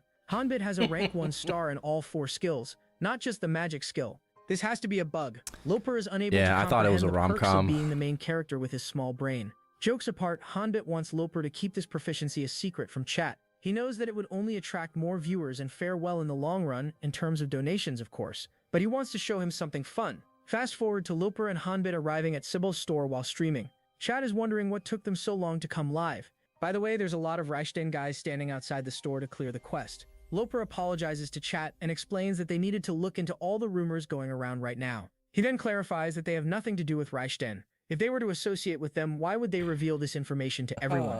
This explanation makes sense. Most of the OG supporters trust them, but others still have their doubts, so they are maintaining a neutral stance. They don't need to worry for long because they'll present proof soon. Before Black Dragon goes to find Baldur's master, he has to take care of something first. Maybe he just wanted to recharge his soul with Atzabal's pretty smile. Meanwhile, Hanbit asks Atzabal if Leah ran off again. Atzabal sighs as that little beast is a bit too much to handle. Hanbit tells her not to worry, and fully believes that they will soon be living together. This brings a smile to Atzabal's face. She then asks what brings Hanbit here. He tells her that he's here to learn the next magic spell. Atzibishbil is very much delighted to hear that, and with a bright smile, she blinds half of the chat. Seeing that he has actually met the proficiency, the chat goes crazy. Atzibil hands over the second spellbook. Right away, a new quest appears to learn the second magic spell from Atzibil, a hero-ranked skill. Getting another rare-ranked skill is surprising, but it's not as rare as the unique ranked skill. Hanbit raised everyone's standards too high. He looks back to make sure the guys from Reichsten are watching him and opens the book to learn the skill. He receives the rewards and ranks up. He also learns the fire burst attack. Hanbit has once again received first come first serve rewards. This time the Reichsten guys witnessed it firsthand, so they're gonna storm the store after this. Sybil then suggests Hanbit visit the Magic Research Institute based in the city of Ifrit. If he finds himself in a slump, Hanbit steps out only to find a group of Raishden guys. Even the Golden Bow guy is standing outside with a failed attempt to aura farm. Take off the hood, bro, you're not him. While walking through this crowd of NPCs, Hanbit rage baits the rank guy to relax his constipated face. He gives a controversial statement before leaving. Now Loper and Hanbit are sitting in front of the store, watching the greedy clowns getting their hands on the spellbook. Loper is getting a bit worried now. With how things are looking, Raishden might hog all the good ones. He wonders what Hanbit wanted to show him. Hanbit counter-questions Loper and asks if he knows the difference between him and those clowns. Meanwhile, the golden boy with a bow up his astounding overcoat asks everyone to open the book at the same time. Hanbit gets up to see the best part of this show. At the count of 3, everyone opens their book and suddenly, they all light up on fire. Everyone panics and no one seems to have any clue what just happened. Furthermore, they have made Atsabel angry now. She kicks everyone out before they burn her shop down. Hanbit and Loper are clapping at this amazing fire show. The rewards have already changed. Nobody has learned it yet and the rewards are already decreasing. Golden Bow guy asks how many players have completed Channel 4 Shrine for MVP. Alright, XX10. Channel 4 Shrine, very soon, very soon. the quest by now, so this nobody replies that no one has yet. He then approaches Hanbit with an angry look on his face. Looks like Hanbit's rage bait got through. He tells Hanbit that he wants to have a chat with him. Mr. Raishden skips all the trashy introductions and asks straight away why he was the only one who succeeded. He referred to Hanbit as newbie, so Hanbit replies appropriately by asking why a newbie would know anything about it. A veteran like him should be explaining this. He gets a bit more frustrated and states that all 50 of the people in front of him failed to clear the quest, but Hanbit didn't. Now they won't be able to get a hero rank spellbook since the rewards decreased. Mr. Wannabe Big Shot tries to guilt-trap Hanbit into thinking that he stole innocent players' opportunity to get a hero rank spellbook. Serious face by saying that them failing the quest isn't actually a coincidence. He then explains that ranking up depends on proficiency. These guys tried to rank up without maxing their proficiency, hence the beautiful fire and tears show. It does make sense, but Mr. Golden Bow has not become a ranker for a newbie to teach him this stuff. With veins showing up on his face, he yells at Hanbit in anger that the same conditions should apply to him as well. Hanbit gives him a clueless look, saying that he obviously maxed it out. Ranger has the exact same impression as when you hear your 30-year-old friend telling you about the new girlfriend he made at work. But he works in a school with all-male faculty. Hanbit offers to show his screen if a verbal statement isn't enough to convince him. He already achieved the satisfaction of humiliating Raishden, so there's no need to hide the proficiency stuff. He mocks Ranger for being the leader of a big guild's advanced team, yet his source of information was Hanbit's stream. Hanbit then shows his stat screen, and Ranger straight up refuses to accept that Hanbit maxed out all his skills in one day. He thinks he's some hacker, and like a toddler, he threatens to tell on him to Dev Sensei. Hanbit doesn't care since he earned this proficiency himself. However, Ranger should be worried with all their dirty tactics. Ranger thinks that it's just a childish provocation, but Hanbit takes it as a compliment, saying he does like young, but not as young as a child though. Mr. Edgelord living up to his name. Ranger has realized that he'll only lose more aura if he stays here, so he turns around to leave while Hanbit advises him to play the game like a man. Don't be like someone who uses his position to overturn a player's red card during World Cup knockouts in the name of freedom. Ranger barges into the store and tells his team to keep trying to clear the quest and forget Hanbit's bluff. However, Hanbit knows that all these attempts would be futile. Donald Trump he reference. feels bad for Atsabel because she was a teacher who wished for her students to gain qualifications through steady effort without greed. He still remembers how physically painful her lectures were. She's the one who taught him that magic is mathematics. She had seen many people die trying to get ahead quickly. She would never let him move on to the next spell before his fundamentals were perfect. Somewhere in those 55 cycles, he started growing impatient. Imagine having to study calculus 55 times. Who wouldn't get impatient and try to find a shortcut? However, Atsubal actually kicked him out for trying to find a shortcut. Her personality and principles haven't changed in the game system as well. Raishden is actually digging their grave because all this pestering is decreasing her favorability massively. As they walk away, Loper tells Hanbit that he was a bit harsh on Ranger. They have haters, but they also have a huge fanbase, who will hate them now. Hanbit tells Loper that he's rooting for him to win against Raishden and their fanbase. Like a good friend, Hanbit has initiated a war and backed off to let his friend deal with the mess. Anyways, everyone enjoyed seeing Raishden get humbled. The Idio duo comes across this village, and Hanbit suggests stopping by for a bit. He needs to prepare something before heading for Baldur's Master. This Chiga keeps delaying it. As they are walking through the city, they come across a crowd gathered in the city center.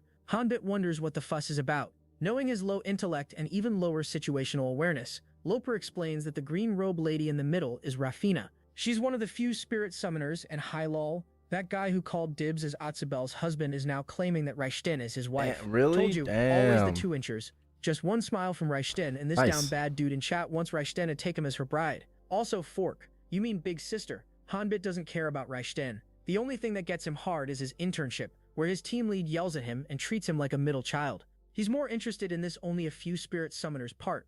Turns out, only those chosen by spirits can use them. Not only does it consume a hell lot of mana, but meeting a spirit is very difficult. This is a bit different from what Hanbit knows. He still vividly remembers the first time he formed a bond with a spirit. He then asks how strong this Raffina lady is. Loper reveals that she's in the top 4,000 players, so very strong. Her main specialty, apart from her looks, is water magic. Her spirit skills are stuck at rank 3, so she's more of a water magic user. The spirit summoner is just an honorary title at this point. Meanwhile, the crowd is requesting Reichsten to show her spirit. Loper asks Hanbit if he's also interested in spirits. Turns out he is. Still, spirits are different from magic. Despite being a game, the birth trait applies to these spirits.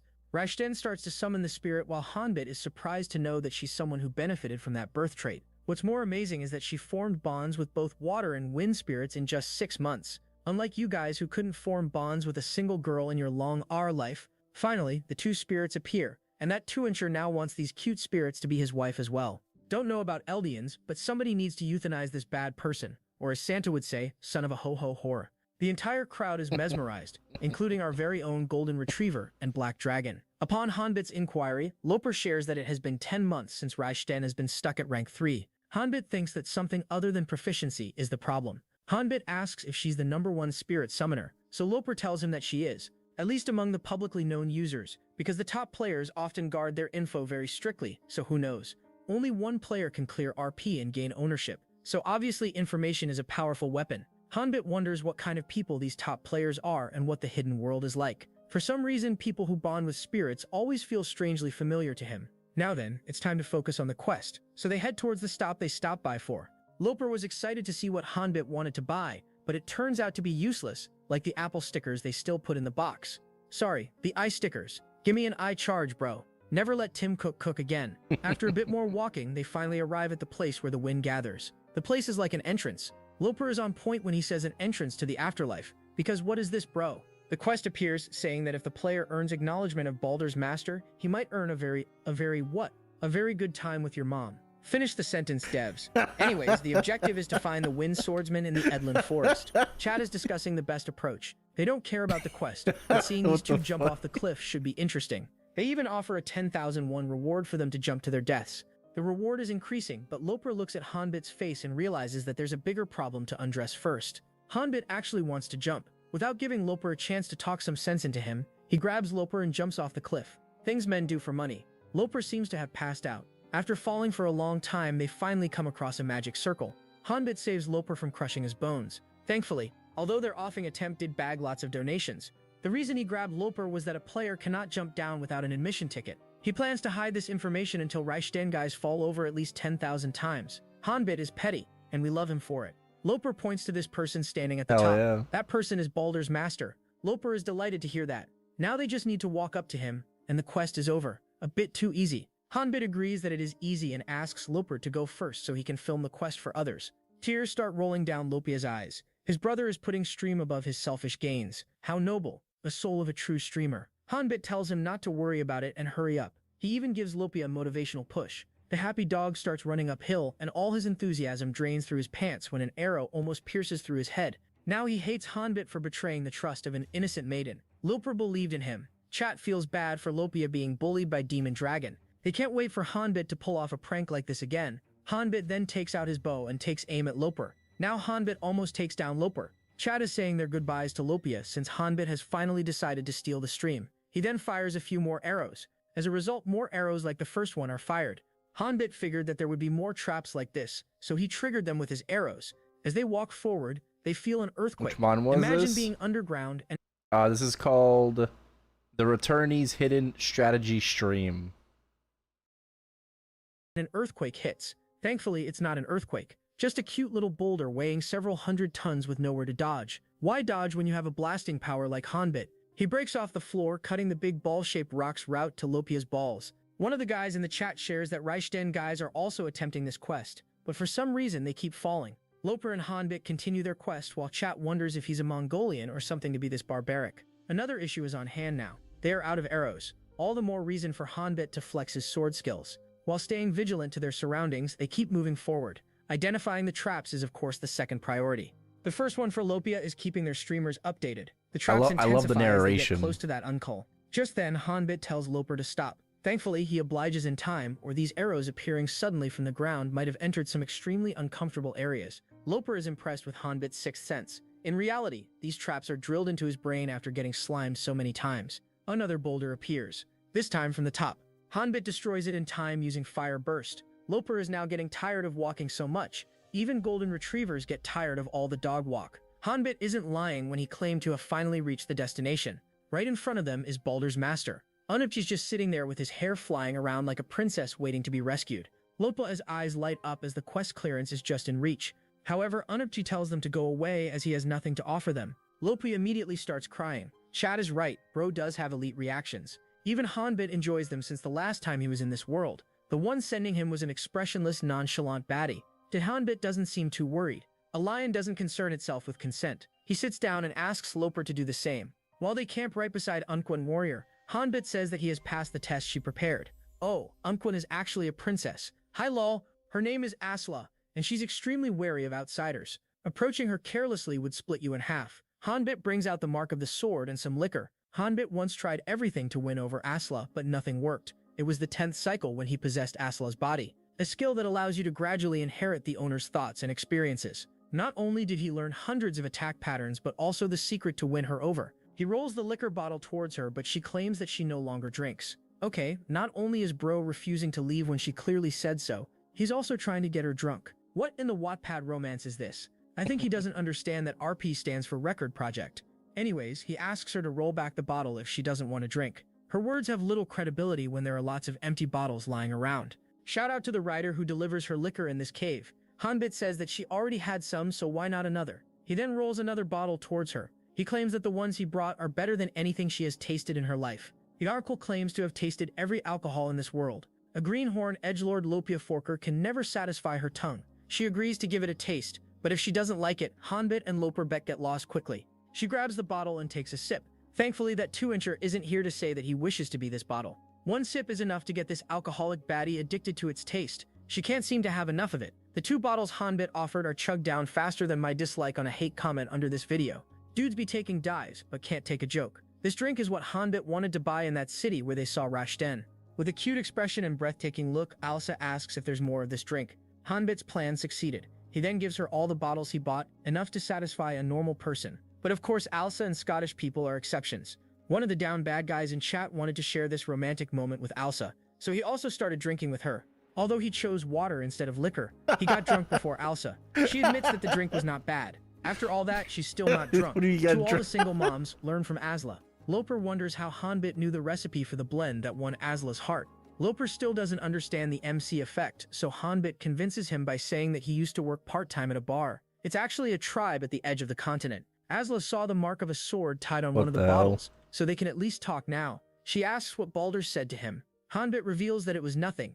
She opens the mark and tells him that there's nothing she can do for him. Hanbit interprets it as there is something she can do, but no one can pull it off. Asla praises his observational skills. Hanbit knows that the swordsman of the night had many disciples, but no one succeeded in manifesting her sword. After her best and most promising talented student Baldur also failed, she gave up and vanished quietly. She tells him that the talent required to inherit her sword is not a simple matter. Just because he can swing a sword nicely doesn't mean he's eligible. Hanbit already knows that she is talking about spirit affinity. During his cycles, Hanbit learned that spirits aren't something one uses with talent, but they have to slowly bond with them to accumulate. Accumulate what, bro? Meeting Asla is important to bond with spirits quickly. Asla then blows at Hanbit and finds out from her spirits how he passed the test. She praises his sword skills and battle tactics, but he's so not the one to inherit her sword. She tells him to go back. Just then, the system window pops up. Finding Asla quest is completed. Next up is a linked quest to convince Asla. It's a multiple choice quest. A hidden quest is exactly why all the viewers keep following this idiot duo.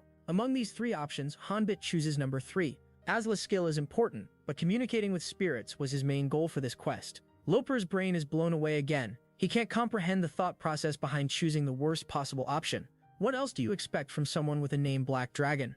Right away, he's surrounded by winds and other game animations indicating the initiation of talks with spirits. His title, Chronicler of the 55th, gives him some special effects.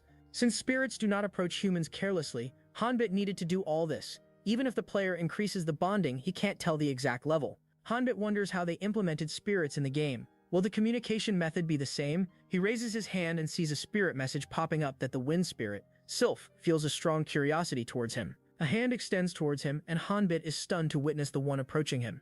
He can't see anything, but the feel at his fingertips feels too familiar. He needs to prove his spirit affinity now. Asla states that it wouldn't be a simple task. The system starts sensing spirits. Hanbit feels the same thing again. He recognizes this spirit. The spirit of wind, Sylph, answers his call and smiles as if she's amused to see this player. She's surprised by Hanbit's affinity and wishes to accompany him. She transforms into this Pookie bird, and Hanbit has succeeded in summoning a spirit. He gains the title, Friend of the Spirits. Now all skills based on the power of spirits would increase by 20%. Now that he has this cute Tweety, he has earned the right to be Asla's underling. With a smile, she agrees to teach him. And that wife freak is back who also wants to be her underling so he can be under her ling. The hidden quest is cleared as she hands him a book. Here's the list of rewards he receives by clearing this quest. Hanbit opens the book and a system window pops up asking him if he wants to use the secret tome. He'll lose basic swordsmanship and swiftness, but earn better versions of those skills, like the modded APK files. Apple users may not understand this reference. Without any second thought, Hanbit clicks on yes. The window disappears, and a new window appears to show him the epic rank 1 and rank 2 skills Hanbit just bagged. Loper and chat are once again astonished. It's as if the author is being a little too generous with his protagonist. Unfortunately, it's the goddess being generous, and Hanbit knows that this generosity might become problematic in the future. Swordlord donates them 200k just so he can see a demonstration of these skills. Hanbit brings out his sword and activates the movement of the wind skill first. Sylph disappears, and the sluggishness Hanbit felt from the gear has now decreased a lot. He asks Loper to get back as he raises his sword up and swiftly swings it. A slash of wind cuts the giant rock in front. An active skill that is at least rank 4 in power, if not more. Chad and Loper serve their purpose in their story once again by acting all shocked. Since it's a spirit skill, it doesn't cost any mana, but it's still not infinite, except for places where spirits dwell. Sylph is back in her bird form. Even Asla is impressed with how quickly Hanbit adapted to this skill. She then gives him a warning that an ominous energy, strong enough to harm the spirits, is lingering in Edlin. He must remain cautious. She then heads back to her usual sitting spot. Chat wants more hints, but it looks like Hanbit already knows something about it. But he doesn't want to use his mouth unless he's paid handsomely. The donations actually start pouring as they bag 1,000,001 in under a minute. Hanbit tries to drag it a bit more. Just then, this avant-garde named person donates 1,000,001 and states that he's also a streamer. He wants to talk to Mr. Black Dragon. Avant-garde is actually a big shot. Another person named Powerbridge Corporation donates 2 million. He introduces himself as Kim Ju-ho from Powerbridge Corporation. He's interested in buying the information about this hidden skill. Loper and Hanbit are already losing their mind. Poor Sylph is getting squished. More corporations try to approach him by donating over 3,000,001 at once. Loper suddenly got that rich guy glow up. To calm himself down in this amazing situation, Hanbit states that they should get out first. By the way, those Rashten guys are still falling like the grades of a child, with recently divorced parents. Loper wonders just how much they earned in that short moment. Those viewers are also trying to figure out Hanbit and Loper's real identity to approach them in the real world. However, the situation is still under control for now. People are still respecting the unspoken rule of hidden identity streaming, so never disturb their real life. The thought process behind revealing the process of obtaining this skill was BT. He wanted to build a foundation for eventually streaming on his own, as he and Loper talked about in the cafe, and secondly to see if he can get people to throw money at him while wearing normal clothes. If he starts trading information, RP would lose its freedom. Since everyone showed so much interest, Hanbit doesn't want to keep this information between just the rich guys. He decides to reveal it for free. Avant-garde is trying to stop him, but Chad is roasting him up. Hanbit states that he can contact the channel owner, Loper, if he wants to talk. He'll only entertain it if the proper channel is followed. He then tells everyone that he will post the hidden information on the forum once he finishes today's stream. Lopia adds that someone might try to monopolize the information again like last time, but Hanbit and Sylph think otherwise. Lopia wonders what makes him so confident, especially after that Rashten and slime controversy. That's because Asla, who the translators have suddenly decided to call Asura, will slime them. There's also no way to monopolize spirits because they hate shortcuts and trickery. Acting recklessly before a spirit is like putting your money in trading. It's going to cost you a lot. The rich duo then heads back to Edlen. Meanwhile, Kim Jampo is getting clapped by his boss at the office. Just because he made him pull off 6 or 7 all-nighters in a week doesn't justify his low-quality work. Here comes the restarted group of 6 or 7 enjoyers. What's the point in working overtime if the work is worthless? He's reminded of how much money the company's losing because of him on this RP project. Jappo is staring at the floor, apologizing for his inability. Flashback time. 4 years ago, he was this super motivated recruit who always gives his 120%. 2 years later, he joined the RP project team since it had the highest opportunity to grow. At first, the team made lots of profit. Then one day, Kim Jappo discovered a hidden quest while tracking dwarves. Upon this big discovery, he rushed to the manager to inform him about this success. Even the manager felt delighted and gave an evil smile. The kind of smile that even makes other straight guys in the room feel uncomfortable. Since this company didn't have big investments, Jappo suggested selling this information to another first. However, greed took over Mr. Four Eyes. Manager Lee uses the art of bootlicking to get the CEO on board. He gets permission to commit every employee to this quest so they can finally join the big leagues. Of course, Jappo also thought about how amazing it would be if he actually pulled it off, but he wasn't so confident in himself. He visited that place over and over again, but his luck ran out. He never found the hidden quest again. After a while, other competitors joined the race. The big ones crushed them with overwhelming manpower and funds. At this point, Jappo realized the downside of working for a small company with big greed. 3 months later, the CEO stopped the hunt and told manager and Jappo to follow him to the office. They entered the office, and the look in the CEO's eyes clearly told them to lock the door and bend over the table. He yelled at the manager and Jaeho, but the manager successfully put all the blame on Jaeho. He apologized for not stopping him in time, but Jaeho was so confident about this that he had to believe in him. Even when Jaeho tried to justify himself, the manager shut him up. At this point, Jaeho regretted discovering that hidden quest. Damn. He blamed himself for that over and over again. Back in the present, the manager has already insulted him enough, so he then asks if he has exchanged a word with that Black Dragon guy yet or not. Jappo shows him the report on how he's planning to contact him since it will be a difficult task. He believes that the best way to get in touch is using the stream donations, but this triggers the manager like he's an American, and Jappo asked him to walk on foot for 50 centimeters. Since you people aren't familiar with the metric system, 50 centimeters is 5 Big Macs long in freedom units. The manager refuses to spend any more money on Jappo, although other corporations are using the same tactic to beat them to dust. He grabs the report and is shocked to find out that Jappo plans to drop $1,000,000 on a single donation. He gives Jappo a reality check about what kind of situation he's in, and tells him to pull it off without wasting any money. After a couple more insulting remarks, he leaves while Jappo stands there, convincing himself that he gotta endure this treatment for his family. Life of a father and a husband. Meanwhile, back in Edlin there are a lot more people around, only this time they are gathered to see Black Dragon in person. Lopier is all pumped up now, so he suggests heading to the main quest with the same momentum. Hanbit thinks that it's already late, but Lopier corrects him that it's only 2 a.m. in the night. Hanbit reminds him that he still has that slavery job in the morning, so they should call it a day now. Lopier makes a puppy face, begging for something for him and his stream fam. Hanbit gets the cue and says that he's gonna assign his stats before heading out. Hanbit is already at level 16 and has 51 stat points yet to allot. He cleared that hidden quest without using any of his stats. Lopier and chat are for the gazillionth time shocked. Hanbit wanted to think more about it, so he intentionally delayed it. If he were Sanraku, he would have strapped everything on agility and prayed to God that he takes down the enemy before taking a hit. Please watch our SLF video before that Billy guy breaks into this video. B. He increases strength by 1 point and takes out his sword to feel the difference. Unlike those 55 cycles, he doesn't need to grind to reach his prime. He's loving this stats thingy. With this, he may reach his prime faster, or maybe he might even reach new levels of prime. Actual prime, not like a self-satisfying loser YouTuber who challenges a retired Unka for a scripted match. Hanbit and Lopier arrive at this training ground, where Hanbit wants to analyze how each stat affects him so he can balance them perfectly. That time I got reincarnated as a nerd.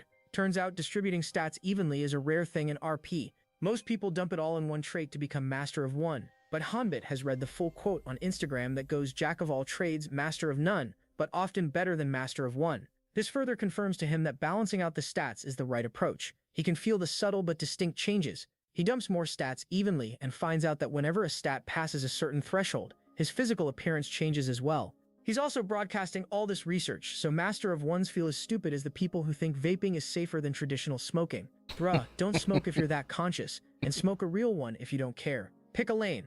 Hanbit has allotted all his stat points. Since he's a single, lonely, bitchless pillow hugger internee, he doesn't need much stamina. The rest are raised to 20. Once the spirit energy is charged, he further gains these buffs. Suddenly, Hanbit has changed the mechanics of RP. Chat has never seen someone's stats like these and attacks playing out like this. Lopier is confused because all stat skills are usually versatile, but have a low ceiling. Hanbit corrects him that meeting the all-stat requirement is a bare minimum for a spirit to take interest in the player. The conditions are strict, so it's not a broken system. Even a guy with Down syndrome can explain better than this. Anyways, Lopier then shows his stats. Intelligence stat being low makes total sense. Surprisingly, he has the title of Forest Explorer. Surprisingly, a guy slower than OG browser, Internet Explorer, is a Forest Explorer. Internet Explorer was the name of a built-in browser before Microsoft decided to edge the users. Hunbit wonders why his total stats are only 45 despite being at level 25, but Lopia, with tears in his eyes and taking offense at the max level, clarifies that this is how the stats of a normal player are. 67 stats at level 16 is bizarre. Hanbit tells the already frustrated crybaby that it's because he hasn't been working hard. Lopia is now understanding how it feels to give everything to your company, pulling all those all-nighters, cooperating with late salaries, only for the HR to get the pay raise because of the determination she shows the boss while getting down on her knees. There's a 9-level difference, yet the difference in skill set is like Max Verstappen versus a blind Asian woman. Loper thinks that Hanbit made a mistake with the stamina stat because 7 is too low. Is it like a tribute to Craze 7 or something? RP doesn't show physical health like other games, so he might get one-shot by monsters. Hanbit laughs it off, saying that he'll make sure to avoid all hits. At this point, Loper has given up getting rage-baited. Now then, Hanbit says goodbye as he logs out. Loper also says goodbye to the chat. Back in his room, Hanbit decides to wash off all the sweat with a shower. After the shower, he checks his phone and finds Loper's messages. His banking app is down right now, so he'll transfer today's donations in 30 minutes, which is 31 million won. Hanbit wants him to split the money in half since they are both in this together. Damn. He then lies down to sleep, only to remember his promise of revealing the details regarding the hidden quest. To sign up, he needs to put in the device's unique account ID. After finishing the account, he tries to force his 2 brain cells to organize the thoughts and how to easily explain the quest. He finally begins writing, and the scene cuts to the morning, where Hanbit is lying on his back so the author doesn't have to draw the morning wood. Hanbit's phone is ringing, and it's Lopia. Hanbit scolds him for sending the wrong amount despite him telling him to split it in half. That's not what Lopia wants to talk about right now. He tells Hanbit to check the comments on his post from last night. Here's the post that Hanbit wrote. It says something about swordsmanship, sparring, and of course we ain't reading all it. The top comments are about how confessing your feelings to your crush is easier than this. Lopia thinks that Hanbit shared a little too much for just a hint. This is practically a research paper. Even Loper needs to read again to see whether he can do it or not. He confesses that beating MJ in a smooth operating contest, beating MJ in basketball, or beating MJ in the cringiest female lead is more realistic than clearing this quest. He still confirms the authenticity of all this information. Hanbit replies that everything written is true and it would make it likely for a player to clear the quest. However, he did leave some parts out because revealing everything would be awkward. He thinks that clearing this quest is a matter of talent, and he posted it with the sole intention of having more people succeed. Lopi reminds him that there are many hidden masters in RP other than the Vanguard. With over 100 million players, more people than they imagined would succeed. Hanbit tries, but unfortunately, he couldn't care less about it. Although if more people succeed, his words would get more influential as the real deal. He needs other people to succeed to prove the worth of his information. Lopia then asks what would happen if no one succeeds. Okay, now Hanbit is having trouble acting carefree. If everyone fails, they would think Hanbit lied and he would be labeled as an online course seller or a fraud, as some people call it. He now wants Lopia to give him fake guarantees that someone will definitely succeed. Makes Lopia, sense. who is the reason Hanbit is getting nervous now, tells him not to get impatient. The information hasn't even been up for 24 hours yet. He thinks that it would take at least 2 to 3 weeks before viewer reviews start to pile up. Also, he suggests using this post in the reactions as a reference for future posts. Hanbit appreciates Lopia for acting so reliably right now, but he clarifies that stuff like this is where his strength lies. Hanbit agrees to take on his suggestion. Also, Lopia wants him to try broadcasting himself. Hanbit thinks that it's still too soon, but Loper states that this is the best time because the viewers will go wild for anything he does right now. Hanbit also thinks that he should handle this himself, while Loper deals with the rest of the stuff. He doesn't know how to set up a stream, so Loper sends him the instructions and states that he'll be posting an announcement on his channel that Hanbit will be streaming separately from today onwards. Lopia then gets back to his neat life, whereas Hanbit walks up to his mom and proudly shows her the 20 million won he earned last night. It takes her a while to count the zeros and actually believe that her son earned this much overnight. Hanbit even shows her the stream video. She wonders why people would donate this much with nothing to gain, but Hanbit clarifies that he's selling information like it's merchandise. She then asks why he's showing this to her, so Hanbit states that he wanted to tell her how he earned the amount even bigger than the 3 million that shocked her yesterday. He was worried that she'll beat the cap out of him if he straight up sends her the money, so it's better to share how he earned it. She's happy, but judging by the face of this joke that came out of her body, she asks what else he wants to say to her. Hanbit confesses that he's planning to stream on his own today. Lopia would help him, of course. Mama asks if it will really be alright, since the chat seems to swear a lot, like using the F word. At least it's not the N word or the J word. She then asks if this guy in the thumbnail is his game character because it looks exactly like him. Hanbit says that she was only able to tell because she's his mom, before she could interrogate him about what he will do if his face gets sold across the country. Hanbit claims to be late for work and runs off. Although Hanbit agrees that the goddess had no reason to make his avatar just like the real life, she wonders if the office guys have no problem with him streaming, but Hanbit reveals that they don't even know that he's a streamer. J-word. As long as he doesn't start barking in public places, the office may not have any problem. Plus, those overworked zombies don't have enough time to check out streams. At the office, Hanbit is cleaning up, wondering why he's been asked to clean the desks in this internship. He doesn't recall applying for an office boy. Just then, Minho calls him Black Dragon, and Hanbit involuntarily replies. This confirms Minho's doubt that Hanbit is actually Black Dragon. Hanbit is now super worried. He did plan to reveal it to Minho eventually, but the office needs to give this guy more work if he still has time to check out streams. Hanbit hesitantly asks if moonlighting and moonwalking are prohibited. Minho reveals that it is prohibited by the company contract that they make you sign, but since Hanbit is just an intern, it should be fine, although he should keep it a secret from that pink-shirted son of a Bush dog. Just as Minho is about to leave, Hanbit stops him saying that there's something he wanted to hand over. Minho wanted info regarding the gear industry last time, so Hanbit collected the necessary data from his gear and put it on this USB.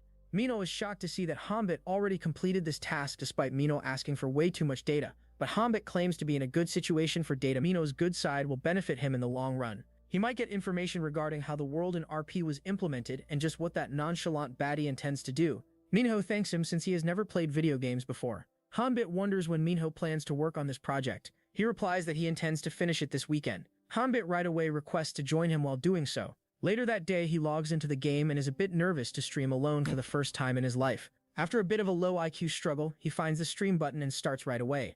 Lopier's audience joins right away. Hanbit introduces himself as Black Dragon and is stormed by chat messages. He finally respects Lopier for interacting with such fast-paced messages. For the two viewers worried about Lopier, Hanbit assures them that he will join soon as well. It has been only a few minutes and the viewer count is already at 4,000. He opens the system window and turns on the slow mode since the chat is on fire. Chat wants more hints, so Hanbit says that it doesn't matter if he tells them in more detail, but he already shared way too much, so the next hint reveal will be pushed back by a bit. Other guys in chat do not care about hints and want Hanbit to proceed with the main story. A fight breaks out among viewers, so one of them suggests settling the matter with a vote. They inform Hanbit about the voting function in settings. He opens up a poll with two options, one in favor of hints and the other against it. The voting would only last for 5 minutes. Neither should be just then our very own Happy Dog joins the stream. To further lower the average IG of this stream, some are happy to see their overexpressive host, whereas a few BL fans just wanted to get Lopier and Hanbit in a single frame. Lopier teases the chat by asking if they actually liked him despite all the bullying. His cute anime girl impression is so intense that most of the viewers suffer from Ed Lin now. He praises Hanbit for getting so many viewers this quickly, but Hanbit shares the trouble of the chat being too fast to read. Lopier teaches him that he simply needs to read the room and communicate. Since he conducted a voting poll, he asks Lopier to announce the results. Over 3,300 unemployed dudes participated in the poll, and a whopping 83% of the votes were in favor of refusing more hints. Now then, it's time to head for the main story. Lopier has been waiting to start the main story for 25 chapters now. Even more because despite being level 25, he has next MVP, alright, Channel 4 Shrine. Alright, MVP reminder. Channel 4, XX42. Hasn't started his main story yet. He was waiting so he could play it with Hanbit. This comment makes that BL fan want to run to the supermarket to buy cucumber and baby oil. If they follow the standard route, the first episode of the main story will take around 2 weeks. By standard route, Lopier means following this specific guide for the main story that everyone uses. The quest is to bring Brooke Norton to justice, who framed and slimed his own brother.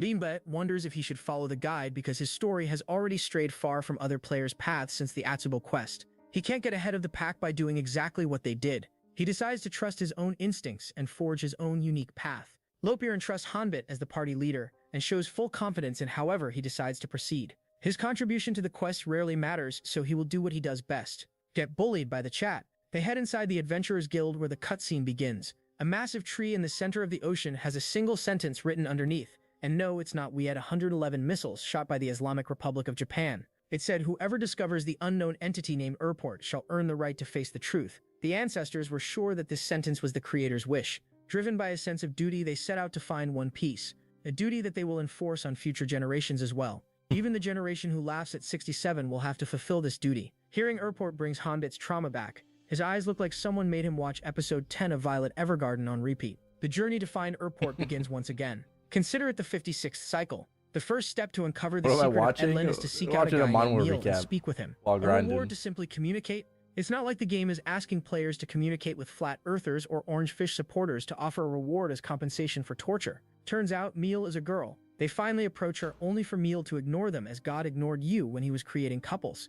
Mr. 2-incher is back with the my wife comments. Just like this guy can't decide who actually to call his wife, the neighborhood unts can't decide who's the actual father of Mr. 2-incher, since they all overlapped.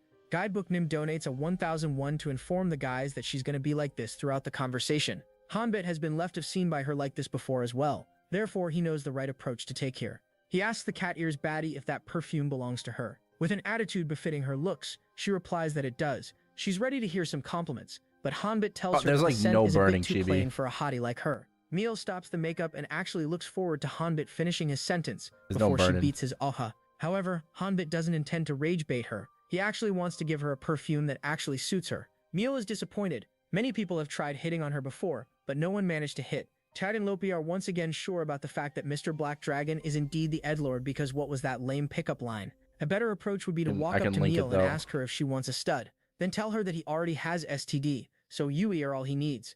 Or something like, are you in American school? Because he wants to suit some kids in her. Unfortunately, bro is being wrongfully... That cough! Thank you for the raid. I've become a reactor, bro. We're just... I don't even know if people watching right now are even enjoying this, right? I think we're all just like too focused on listening. But yeah, I've just been wapping, and we're watching Manhwa recap. So this is called the Returnees Hidden Strategy Stream. And yeah, I mean, like, yeah, I think we're just all invested. The guy who like comes up with the narration for this channel is fucking hilarious.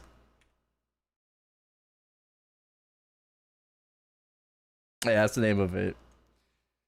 But yeah, thank you for the raid. Hope you had a good stream. Hello.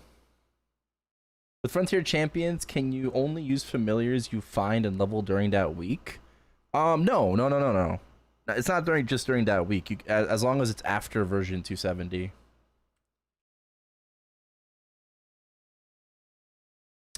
Is it good or fun slot manhwa?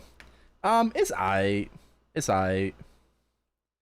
I don't know. I feel like it's still pretty early on into the story. I'm not gonna lie.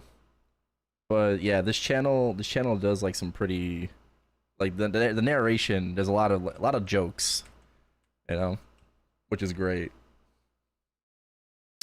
But right now, I think it's kind of like fun slop. Yeah, I wouldn't really call this like good. Yeah, thank you again. I appreciate the raid. Feel free to continue watching with us. And I just linked it in chat a bit ago, like right before the raid.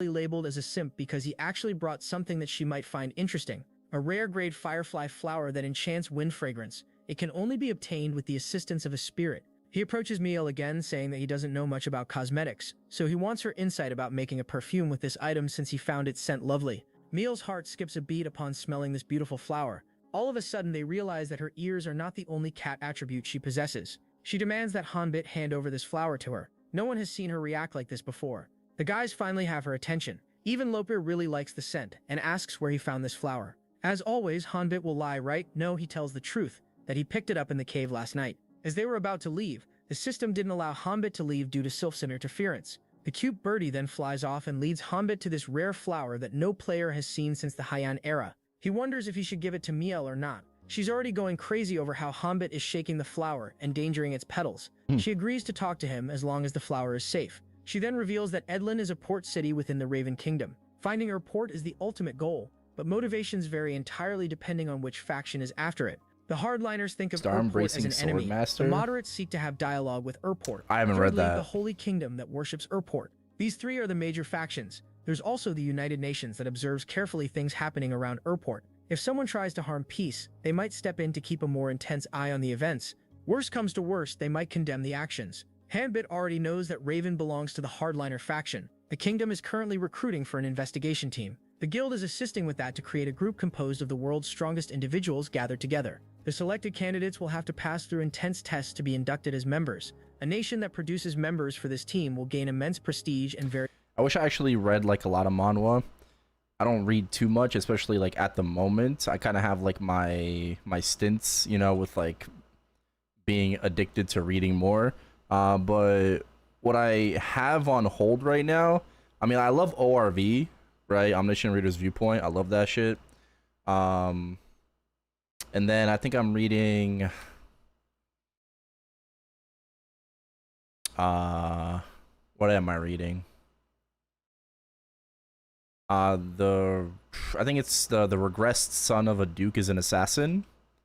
That one's pretty good. And then Academy Genius Swordmaster. I've been reading that as well. And then Solo Max Level Newbie. So I think those are the only ones that I like kind of have on hold that I was reading before. And then the one that's called like like the 99 fucking regressions.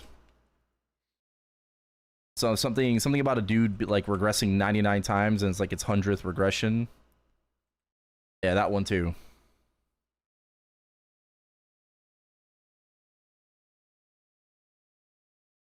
Stellar Swordmaster. Well, I mean, if it's on Asura scans, then I'd probably find it. Oh, Infinity Mage was also really good too until I stopped reading it. I think it went on break and it's been back, but Infinity Mage too. Pretty good. Is that the one where he loops back around to the first regression?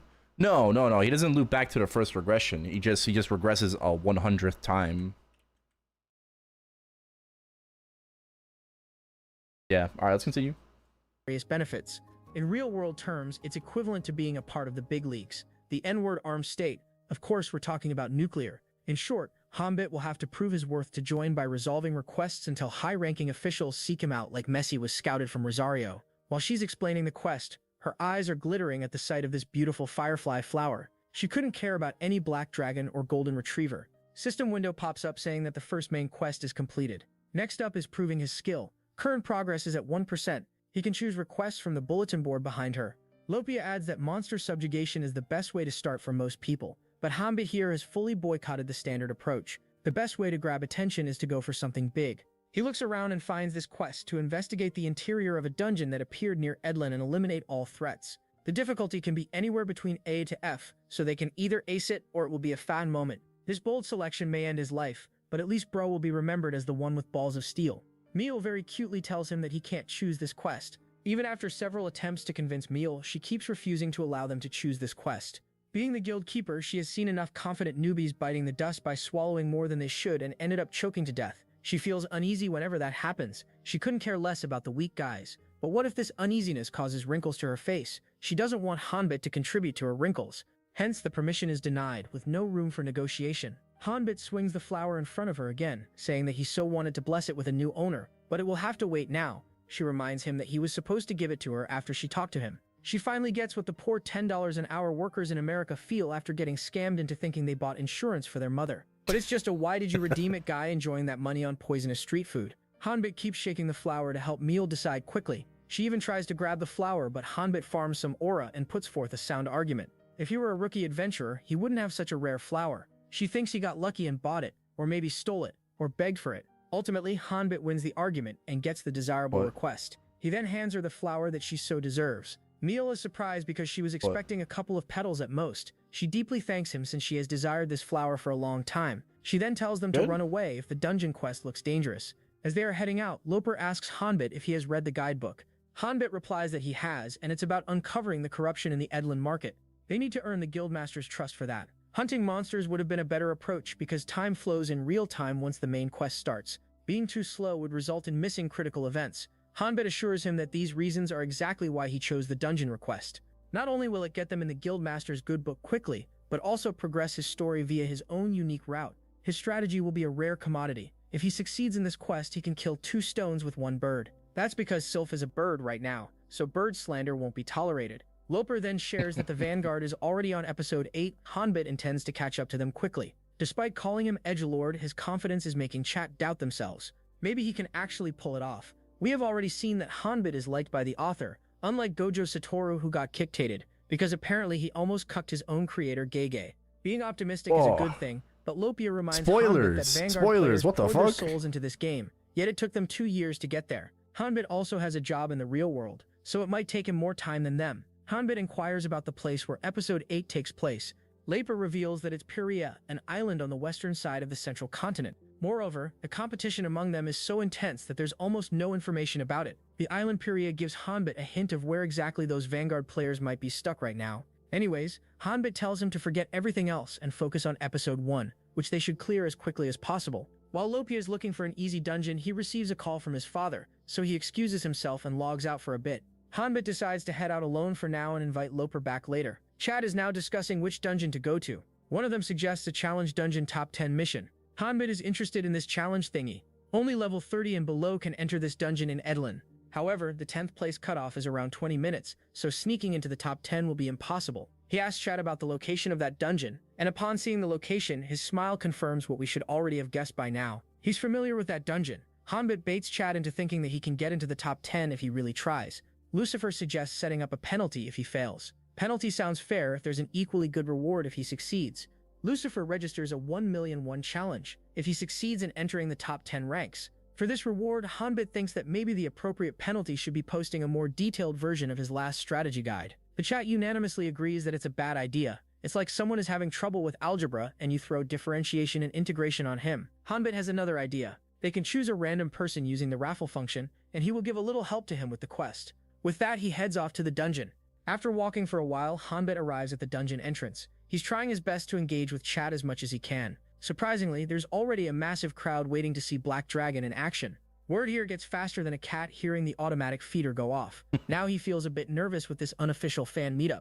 Just then, Loper fights his way through the crowd to reach Hanbit. Loper gives Hanbit a scolding session for getting manipulated by chat so easily. Not only did he accept a ridiculous mission, but he also agreed to their ridiculous penalty. Hanbit doesn't understand what's making him so worried. After all, it's just a small mission that he needs to finish quickly. At this point, Loper can't differentiate between overconfidence and absolute stupidity. He tries to smack some sense into Hanbit and tell him he shouldn't be so reckless, especially with major corporations involved in the scene.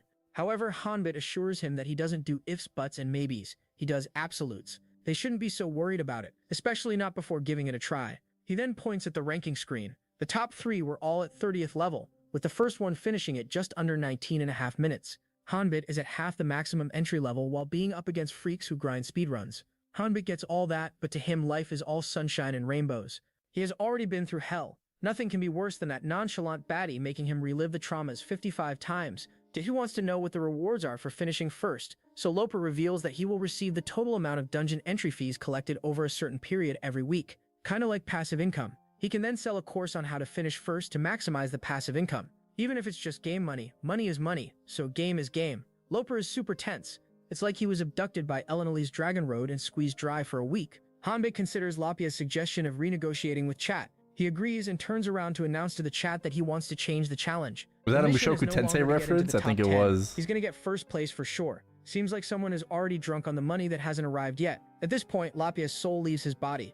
Like that, a boy claimed the life of his best friend for passive income. Apart from Loper, Hanbit is also getting quite a reaction from all these jobless dudes standing outside. They were here out of curiosity, but now they want to see this arrogant guy get humbled. Top 10 was possible if Hanbit got lucky, but he just ruined his chances now. He's going after a record that hasn't been broken in a year. At this point, Hanbit is not even trying to give a fork. Since challenges are solo play, Loper is going to stay here and cheer for Hanbit through the stream. He walks up to the entry point, pays the 500 gold entry fee, while calculating just how much money that Kim Han-seo must have earned in the last year, and gets ready to begin the challenge. Upon his inquiry, Loper reveals that there were many Vanguard players in the top 10 in the beginning, but they focused more on story progression than on cutting down their best times. The player in third, Odin, is a Vanguard. He reached third place on his first try and joined Vanguards half a year later. Judging by the comments, Odin seems to be someone special and extremely talented. Hanbit wonders why he didn't go for first place afterwards. Maybe because 0.1 seconds is not that small of a difference to cover up. Of course, Hanbit is about to realize that still, he's aiming for the first place, so he's going to give it his best. Loper stops him before he heads inside, saying that he should at least look at the guide if he's actually serious about the first place. Since it's an old dungeon, there are many guides available. The most important thing is to ignore the subquest or you won't even rank in the top 10. The subquest is to rescue an NPC girl named Flona. The player will have to clear the dungeon while making sure she's unharmed.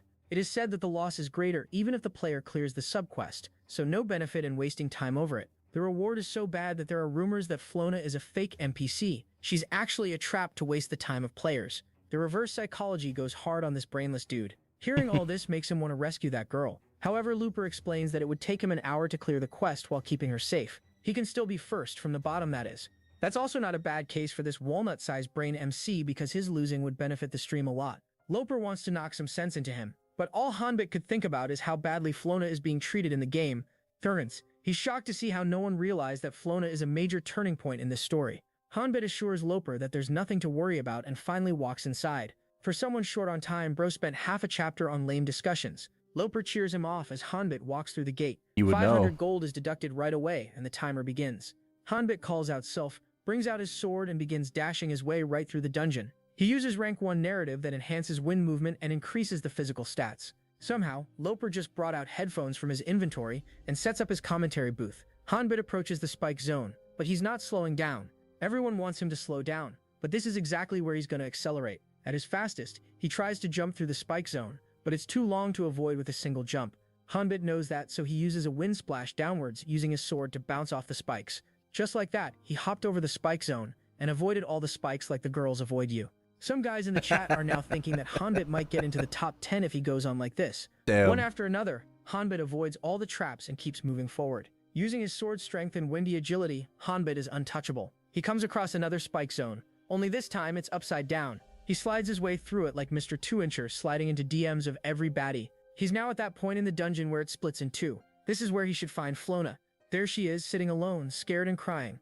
Loper didn't know that Flona is just a little terrified kid. Even the chat feels bad for her now that she's in front of them. Hanbit approaches her and introduces himself. Flona introduces herself back and reveals that her friend is sick, so she came out here to find medicinal herbs. She then came across some scary monsters and got lost while running away from them. Hanbit knows that leaving this kind child who would risk her life for her friend for the challenge would only result in one outcome. Lupio outside is crying his heart out for this kind princess and wants Hanbit to abandon the mission and focus on saving her. Even most of the viewers want him to save her, while judging other attempters to heartlessly pass by this innocent kid. As you would expect from our goat, him that she doesn't have any money to give for the help, but Hanbit tells her that he doesn't need any money. He's a friend of Rhea, so it's only natural for him to help her. Chat wonders why he's bringing up Rhea's name out of nowhere. Flona's face lights up all of a sudden. She still wants to give him this flower as a thank you. Hanbit agrees to accept it once they have both safely made it out. Lupia is still crying for telling Hanbit to ignore this cute, kind-hearted child. A side quest appears to protect Flona and make it out of the dungeon safely. The rewards will be 500 experience points and a red herb. There's no time limit for this quest, but the time for the other quest is running out. A new account named I Am Flona donates 555 KRW to inform Hanbit that 8 minutes have already passed. That leaves him with less than 11.5 minutes to clear the quest.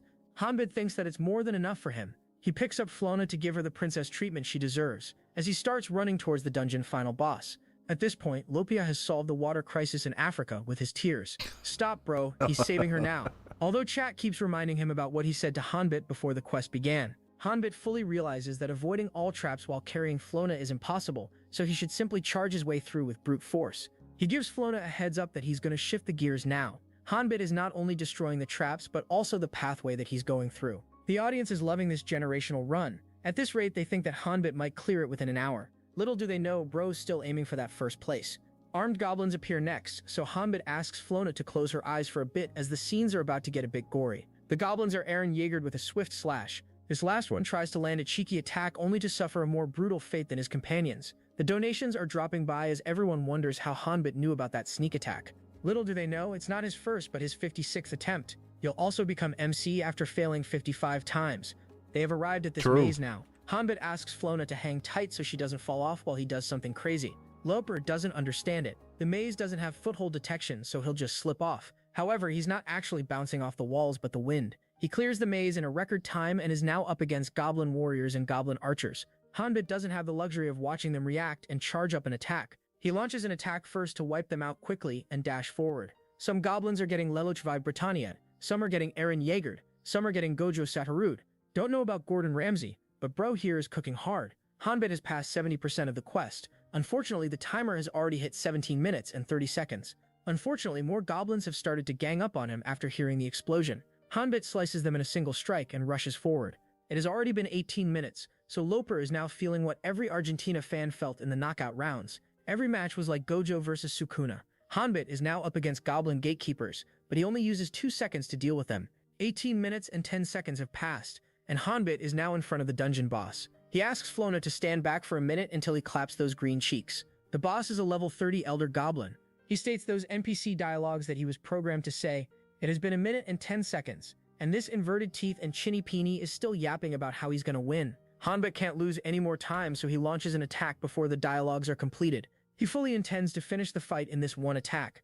19 minutes 22 seconds, and the shield has started to crack. 19 minutes 23 seconds, the shield has cracked, and the sword makes contact with Goblin's green skull. 19 minutes 24 seconds, and the Gob and Lin are separated. Hanbit has actually completed the quest in a record time. He now sits in first place. These are all the rewards that he bagged in just 19 minutes and 24 seconds. Lopia crowd outside, and the chat goes crazy over how the Black D has actually done it. He didn't just finish first, he did it while carrying Flona. Hanbit makes a victory scene as the announcement is made of his first place. Upon completion, he's delighted to get over 10 million won in cumulative prize money, an amount that an intern like him can't even dream of making. Including the donations, bro is on the way from his own country with this much money.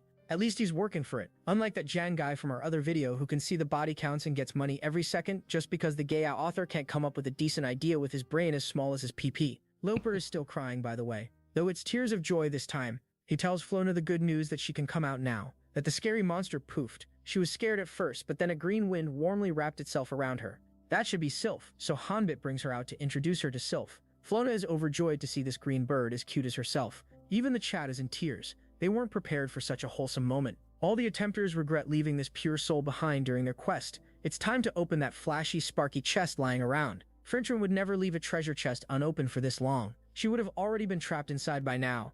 He opens the chest and is almost blinded by the flash emerging out of it. Inside the chest are 2 precious gems. One is the rank 3 unique class, Essence of Earth, whereas the other is the rank 3 epic class, Spirit Stone.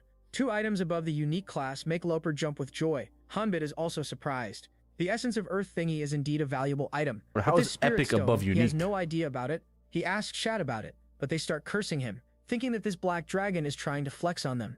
This stone alone is over 30 million. Hanbit's expressions clearly show that he's only pretending not to know about it to make fun of chat. The crowd outside has increased. After watching him, they also want to give it a shot. Hanbit is happy to see all this competition because he's going to be the one getting 500 gold from everyone here once they fail. There are still 3 days until Monday, so the payday will be worth it. Flona then thanks Hanbit and gives him the flower as promised. After accepting the red herb, another link quest pops up for Hanbit. He has to return to the Adventurers Guild with Flona to unlock another subquest. He finally arrives in Edlin and meets up with Lopia, who introduces himself to Flona. Chat wants Hanbit to tell Flona about how Lopia wanted him to leave her in the dungeon so he can suffer more. For some reason, Flona is already terrified of strangers, so she immediately hides behind Hanbit and gives Chat the exact humiliation they wanted Lopia to face. Hanbit assures her that Lopia is a good guy and totally gets why a child from the slums would feel intimidated in a big city. They are always treated like a middle child. Lopia didn't expect Hanbit to be such a reliable and pure guy, especially since he bullies him a lot. He wonders if he's just pretending to be nice for the sake of the quest, because no way is he a nice person. Hanbit doesn't want to entertain this offensive take on his beautiful personality, so he pushes Loper inside the guild since they have already arrived here. The cutscene starts playing, where we see Rhea begging Miel to issue a request to find her friend. She promises to arrange the reward later, but Miel needs to know the reward before registering. She can't go against the policy since she's not the guildmaster. Rhea requests to meet the guildmaster, but he's not here yet. She suggests asking adventurers directly if it's that urgent. Rhea looks around only to find drunken trash everywhere. Even Otzabel isn't in the city. Who could help her with this matter? Just then, this blue-haired guy tells Miel that he wants to submit a request, so she hands him the request form to be filled out first. Rhea asks her if there are more adventurers around, but Miel shuts her out, saying that she's going to go back to fixing her makeup and doesn't want to be bothered again. With no other option, Rhea walks up to this elephant, barking something about the nobles. The other guy tells him to shut it before someone hears him and gets him arrested. Rhea hesitantly approaches them and states that she wants to issue a request regarding her friend that disappeared into the forest. She promises to somehow gather as much reward as they want if they head out to find her right away. The guys get angry at her for wasting their time when she doesn't even have the money yet. They insult her for being a dumb slum girl. Ryer tries to explain that it's really urgent, but this guy interrupts her, saying that he's not feeling any desperation from her. He thinks that if gold is not with her right now, she should use the available resources. Rhea hesitantly asks what he wants, and the guy puts a dagger in front of her and tells her to point it at a noble. The guy tries to bully Rhea more as he states that she doesn't have to actually use it on a noble. Just pointing at one is enough. They want to scare that noble and promise to brush it off as a childish prank. Damn. He thinks that Rhea won't suffer a serious punishment, although the other guy thinks that punishment might even be more severe since she's from the slums. The guys laugh at her while talking about it. It's not like they'll give her the death penalty. Even if they did, this guy states that he couldn't care less about it. Rhea's getting super angry at them, but she controls her rage because saving Flona is the most important thing right now. She agrees to do what they say as long as they help her. She hesitantly extends her hand to grab the dagger. Just then, someone grabs her hand and tells her that she's not the kind of person to do this sort of thing. The cutscene ends as Flona turns back to see Hanbit accompanied by Flona. She immediately hugs her and is relieved to see her safe and sound. Flona reveals that Hanbit is the one who saved her. Meanwhile, the trash and trashier get up to leave. Hanbit gives them a death stare with every intention to rid the game of these NPCs if they ever tried something like this again. Hanbit then offers to walk the girls home while Rhea keeps scolding Flona for going into the forest alone. Flona couldn't care about that right now because the sight of super-fast adventurer Mr. is imprinted in her mind. Rhea tells her to talk to her if she needs the herbs or anything and never try something like this again. At least she's back home safe and uninjured. That's the only thing that matters right now, so Rhea sees her off. Flona thanks him again, and while Hanbit is telling her not to worry Rhea like this again, he hears a distant fading thank you from somewhere. He looks around thinking that it must be the wind, but it wasn't. It's Rhea, all embarrassed and in pain for showing basic decency. Hanbit can't believe that Miss Arrogant actually thanked him. Rhea then runs off with Flona, and the system window pops up, stating that the quest is completed. The new subquest appears now, and the objective is to wait for the next meeting with Rhea, who would never forget this kindness. Meanwhile, the chat is already missing Flona. Hanbit then meets up with Lopia, who seems occupied with something. Hanbit succeeds in scaring the bejesus out of our poor guy. Loper states that some idiot ran off and participated in a dungeon race and beat the high score despite being half the level of the previous winner, so his fanboys are a hassle to deal with right now. Hanbit appreciates the hard work and tells him that he should log out and rest for now. He's gonna do the same. However, chat looks super angry at this plan. They want them to continue streaming for now. Hanbit wonders what bone to throw at these dogs so he can use the opportunity to run away. He then decides that despite winning the bet, he'll still go ahead with the one-on-one lesson he promised as the punishment for failing. An hour-long session. Now the chat is super pumped. Everyone wants to be the chosen one. Donations are pouring in since the winner will be among the donors and not freebies, because why waste time on broke fellas? Lopia activates the raffle feature, and there are just under 6,000 participants. The lucky draw begins, and the winner turns out to be Kim Jiraiya. Wait, that punching bag from a small company. Yup, it's that guy who almost yelled his heart out. Lopia asks Mr. Kim Jiraiya if he's in the stream. If so, he should respond to the message in 30 seconds, and they will meet up in Edlin. If he's not online right now, they will redraw. Right away, Kim Jiraiya sends a message stating that he's here. He immediately brings out his gear to log in. Thankfully, the donation he made didn't go down the drain. He can still make a profit out of it. He tries to calm himself down as he logs in. Damn, bro, donoed $100. That's crazy. Hanbit hesitantly and introduces himself as Kim Jaya from Tile Trading Company. Chat makes fun of him for introducing himself as if he's proposing his love to his childhood crush. He shows immense gratitude for being blessed with this opportunity. Chat is making fun of Kim Jaya, saying that he talks like a corporate email. Hanbit asks if there's anything specific Jahia would like to learn. Meanwhile, Lopia is thinking about how Taiyul seems like a familiar name. Jahia states that he's happy with anything Hanbit chooses, so the topic of today's lesson is decided to be swordsmanship. Hanbit can even teach magic, but magic is just like women for Jahia. He knows nothing about it. Hanbit decides that they should move to a suitable place to practice swordsmanship. After walking for a bit, they arrive at Atsabel's store. Loper has no idea why he brought them here. He enters the store and calls out Atsabel. She replies that she's really busy, so just spit out what he needs and disappear like a black father. Hanbit asks if he should come back later if she's busy. She finally turns around and realizes that it's not some random customer but Black Dragon. Jesus Christ. Chad is offering heartfelt gratitude to God first and then Hanbit for blessing their eyes with his beauty in an apron. Mr. 2-Incher is going crazy, but let's ignore him until he gets neutered. Hanbit asks her if she has seen Rhea around and Tosavale shares that she just got back, so she has no idea. She wonders if Rhea caused some trouble again for Hanbit to be looking for her, but he assures her that no such thing happened. He then asks if he could use the backyard for some sword training since he couldn't find a suitable place around here. And Tosavale replies that it's pretty cramped back there with all the boxes, but he's free to use it if he doesn't mind that. Hanbit thanks her and heads to the backyard with his happy and awkward dogs. Hapchitbane has already learned swordsmanship, so Hanbit wants him to draw the sword for him. He also asks for his level. Turns out, Unch is at level 52, and he's still as nervous as a Mexican when he sees Icy. Hanbit is impressed with such a high level, but Chipane claims that it's hardly praiseworthy because he's been playing RP ever since its launch. Chat can definitely tell that there's some rude manager forcing poor Unt to play this game. Hanbit still comforts him by saying that he has enough experience to make up for a lack of skills. He wants to put the theory from the strategy guide into practice. Untik agrees and says yep from the bottom of his heart while holding a sword like a Diapol. What's with this stance, bro? The art of holding a sword that has been lost since the Heian era. Kim Jae-toy presenting the constipated stance. A viewer makes a new account named Mr. Shame of Swordsman and donates 1,001 to stop Unsif from insulting the sword anymore. Hembit asks if the sword isn't Jaeha's main weapon. As expected, it isn't. Jaeha normally uses a hammer. Hembit then explains the reasoning behind choosing this backyard as the training ground. He wants to minimize movement because precise control of every move is necessary for every weapon. Hembit takes his stance and asks Jaeha to be prepared. Putting everything aside, Jaeha fully commits to this training. MVP. Alright.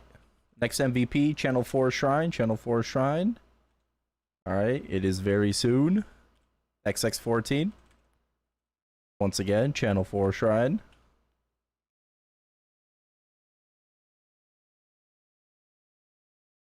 But his eyes deceive him when Hembit disappears all of a sudden and reappears with the sword to his neck. If this were a real battle, Unchi would be getting buried with a tombstone saying died with 0 skills and beaches. To us, Hembit tells him that Balder's movements scale according to the challenger's stats, so the Balder Jaeha would face would be much faster than him. On Monday. Jaeha understands and asks Hembit to go again. This time, Hembit announces his attack of going with a downward slash from the right. Jaeha blocks it, but it was a bit slower than Hembit's expectations. Just then, Rhea walks by the door to greet Atsufsabel. She notices Hembit and is a bit confused to see him here. Hembit also notices her from the side of his eye and decides to speed up a bit. Wait a minute, bro, why are you trying to impress her? Just what are your intentions? Lude, Hembit wants to change the course of this episode. Remember the sub-quest he got, so he needs to catch Rhea's attention. We get that, it totally makes sense. But have some mercy on poor Unka's fighting for his life here. Grown a man getting bullied like a fat kid. After 50 minutes of torture, Jaeha has dropped his sword and given up. He couldn't block a single attack since the first one. A guy who has been playing for 2 years gets humiliated by someone who started a couple of days ago. Hembit cluelessly asks if everything's alright, as if he didn't just bend over poor Un, and even denied him lubrication. There are still 10 minutes left. Un is not going to take down this beating. He bends down and picks up his sword to begin the redemption arc. He's not going to let this hour end without gaining anything notable. He asks Hembit if he can use a hammer. Hembit agrees since using a familiar weapon can help more in learning. As he brings out the hammer, he politely asks Hembit if it would be okay for them to skip the practice and have an actual PvP match instead. Mr. Big Balls Unt has locked in. Hembit is shocked, even the chat is shocked. The world shall now know a salaryman's rage. Hembit agrees, and as they are about to begin, Loper interrupts saying that regular PvP comes with penalties, so they need to use duel mode after mutual agreement. Even chat forgot about the brutal penalties. Thankfully, Lopia is here to keep things in check. Jaeha also agrees and sends Hembit a duel request that he accepts right away. If Jaeha's sword stance was funny, check out this Hia stance, the holding yo fart stance. Apparently, Hembit is enjoying it more than others because he yearns for uniqueness. The fight begins, and Jaeha goes for a Thor smash right away. Yeah, I gotta hand him for the strength because what the hell? Thankfully, Hembit dodged the attack in time. Otherwise, this would have ended his 56th cycle. Hembit states that hammers are indeed powerful, but they are slow. A fierce attack means nothing if it doesn't connect. While saying that, Hembit already has his sword to Jaeha's neck. However, Jaeha is fixated on doing it his way. He goes again and fails again. One hit is all he needs, but he's been saying that since he hit puberty, yet he didn't hit any. Once again, he goes for an all-out attack. He's aware that his attacks are slow, so he intends to make up for it using the range of his attack. A Hulkus Thor smash. The entire backyard becomes dusty with the intensity of this attack. However, this also wasn't enough to get Hembit. After all, he's the protagonist of this story. He puts his sword on Jaeha's neck and informs him that the time is up. Like a professional prostitute, Hembit is very punctual. Hembit wonders if combat is really the niche he wants to stick to, while Jill wonders if anything would have changed even if his attacks connected. Hembit's comment after humiliation Unter for an hour is like giving him a rope and pointing towards the fan. Hembit genuinely thinks that Jail should make use of the wide range of paths that RP offers besides combat. At this point, Jail reveals that he's actually a blacksmith. What an amazing confession from someone who was just trying to beat the most popular player in his playstyle. There are levels to being restarted. Maybe Jadewell likes public humiliation or something. Now Lopia and Chat are trying to embarrass Hembit for going that hard on a blacksmith. Hembit also thinks that he put a bit more strength after he heard that Jadewell is an early player. Jaehye thinks that it's fine because he also thought his high level would give him some edge, but he's now sure that Hembit is on another level. Just then, this viewer named Speedwagon passing by dropped some extra info that Tile Trading was the first company to discover the hidden route for obtaining the Dwarven Metallurgy skill. However, they failed as miserably as that peace merchant Orangefish at maintaining peace. How's the boost gonna work? I think all you gotta do is like go to the third job instructor and then it'll set your level to 100 and give you the materials to complete the job advancement. And I think it also gives you gear. So I just played like day one, which was very fun, but because of like the boost and stuff, I definitely want to check out third job and ranger. So I'm just gonna wait for the automatic boost. Yeah, I just didn't find any point in actually grinding to level 70 manually because of that. But yeah, I mean, you know, the beta is more or less the same, you know, for a little bit of extra content, but yeah, a couple of adjustments, but for the most part, like, the same. Again, day one was really fun. Lopia also remembers it since the community was really noisy back then. Hembit asks Loper if he got that quest, but he reveals that someone found a related achievement, but no one was able to find the quest. Hembit asks Jeha if he was involved in searching for dwarven metallurgy. With immense embarrassment, Jeha reveals that he was the first person to discover it, making him the biggest loser since he couldn't find the quest despite being the first. Hembit is aware of this highly valuable skill that demands equally high requirements. Now that the first discoverer is right in front of him, he can't let this opportunity slip by. He sends Unti a friend request, but he wasn't expecting Unti to give a Lopia-level reaction. No one can tell whether he's happy or upset or just a JoJo fan. Jomi is delighted to finally get something big, other than big humiliation out of this hour-long session. While Jomi is thanking him, Hembit looks behind to see if Ria noticed him. However, there's a Shinigami standing by the door. It's actually Atsubel who's about to humble these arrogant kids. She told them to be careful, yet her backyard is more messed up than Julio's Akin prison right now. Hembit apologizes on Jayable's behalf and says that Jayable claimed to cover all the repair expenses. People around the city are talking trash about Brooke, who ever since becoming the mayor has led everything to its apparently doom. Mortal They Blow preferred is things gonna when Mayor remove William was Bowak. in charge, but this Brooke guy We'll is see, highly though. incapable. We'll see. Jeha, Hembit, and Lopi arrive at this tavern named Don Du in the Edlin Market District. In third job. Lopi has never seen this tavern before, whereas Jeha is also only returning after 2 years.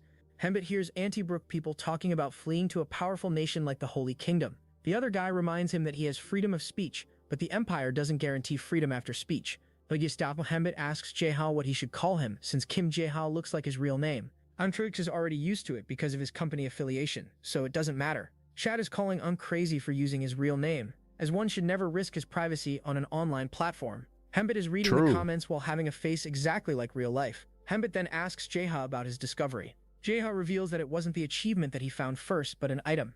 Flashback to when Bro was hiking in the snow in search of something good. The item had the exact same words written on it as the achievement. Hembit asks if he could see that item. Jeonga values it a lot, so he's always carrying it. He puts his hand in his pocket I say to that bring out as I what have the everyone IGN anticipates mat. to be a mythical item, only for it to be a dog tag. This Unts and his degrading fantasies. As you would expect by now, Hembit is familiar with this old man pendant as well. He wasn't expecting to see it here. Hembit asks to have a closer look, so Jeonga hands it to him. The dog tag has a familiar texture and the same words engraved in his tiny brain. He's 100% sure that this item is a key to learning dwarven metallurgy. Hembit asks where he found this, so Jewa shares that he found it halfway up the snowy mountains north of Ifrit. Hembit knows that place with all the ore veins and mine entrances. Jeha has no idea how Hembit knows about it, but Lopia, who has felt what Jeha is feeling hundreds of times in the past few days, brags about how Black Dragon knows everything and has the guidebook fully memorized. Jeha is having trouble believing this Shui, but he can't really argue after getting humiliated for getting an hour. Hembit then asks if there's something he overlooked since he ultimately failed to find the quest. Not just his company, but many other groups tried everything and failed. Hembit thinks that they must have shortlisted the requirements or something since entire companies were searching. Jeha's company didn't find anything, except this item that only he possesses. That's obvious to Hembit because dwarven metallurgy can only be obtained by the first discoverer. Hembit thinks about it and suggests traveling together for a while. Jeha gives an appropriate shocked reaction. Imagine winning the lucky draw, getting added to friends list, and joining the party. Hembit thinks that it's a win-win situation for both. With tears of success in his eyes, Jeha announces his ambition of doing his best to help. Grown Amana crying over a video game. Hembit sends him the party invitation and asks if he has cleared the Elden episode. Being the main quest, Jeha has already finished it long ago. He would have loved to do it with them, but he'll just enjoy watching them play in his seat in the corner of the room. The three say goodbye to each other after forming a party and log out. Jehifar is crying himself to sleep. Crying with joy though. With the goddess of luck finally looking his way, he might even get promoted at his job. The next morning, Hembit steps out and takes the bus somewhere. Even though it's the weekend, going outside early still feels like going to work. Hembit is finally getting into the corporate culture. Why? Because he has started hating his company from the bottom of his heart. Meanwhile, the two guys sitting behind are talking about the dungeon race stream they saw live yesterday. Yup, they are talking about the Hanbit masterclass that took place yesterday. It took these guys over an hour, but that Black Dragon cleared it in under 20 minutes while carrying Flona.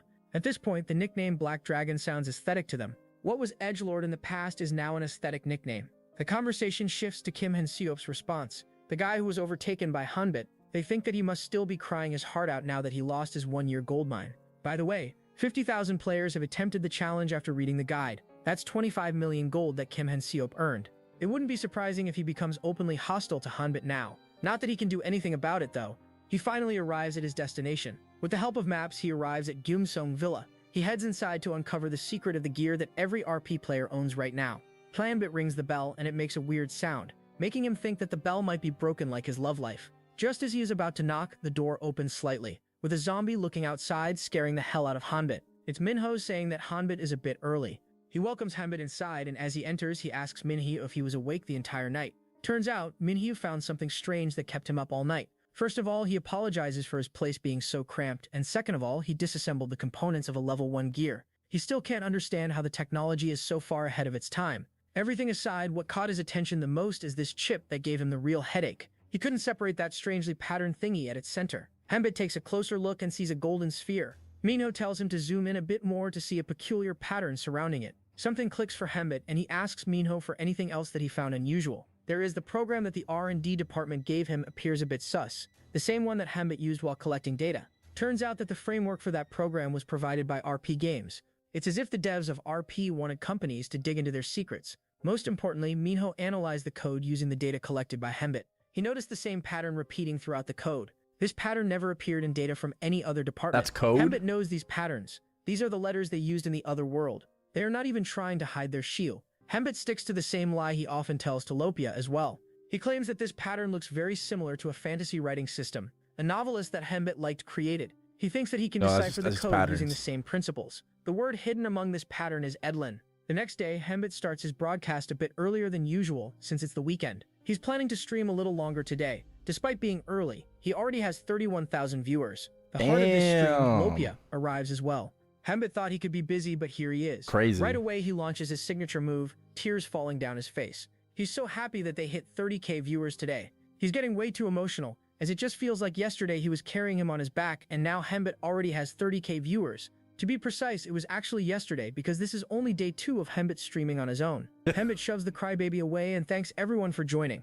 He then proceeds to continue the main quest. Just as they are about to set to Adventurers Guild, Rhea calls Hanbit out.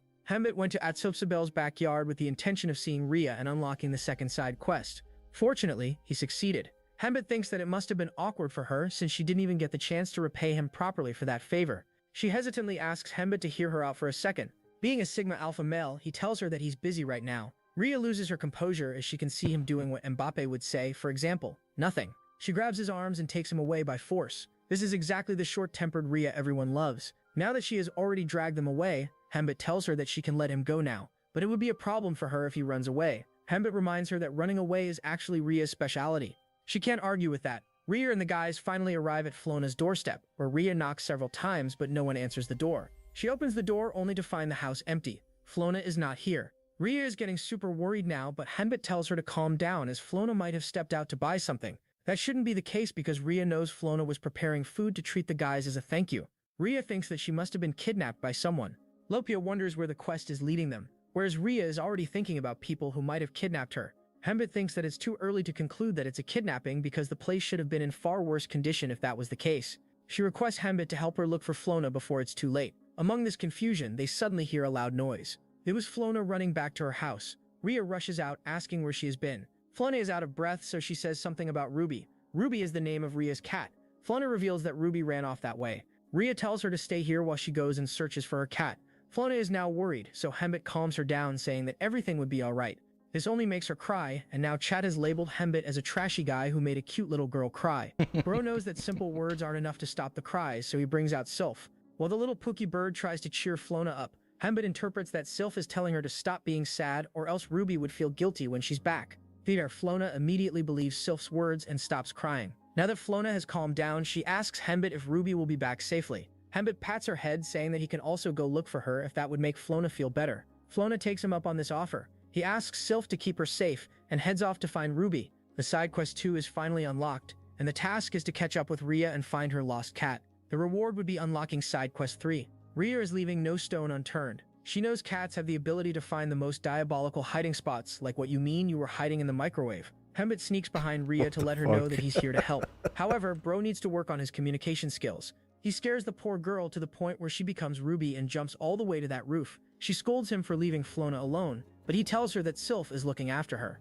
She still thinks that she can handle this small task, so Hembit should just head back and wait. What sounds like a baseless claim since she's still without Ruby. She tells him to save the rage bait for the future. Hembit claims to know where Ruby went. It's the sewers. Being a tsundere, she gets angry at him for not telling sooner, whereas Hembit fails to remember the time she asked. She immediately heads towards the sewers, and Hembit tells Lopia that they are going to follow her. Okay, so Lopia has been to the sewers once when he wandered in by accident. The area is very huge and it smells awful. He doesn't want to go there again, but Hembit is already leaving. They are in the sewers, and Lopia is questioning Devdi's decision to include this stench. He then asks Hembit if he's sure that Ruby came here because this doesn't seem like a place cats would visit.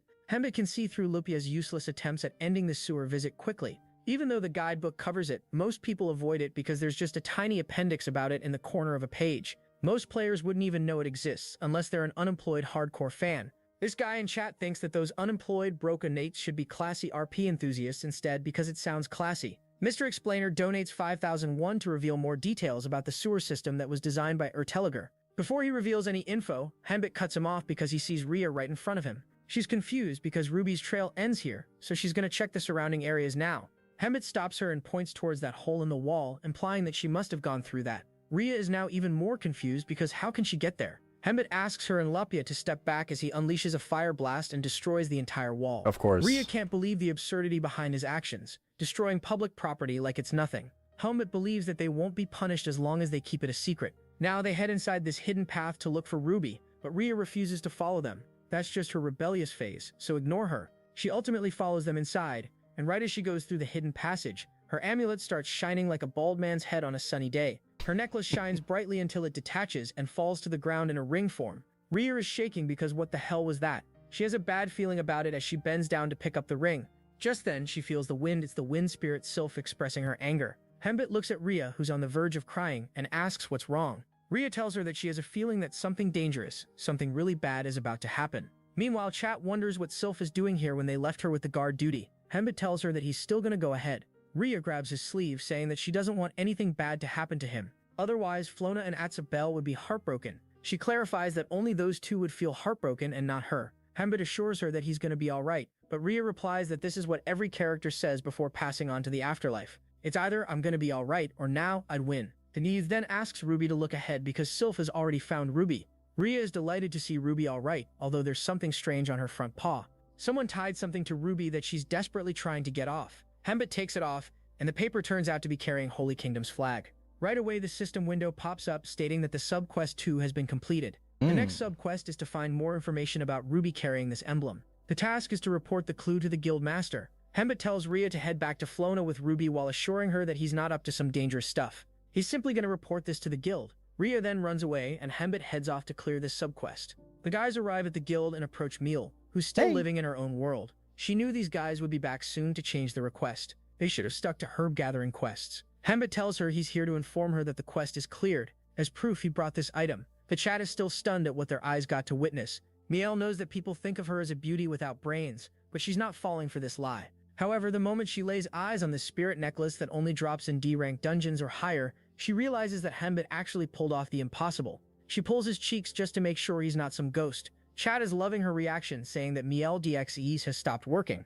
Hembit then brings out the Holy Kingdom's flag and tells her to show it to the guildmaster, who should be upstairs right now. Chat thinks that dude is moving too fast to be meeting the guildmaster this early. Also, there's a guy who has a problem with Hembit crossing his arms. Imagine someone crossing arms is your biggest problem of the day. Someone needs to be robbed of his blessed life. Miel XE is still lagging, but it's functional now. She tells him that he can't call for the guildmaster like he's calling his cat named Khalid Kashmiri. Hembit knows that he's making an unreasonable request, so he lets go of this topic, totally unrelated to this matter. Hembit brings out another lemony flower and offers it to her as not a bribe, but a thank you.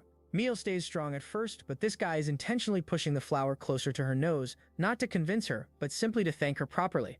Miel accepts his gift and, totally out of goodwill with nothing to do with this flower, agrees to show the emblem to the guildmaster and arrange a meeting if possible. Hembit asks Lopia if Miel, Flona, and Rhea can see him because he's having no part in their conversations or anything. Lopia states that he's intentionally keeping his presence minimal so the stream can focus on Hembit. He may be contributing nothing, but it's surely the best strategy right now. Upon Hembit's inquiry, he clarifies that zero contribution means zero rewards, but he will still get credit for clearing the quests. He claims to enjoy watching everything unfold beside him more than he does. His edited videos are blowing up lately. Before he continues the yapping session, chat cuts him off, saying someone should stuff his mouth and shut him up. Lopia summarizes it, saying that the more famous Hembit becomes, the happier he is for him. Just then, Meal calls out Hembit and introduces him to the Guildmaster, and it turns out the Guildmaster is this Gigachad. He asks Hembit if he's the one who summoned him. The two stand in silence while Hembit thinks about how long it has been since he saw Cowan. Damn. The smile on his face is proof that He's Hembit tall likes as GM. fuck. By GM, we mean Guildmaster and not gay men. Meal breaks the silence, stating that Cowan needs to evaluate Hembit's rank since it's beyond the scope of her work. Gigachad Master brings out a card and asks Hembit to place his hand on it. He informs Hembit that he's an adventurer of the guild from this moment, and all his achievements would be visible through this card. He then gives Hembit his Daios ranked evaluation. This is shocking for chat because they were given an F rank. F for the failure they are in life. Even Mail is surprised because not one bagged Cowan's die was right from the start. Cowan tells her that there are exceptions to every rule, so she should just accept it. For obvious reasons, Mail is not a cold, heartless lady to Mr. GM. That 2-incher in the chat who claimed her to be his wife is watching his wife lust over Giga Chad. He then asks Hembit about the emblem in his office. Hembit tells Mr. Giant Mogger that he found it in the underground waterway. Toporish Cowan reveals that this cloth is used to make battle uniforms of Holy Kingdom soldiers. That could only mean that Holy Kingdom has already infiltrated Edlin. Hembit tells him that this is exactly why he came to him. While he has no interest in protecting all of Edlin as Cowan does, he still has a baddie, a tsundere, and a cute child to protect. Cowan asks about the people he wants to protect, so Hembit intentionally reveals their names, and something changes when he mentions Ria's name. Hembit quickly moves on with the conversation, saying that they can't ignore this. Cowan knows that they need to first confirm the infiltration, so he gives Hembit a task to investigate the underground sewers and report to him if he finds anything sus. He can't let anyone know yet, so it's an unofficial order. Hembit accepts it right away, and the system window pops up with some rewards for completing Subquest 3. The main quest branch has been reset. The third main quest is to earn Cowan's trust by finding evidence of a possible infiltration. The current progress of the main story is at 28% now, which is shocking for Lopia. As they leave the guild, Loper asks Hembit to wait for a bit because he needs to do what Spain did to France in the semi-final. While Loper is taking his time to log in again, Hembit reads the messages from chat, wondering why Hembit is still using a beginner-grade sword and not something more lethal like your crush's smile or something. Hembit fully intends to replace it once he gets his first paycheck from the dungeon. Just then, someone tries to attack Hembit from behind. He barely blocks it, so the attacker feels relieved that Hembit is not a big deal or anything. Hembit asks this scary-looking guy about his identity, but right now, he has bigger issues to address. With a wide level gap, he knows he can't hold out much longer. However, Hembit lets that ugly mask guy believe he can take Hembit out to finally let the attack slip and grab his mask. He launches a fire blast right to his face, so the poor guy doesn't have to wear a mask every time he needs to look ugly. Why Hembit? The attacker steps back and Hembit asks him again about his identity. One side of the blade is already damaged, so Hembit can't have another clash of swords. Just then, a ninja star is thrown at him. He avoids it, but it seems that the ninja star is imbued with poison. There's another attacker here. This guy has a more disgusting face than what Lopia must be letting out right now. Cute Hembit is not some hoe to take two guys at once. By the way, the one who tried to cut Hembit down is Cutter, and the one who triggers every curse word in your mouth just by showing his ugly face is Trigger. There's this strange mark next to their IDs. Oh, they're and their names are red. PKers? Turns out, these two are PKs. This information guy then donates 5k and reveals that anyone with a PK mark is treated as a criminal. Eliminating a PK has no penalty, whereas a PK can't trade and suffers harsher penalties the higher his PK mark is. The PK guild also brought some eye candy in the shape of this third attacker, who tries to attack Hembit from behind. She wanted to land a hit before the 2-incher hits on her, but she has successfully failed, just like the other two Fum Ducks.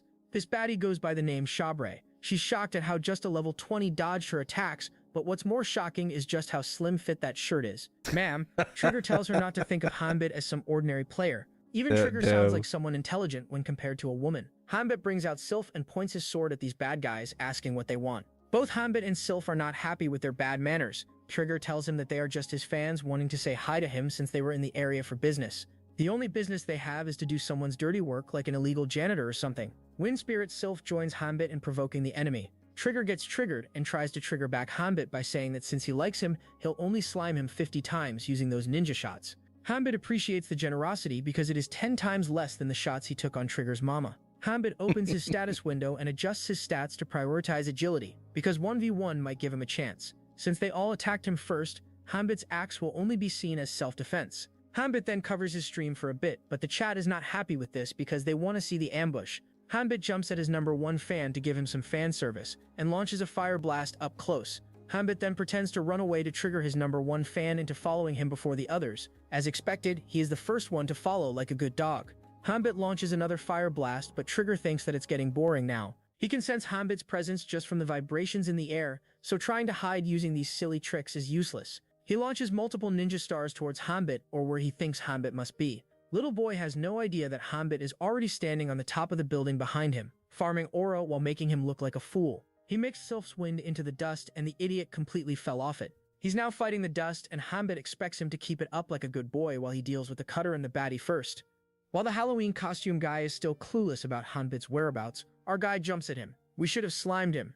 Turns out to be his last words as Hanbit becomes the Mikasa of Trigger's story. A single slash and Trigger can never give head to anyone now. Hanbit receives 5,000 experience points, which is a bit surprising since what he did is called PK. Trigger's not the only one biting dust because Hanbit's sword has also ran out of free trial. He then opens the system window and turns the stream back on. After all, his viewers must be going crazy by now. He asks Chad about the EXP points he got, wondering if that was a bug or something. Seeing that bro has already finished that guy while being unscratched makes them think that he's the bug here. Anyways, PK Patrol donates 5k and reveals that this is normal. Some players have even formed groups to hunt PKers and farm experience points. Hanbit thinks that those hunting others for points are monsters. Damn. Surprising for someone to be calling others of his kind monsters. Cutter and Baddie enter the scene. They didn't expect their fellow clown to not even last longer than a virgin. Hanbit isn't too happy at seeing the fellows of deceased. After all, he wanted to take them out one by one. His intentions of taking them out may vary depending on the enemy's gender. They found his location because he turned on the stream,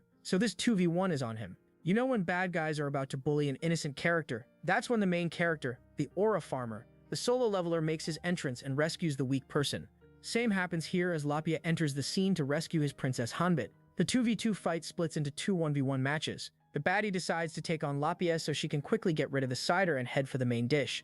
Cutter wants to take on Hanbit so he agrees. Lapia is ready to show no mercy to them. Lapia has zero fear in him, his legs are only shaking because he's working on his footwork. People may think he's trembling with fear, but that's his routine before unleashing the beast. You know when bad guys are about to bully two innocent characters, that's the perfect time for Kim Jaka to enter the scene. It's now 2v1 for the baddie, and 1v1 for Cutter. That is, if no one else makes a grand entry. Hanbit asks them to hold out until he cuts this Cutter guy. Cutter asks how he's going to defeat him when he doesn't even have a weapon. Hanbit reminds him that a man is never without weapon. He proudly says that while he looks down, no, not there, he's talking about the sword on the ground that belonged to Trigger. Cutter doesn't want his fun to be reduced, so he warns Hanbit that he'll face a penalty for equipping this weapon if he doesn't have the required stats to wield it. Hanbit picks it up, saying that he'll never know without trying. The weapon is at least rank 3, and it's heavier than the burden you are for your family. Cutter thinks that Hanbit is a fool for choosing a heavy weapon in a battle of speed. Chad is getting bored now. They think that Cutter started PKing because he didn't find anyone who would listen to his yapping sessions.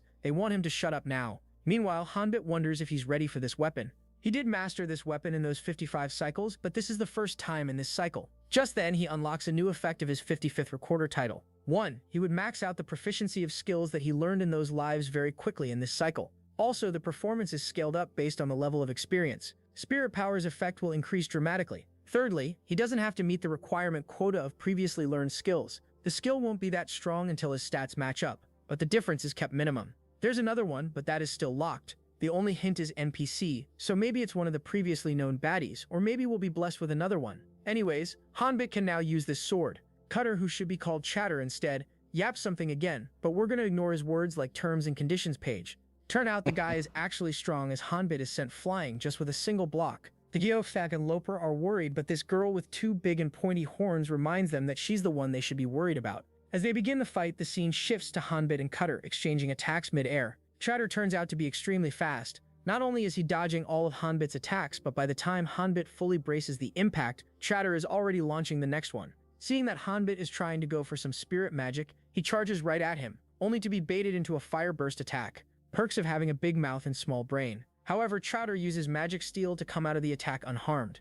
Chatter praises the attempt, and generously offers another surrender chance. Hanbit thinks that Cutter should throw in his mom in the offer as well if he wants him to consider. Nah, he didn't say that, sorry. Hanbit just wants him to yap less and fight more. The swords keep clashing as Chat realizes that this Chatter can actually move his hands just as well as his mouth. They are also wondering whether Hanbit got that weapon penalty or not. After all, he's so good that it's hard to tell. Anyways, Chatter mocks him since it's taking Hanbit's everything just to block. If this keeps up, Hanbit will never be able to hit. With a smirk on his face, Hanbit tells him that that's what his mama used to say. He charges at Cheddar to land a hit, but he successfully blocks it and calls his attempts futile. He then counters with a phantom skill that should decide the battle. What Hanbit is seeing in front is an after image. Cheddar is actually behind him, about to deal the final blow. Somehow, with the power of God, game devs, and author, Hanbit blocks it. Cheddar is going to change his approach, and now he wants to blow Hanbit off. And the author. Blow Hanbit away along with his sword.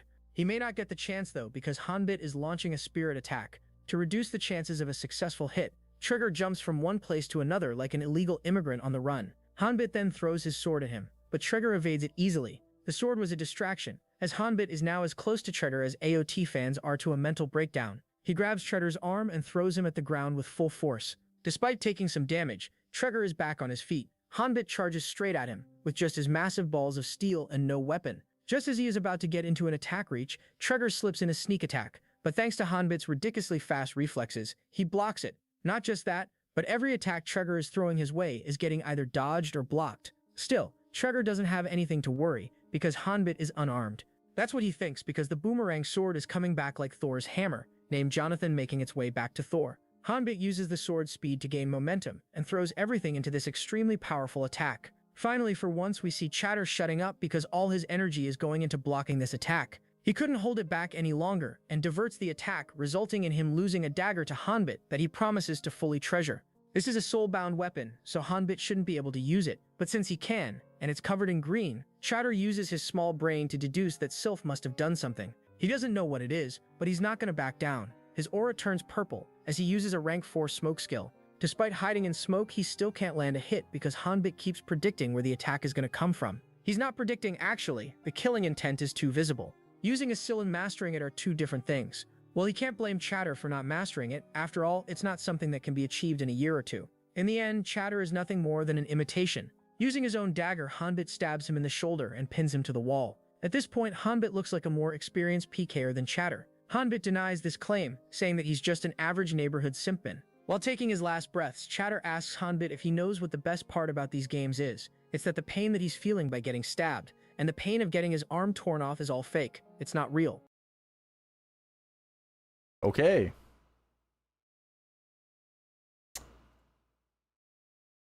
Well, that's just how it ends.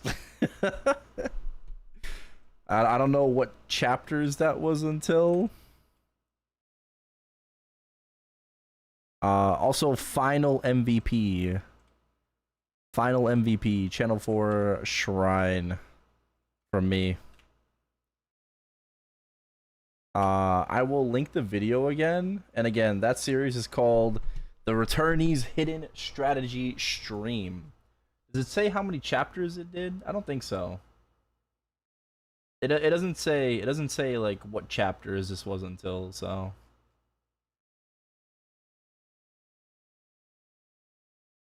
Oh my god, yep, that's it. Oh, but that was that was fun. That was fun. It's kind of hard to gauge. I don't know if you guys like that or not. We could totally. I'm not saying the entire fucking grind needs to be like, but you know, we can check out like a video every time. That's something that we want to do.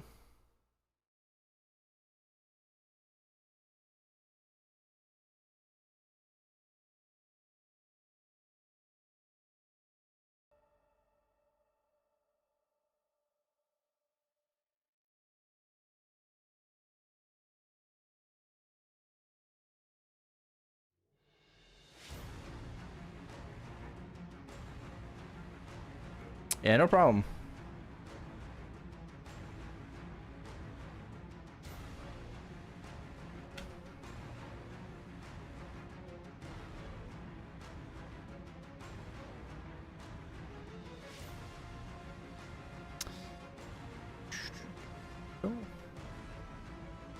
Oh, level 3, nice.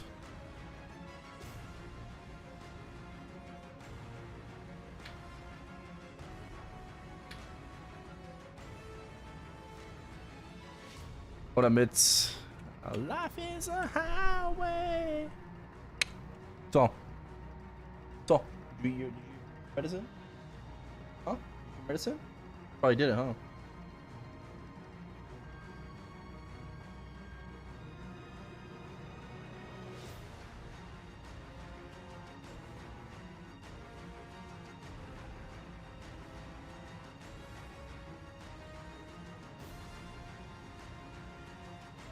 Snats.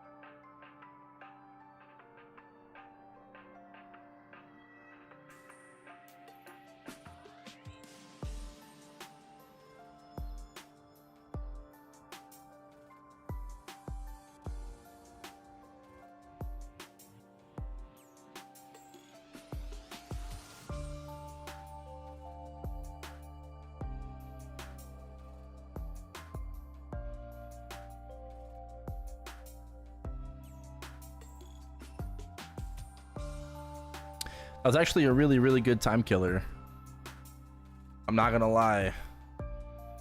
That lasted like a good chunk. I think it was like half the train.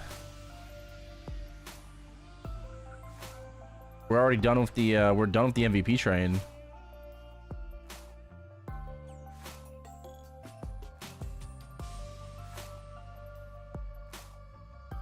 Chill, bro. Chill. My baby. What do you want? I think my cat maybe wants a snack. I think he might want a snack.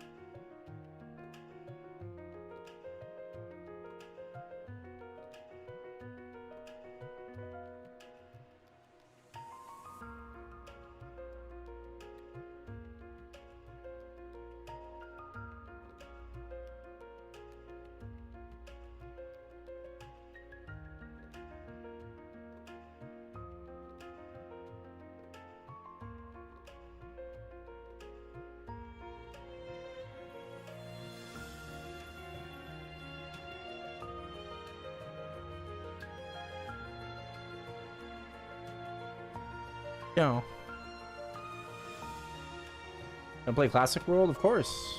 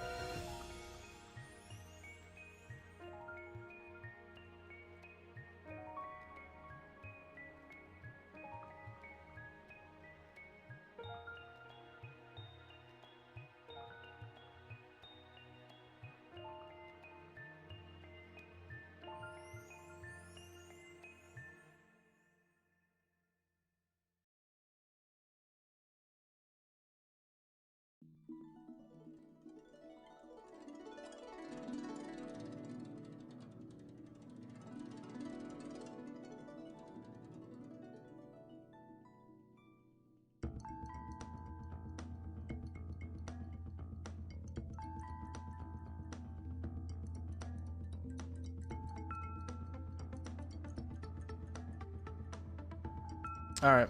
Hey, Coder Math. Always get your shorts in my YouTube feed. All the old videos. Yeah. I'm gonna go give Bay a snack. I'll be right back. Bathroom too.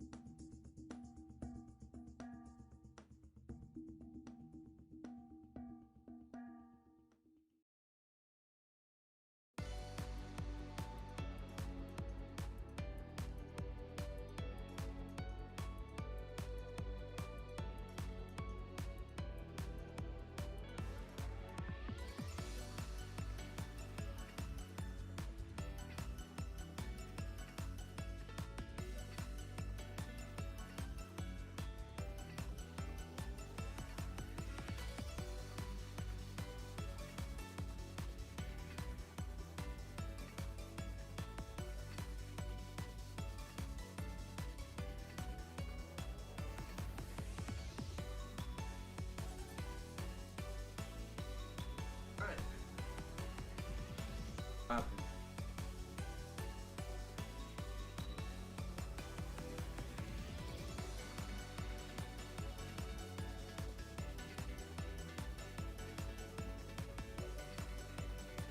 Same as all the celebs.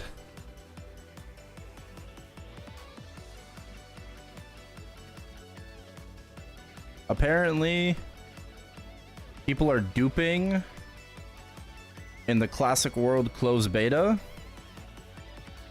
Nah, bro, this game is cooked. If that's true. Unless I'm being rage baited, but if that's true, like if people are actually duping in the closed beta too. Nah, bro, game is cooked.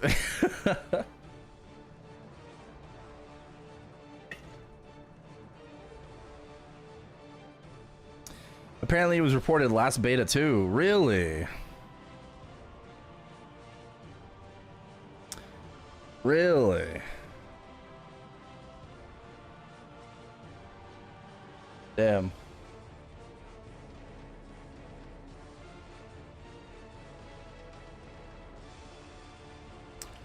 Are we really at 4 times solar right now, Mitz? Yeah, we are. We are at 4 times Erta. You should be getting like 20 energy an hour on reg server.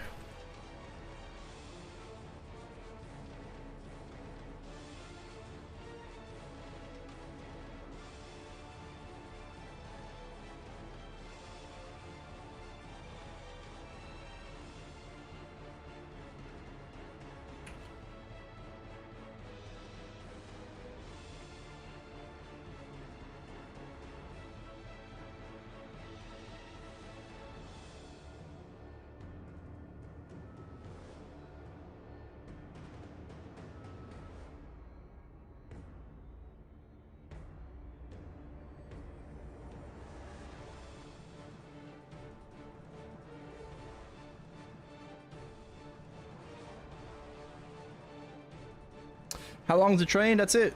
It's done.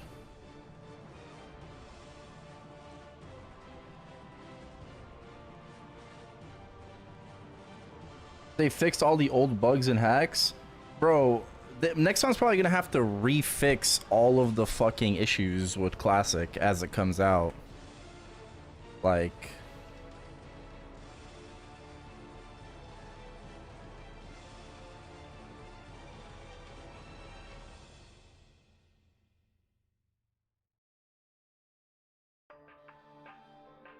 Yeah, the train's over. I did 5 hours of MVP.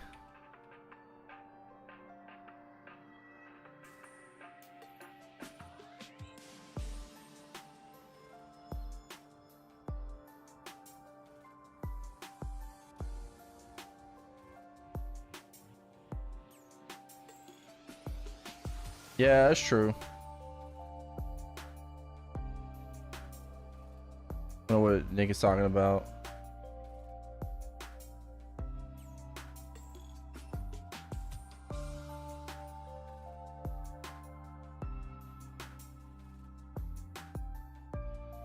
News for us Aussies, yeah.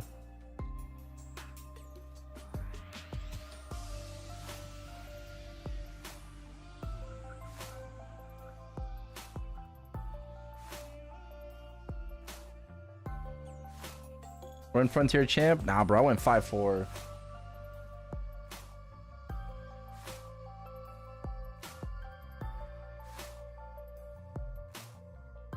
Right before it got good.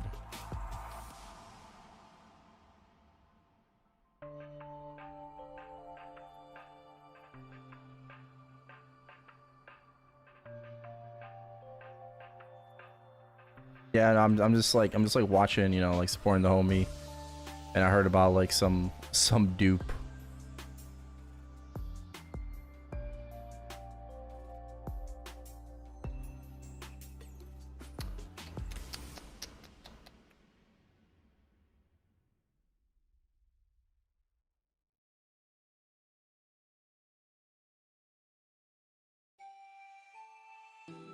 Normal Saren? I think I cleared normal Saren with like 50 mil CP Erel. That's 50 mil? That was min cut though. I'm pretty sure it was like a 29-minute run.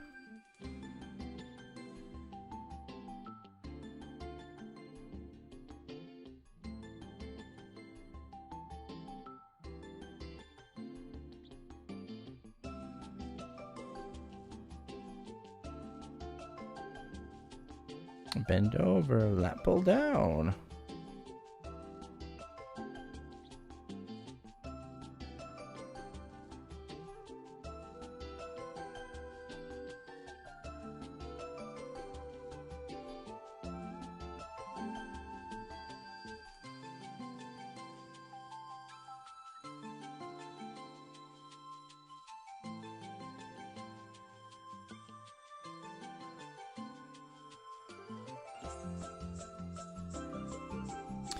Still probably gonna go for a few more hours.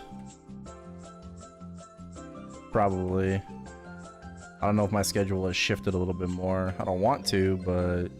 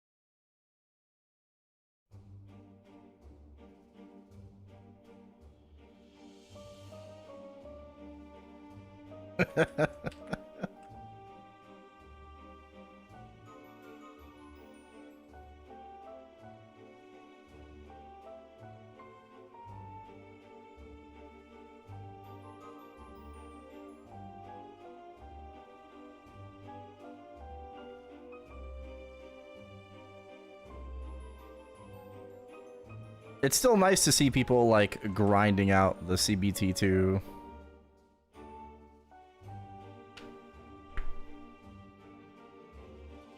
It's nice to see that. I am looking forward to testing out Ranger, and I'm really hoping that Mortal Blow actually removes bow whack. But then I'm also, if it does, I'm not happy that it's not 100% at max level. I'm also not happy that they're like basically like dono walling it behind third job. Like if you're going to remove bow whack, why the fuck not do it sooner? Right? Like if we don't, it's not confirmed yet, but if the skill actually removes bow whack, why the fuck did you move it to third job? Why not just put it back into second job with mastery? You know, or why not add it onto like Soul Arrow or something, you know? Like why did you push it back to third job? It makes no fucking sense.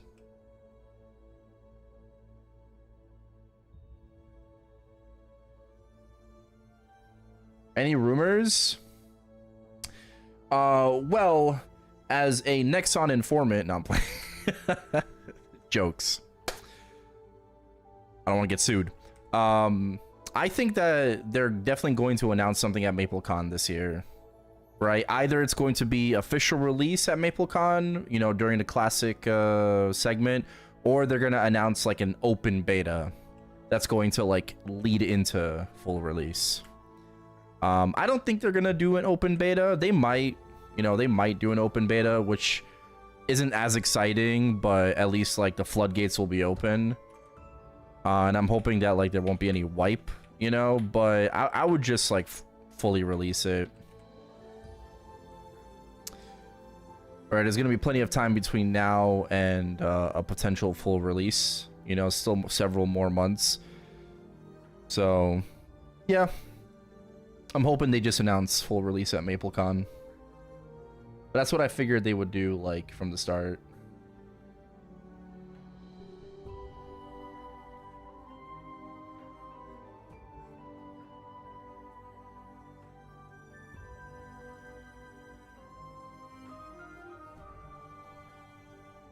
If you have a beta and you don't wipe it, it's not a beta. Well, it's kind of like a soft launch, you know? Like you launch an open beta that's going to trickle into full release. because it's still a beta, because not everything is working as it probably should, and expect like a lot of bugs still, you know. And then they can eventually lead into like, okay, this game is like ready, you know, ready.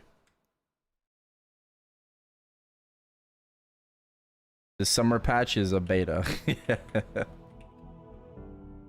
Well, I mean, bro, like it's been 22 years, and Maplestory is still in a beta, you know? Like the game actually hasn't fully released yet. Pre-Big Bang, like classic pre-Big Bang, post-Big Bang, reboot, like this is all just a beta. This is all we're all still just in a beta right now. The game has yet to fully come out.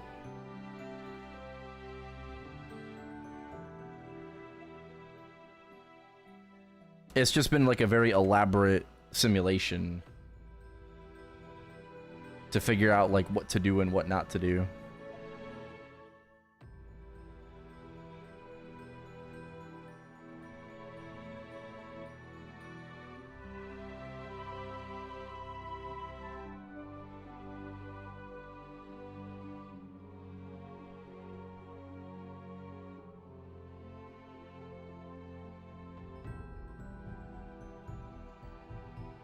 Ooh, another update from Baute. Skill loadouts are available now. 3 slots can be used to save current SP distribution. Ooh, add a toggle all on-off option for auto vouchers. Increase the drop rate of coconuts from Lorangs, Clangs, and Crangs. Fixed a bug with the quest journal forcing itself to be opened. The leaf-free Dragon Valley party map, Apex Wyvern, and Skelerex's layout modified to have more platforms so that mobs are more spread out. The Nados and Gatekeeper max HP have to make the Nados and Gatekeeper more of a viable training spot. Oh.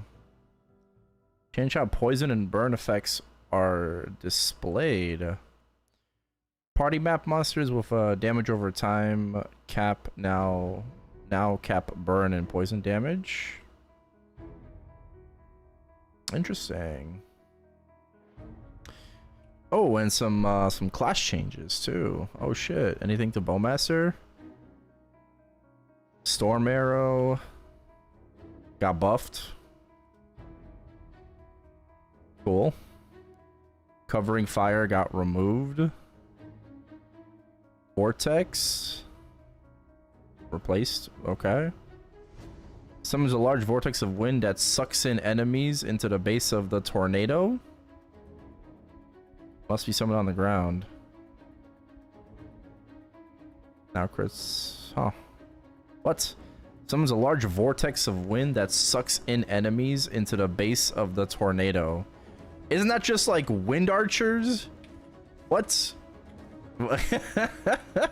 Isn't that just like wind archer's skill?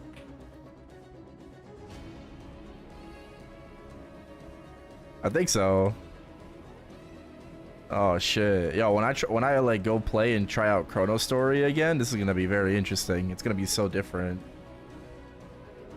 I'm really looking forward to like hopping on Chronostory after the subathon is over.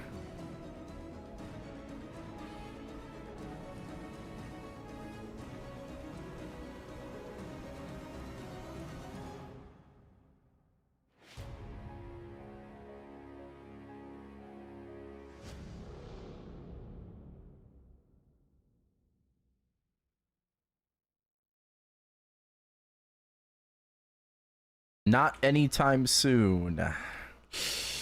That's up to you guys, not up to me.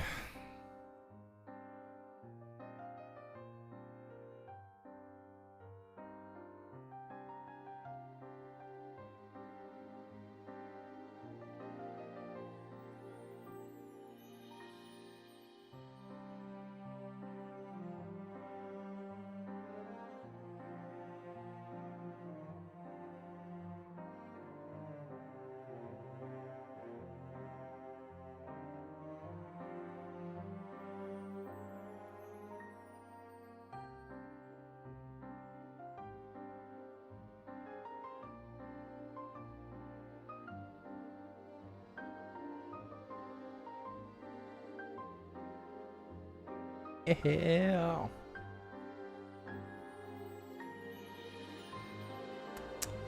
Any bossing? Nope. Or Leafrey and El Nath are out, but fucking guilds aren't. I guess that's gonna come out later. Yeah, kind of lame, but yeah. I only played day 1 of the beta, and I'm just waiting for the level 100 boost to like hop back on and play it some more. Nah.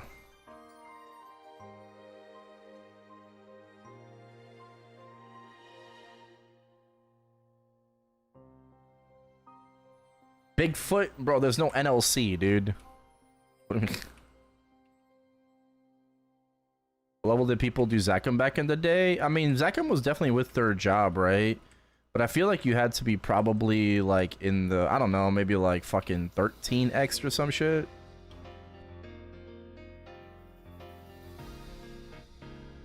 You had to be high up there, honestly. When are we getting our weekly Night Troop after this Challenger World ends? Possibly, yeah. I think Night Troop probably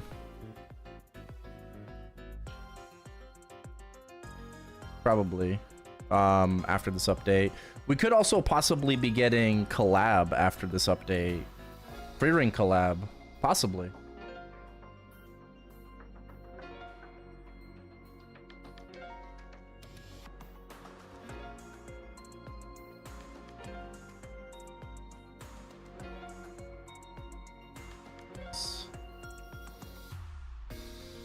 Three, okay.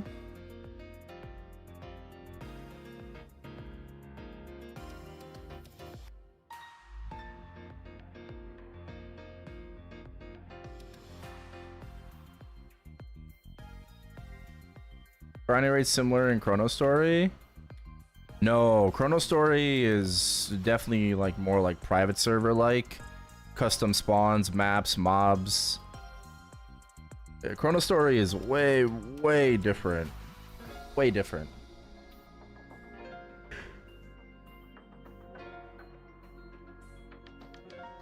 Classic World is very bare bones. Very bare bones.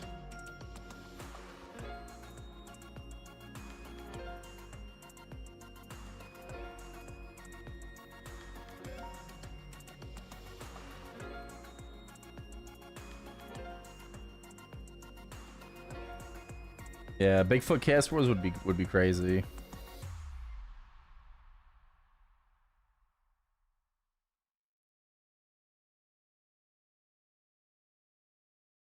Is Jojo Hawk still alive? Is duping has been discovered. That's crazy.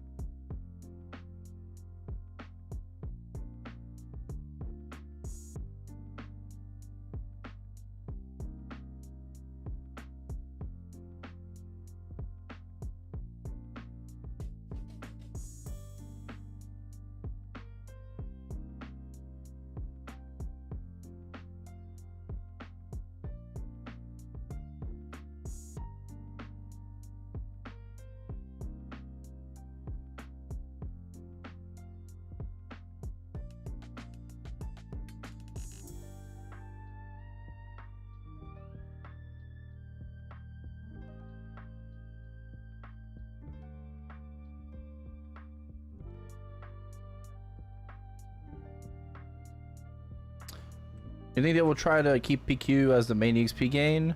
It doesn't seem like it, at least from like the kerning PQ stuff, it doesn't seem like it.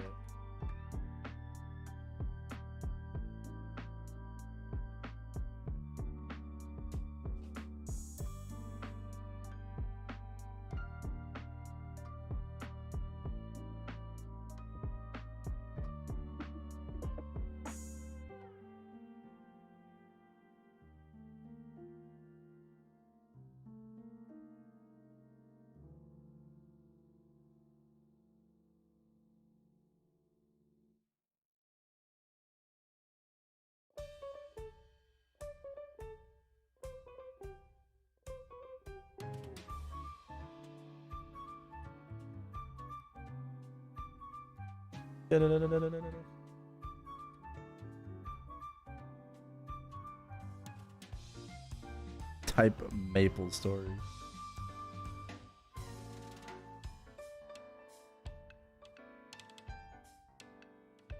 Guys, I figure out how to dupe. I figured it out. That's crazy.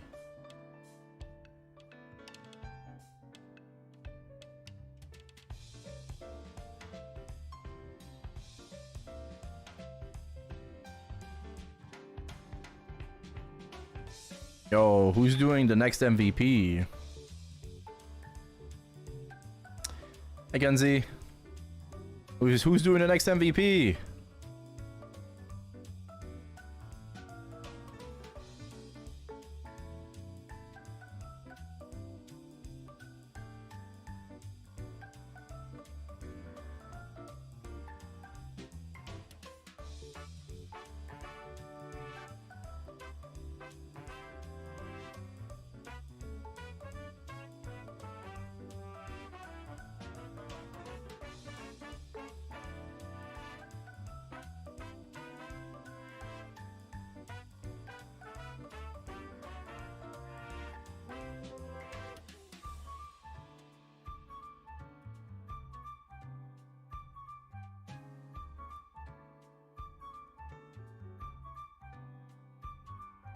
Channel 13 Scania.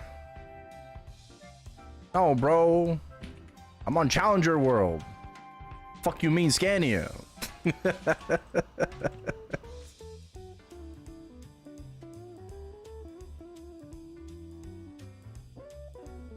could try to find another thingy. I guess I'll just pop a regular MVP. We try to find a 30%. Hey, but Master on Chrono, 4th job is amazing now. Time for a comeback. Bro, I just read the changes. That's actually kind of scary. I literally, like, I'm just checking Discords and I saw, oh, Chrono Story has an update, you know? Like, I see it, I see a new message. Bro, how good is Vortex? Like, what's this Vortex skill? Is it just like a Wind Archer skill?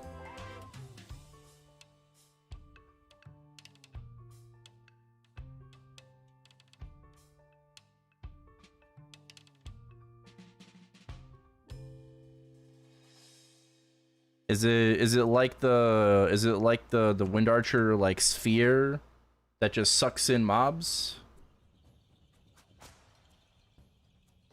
It lasts for 15 minutes. Oh, so it's like a place down skill. Like a summon?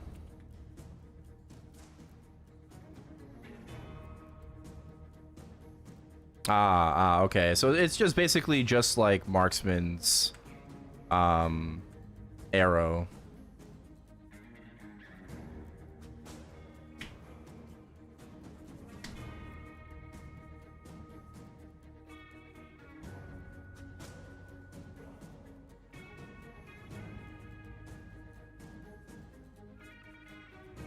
Okay.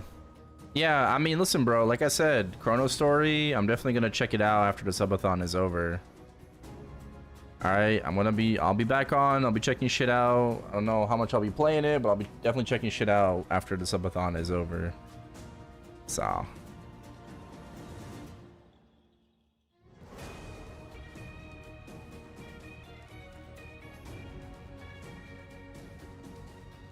Kind of happy I got to such a high level before I stopped playing. You know, I got to 170. And I think last time I checked, like, what level is Donnie now? I think he's like, is he like in the 220s? Like, EXP is so freaking crazy in the party play area.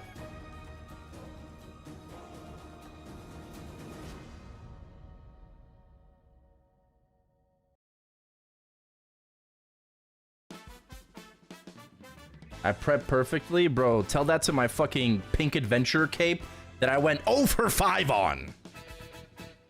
How the fuck do I fail 5 60% scrolls in a row? Like, like the saddest fucking pack that you'll ever see in your life, bro. Like, it's so depressing.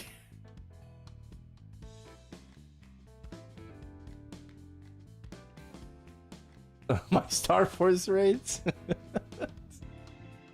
Bro, what's the next Frontier champ type? We don't know. We'll know at reset. Like today at reset in about like 13 hours. I think it's gonna be Holy Fairy. Because it's gonna be Vanishing Journey. And Vanishing Journey doesn't have any familiars, right? So if you look at all the other different areas, I feel like it's kind of obvious what element they're gonna be. But for Vanishing Journey, we have no fucking idea what that is. Right? We have no idea. So I think it's gonna be Holy Fairy, or it's going to be like no element mechanical. I don't know. We'll see.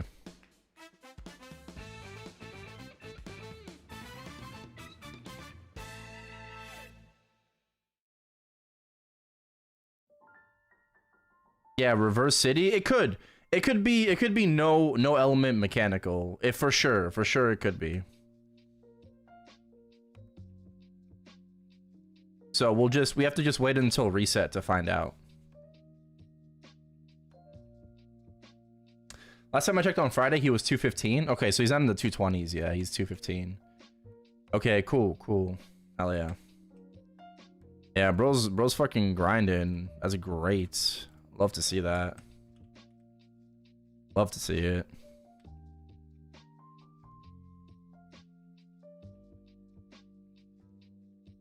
Nick is 48. Hell yeah. Oh shit.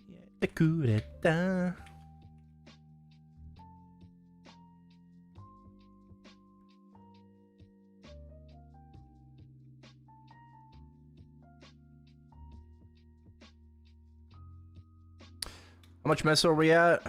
We're at 9.3 bill. Oh my god, just fucking turn your brain off and the message just comes. We're back. We're back, almost back to 10 bill again. Like I'm always at 10 bill and then I spend my money, and then I get back to 10 bill and I spend my money. But we have like a week to save up until Shining Star Force. Hopefully this time, this Shining, I'll have more than 13 bill, because I feel like I can't save more than 13 bill for a Shining Star Force, apparently. You know, I'm just unable to. Actually, no, last one I think I had 17 bill, right? I'm pretty sure I had 17. So let's aim for 20.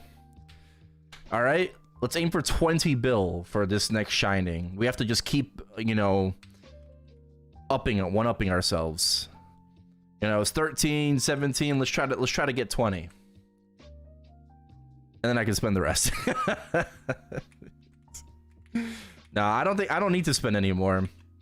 I think the biggest reason why I was spending my meso a lot was because of my secondary. Right, because I really like I've put in so much fucking meso into my secondary and not hitting anything, but I finally hit a really good potential on my secondary. Right, I finally fucking hit something, so I can stop worrying and I can just not care about my secondary. It was really good.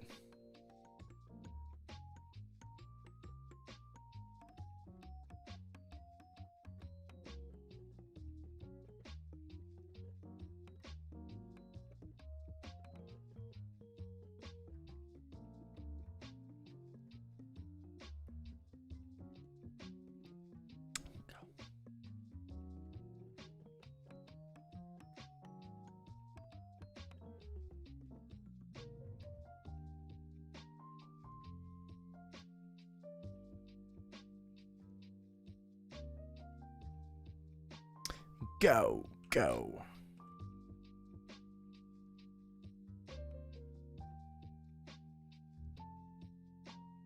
I think this time what I'm gonna do, like when I eventually like end for the day and I leave, I'm just gonna remove the category. I'm not going back to I'm only sleeping. People are getting, I mean, people will still get debated, but it's like I put my stream in like I'm only sleeping because I'm sleeping. Like, I mean, not on stream, but I'm sleeping, right? And I'm playing the VOD, and then people are like, "You're not sleeping. You're clearly awake." And I'm just like, ah. We lack reading comprehension.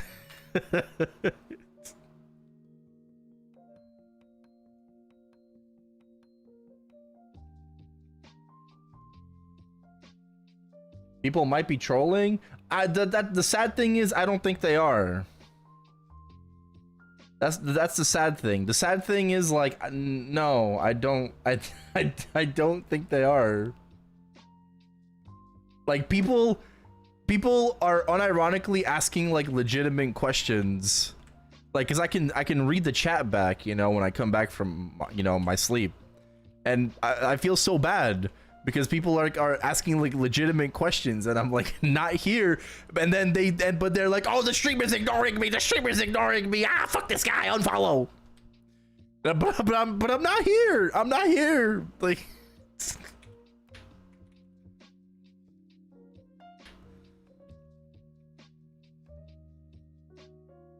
Like, I'm not ignoring you. I'm not ignoring you.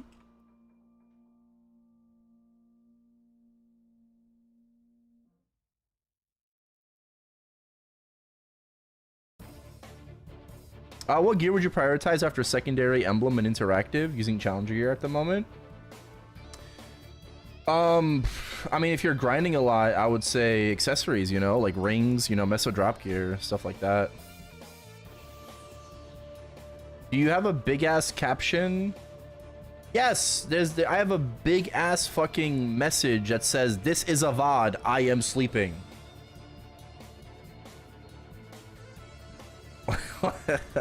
It goes across the entire screen. And to be fair, I have been told that it is annoying, right? And I get that, you know, like, oh, like, you know, like, you know, covers, like, I get that. At least it's not covering the top, so. I'm not grinding, bossing gear only. Well, I would, because you're using challenger gear, you want to replace that last. So I would work on like the left side of your equipment, right? I would work on this side before working on the right side.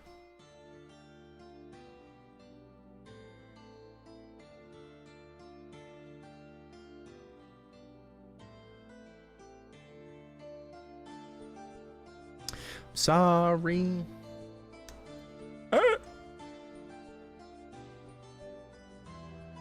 As someone's watching the VOD on this combo while you're asleep and still not knowing. I mean, I hope they would.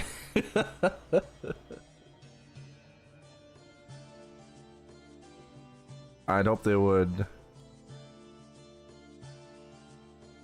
Oh. But today is like accessories first. Yeah, accessories first, regardless. Today's like a big grind day, anyways. So, yeah, because it's 2 times solar. So I usually do like these really long, like just grind like Sundays. Not every Sunday, but you know, when it is a good Sunday, I just tend to just grind, because it's just so worth it, right? Do people ever call you Mr. TV professionally? I fucking hope not. Mr. TV.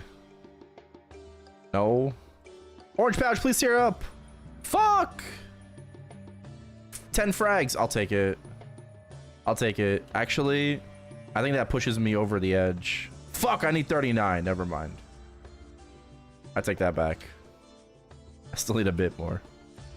Yeah, no, please don't call me Mr. TV, bro. Just call me Matt, please. Even like misusing is like, I get misusing. Some people don't even know how to say misusing. So I've been called misusing, right? I've been called misussing. People break my name up, so they call me Misu, right? Some people call me Misu, like Misu Sing. Like, I am not a singing channel, okay?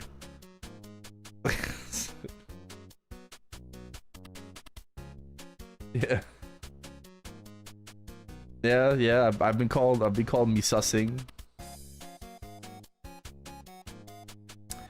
My favorite one is misusing tenderloin. You know, that's, if you know, you know. Mr. TV. Don't call me Mr. TV. Jay, thank you for the 40 watch streak. I'm pretty sure that's like perpetually stuck at that, but thank you, yeah, again.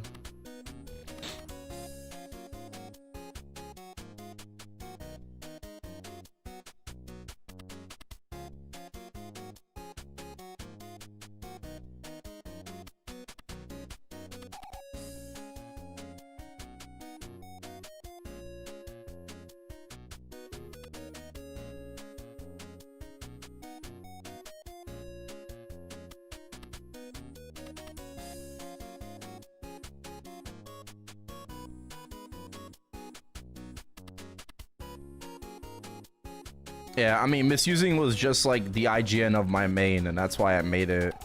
The TV, literally, like, I hate to like break it, you know, but like, the TV literally means nothing. It doesn't stand for television, okay? It doesn't stand for Twitch TV or whatever. It's literally, I needed to put something in front of misusing because misusing was taken. Otherwise, my Twitch name would be just misusing, right? And then I was actually asked, like, oh, we could just change your name to just, like, after I got partnered, they're like, oh yeah, we could just change it to just misusing. And I'm like, I feel like the TV is like a pretty big part of my identity now. So like I could remove the TV, but I don't want to because like I'm just like, I'm not misusing, right? I'm misusing television. At this point, you know, I've been streaming for 13 years. Like I'm misusing television. So yeah, the TV part was just because I needed to like have something after my name, and I wasn't gonna do like misusing MS, misusing GMS, misusing Maplestory. I wanted something that looked nice. And TV looks nice.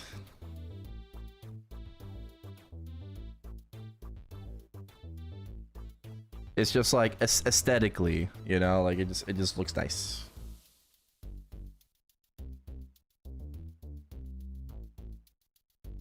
I remember when Pizza had like 12 A's in his name,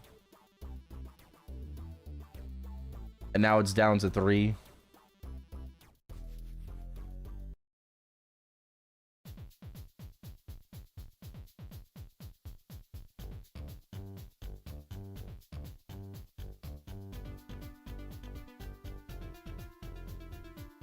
How do you know they're banned channels?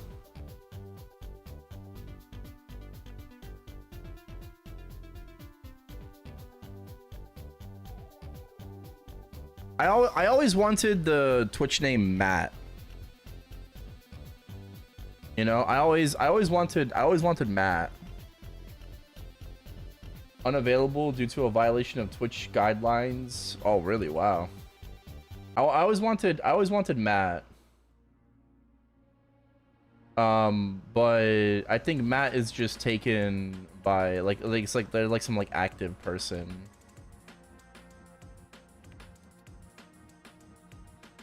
You know?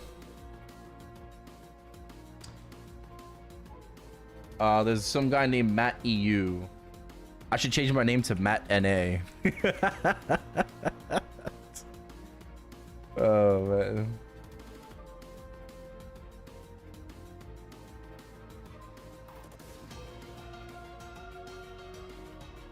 But yeah, I tried to like get like Matt, but they said no. We're not gonna give you Matt. I'm like, aw. I'm sad.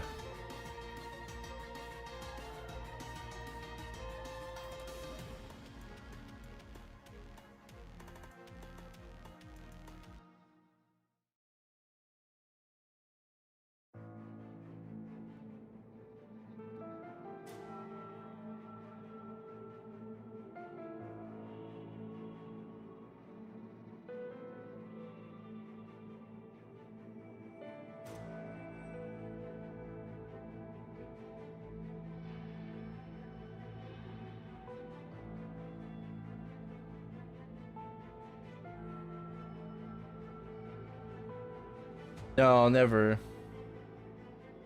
Never. Wait, is Misuse even taken? Yeah, 1 follower. Nah. My name is just like, it's too much, it's too stuck with me, bro. I can't rebrand. If I'm gonna rebrand, you know, like the only thing I'd want is just Matt. Right? That's the only thing. The only thing I would want is just MATT, bro. It's just Matt. Wouldn't even want like my actual Polish name, you know, just Matt. Just Matt.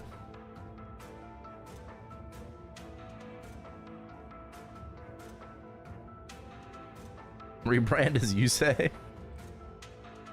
Like, you're not Japanese. Ah, Nihongo desu ka?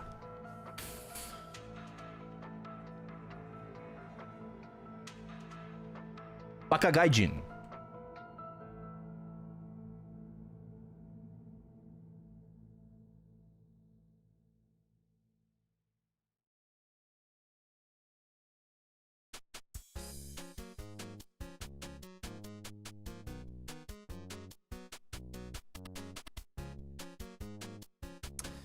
I have resources to skip 284 completely. Fucking do it. Right now. I'll be very angry.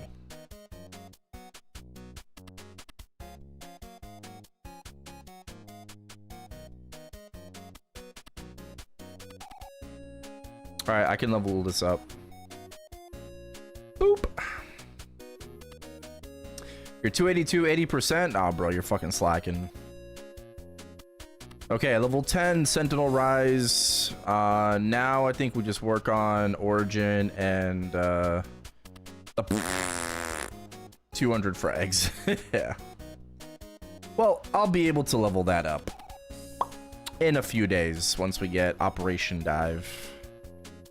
Get those 288 fragmentos. Oh, sorry. Until then, maybe I can grind and unlock one of them, and then I unlock the other, and then I just alternate levels, go like 11, 11, 12, 12, and just go until 19. Yeah, I think we do that, and then we work on Destruction of Rowan. How are my Shine Stones? Bro, I haven't touched my Shine Stones since Arteria. My Shine Stones are all 13.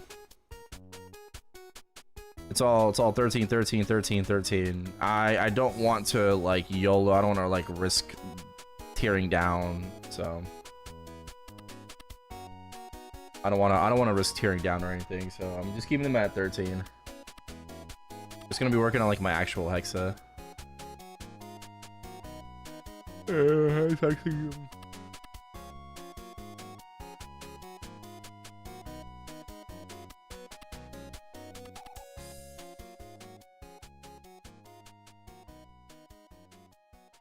Oh, like what? Like seamen?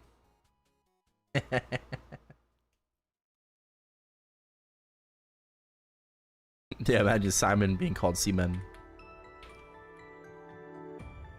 What's it? What is it in Polish? Szymon?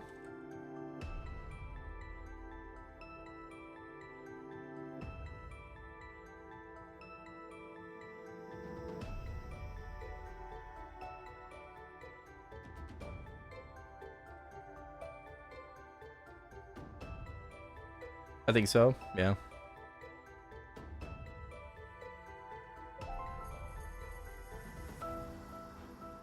Damn, you're telling me your name is not Ben? I am so disappointed. Actually devastated. Next thing you're gonna tell me is that Nico's name is not Nico. And Zeke's name is not Zeke.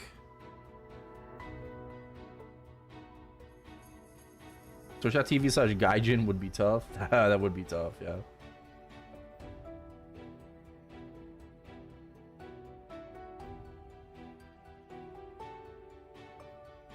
Monk.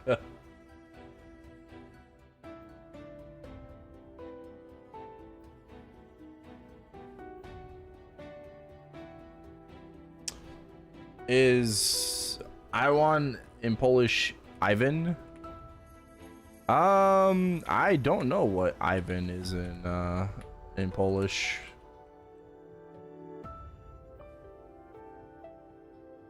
I mean, maybe if it's just like if you're gonna say Ivan, like it would be with a W, because W is a V.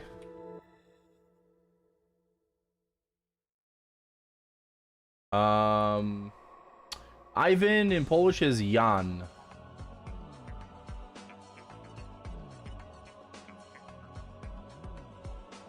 The literal Polish spelling for Ivan would be, yeah, would be with a W.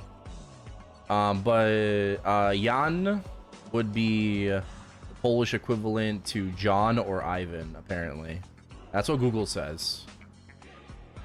That's what Google says. So you could just, yeah, you say Jan.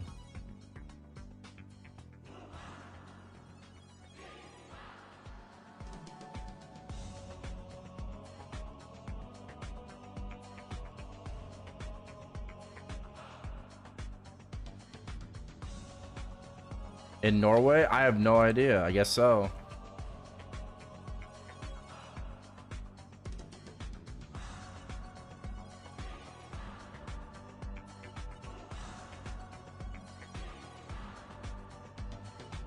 I guess that's how it's pronounced in Norway. I just bonked Destiny Adversary on my Kana. Grats. Hell yeah. Hell yeah. I mean, you're a Kana. You should.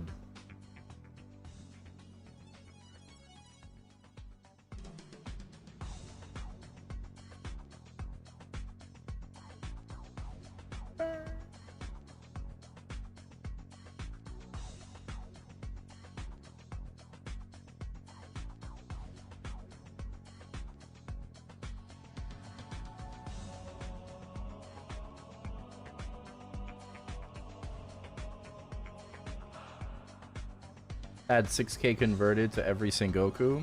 Word. Word. But I mean, like, bruh. Fucking Ordine on Scania on his Erel has already cleared 99 F dojo. He's 291. Bro has already cleared 99 F in dojo. Like, I beg your pardon.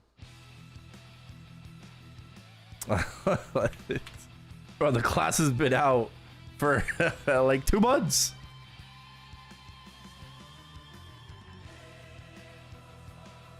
That's just the power of the wallet. I heard that he's quitting his Ren. Good idea. I heard he's quitting his Ren and he's gonna be maining Erel. He said he's like 900 mil CP, right? Maybe he's higher now. Maybe he's like 1 bill. But he also capped Culver, old cap. He hit stage 7, 304k on his Erel.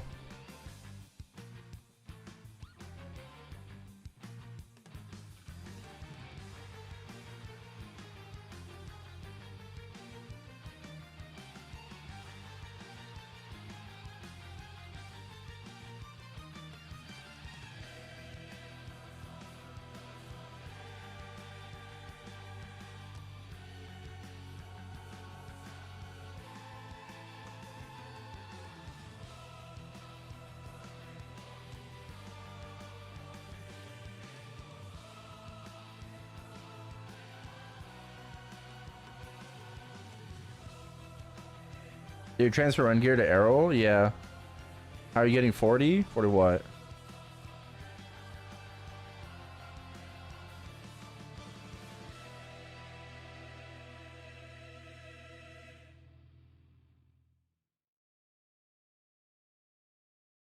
Oh, it's 4 times Erda right now. The Sunny Sunday is 2 times Erda, so 2 times Erda from Sunny Sunday, plus 2 times from the Haste event, plus 2 times from the Talahart Fantasia perk. So...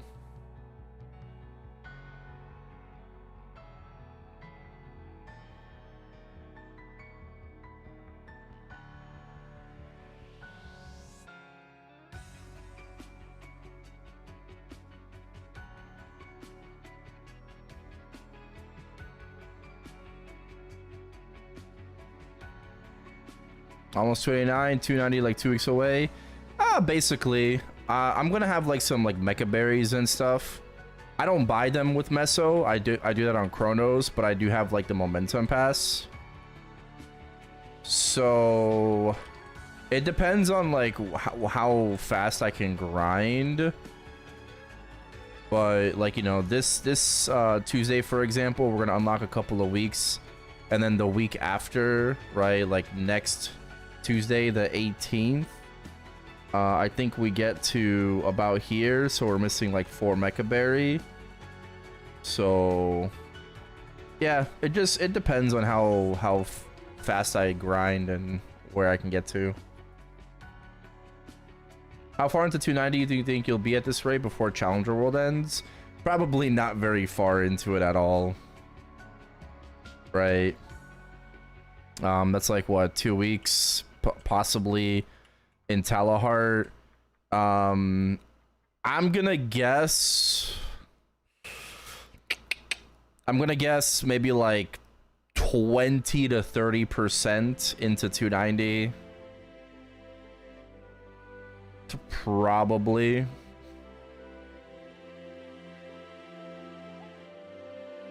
Maybe like 30 to 40%. It depends. Maybe like around, I'm gonna say around 30%ish. I'm gonna say around 30%ish, maybe 30, 40. Yeah.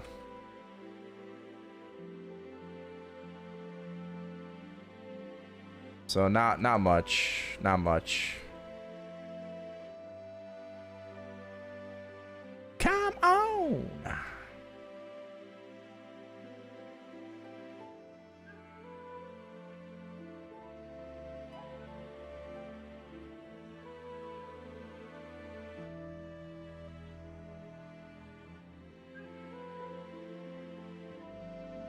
Yeah, is 100 meso, 200 drop still advisable when grinding 1.5 hours a day?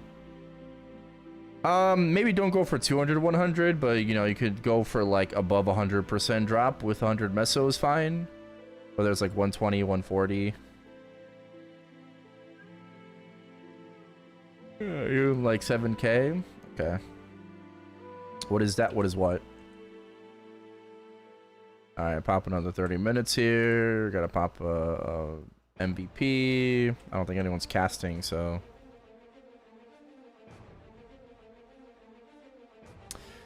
Trains.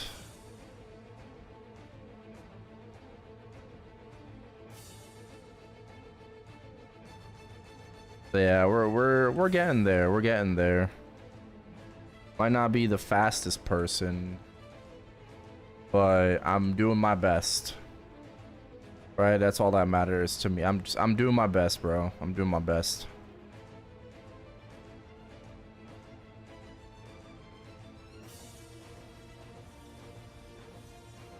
Oh, 1, 2, 3.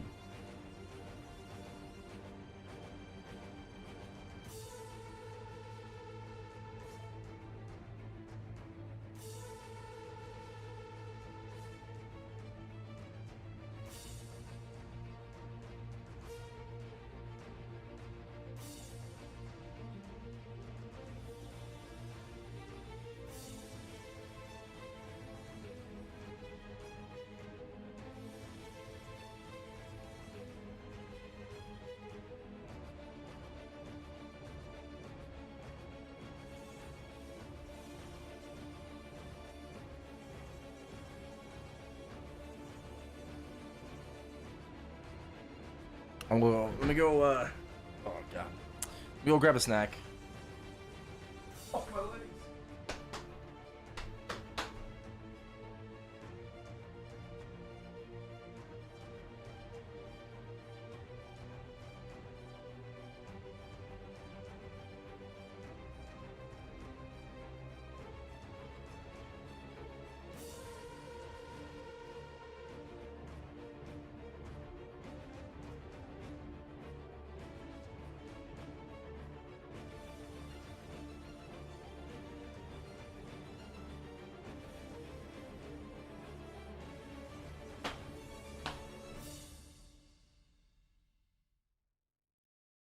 Wow.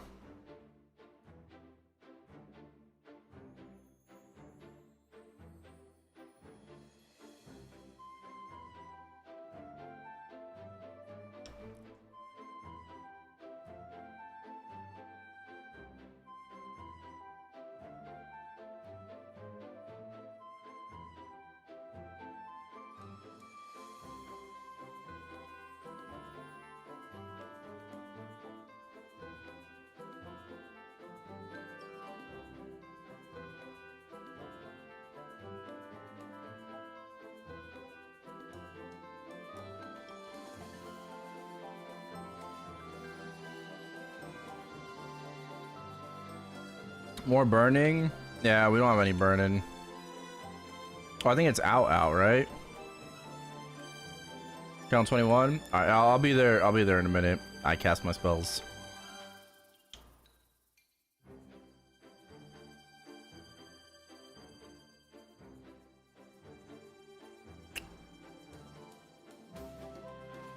What up, Angel? Good morning.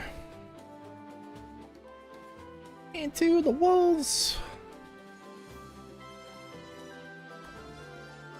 Channels map? Nah. There's like no burning anywhere, bro. There like might be some 3s. Probably 2s. If not, just like some 1s. Well, okay, I mean, like, maybe now there's like more 2s or 3s, I guess. But yeah, no mapping.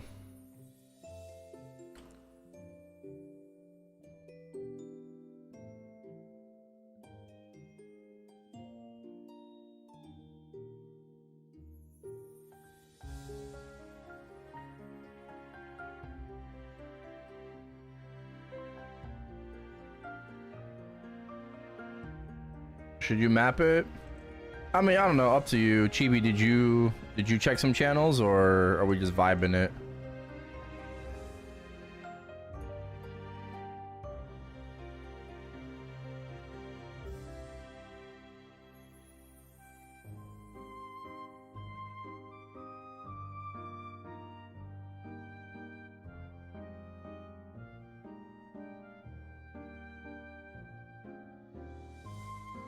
$2 ago? Okay. Yeah, I mean 2 hours ago, like maps were just getting like up. They're definitely up now.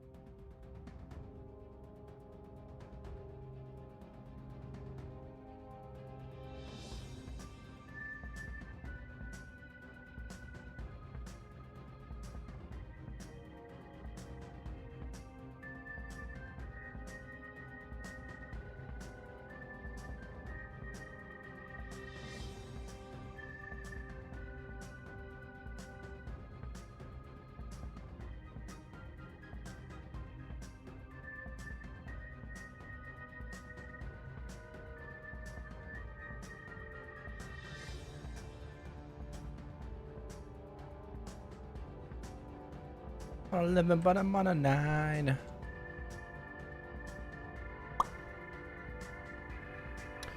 Yeah, I mean, I'll do like maybe like a few more coupons, but I'm pretty like, I'm not super cooked, but yeah, I just want to stay on like a little bit more because I've been hopping on a little late lately, past 2 days.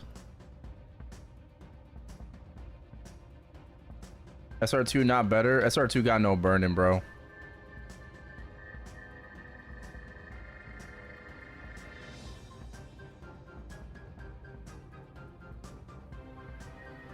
No, I don't think SR2 is not botted dry. It's just popular. It's just too popular. And it never has any burning.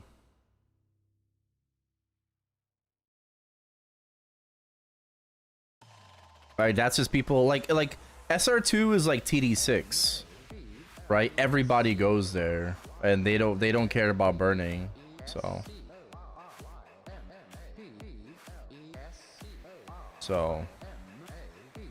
it'd be like that. Do I have full map clear? I don't even use fountain. I use dog. Yeah. Yeah, 3 balls and dog. I'm chilling.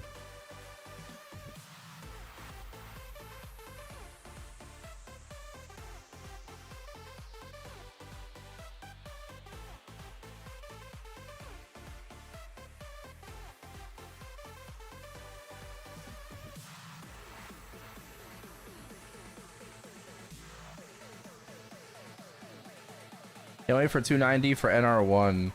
Bro, chills. Are we going NR1 at 290? Yo. Okay, okay. We'll be like one of the 10 people there. Yeah. Yeah. 570? We should. Yeah, we should just go NR1. Actually, I'll be 470 because I lose my title in like a week. Next Sunday, I lose my title, so I'm losing a 100 sack. Yeah. Yeah. Don't know if we can kill the mobs. Well, I still have the grind title, but yeah, it's not as good as like sack. So, hey, Ms. Donnie, you do normal maple or maple N? Normal maple. Yeah, no maple N. It's just regular GMS.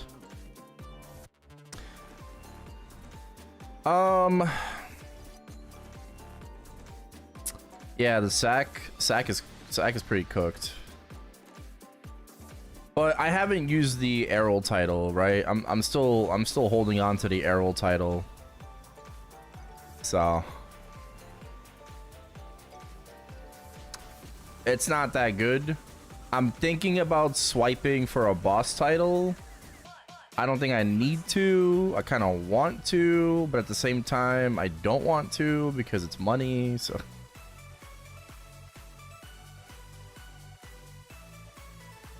yeah, first Talahart map is 630. Yeah, bro, it's fucking cooked. But Talahart also gives sack though. Right? Talahart gives sack. Not a lot of sack, but like, you know, that's extra right there. You'll get 10 and then you can level it up to probably 3 pretty quickly. That's like 30 sack. So technically we're at 600. We'll be at 500. I'll be at 510 soon, right? 510 with level 9 Cernium. So that's kind of soon-ish. So,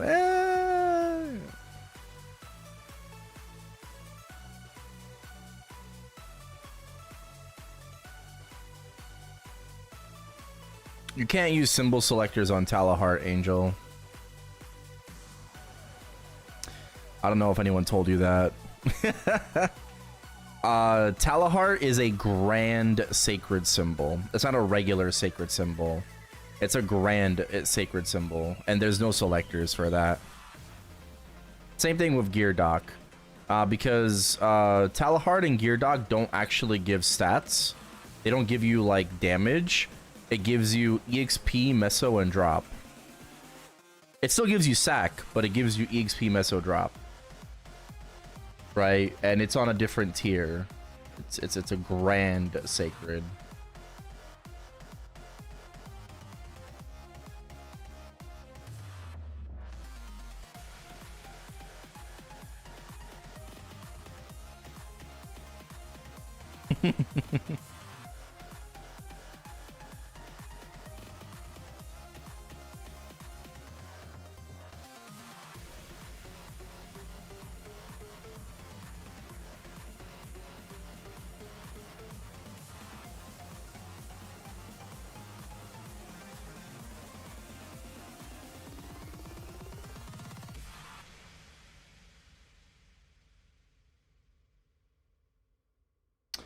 Yes.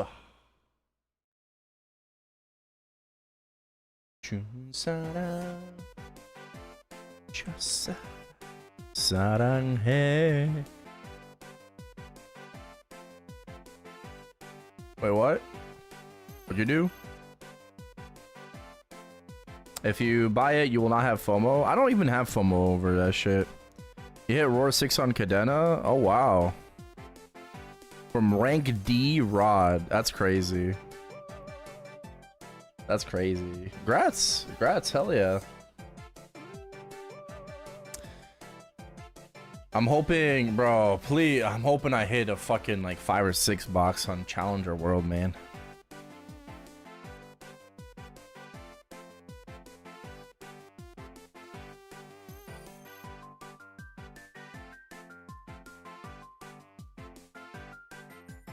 Yeah, no, I don't FOMO over like the titles in Atelier. It's kind of whatever. Oh, did I get a message? Oh, nope. I thought it was from someone. It was from a bot. Confidential.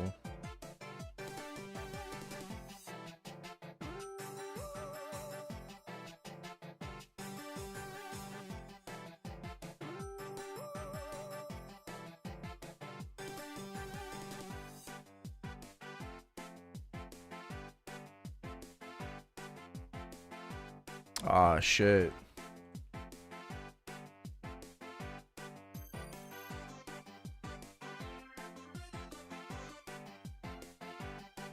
What do I think about what? It's hard to read messages in chat.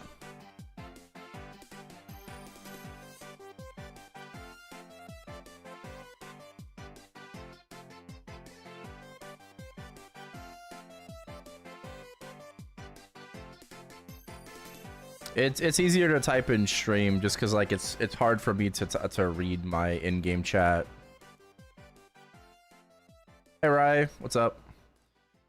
I think what you should do, I don't know. If you can kill like shit really quickly, but you're getting carried, so you don't need to use it on anything, really.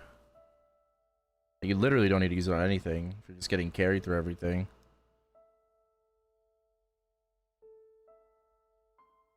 Some fast bosses like C10E.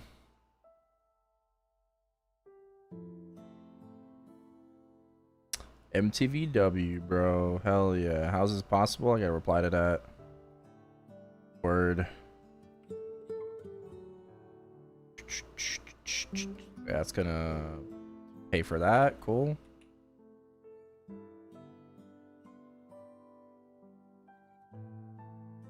Yes.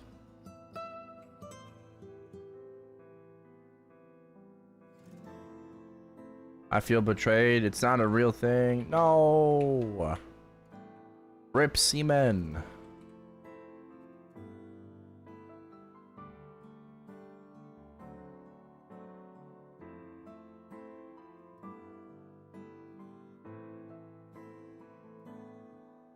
Can't you save 2 for Black Mage this month and next month? Unless you already ran this month.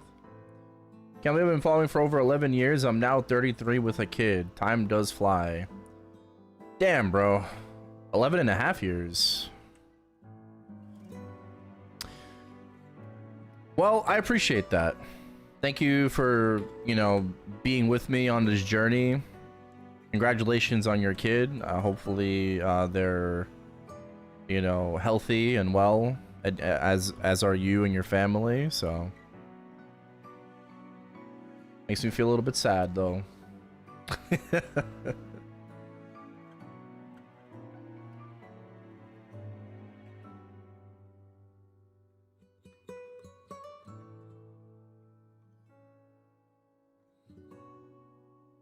I don't get a chance to see my family and my kids. My wife just locks me in this room for 12 hours a day.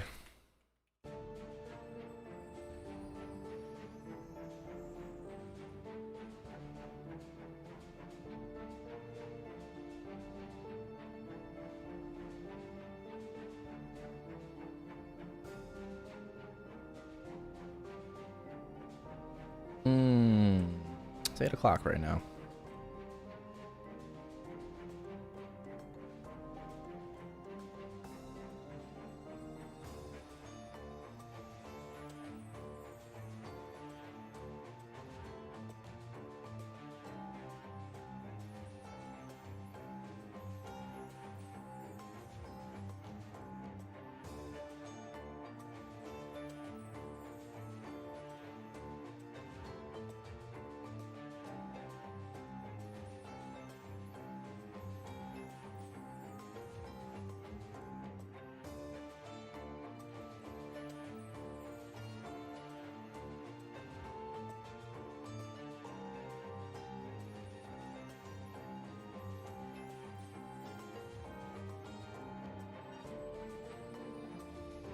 Pizza, you think I think that with the ring change, we might be able to like not Giga Min clear Jupiter with me, you know, Lucy. I think it's gonna be a really nice increase in damage.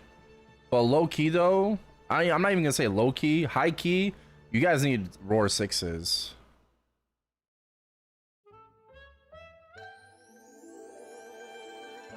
So gotta hit, bro. we need those bursts.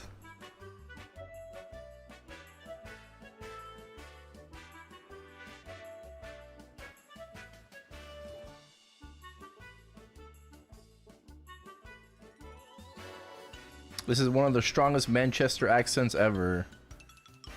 Yes. Wrong chat. Is one of you doing 20Q? No. Nah, I'm probably doing like maybe 17.5 when we like fully buff up. Right, probably like, cause like I can do like 16.9 in practice mode. So I'm probably doing like 17.5.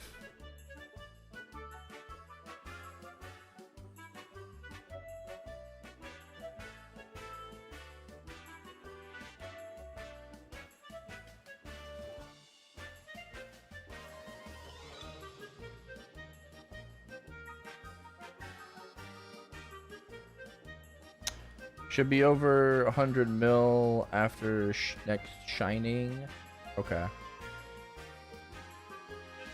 Oh, the Cadena? Okay. Everything about Maplestory is a surreal community there for years. Yeah. Yeah, time does fly, man.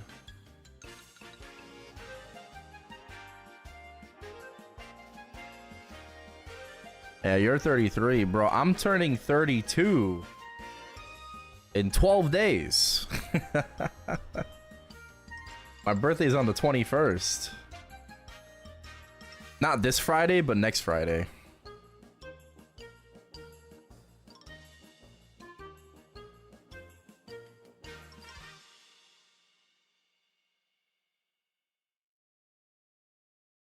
Unk, I'm older. I am an unk, man. Am I doing anything fun? Nah, I mean fun as in like, yeah, like my family's coming over for dinner, yeah. You know, it's just gonna be me, you know, me, my parents, you know, my sister, my grandmother, cousins, aunts, uncles, close family, friends.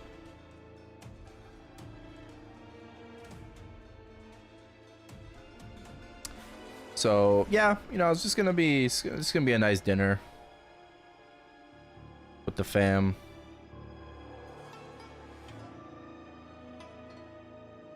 I was thinking about like going all American on this dinner and just ordering Chick-fil-A. We're not gonna do that. I'm like, I was thinking about just like, all right, how about we just order like $300 worth of Chick-fil-A. I think that would be a bomb-ass dinner.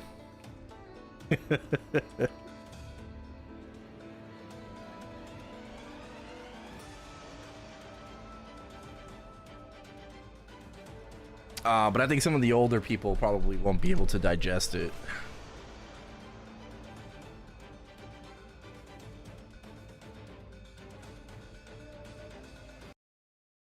Oh, I haven't tried the grilled nuggies. I've just tried the regular nuggies.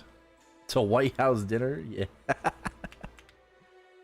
Nah, I don't know. I don't know what we're gonna have though for the family dinner. It depends if anything's like requested. I requested spaghetti. Hell yeah. I want spaghetti.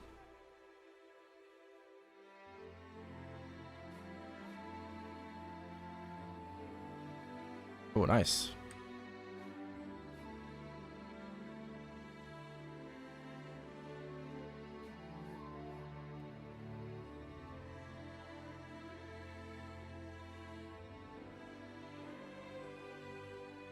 Go in the boss and do 1% and come out. Happy birthday. Thank you.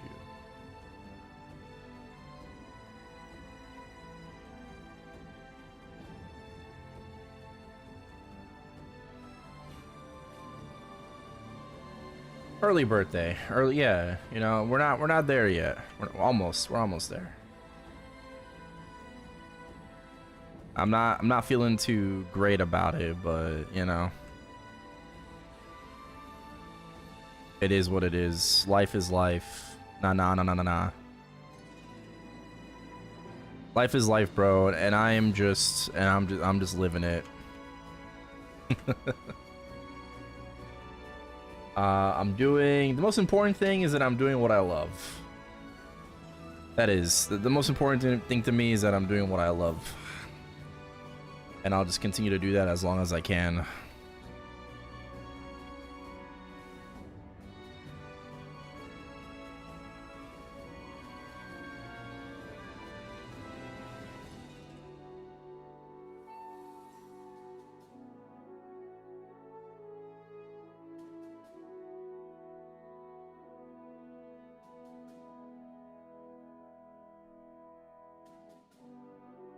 Everyone.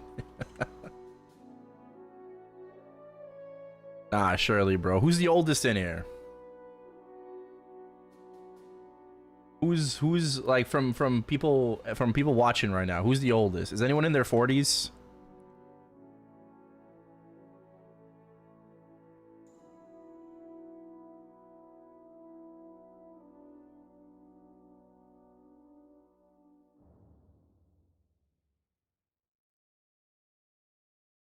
Any 40/50? Or are we just all like kind of in our mid 30s? People above 40 won't say that? I mean, why not? I don't, bro, we're all fucking aunts and aunts. Well, yeah, I mean, yeah, we're all unks and aunts here, so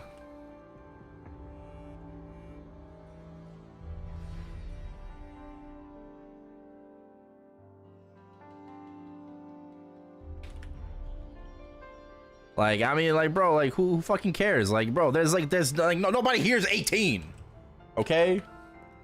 Like, nobody fucking here is 18. Maybe they're like low 20s, you know?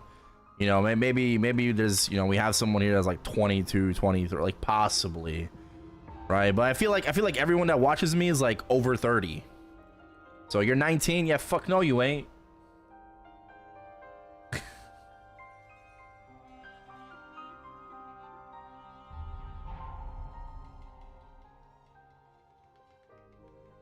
'91.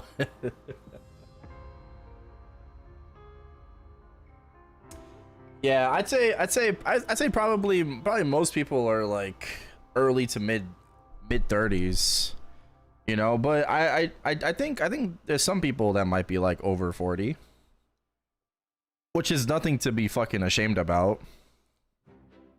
Listen, bro, if Scardor's mom can fucking play this game, so can you. Okay, I actually think maybe I think she might have quit. I don't remember. But listen, bro, okay? You're never too fucking old.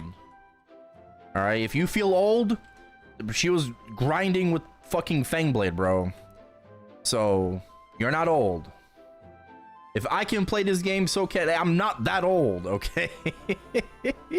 Like, bro, like I'm not that old, dude.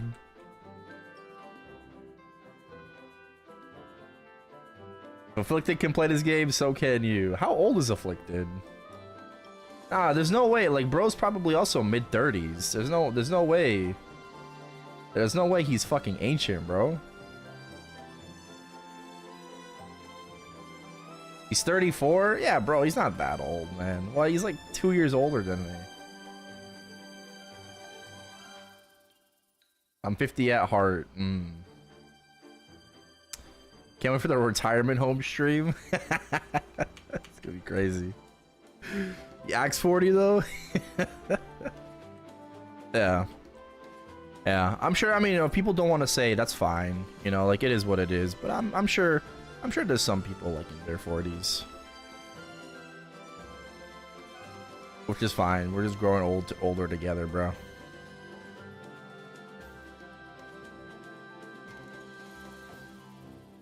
Mansplaining is huge in history. I bet. I bet. People talking like they're 60 plus. I mean, listen, bro, once you hit 30, like, you got one foot in the fucking grave, bro. You know, like once you hit 30, you're clinging on to life. Like just like that second, bro. That once the clock strikes midnight, bro, and you're no longer a 2, you're a 3. Boom, bro. You're one step almost gone.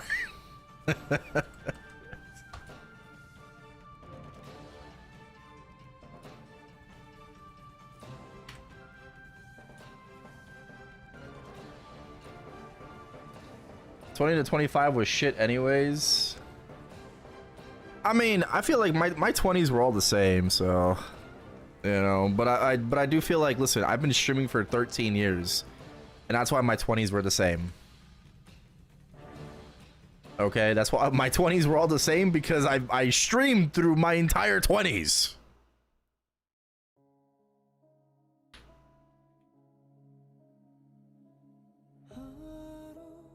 Like I started streaming when I was 18, almost 19.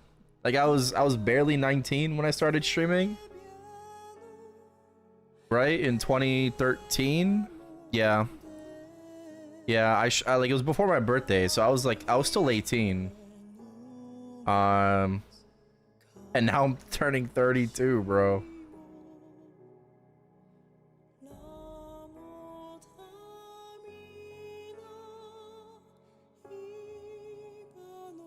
Yeah, you can be 30 plus and still better looking with better health than most 20s. For sure, for sure.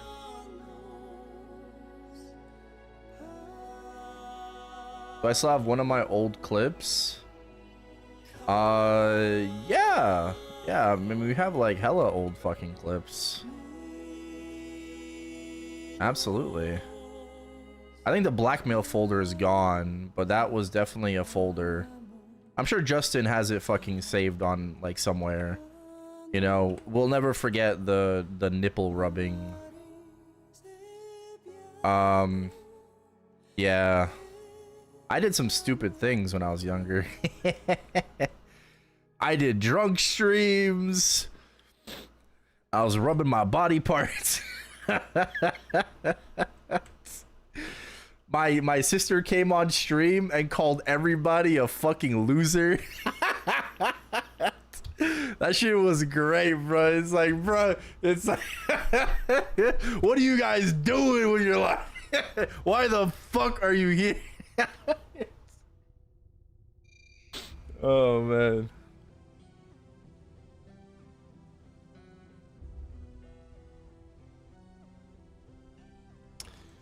And that shit was like really early on into streaming too.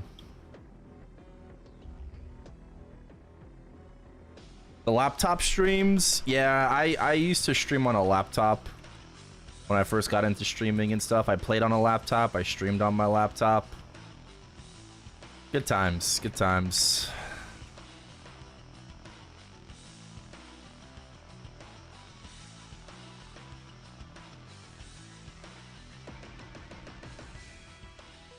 So about my eye doctor, my eye problems won't be worse because I'm old. That feeling when 20 people call a 33-year-old old. Yeah. Yeah, we used to have a blackmail folder. I think like the command is probably still there, but it doesn't work.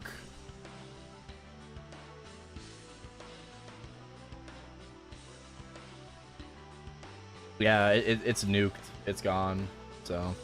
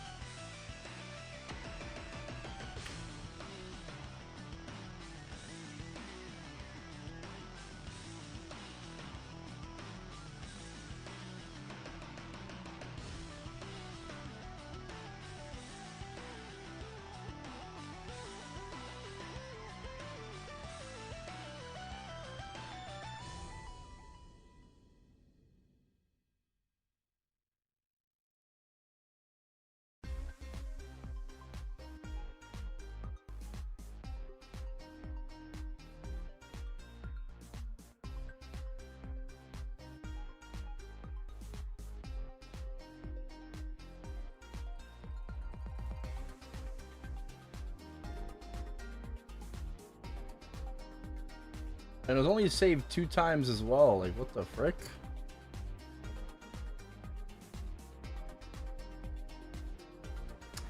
That's so weird. Yeah, but that shit's gone, so that's gone. Next, like 289, probably in a few days. Probably in a few days. Yeah. I mean, I'd say for the most part, like, streaming has been fun. It's been very fun. It's been, you know, challenging at times. You know, I always, you know, I feel like as a streamer, and like, you know, the longer you do it, there's like really big like imposter syndrome, a lot of self-doubt, you know, even to this day. I debate whether or not I should keep doing this or not. I debate whether it's worth it, if people care. Which I know sounds like a silly question, right? Obviously people care. But I just can't help to think that, you know, like, there's so many other people to watch. Like, you know, and then I just have like these feelings of self-doubt. You know, like if I just stop streaming tomorrow, like, would people care?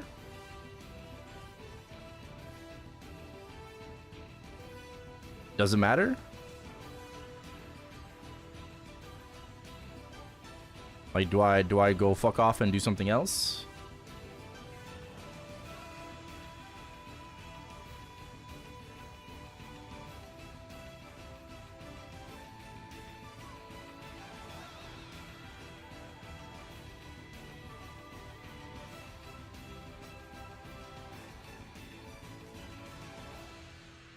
So, I mean, you know, it's not all the time.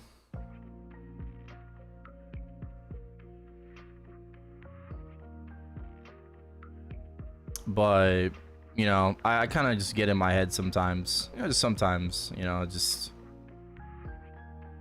Channel 34? Okay.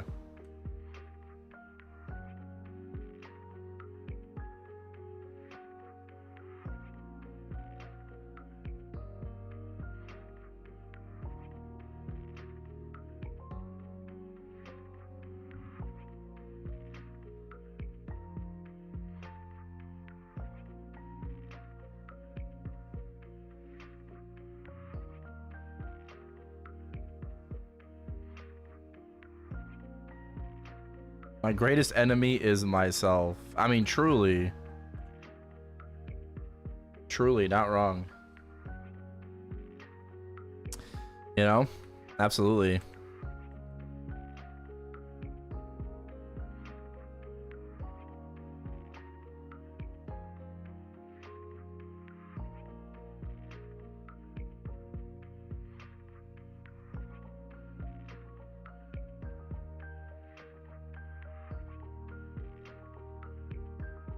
Get your ass in the ring and fuck him up. Right. Oh, I forgot to pop a VIP. I mean, not VIP, but MVP.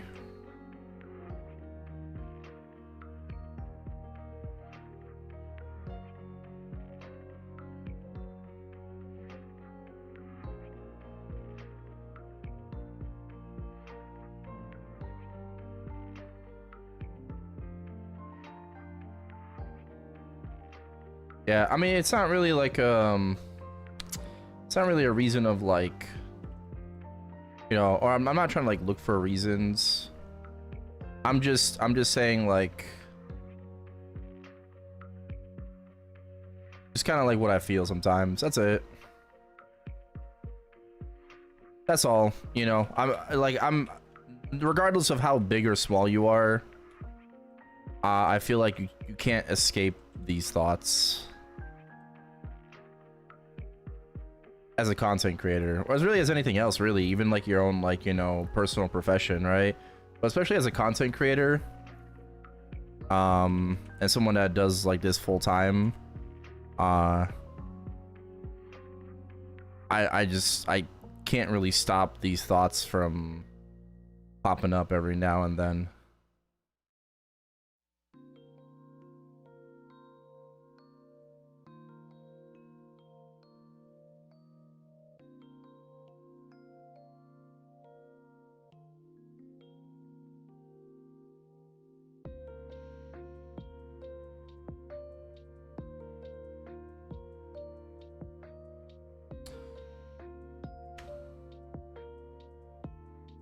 Yeah, I mean, I think so too.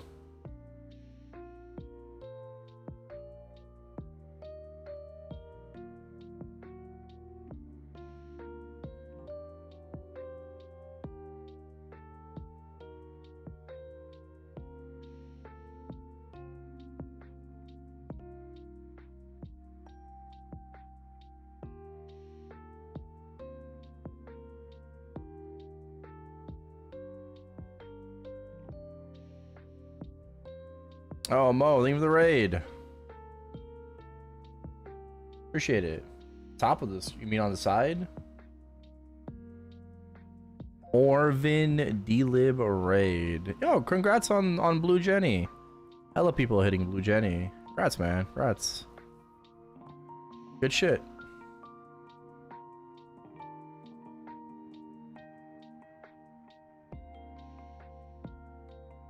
There was a timer middle top?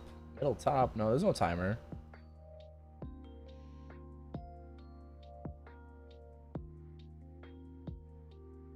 Marvin and Mo near D-Lib today. Congrats. Congrats. Hell yeah. There was? I don't know. There's not supposed to be any timer.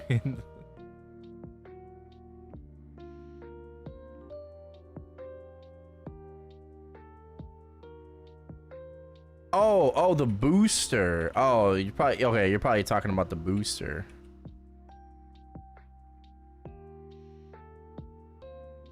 Okay, yeah, like the extra mobs. Yeah.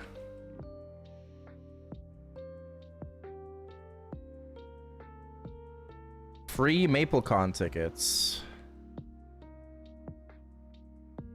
Yeah, that'd be nice.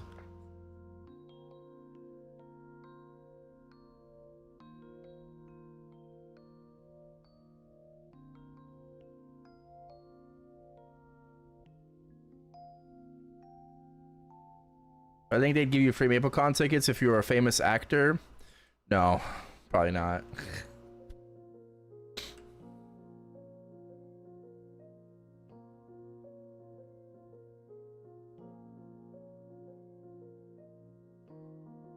That's like the equivalent of me trying to get like a media badge.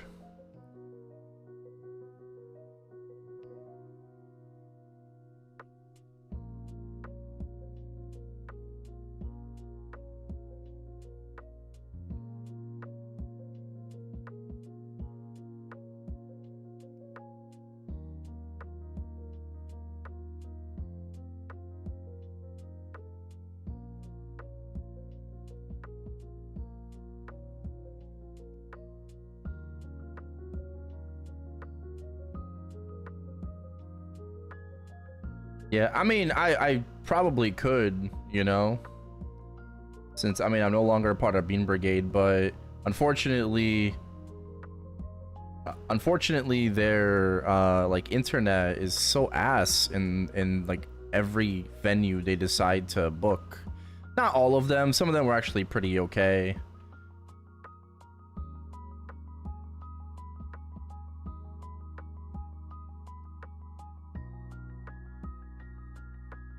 Well, I wouldn't say competent. Our like most recent like team leader was very competent. She was great. We all loved her. We had a lot of team leaders, honestly. It sounds like a fucking corporation. It is, but like, yeah. Our like most, you know, the most latest one, she was great. We had a couple of different team leaders kind of go in and out. Some did more of the program than others, right? But I also feel like, you know, once Nexon took our test server access away, I feel like the writing was on the walls.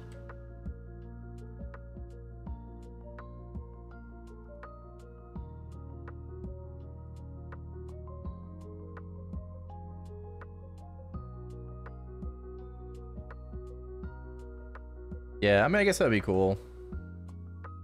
This song's a great song. Re-download classic. Oh, I have to refresh my chat.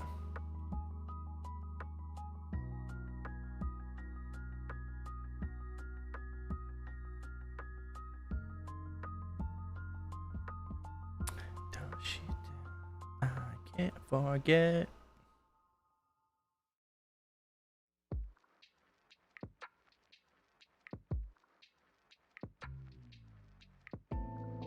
Premium ticket was not worth it. We say that, and I'm gonna buy it again this year.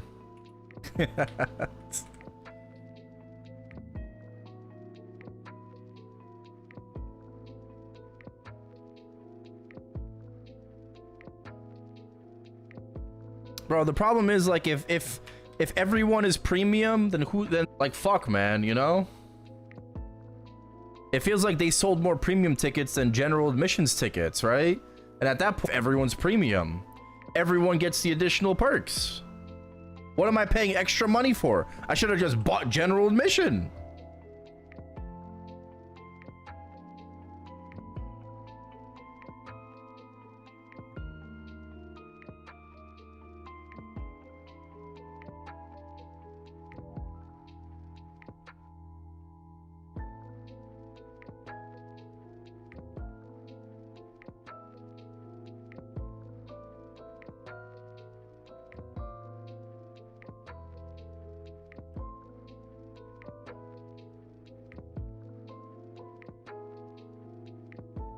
Be outside waiting in line to get in. I mean, that's true, though. That's true. That line was cooked. Bro, the only reason we got in so fucking early, like me, Tree, and Tyler, we got in so early because deadass, we saw fucking Hunter and Kobe, like, as soon as we got out of our car. Right, we took an Uber. As soon as we got out of the car, we saw Hunter and Kobe, and we're like, "Yo, big dog," and Hunter was just like, "Yo, just stay with us." Like, ah, oh, fuck that line. That shit going back way. You're like, yeah, just stick with us, bro. Just stay here. Like, bro, Hunter is so fucking real for that, man.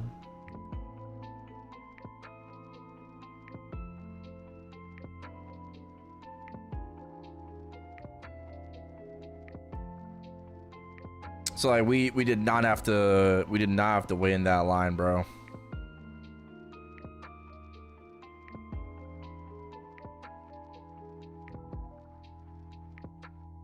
They never emailed me the shop link to get merch like they said they would. Yeah, people were just passing around the shop link outside. So people were outside waiting to get in, purchasing items. And their servers like fucking weren't working properly and like crashed and shit.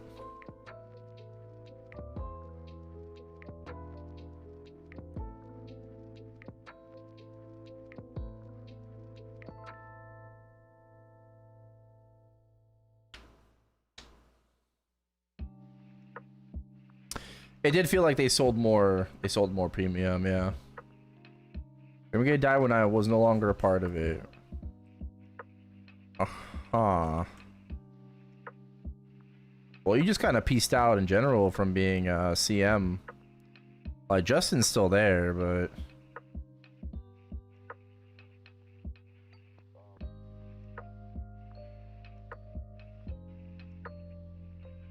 I feel like being a VFM is like just as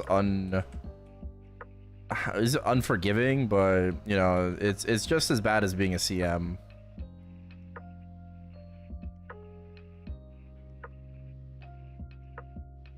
Because like all you do is just take the shit that people throw at you, and you're not allowed to clap back.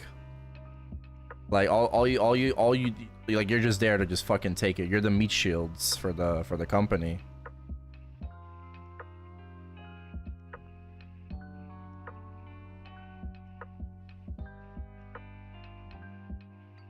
Sometimes it's worse. Yeah, I mean, I've seen some of the death threats. You know, I've seen just how like delusional and how like retarded people are in this community. Just like casually sending out death threats and shit. Over the stupidest shit too. Like, bring the fucking game up. You know, that maintenance. So, you really have nothing better to do. Like, you're really waiting, bro. Like,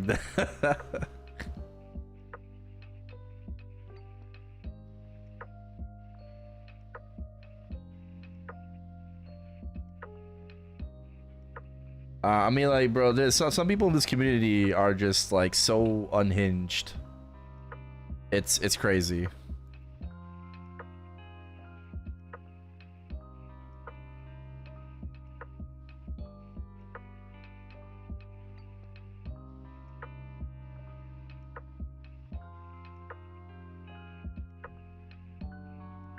Erel grind is crazy. Definitely a lot crazier than Ren, right? Because Ren, like, you know, Ren was kind of cooked after the first update, and I kind of had to, I'm pretty sure it was what, grind Arc or Wild Hunter. It might have been Wild Hunter that I went to go grind and shit, right? Afterwards. I think it was Wild Hunter that I was going for 295. Maybe a little bit of Arc, but yeah, I mean, like, this summer though, like, I've been able to just like strictly focus on Erel, right? Like, all my attention, a little bit of Wild Hunter because I had to remax my Hexa, but really I've been able to focus all on the Erel, and it's been very enjoyable. Like, I've liked it. You know, just personal goal for myself to, like, you know, push 290. Like, is it doable? You know, we kind of had to think about it, but I don't remember I've never like regrinded to 290. Right, this is the first time that I've like actively grinded 285 to 290 in a pretty long while. Well, actually, no, the first time since, like, I guess, like, my Arc. I did a little bit on the Ren at Calm Beach, right? I did a little bit on the Ren, but that was mostly just for also like daily stuff and whatnot. Twentina. But like actual grind, I haven't grinded to 290 in forever. My Dawn Warrior basically just like dailied, you know, it's like 287 now, just like dailied there. Events, you know, weeklies.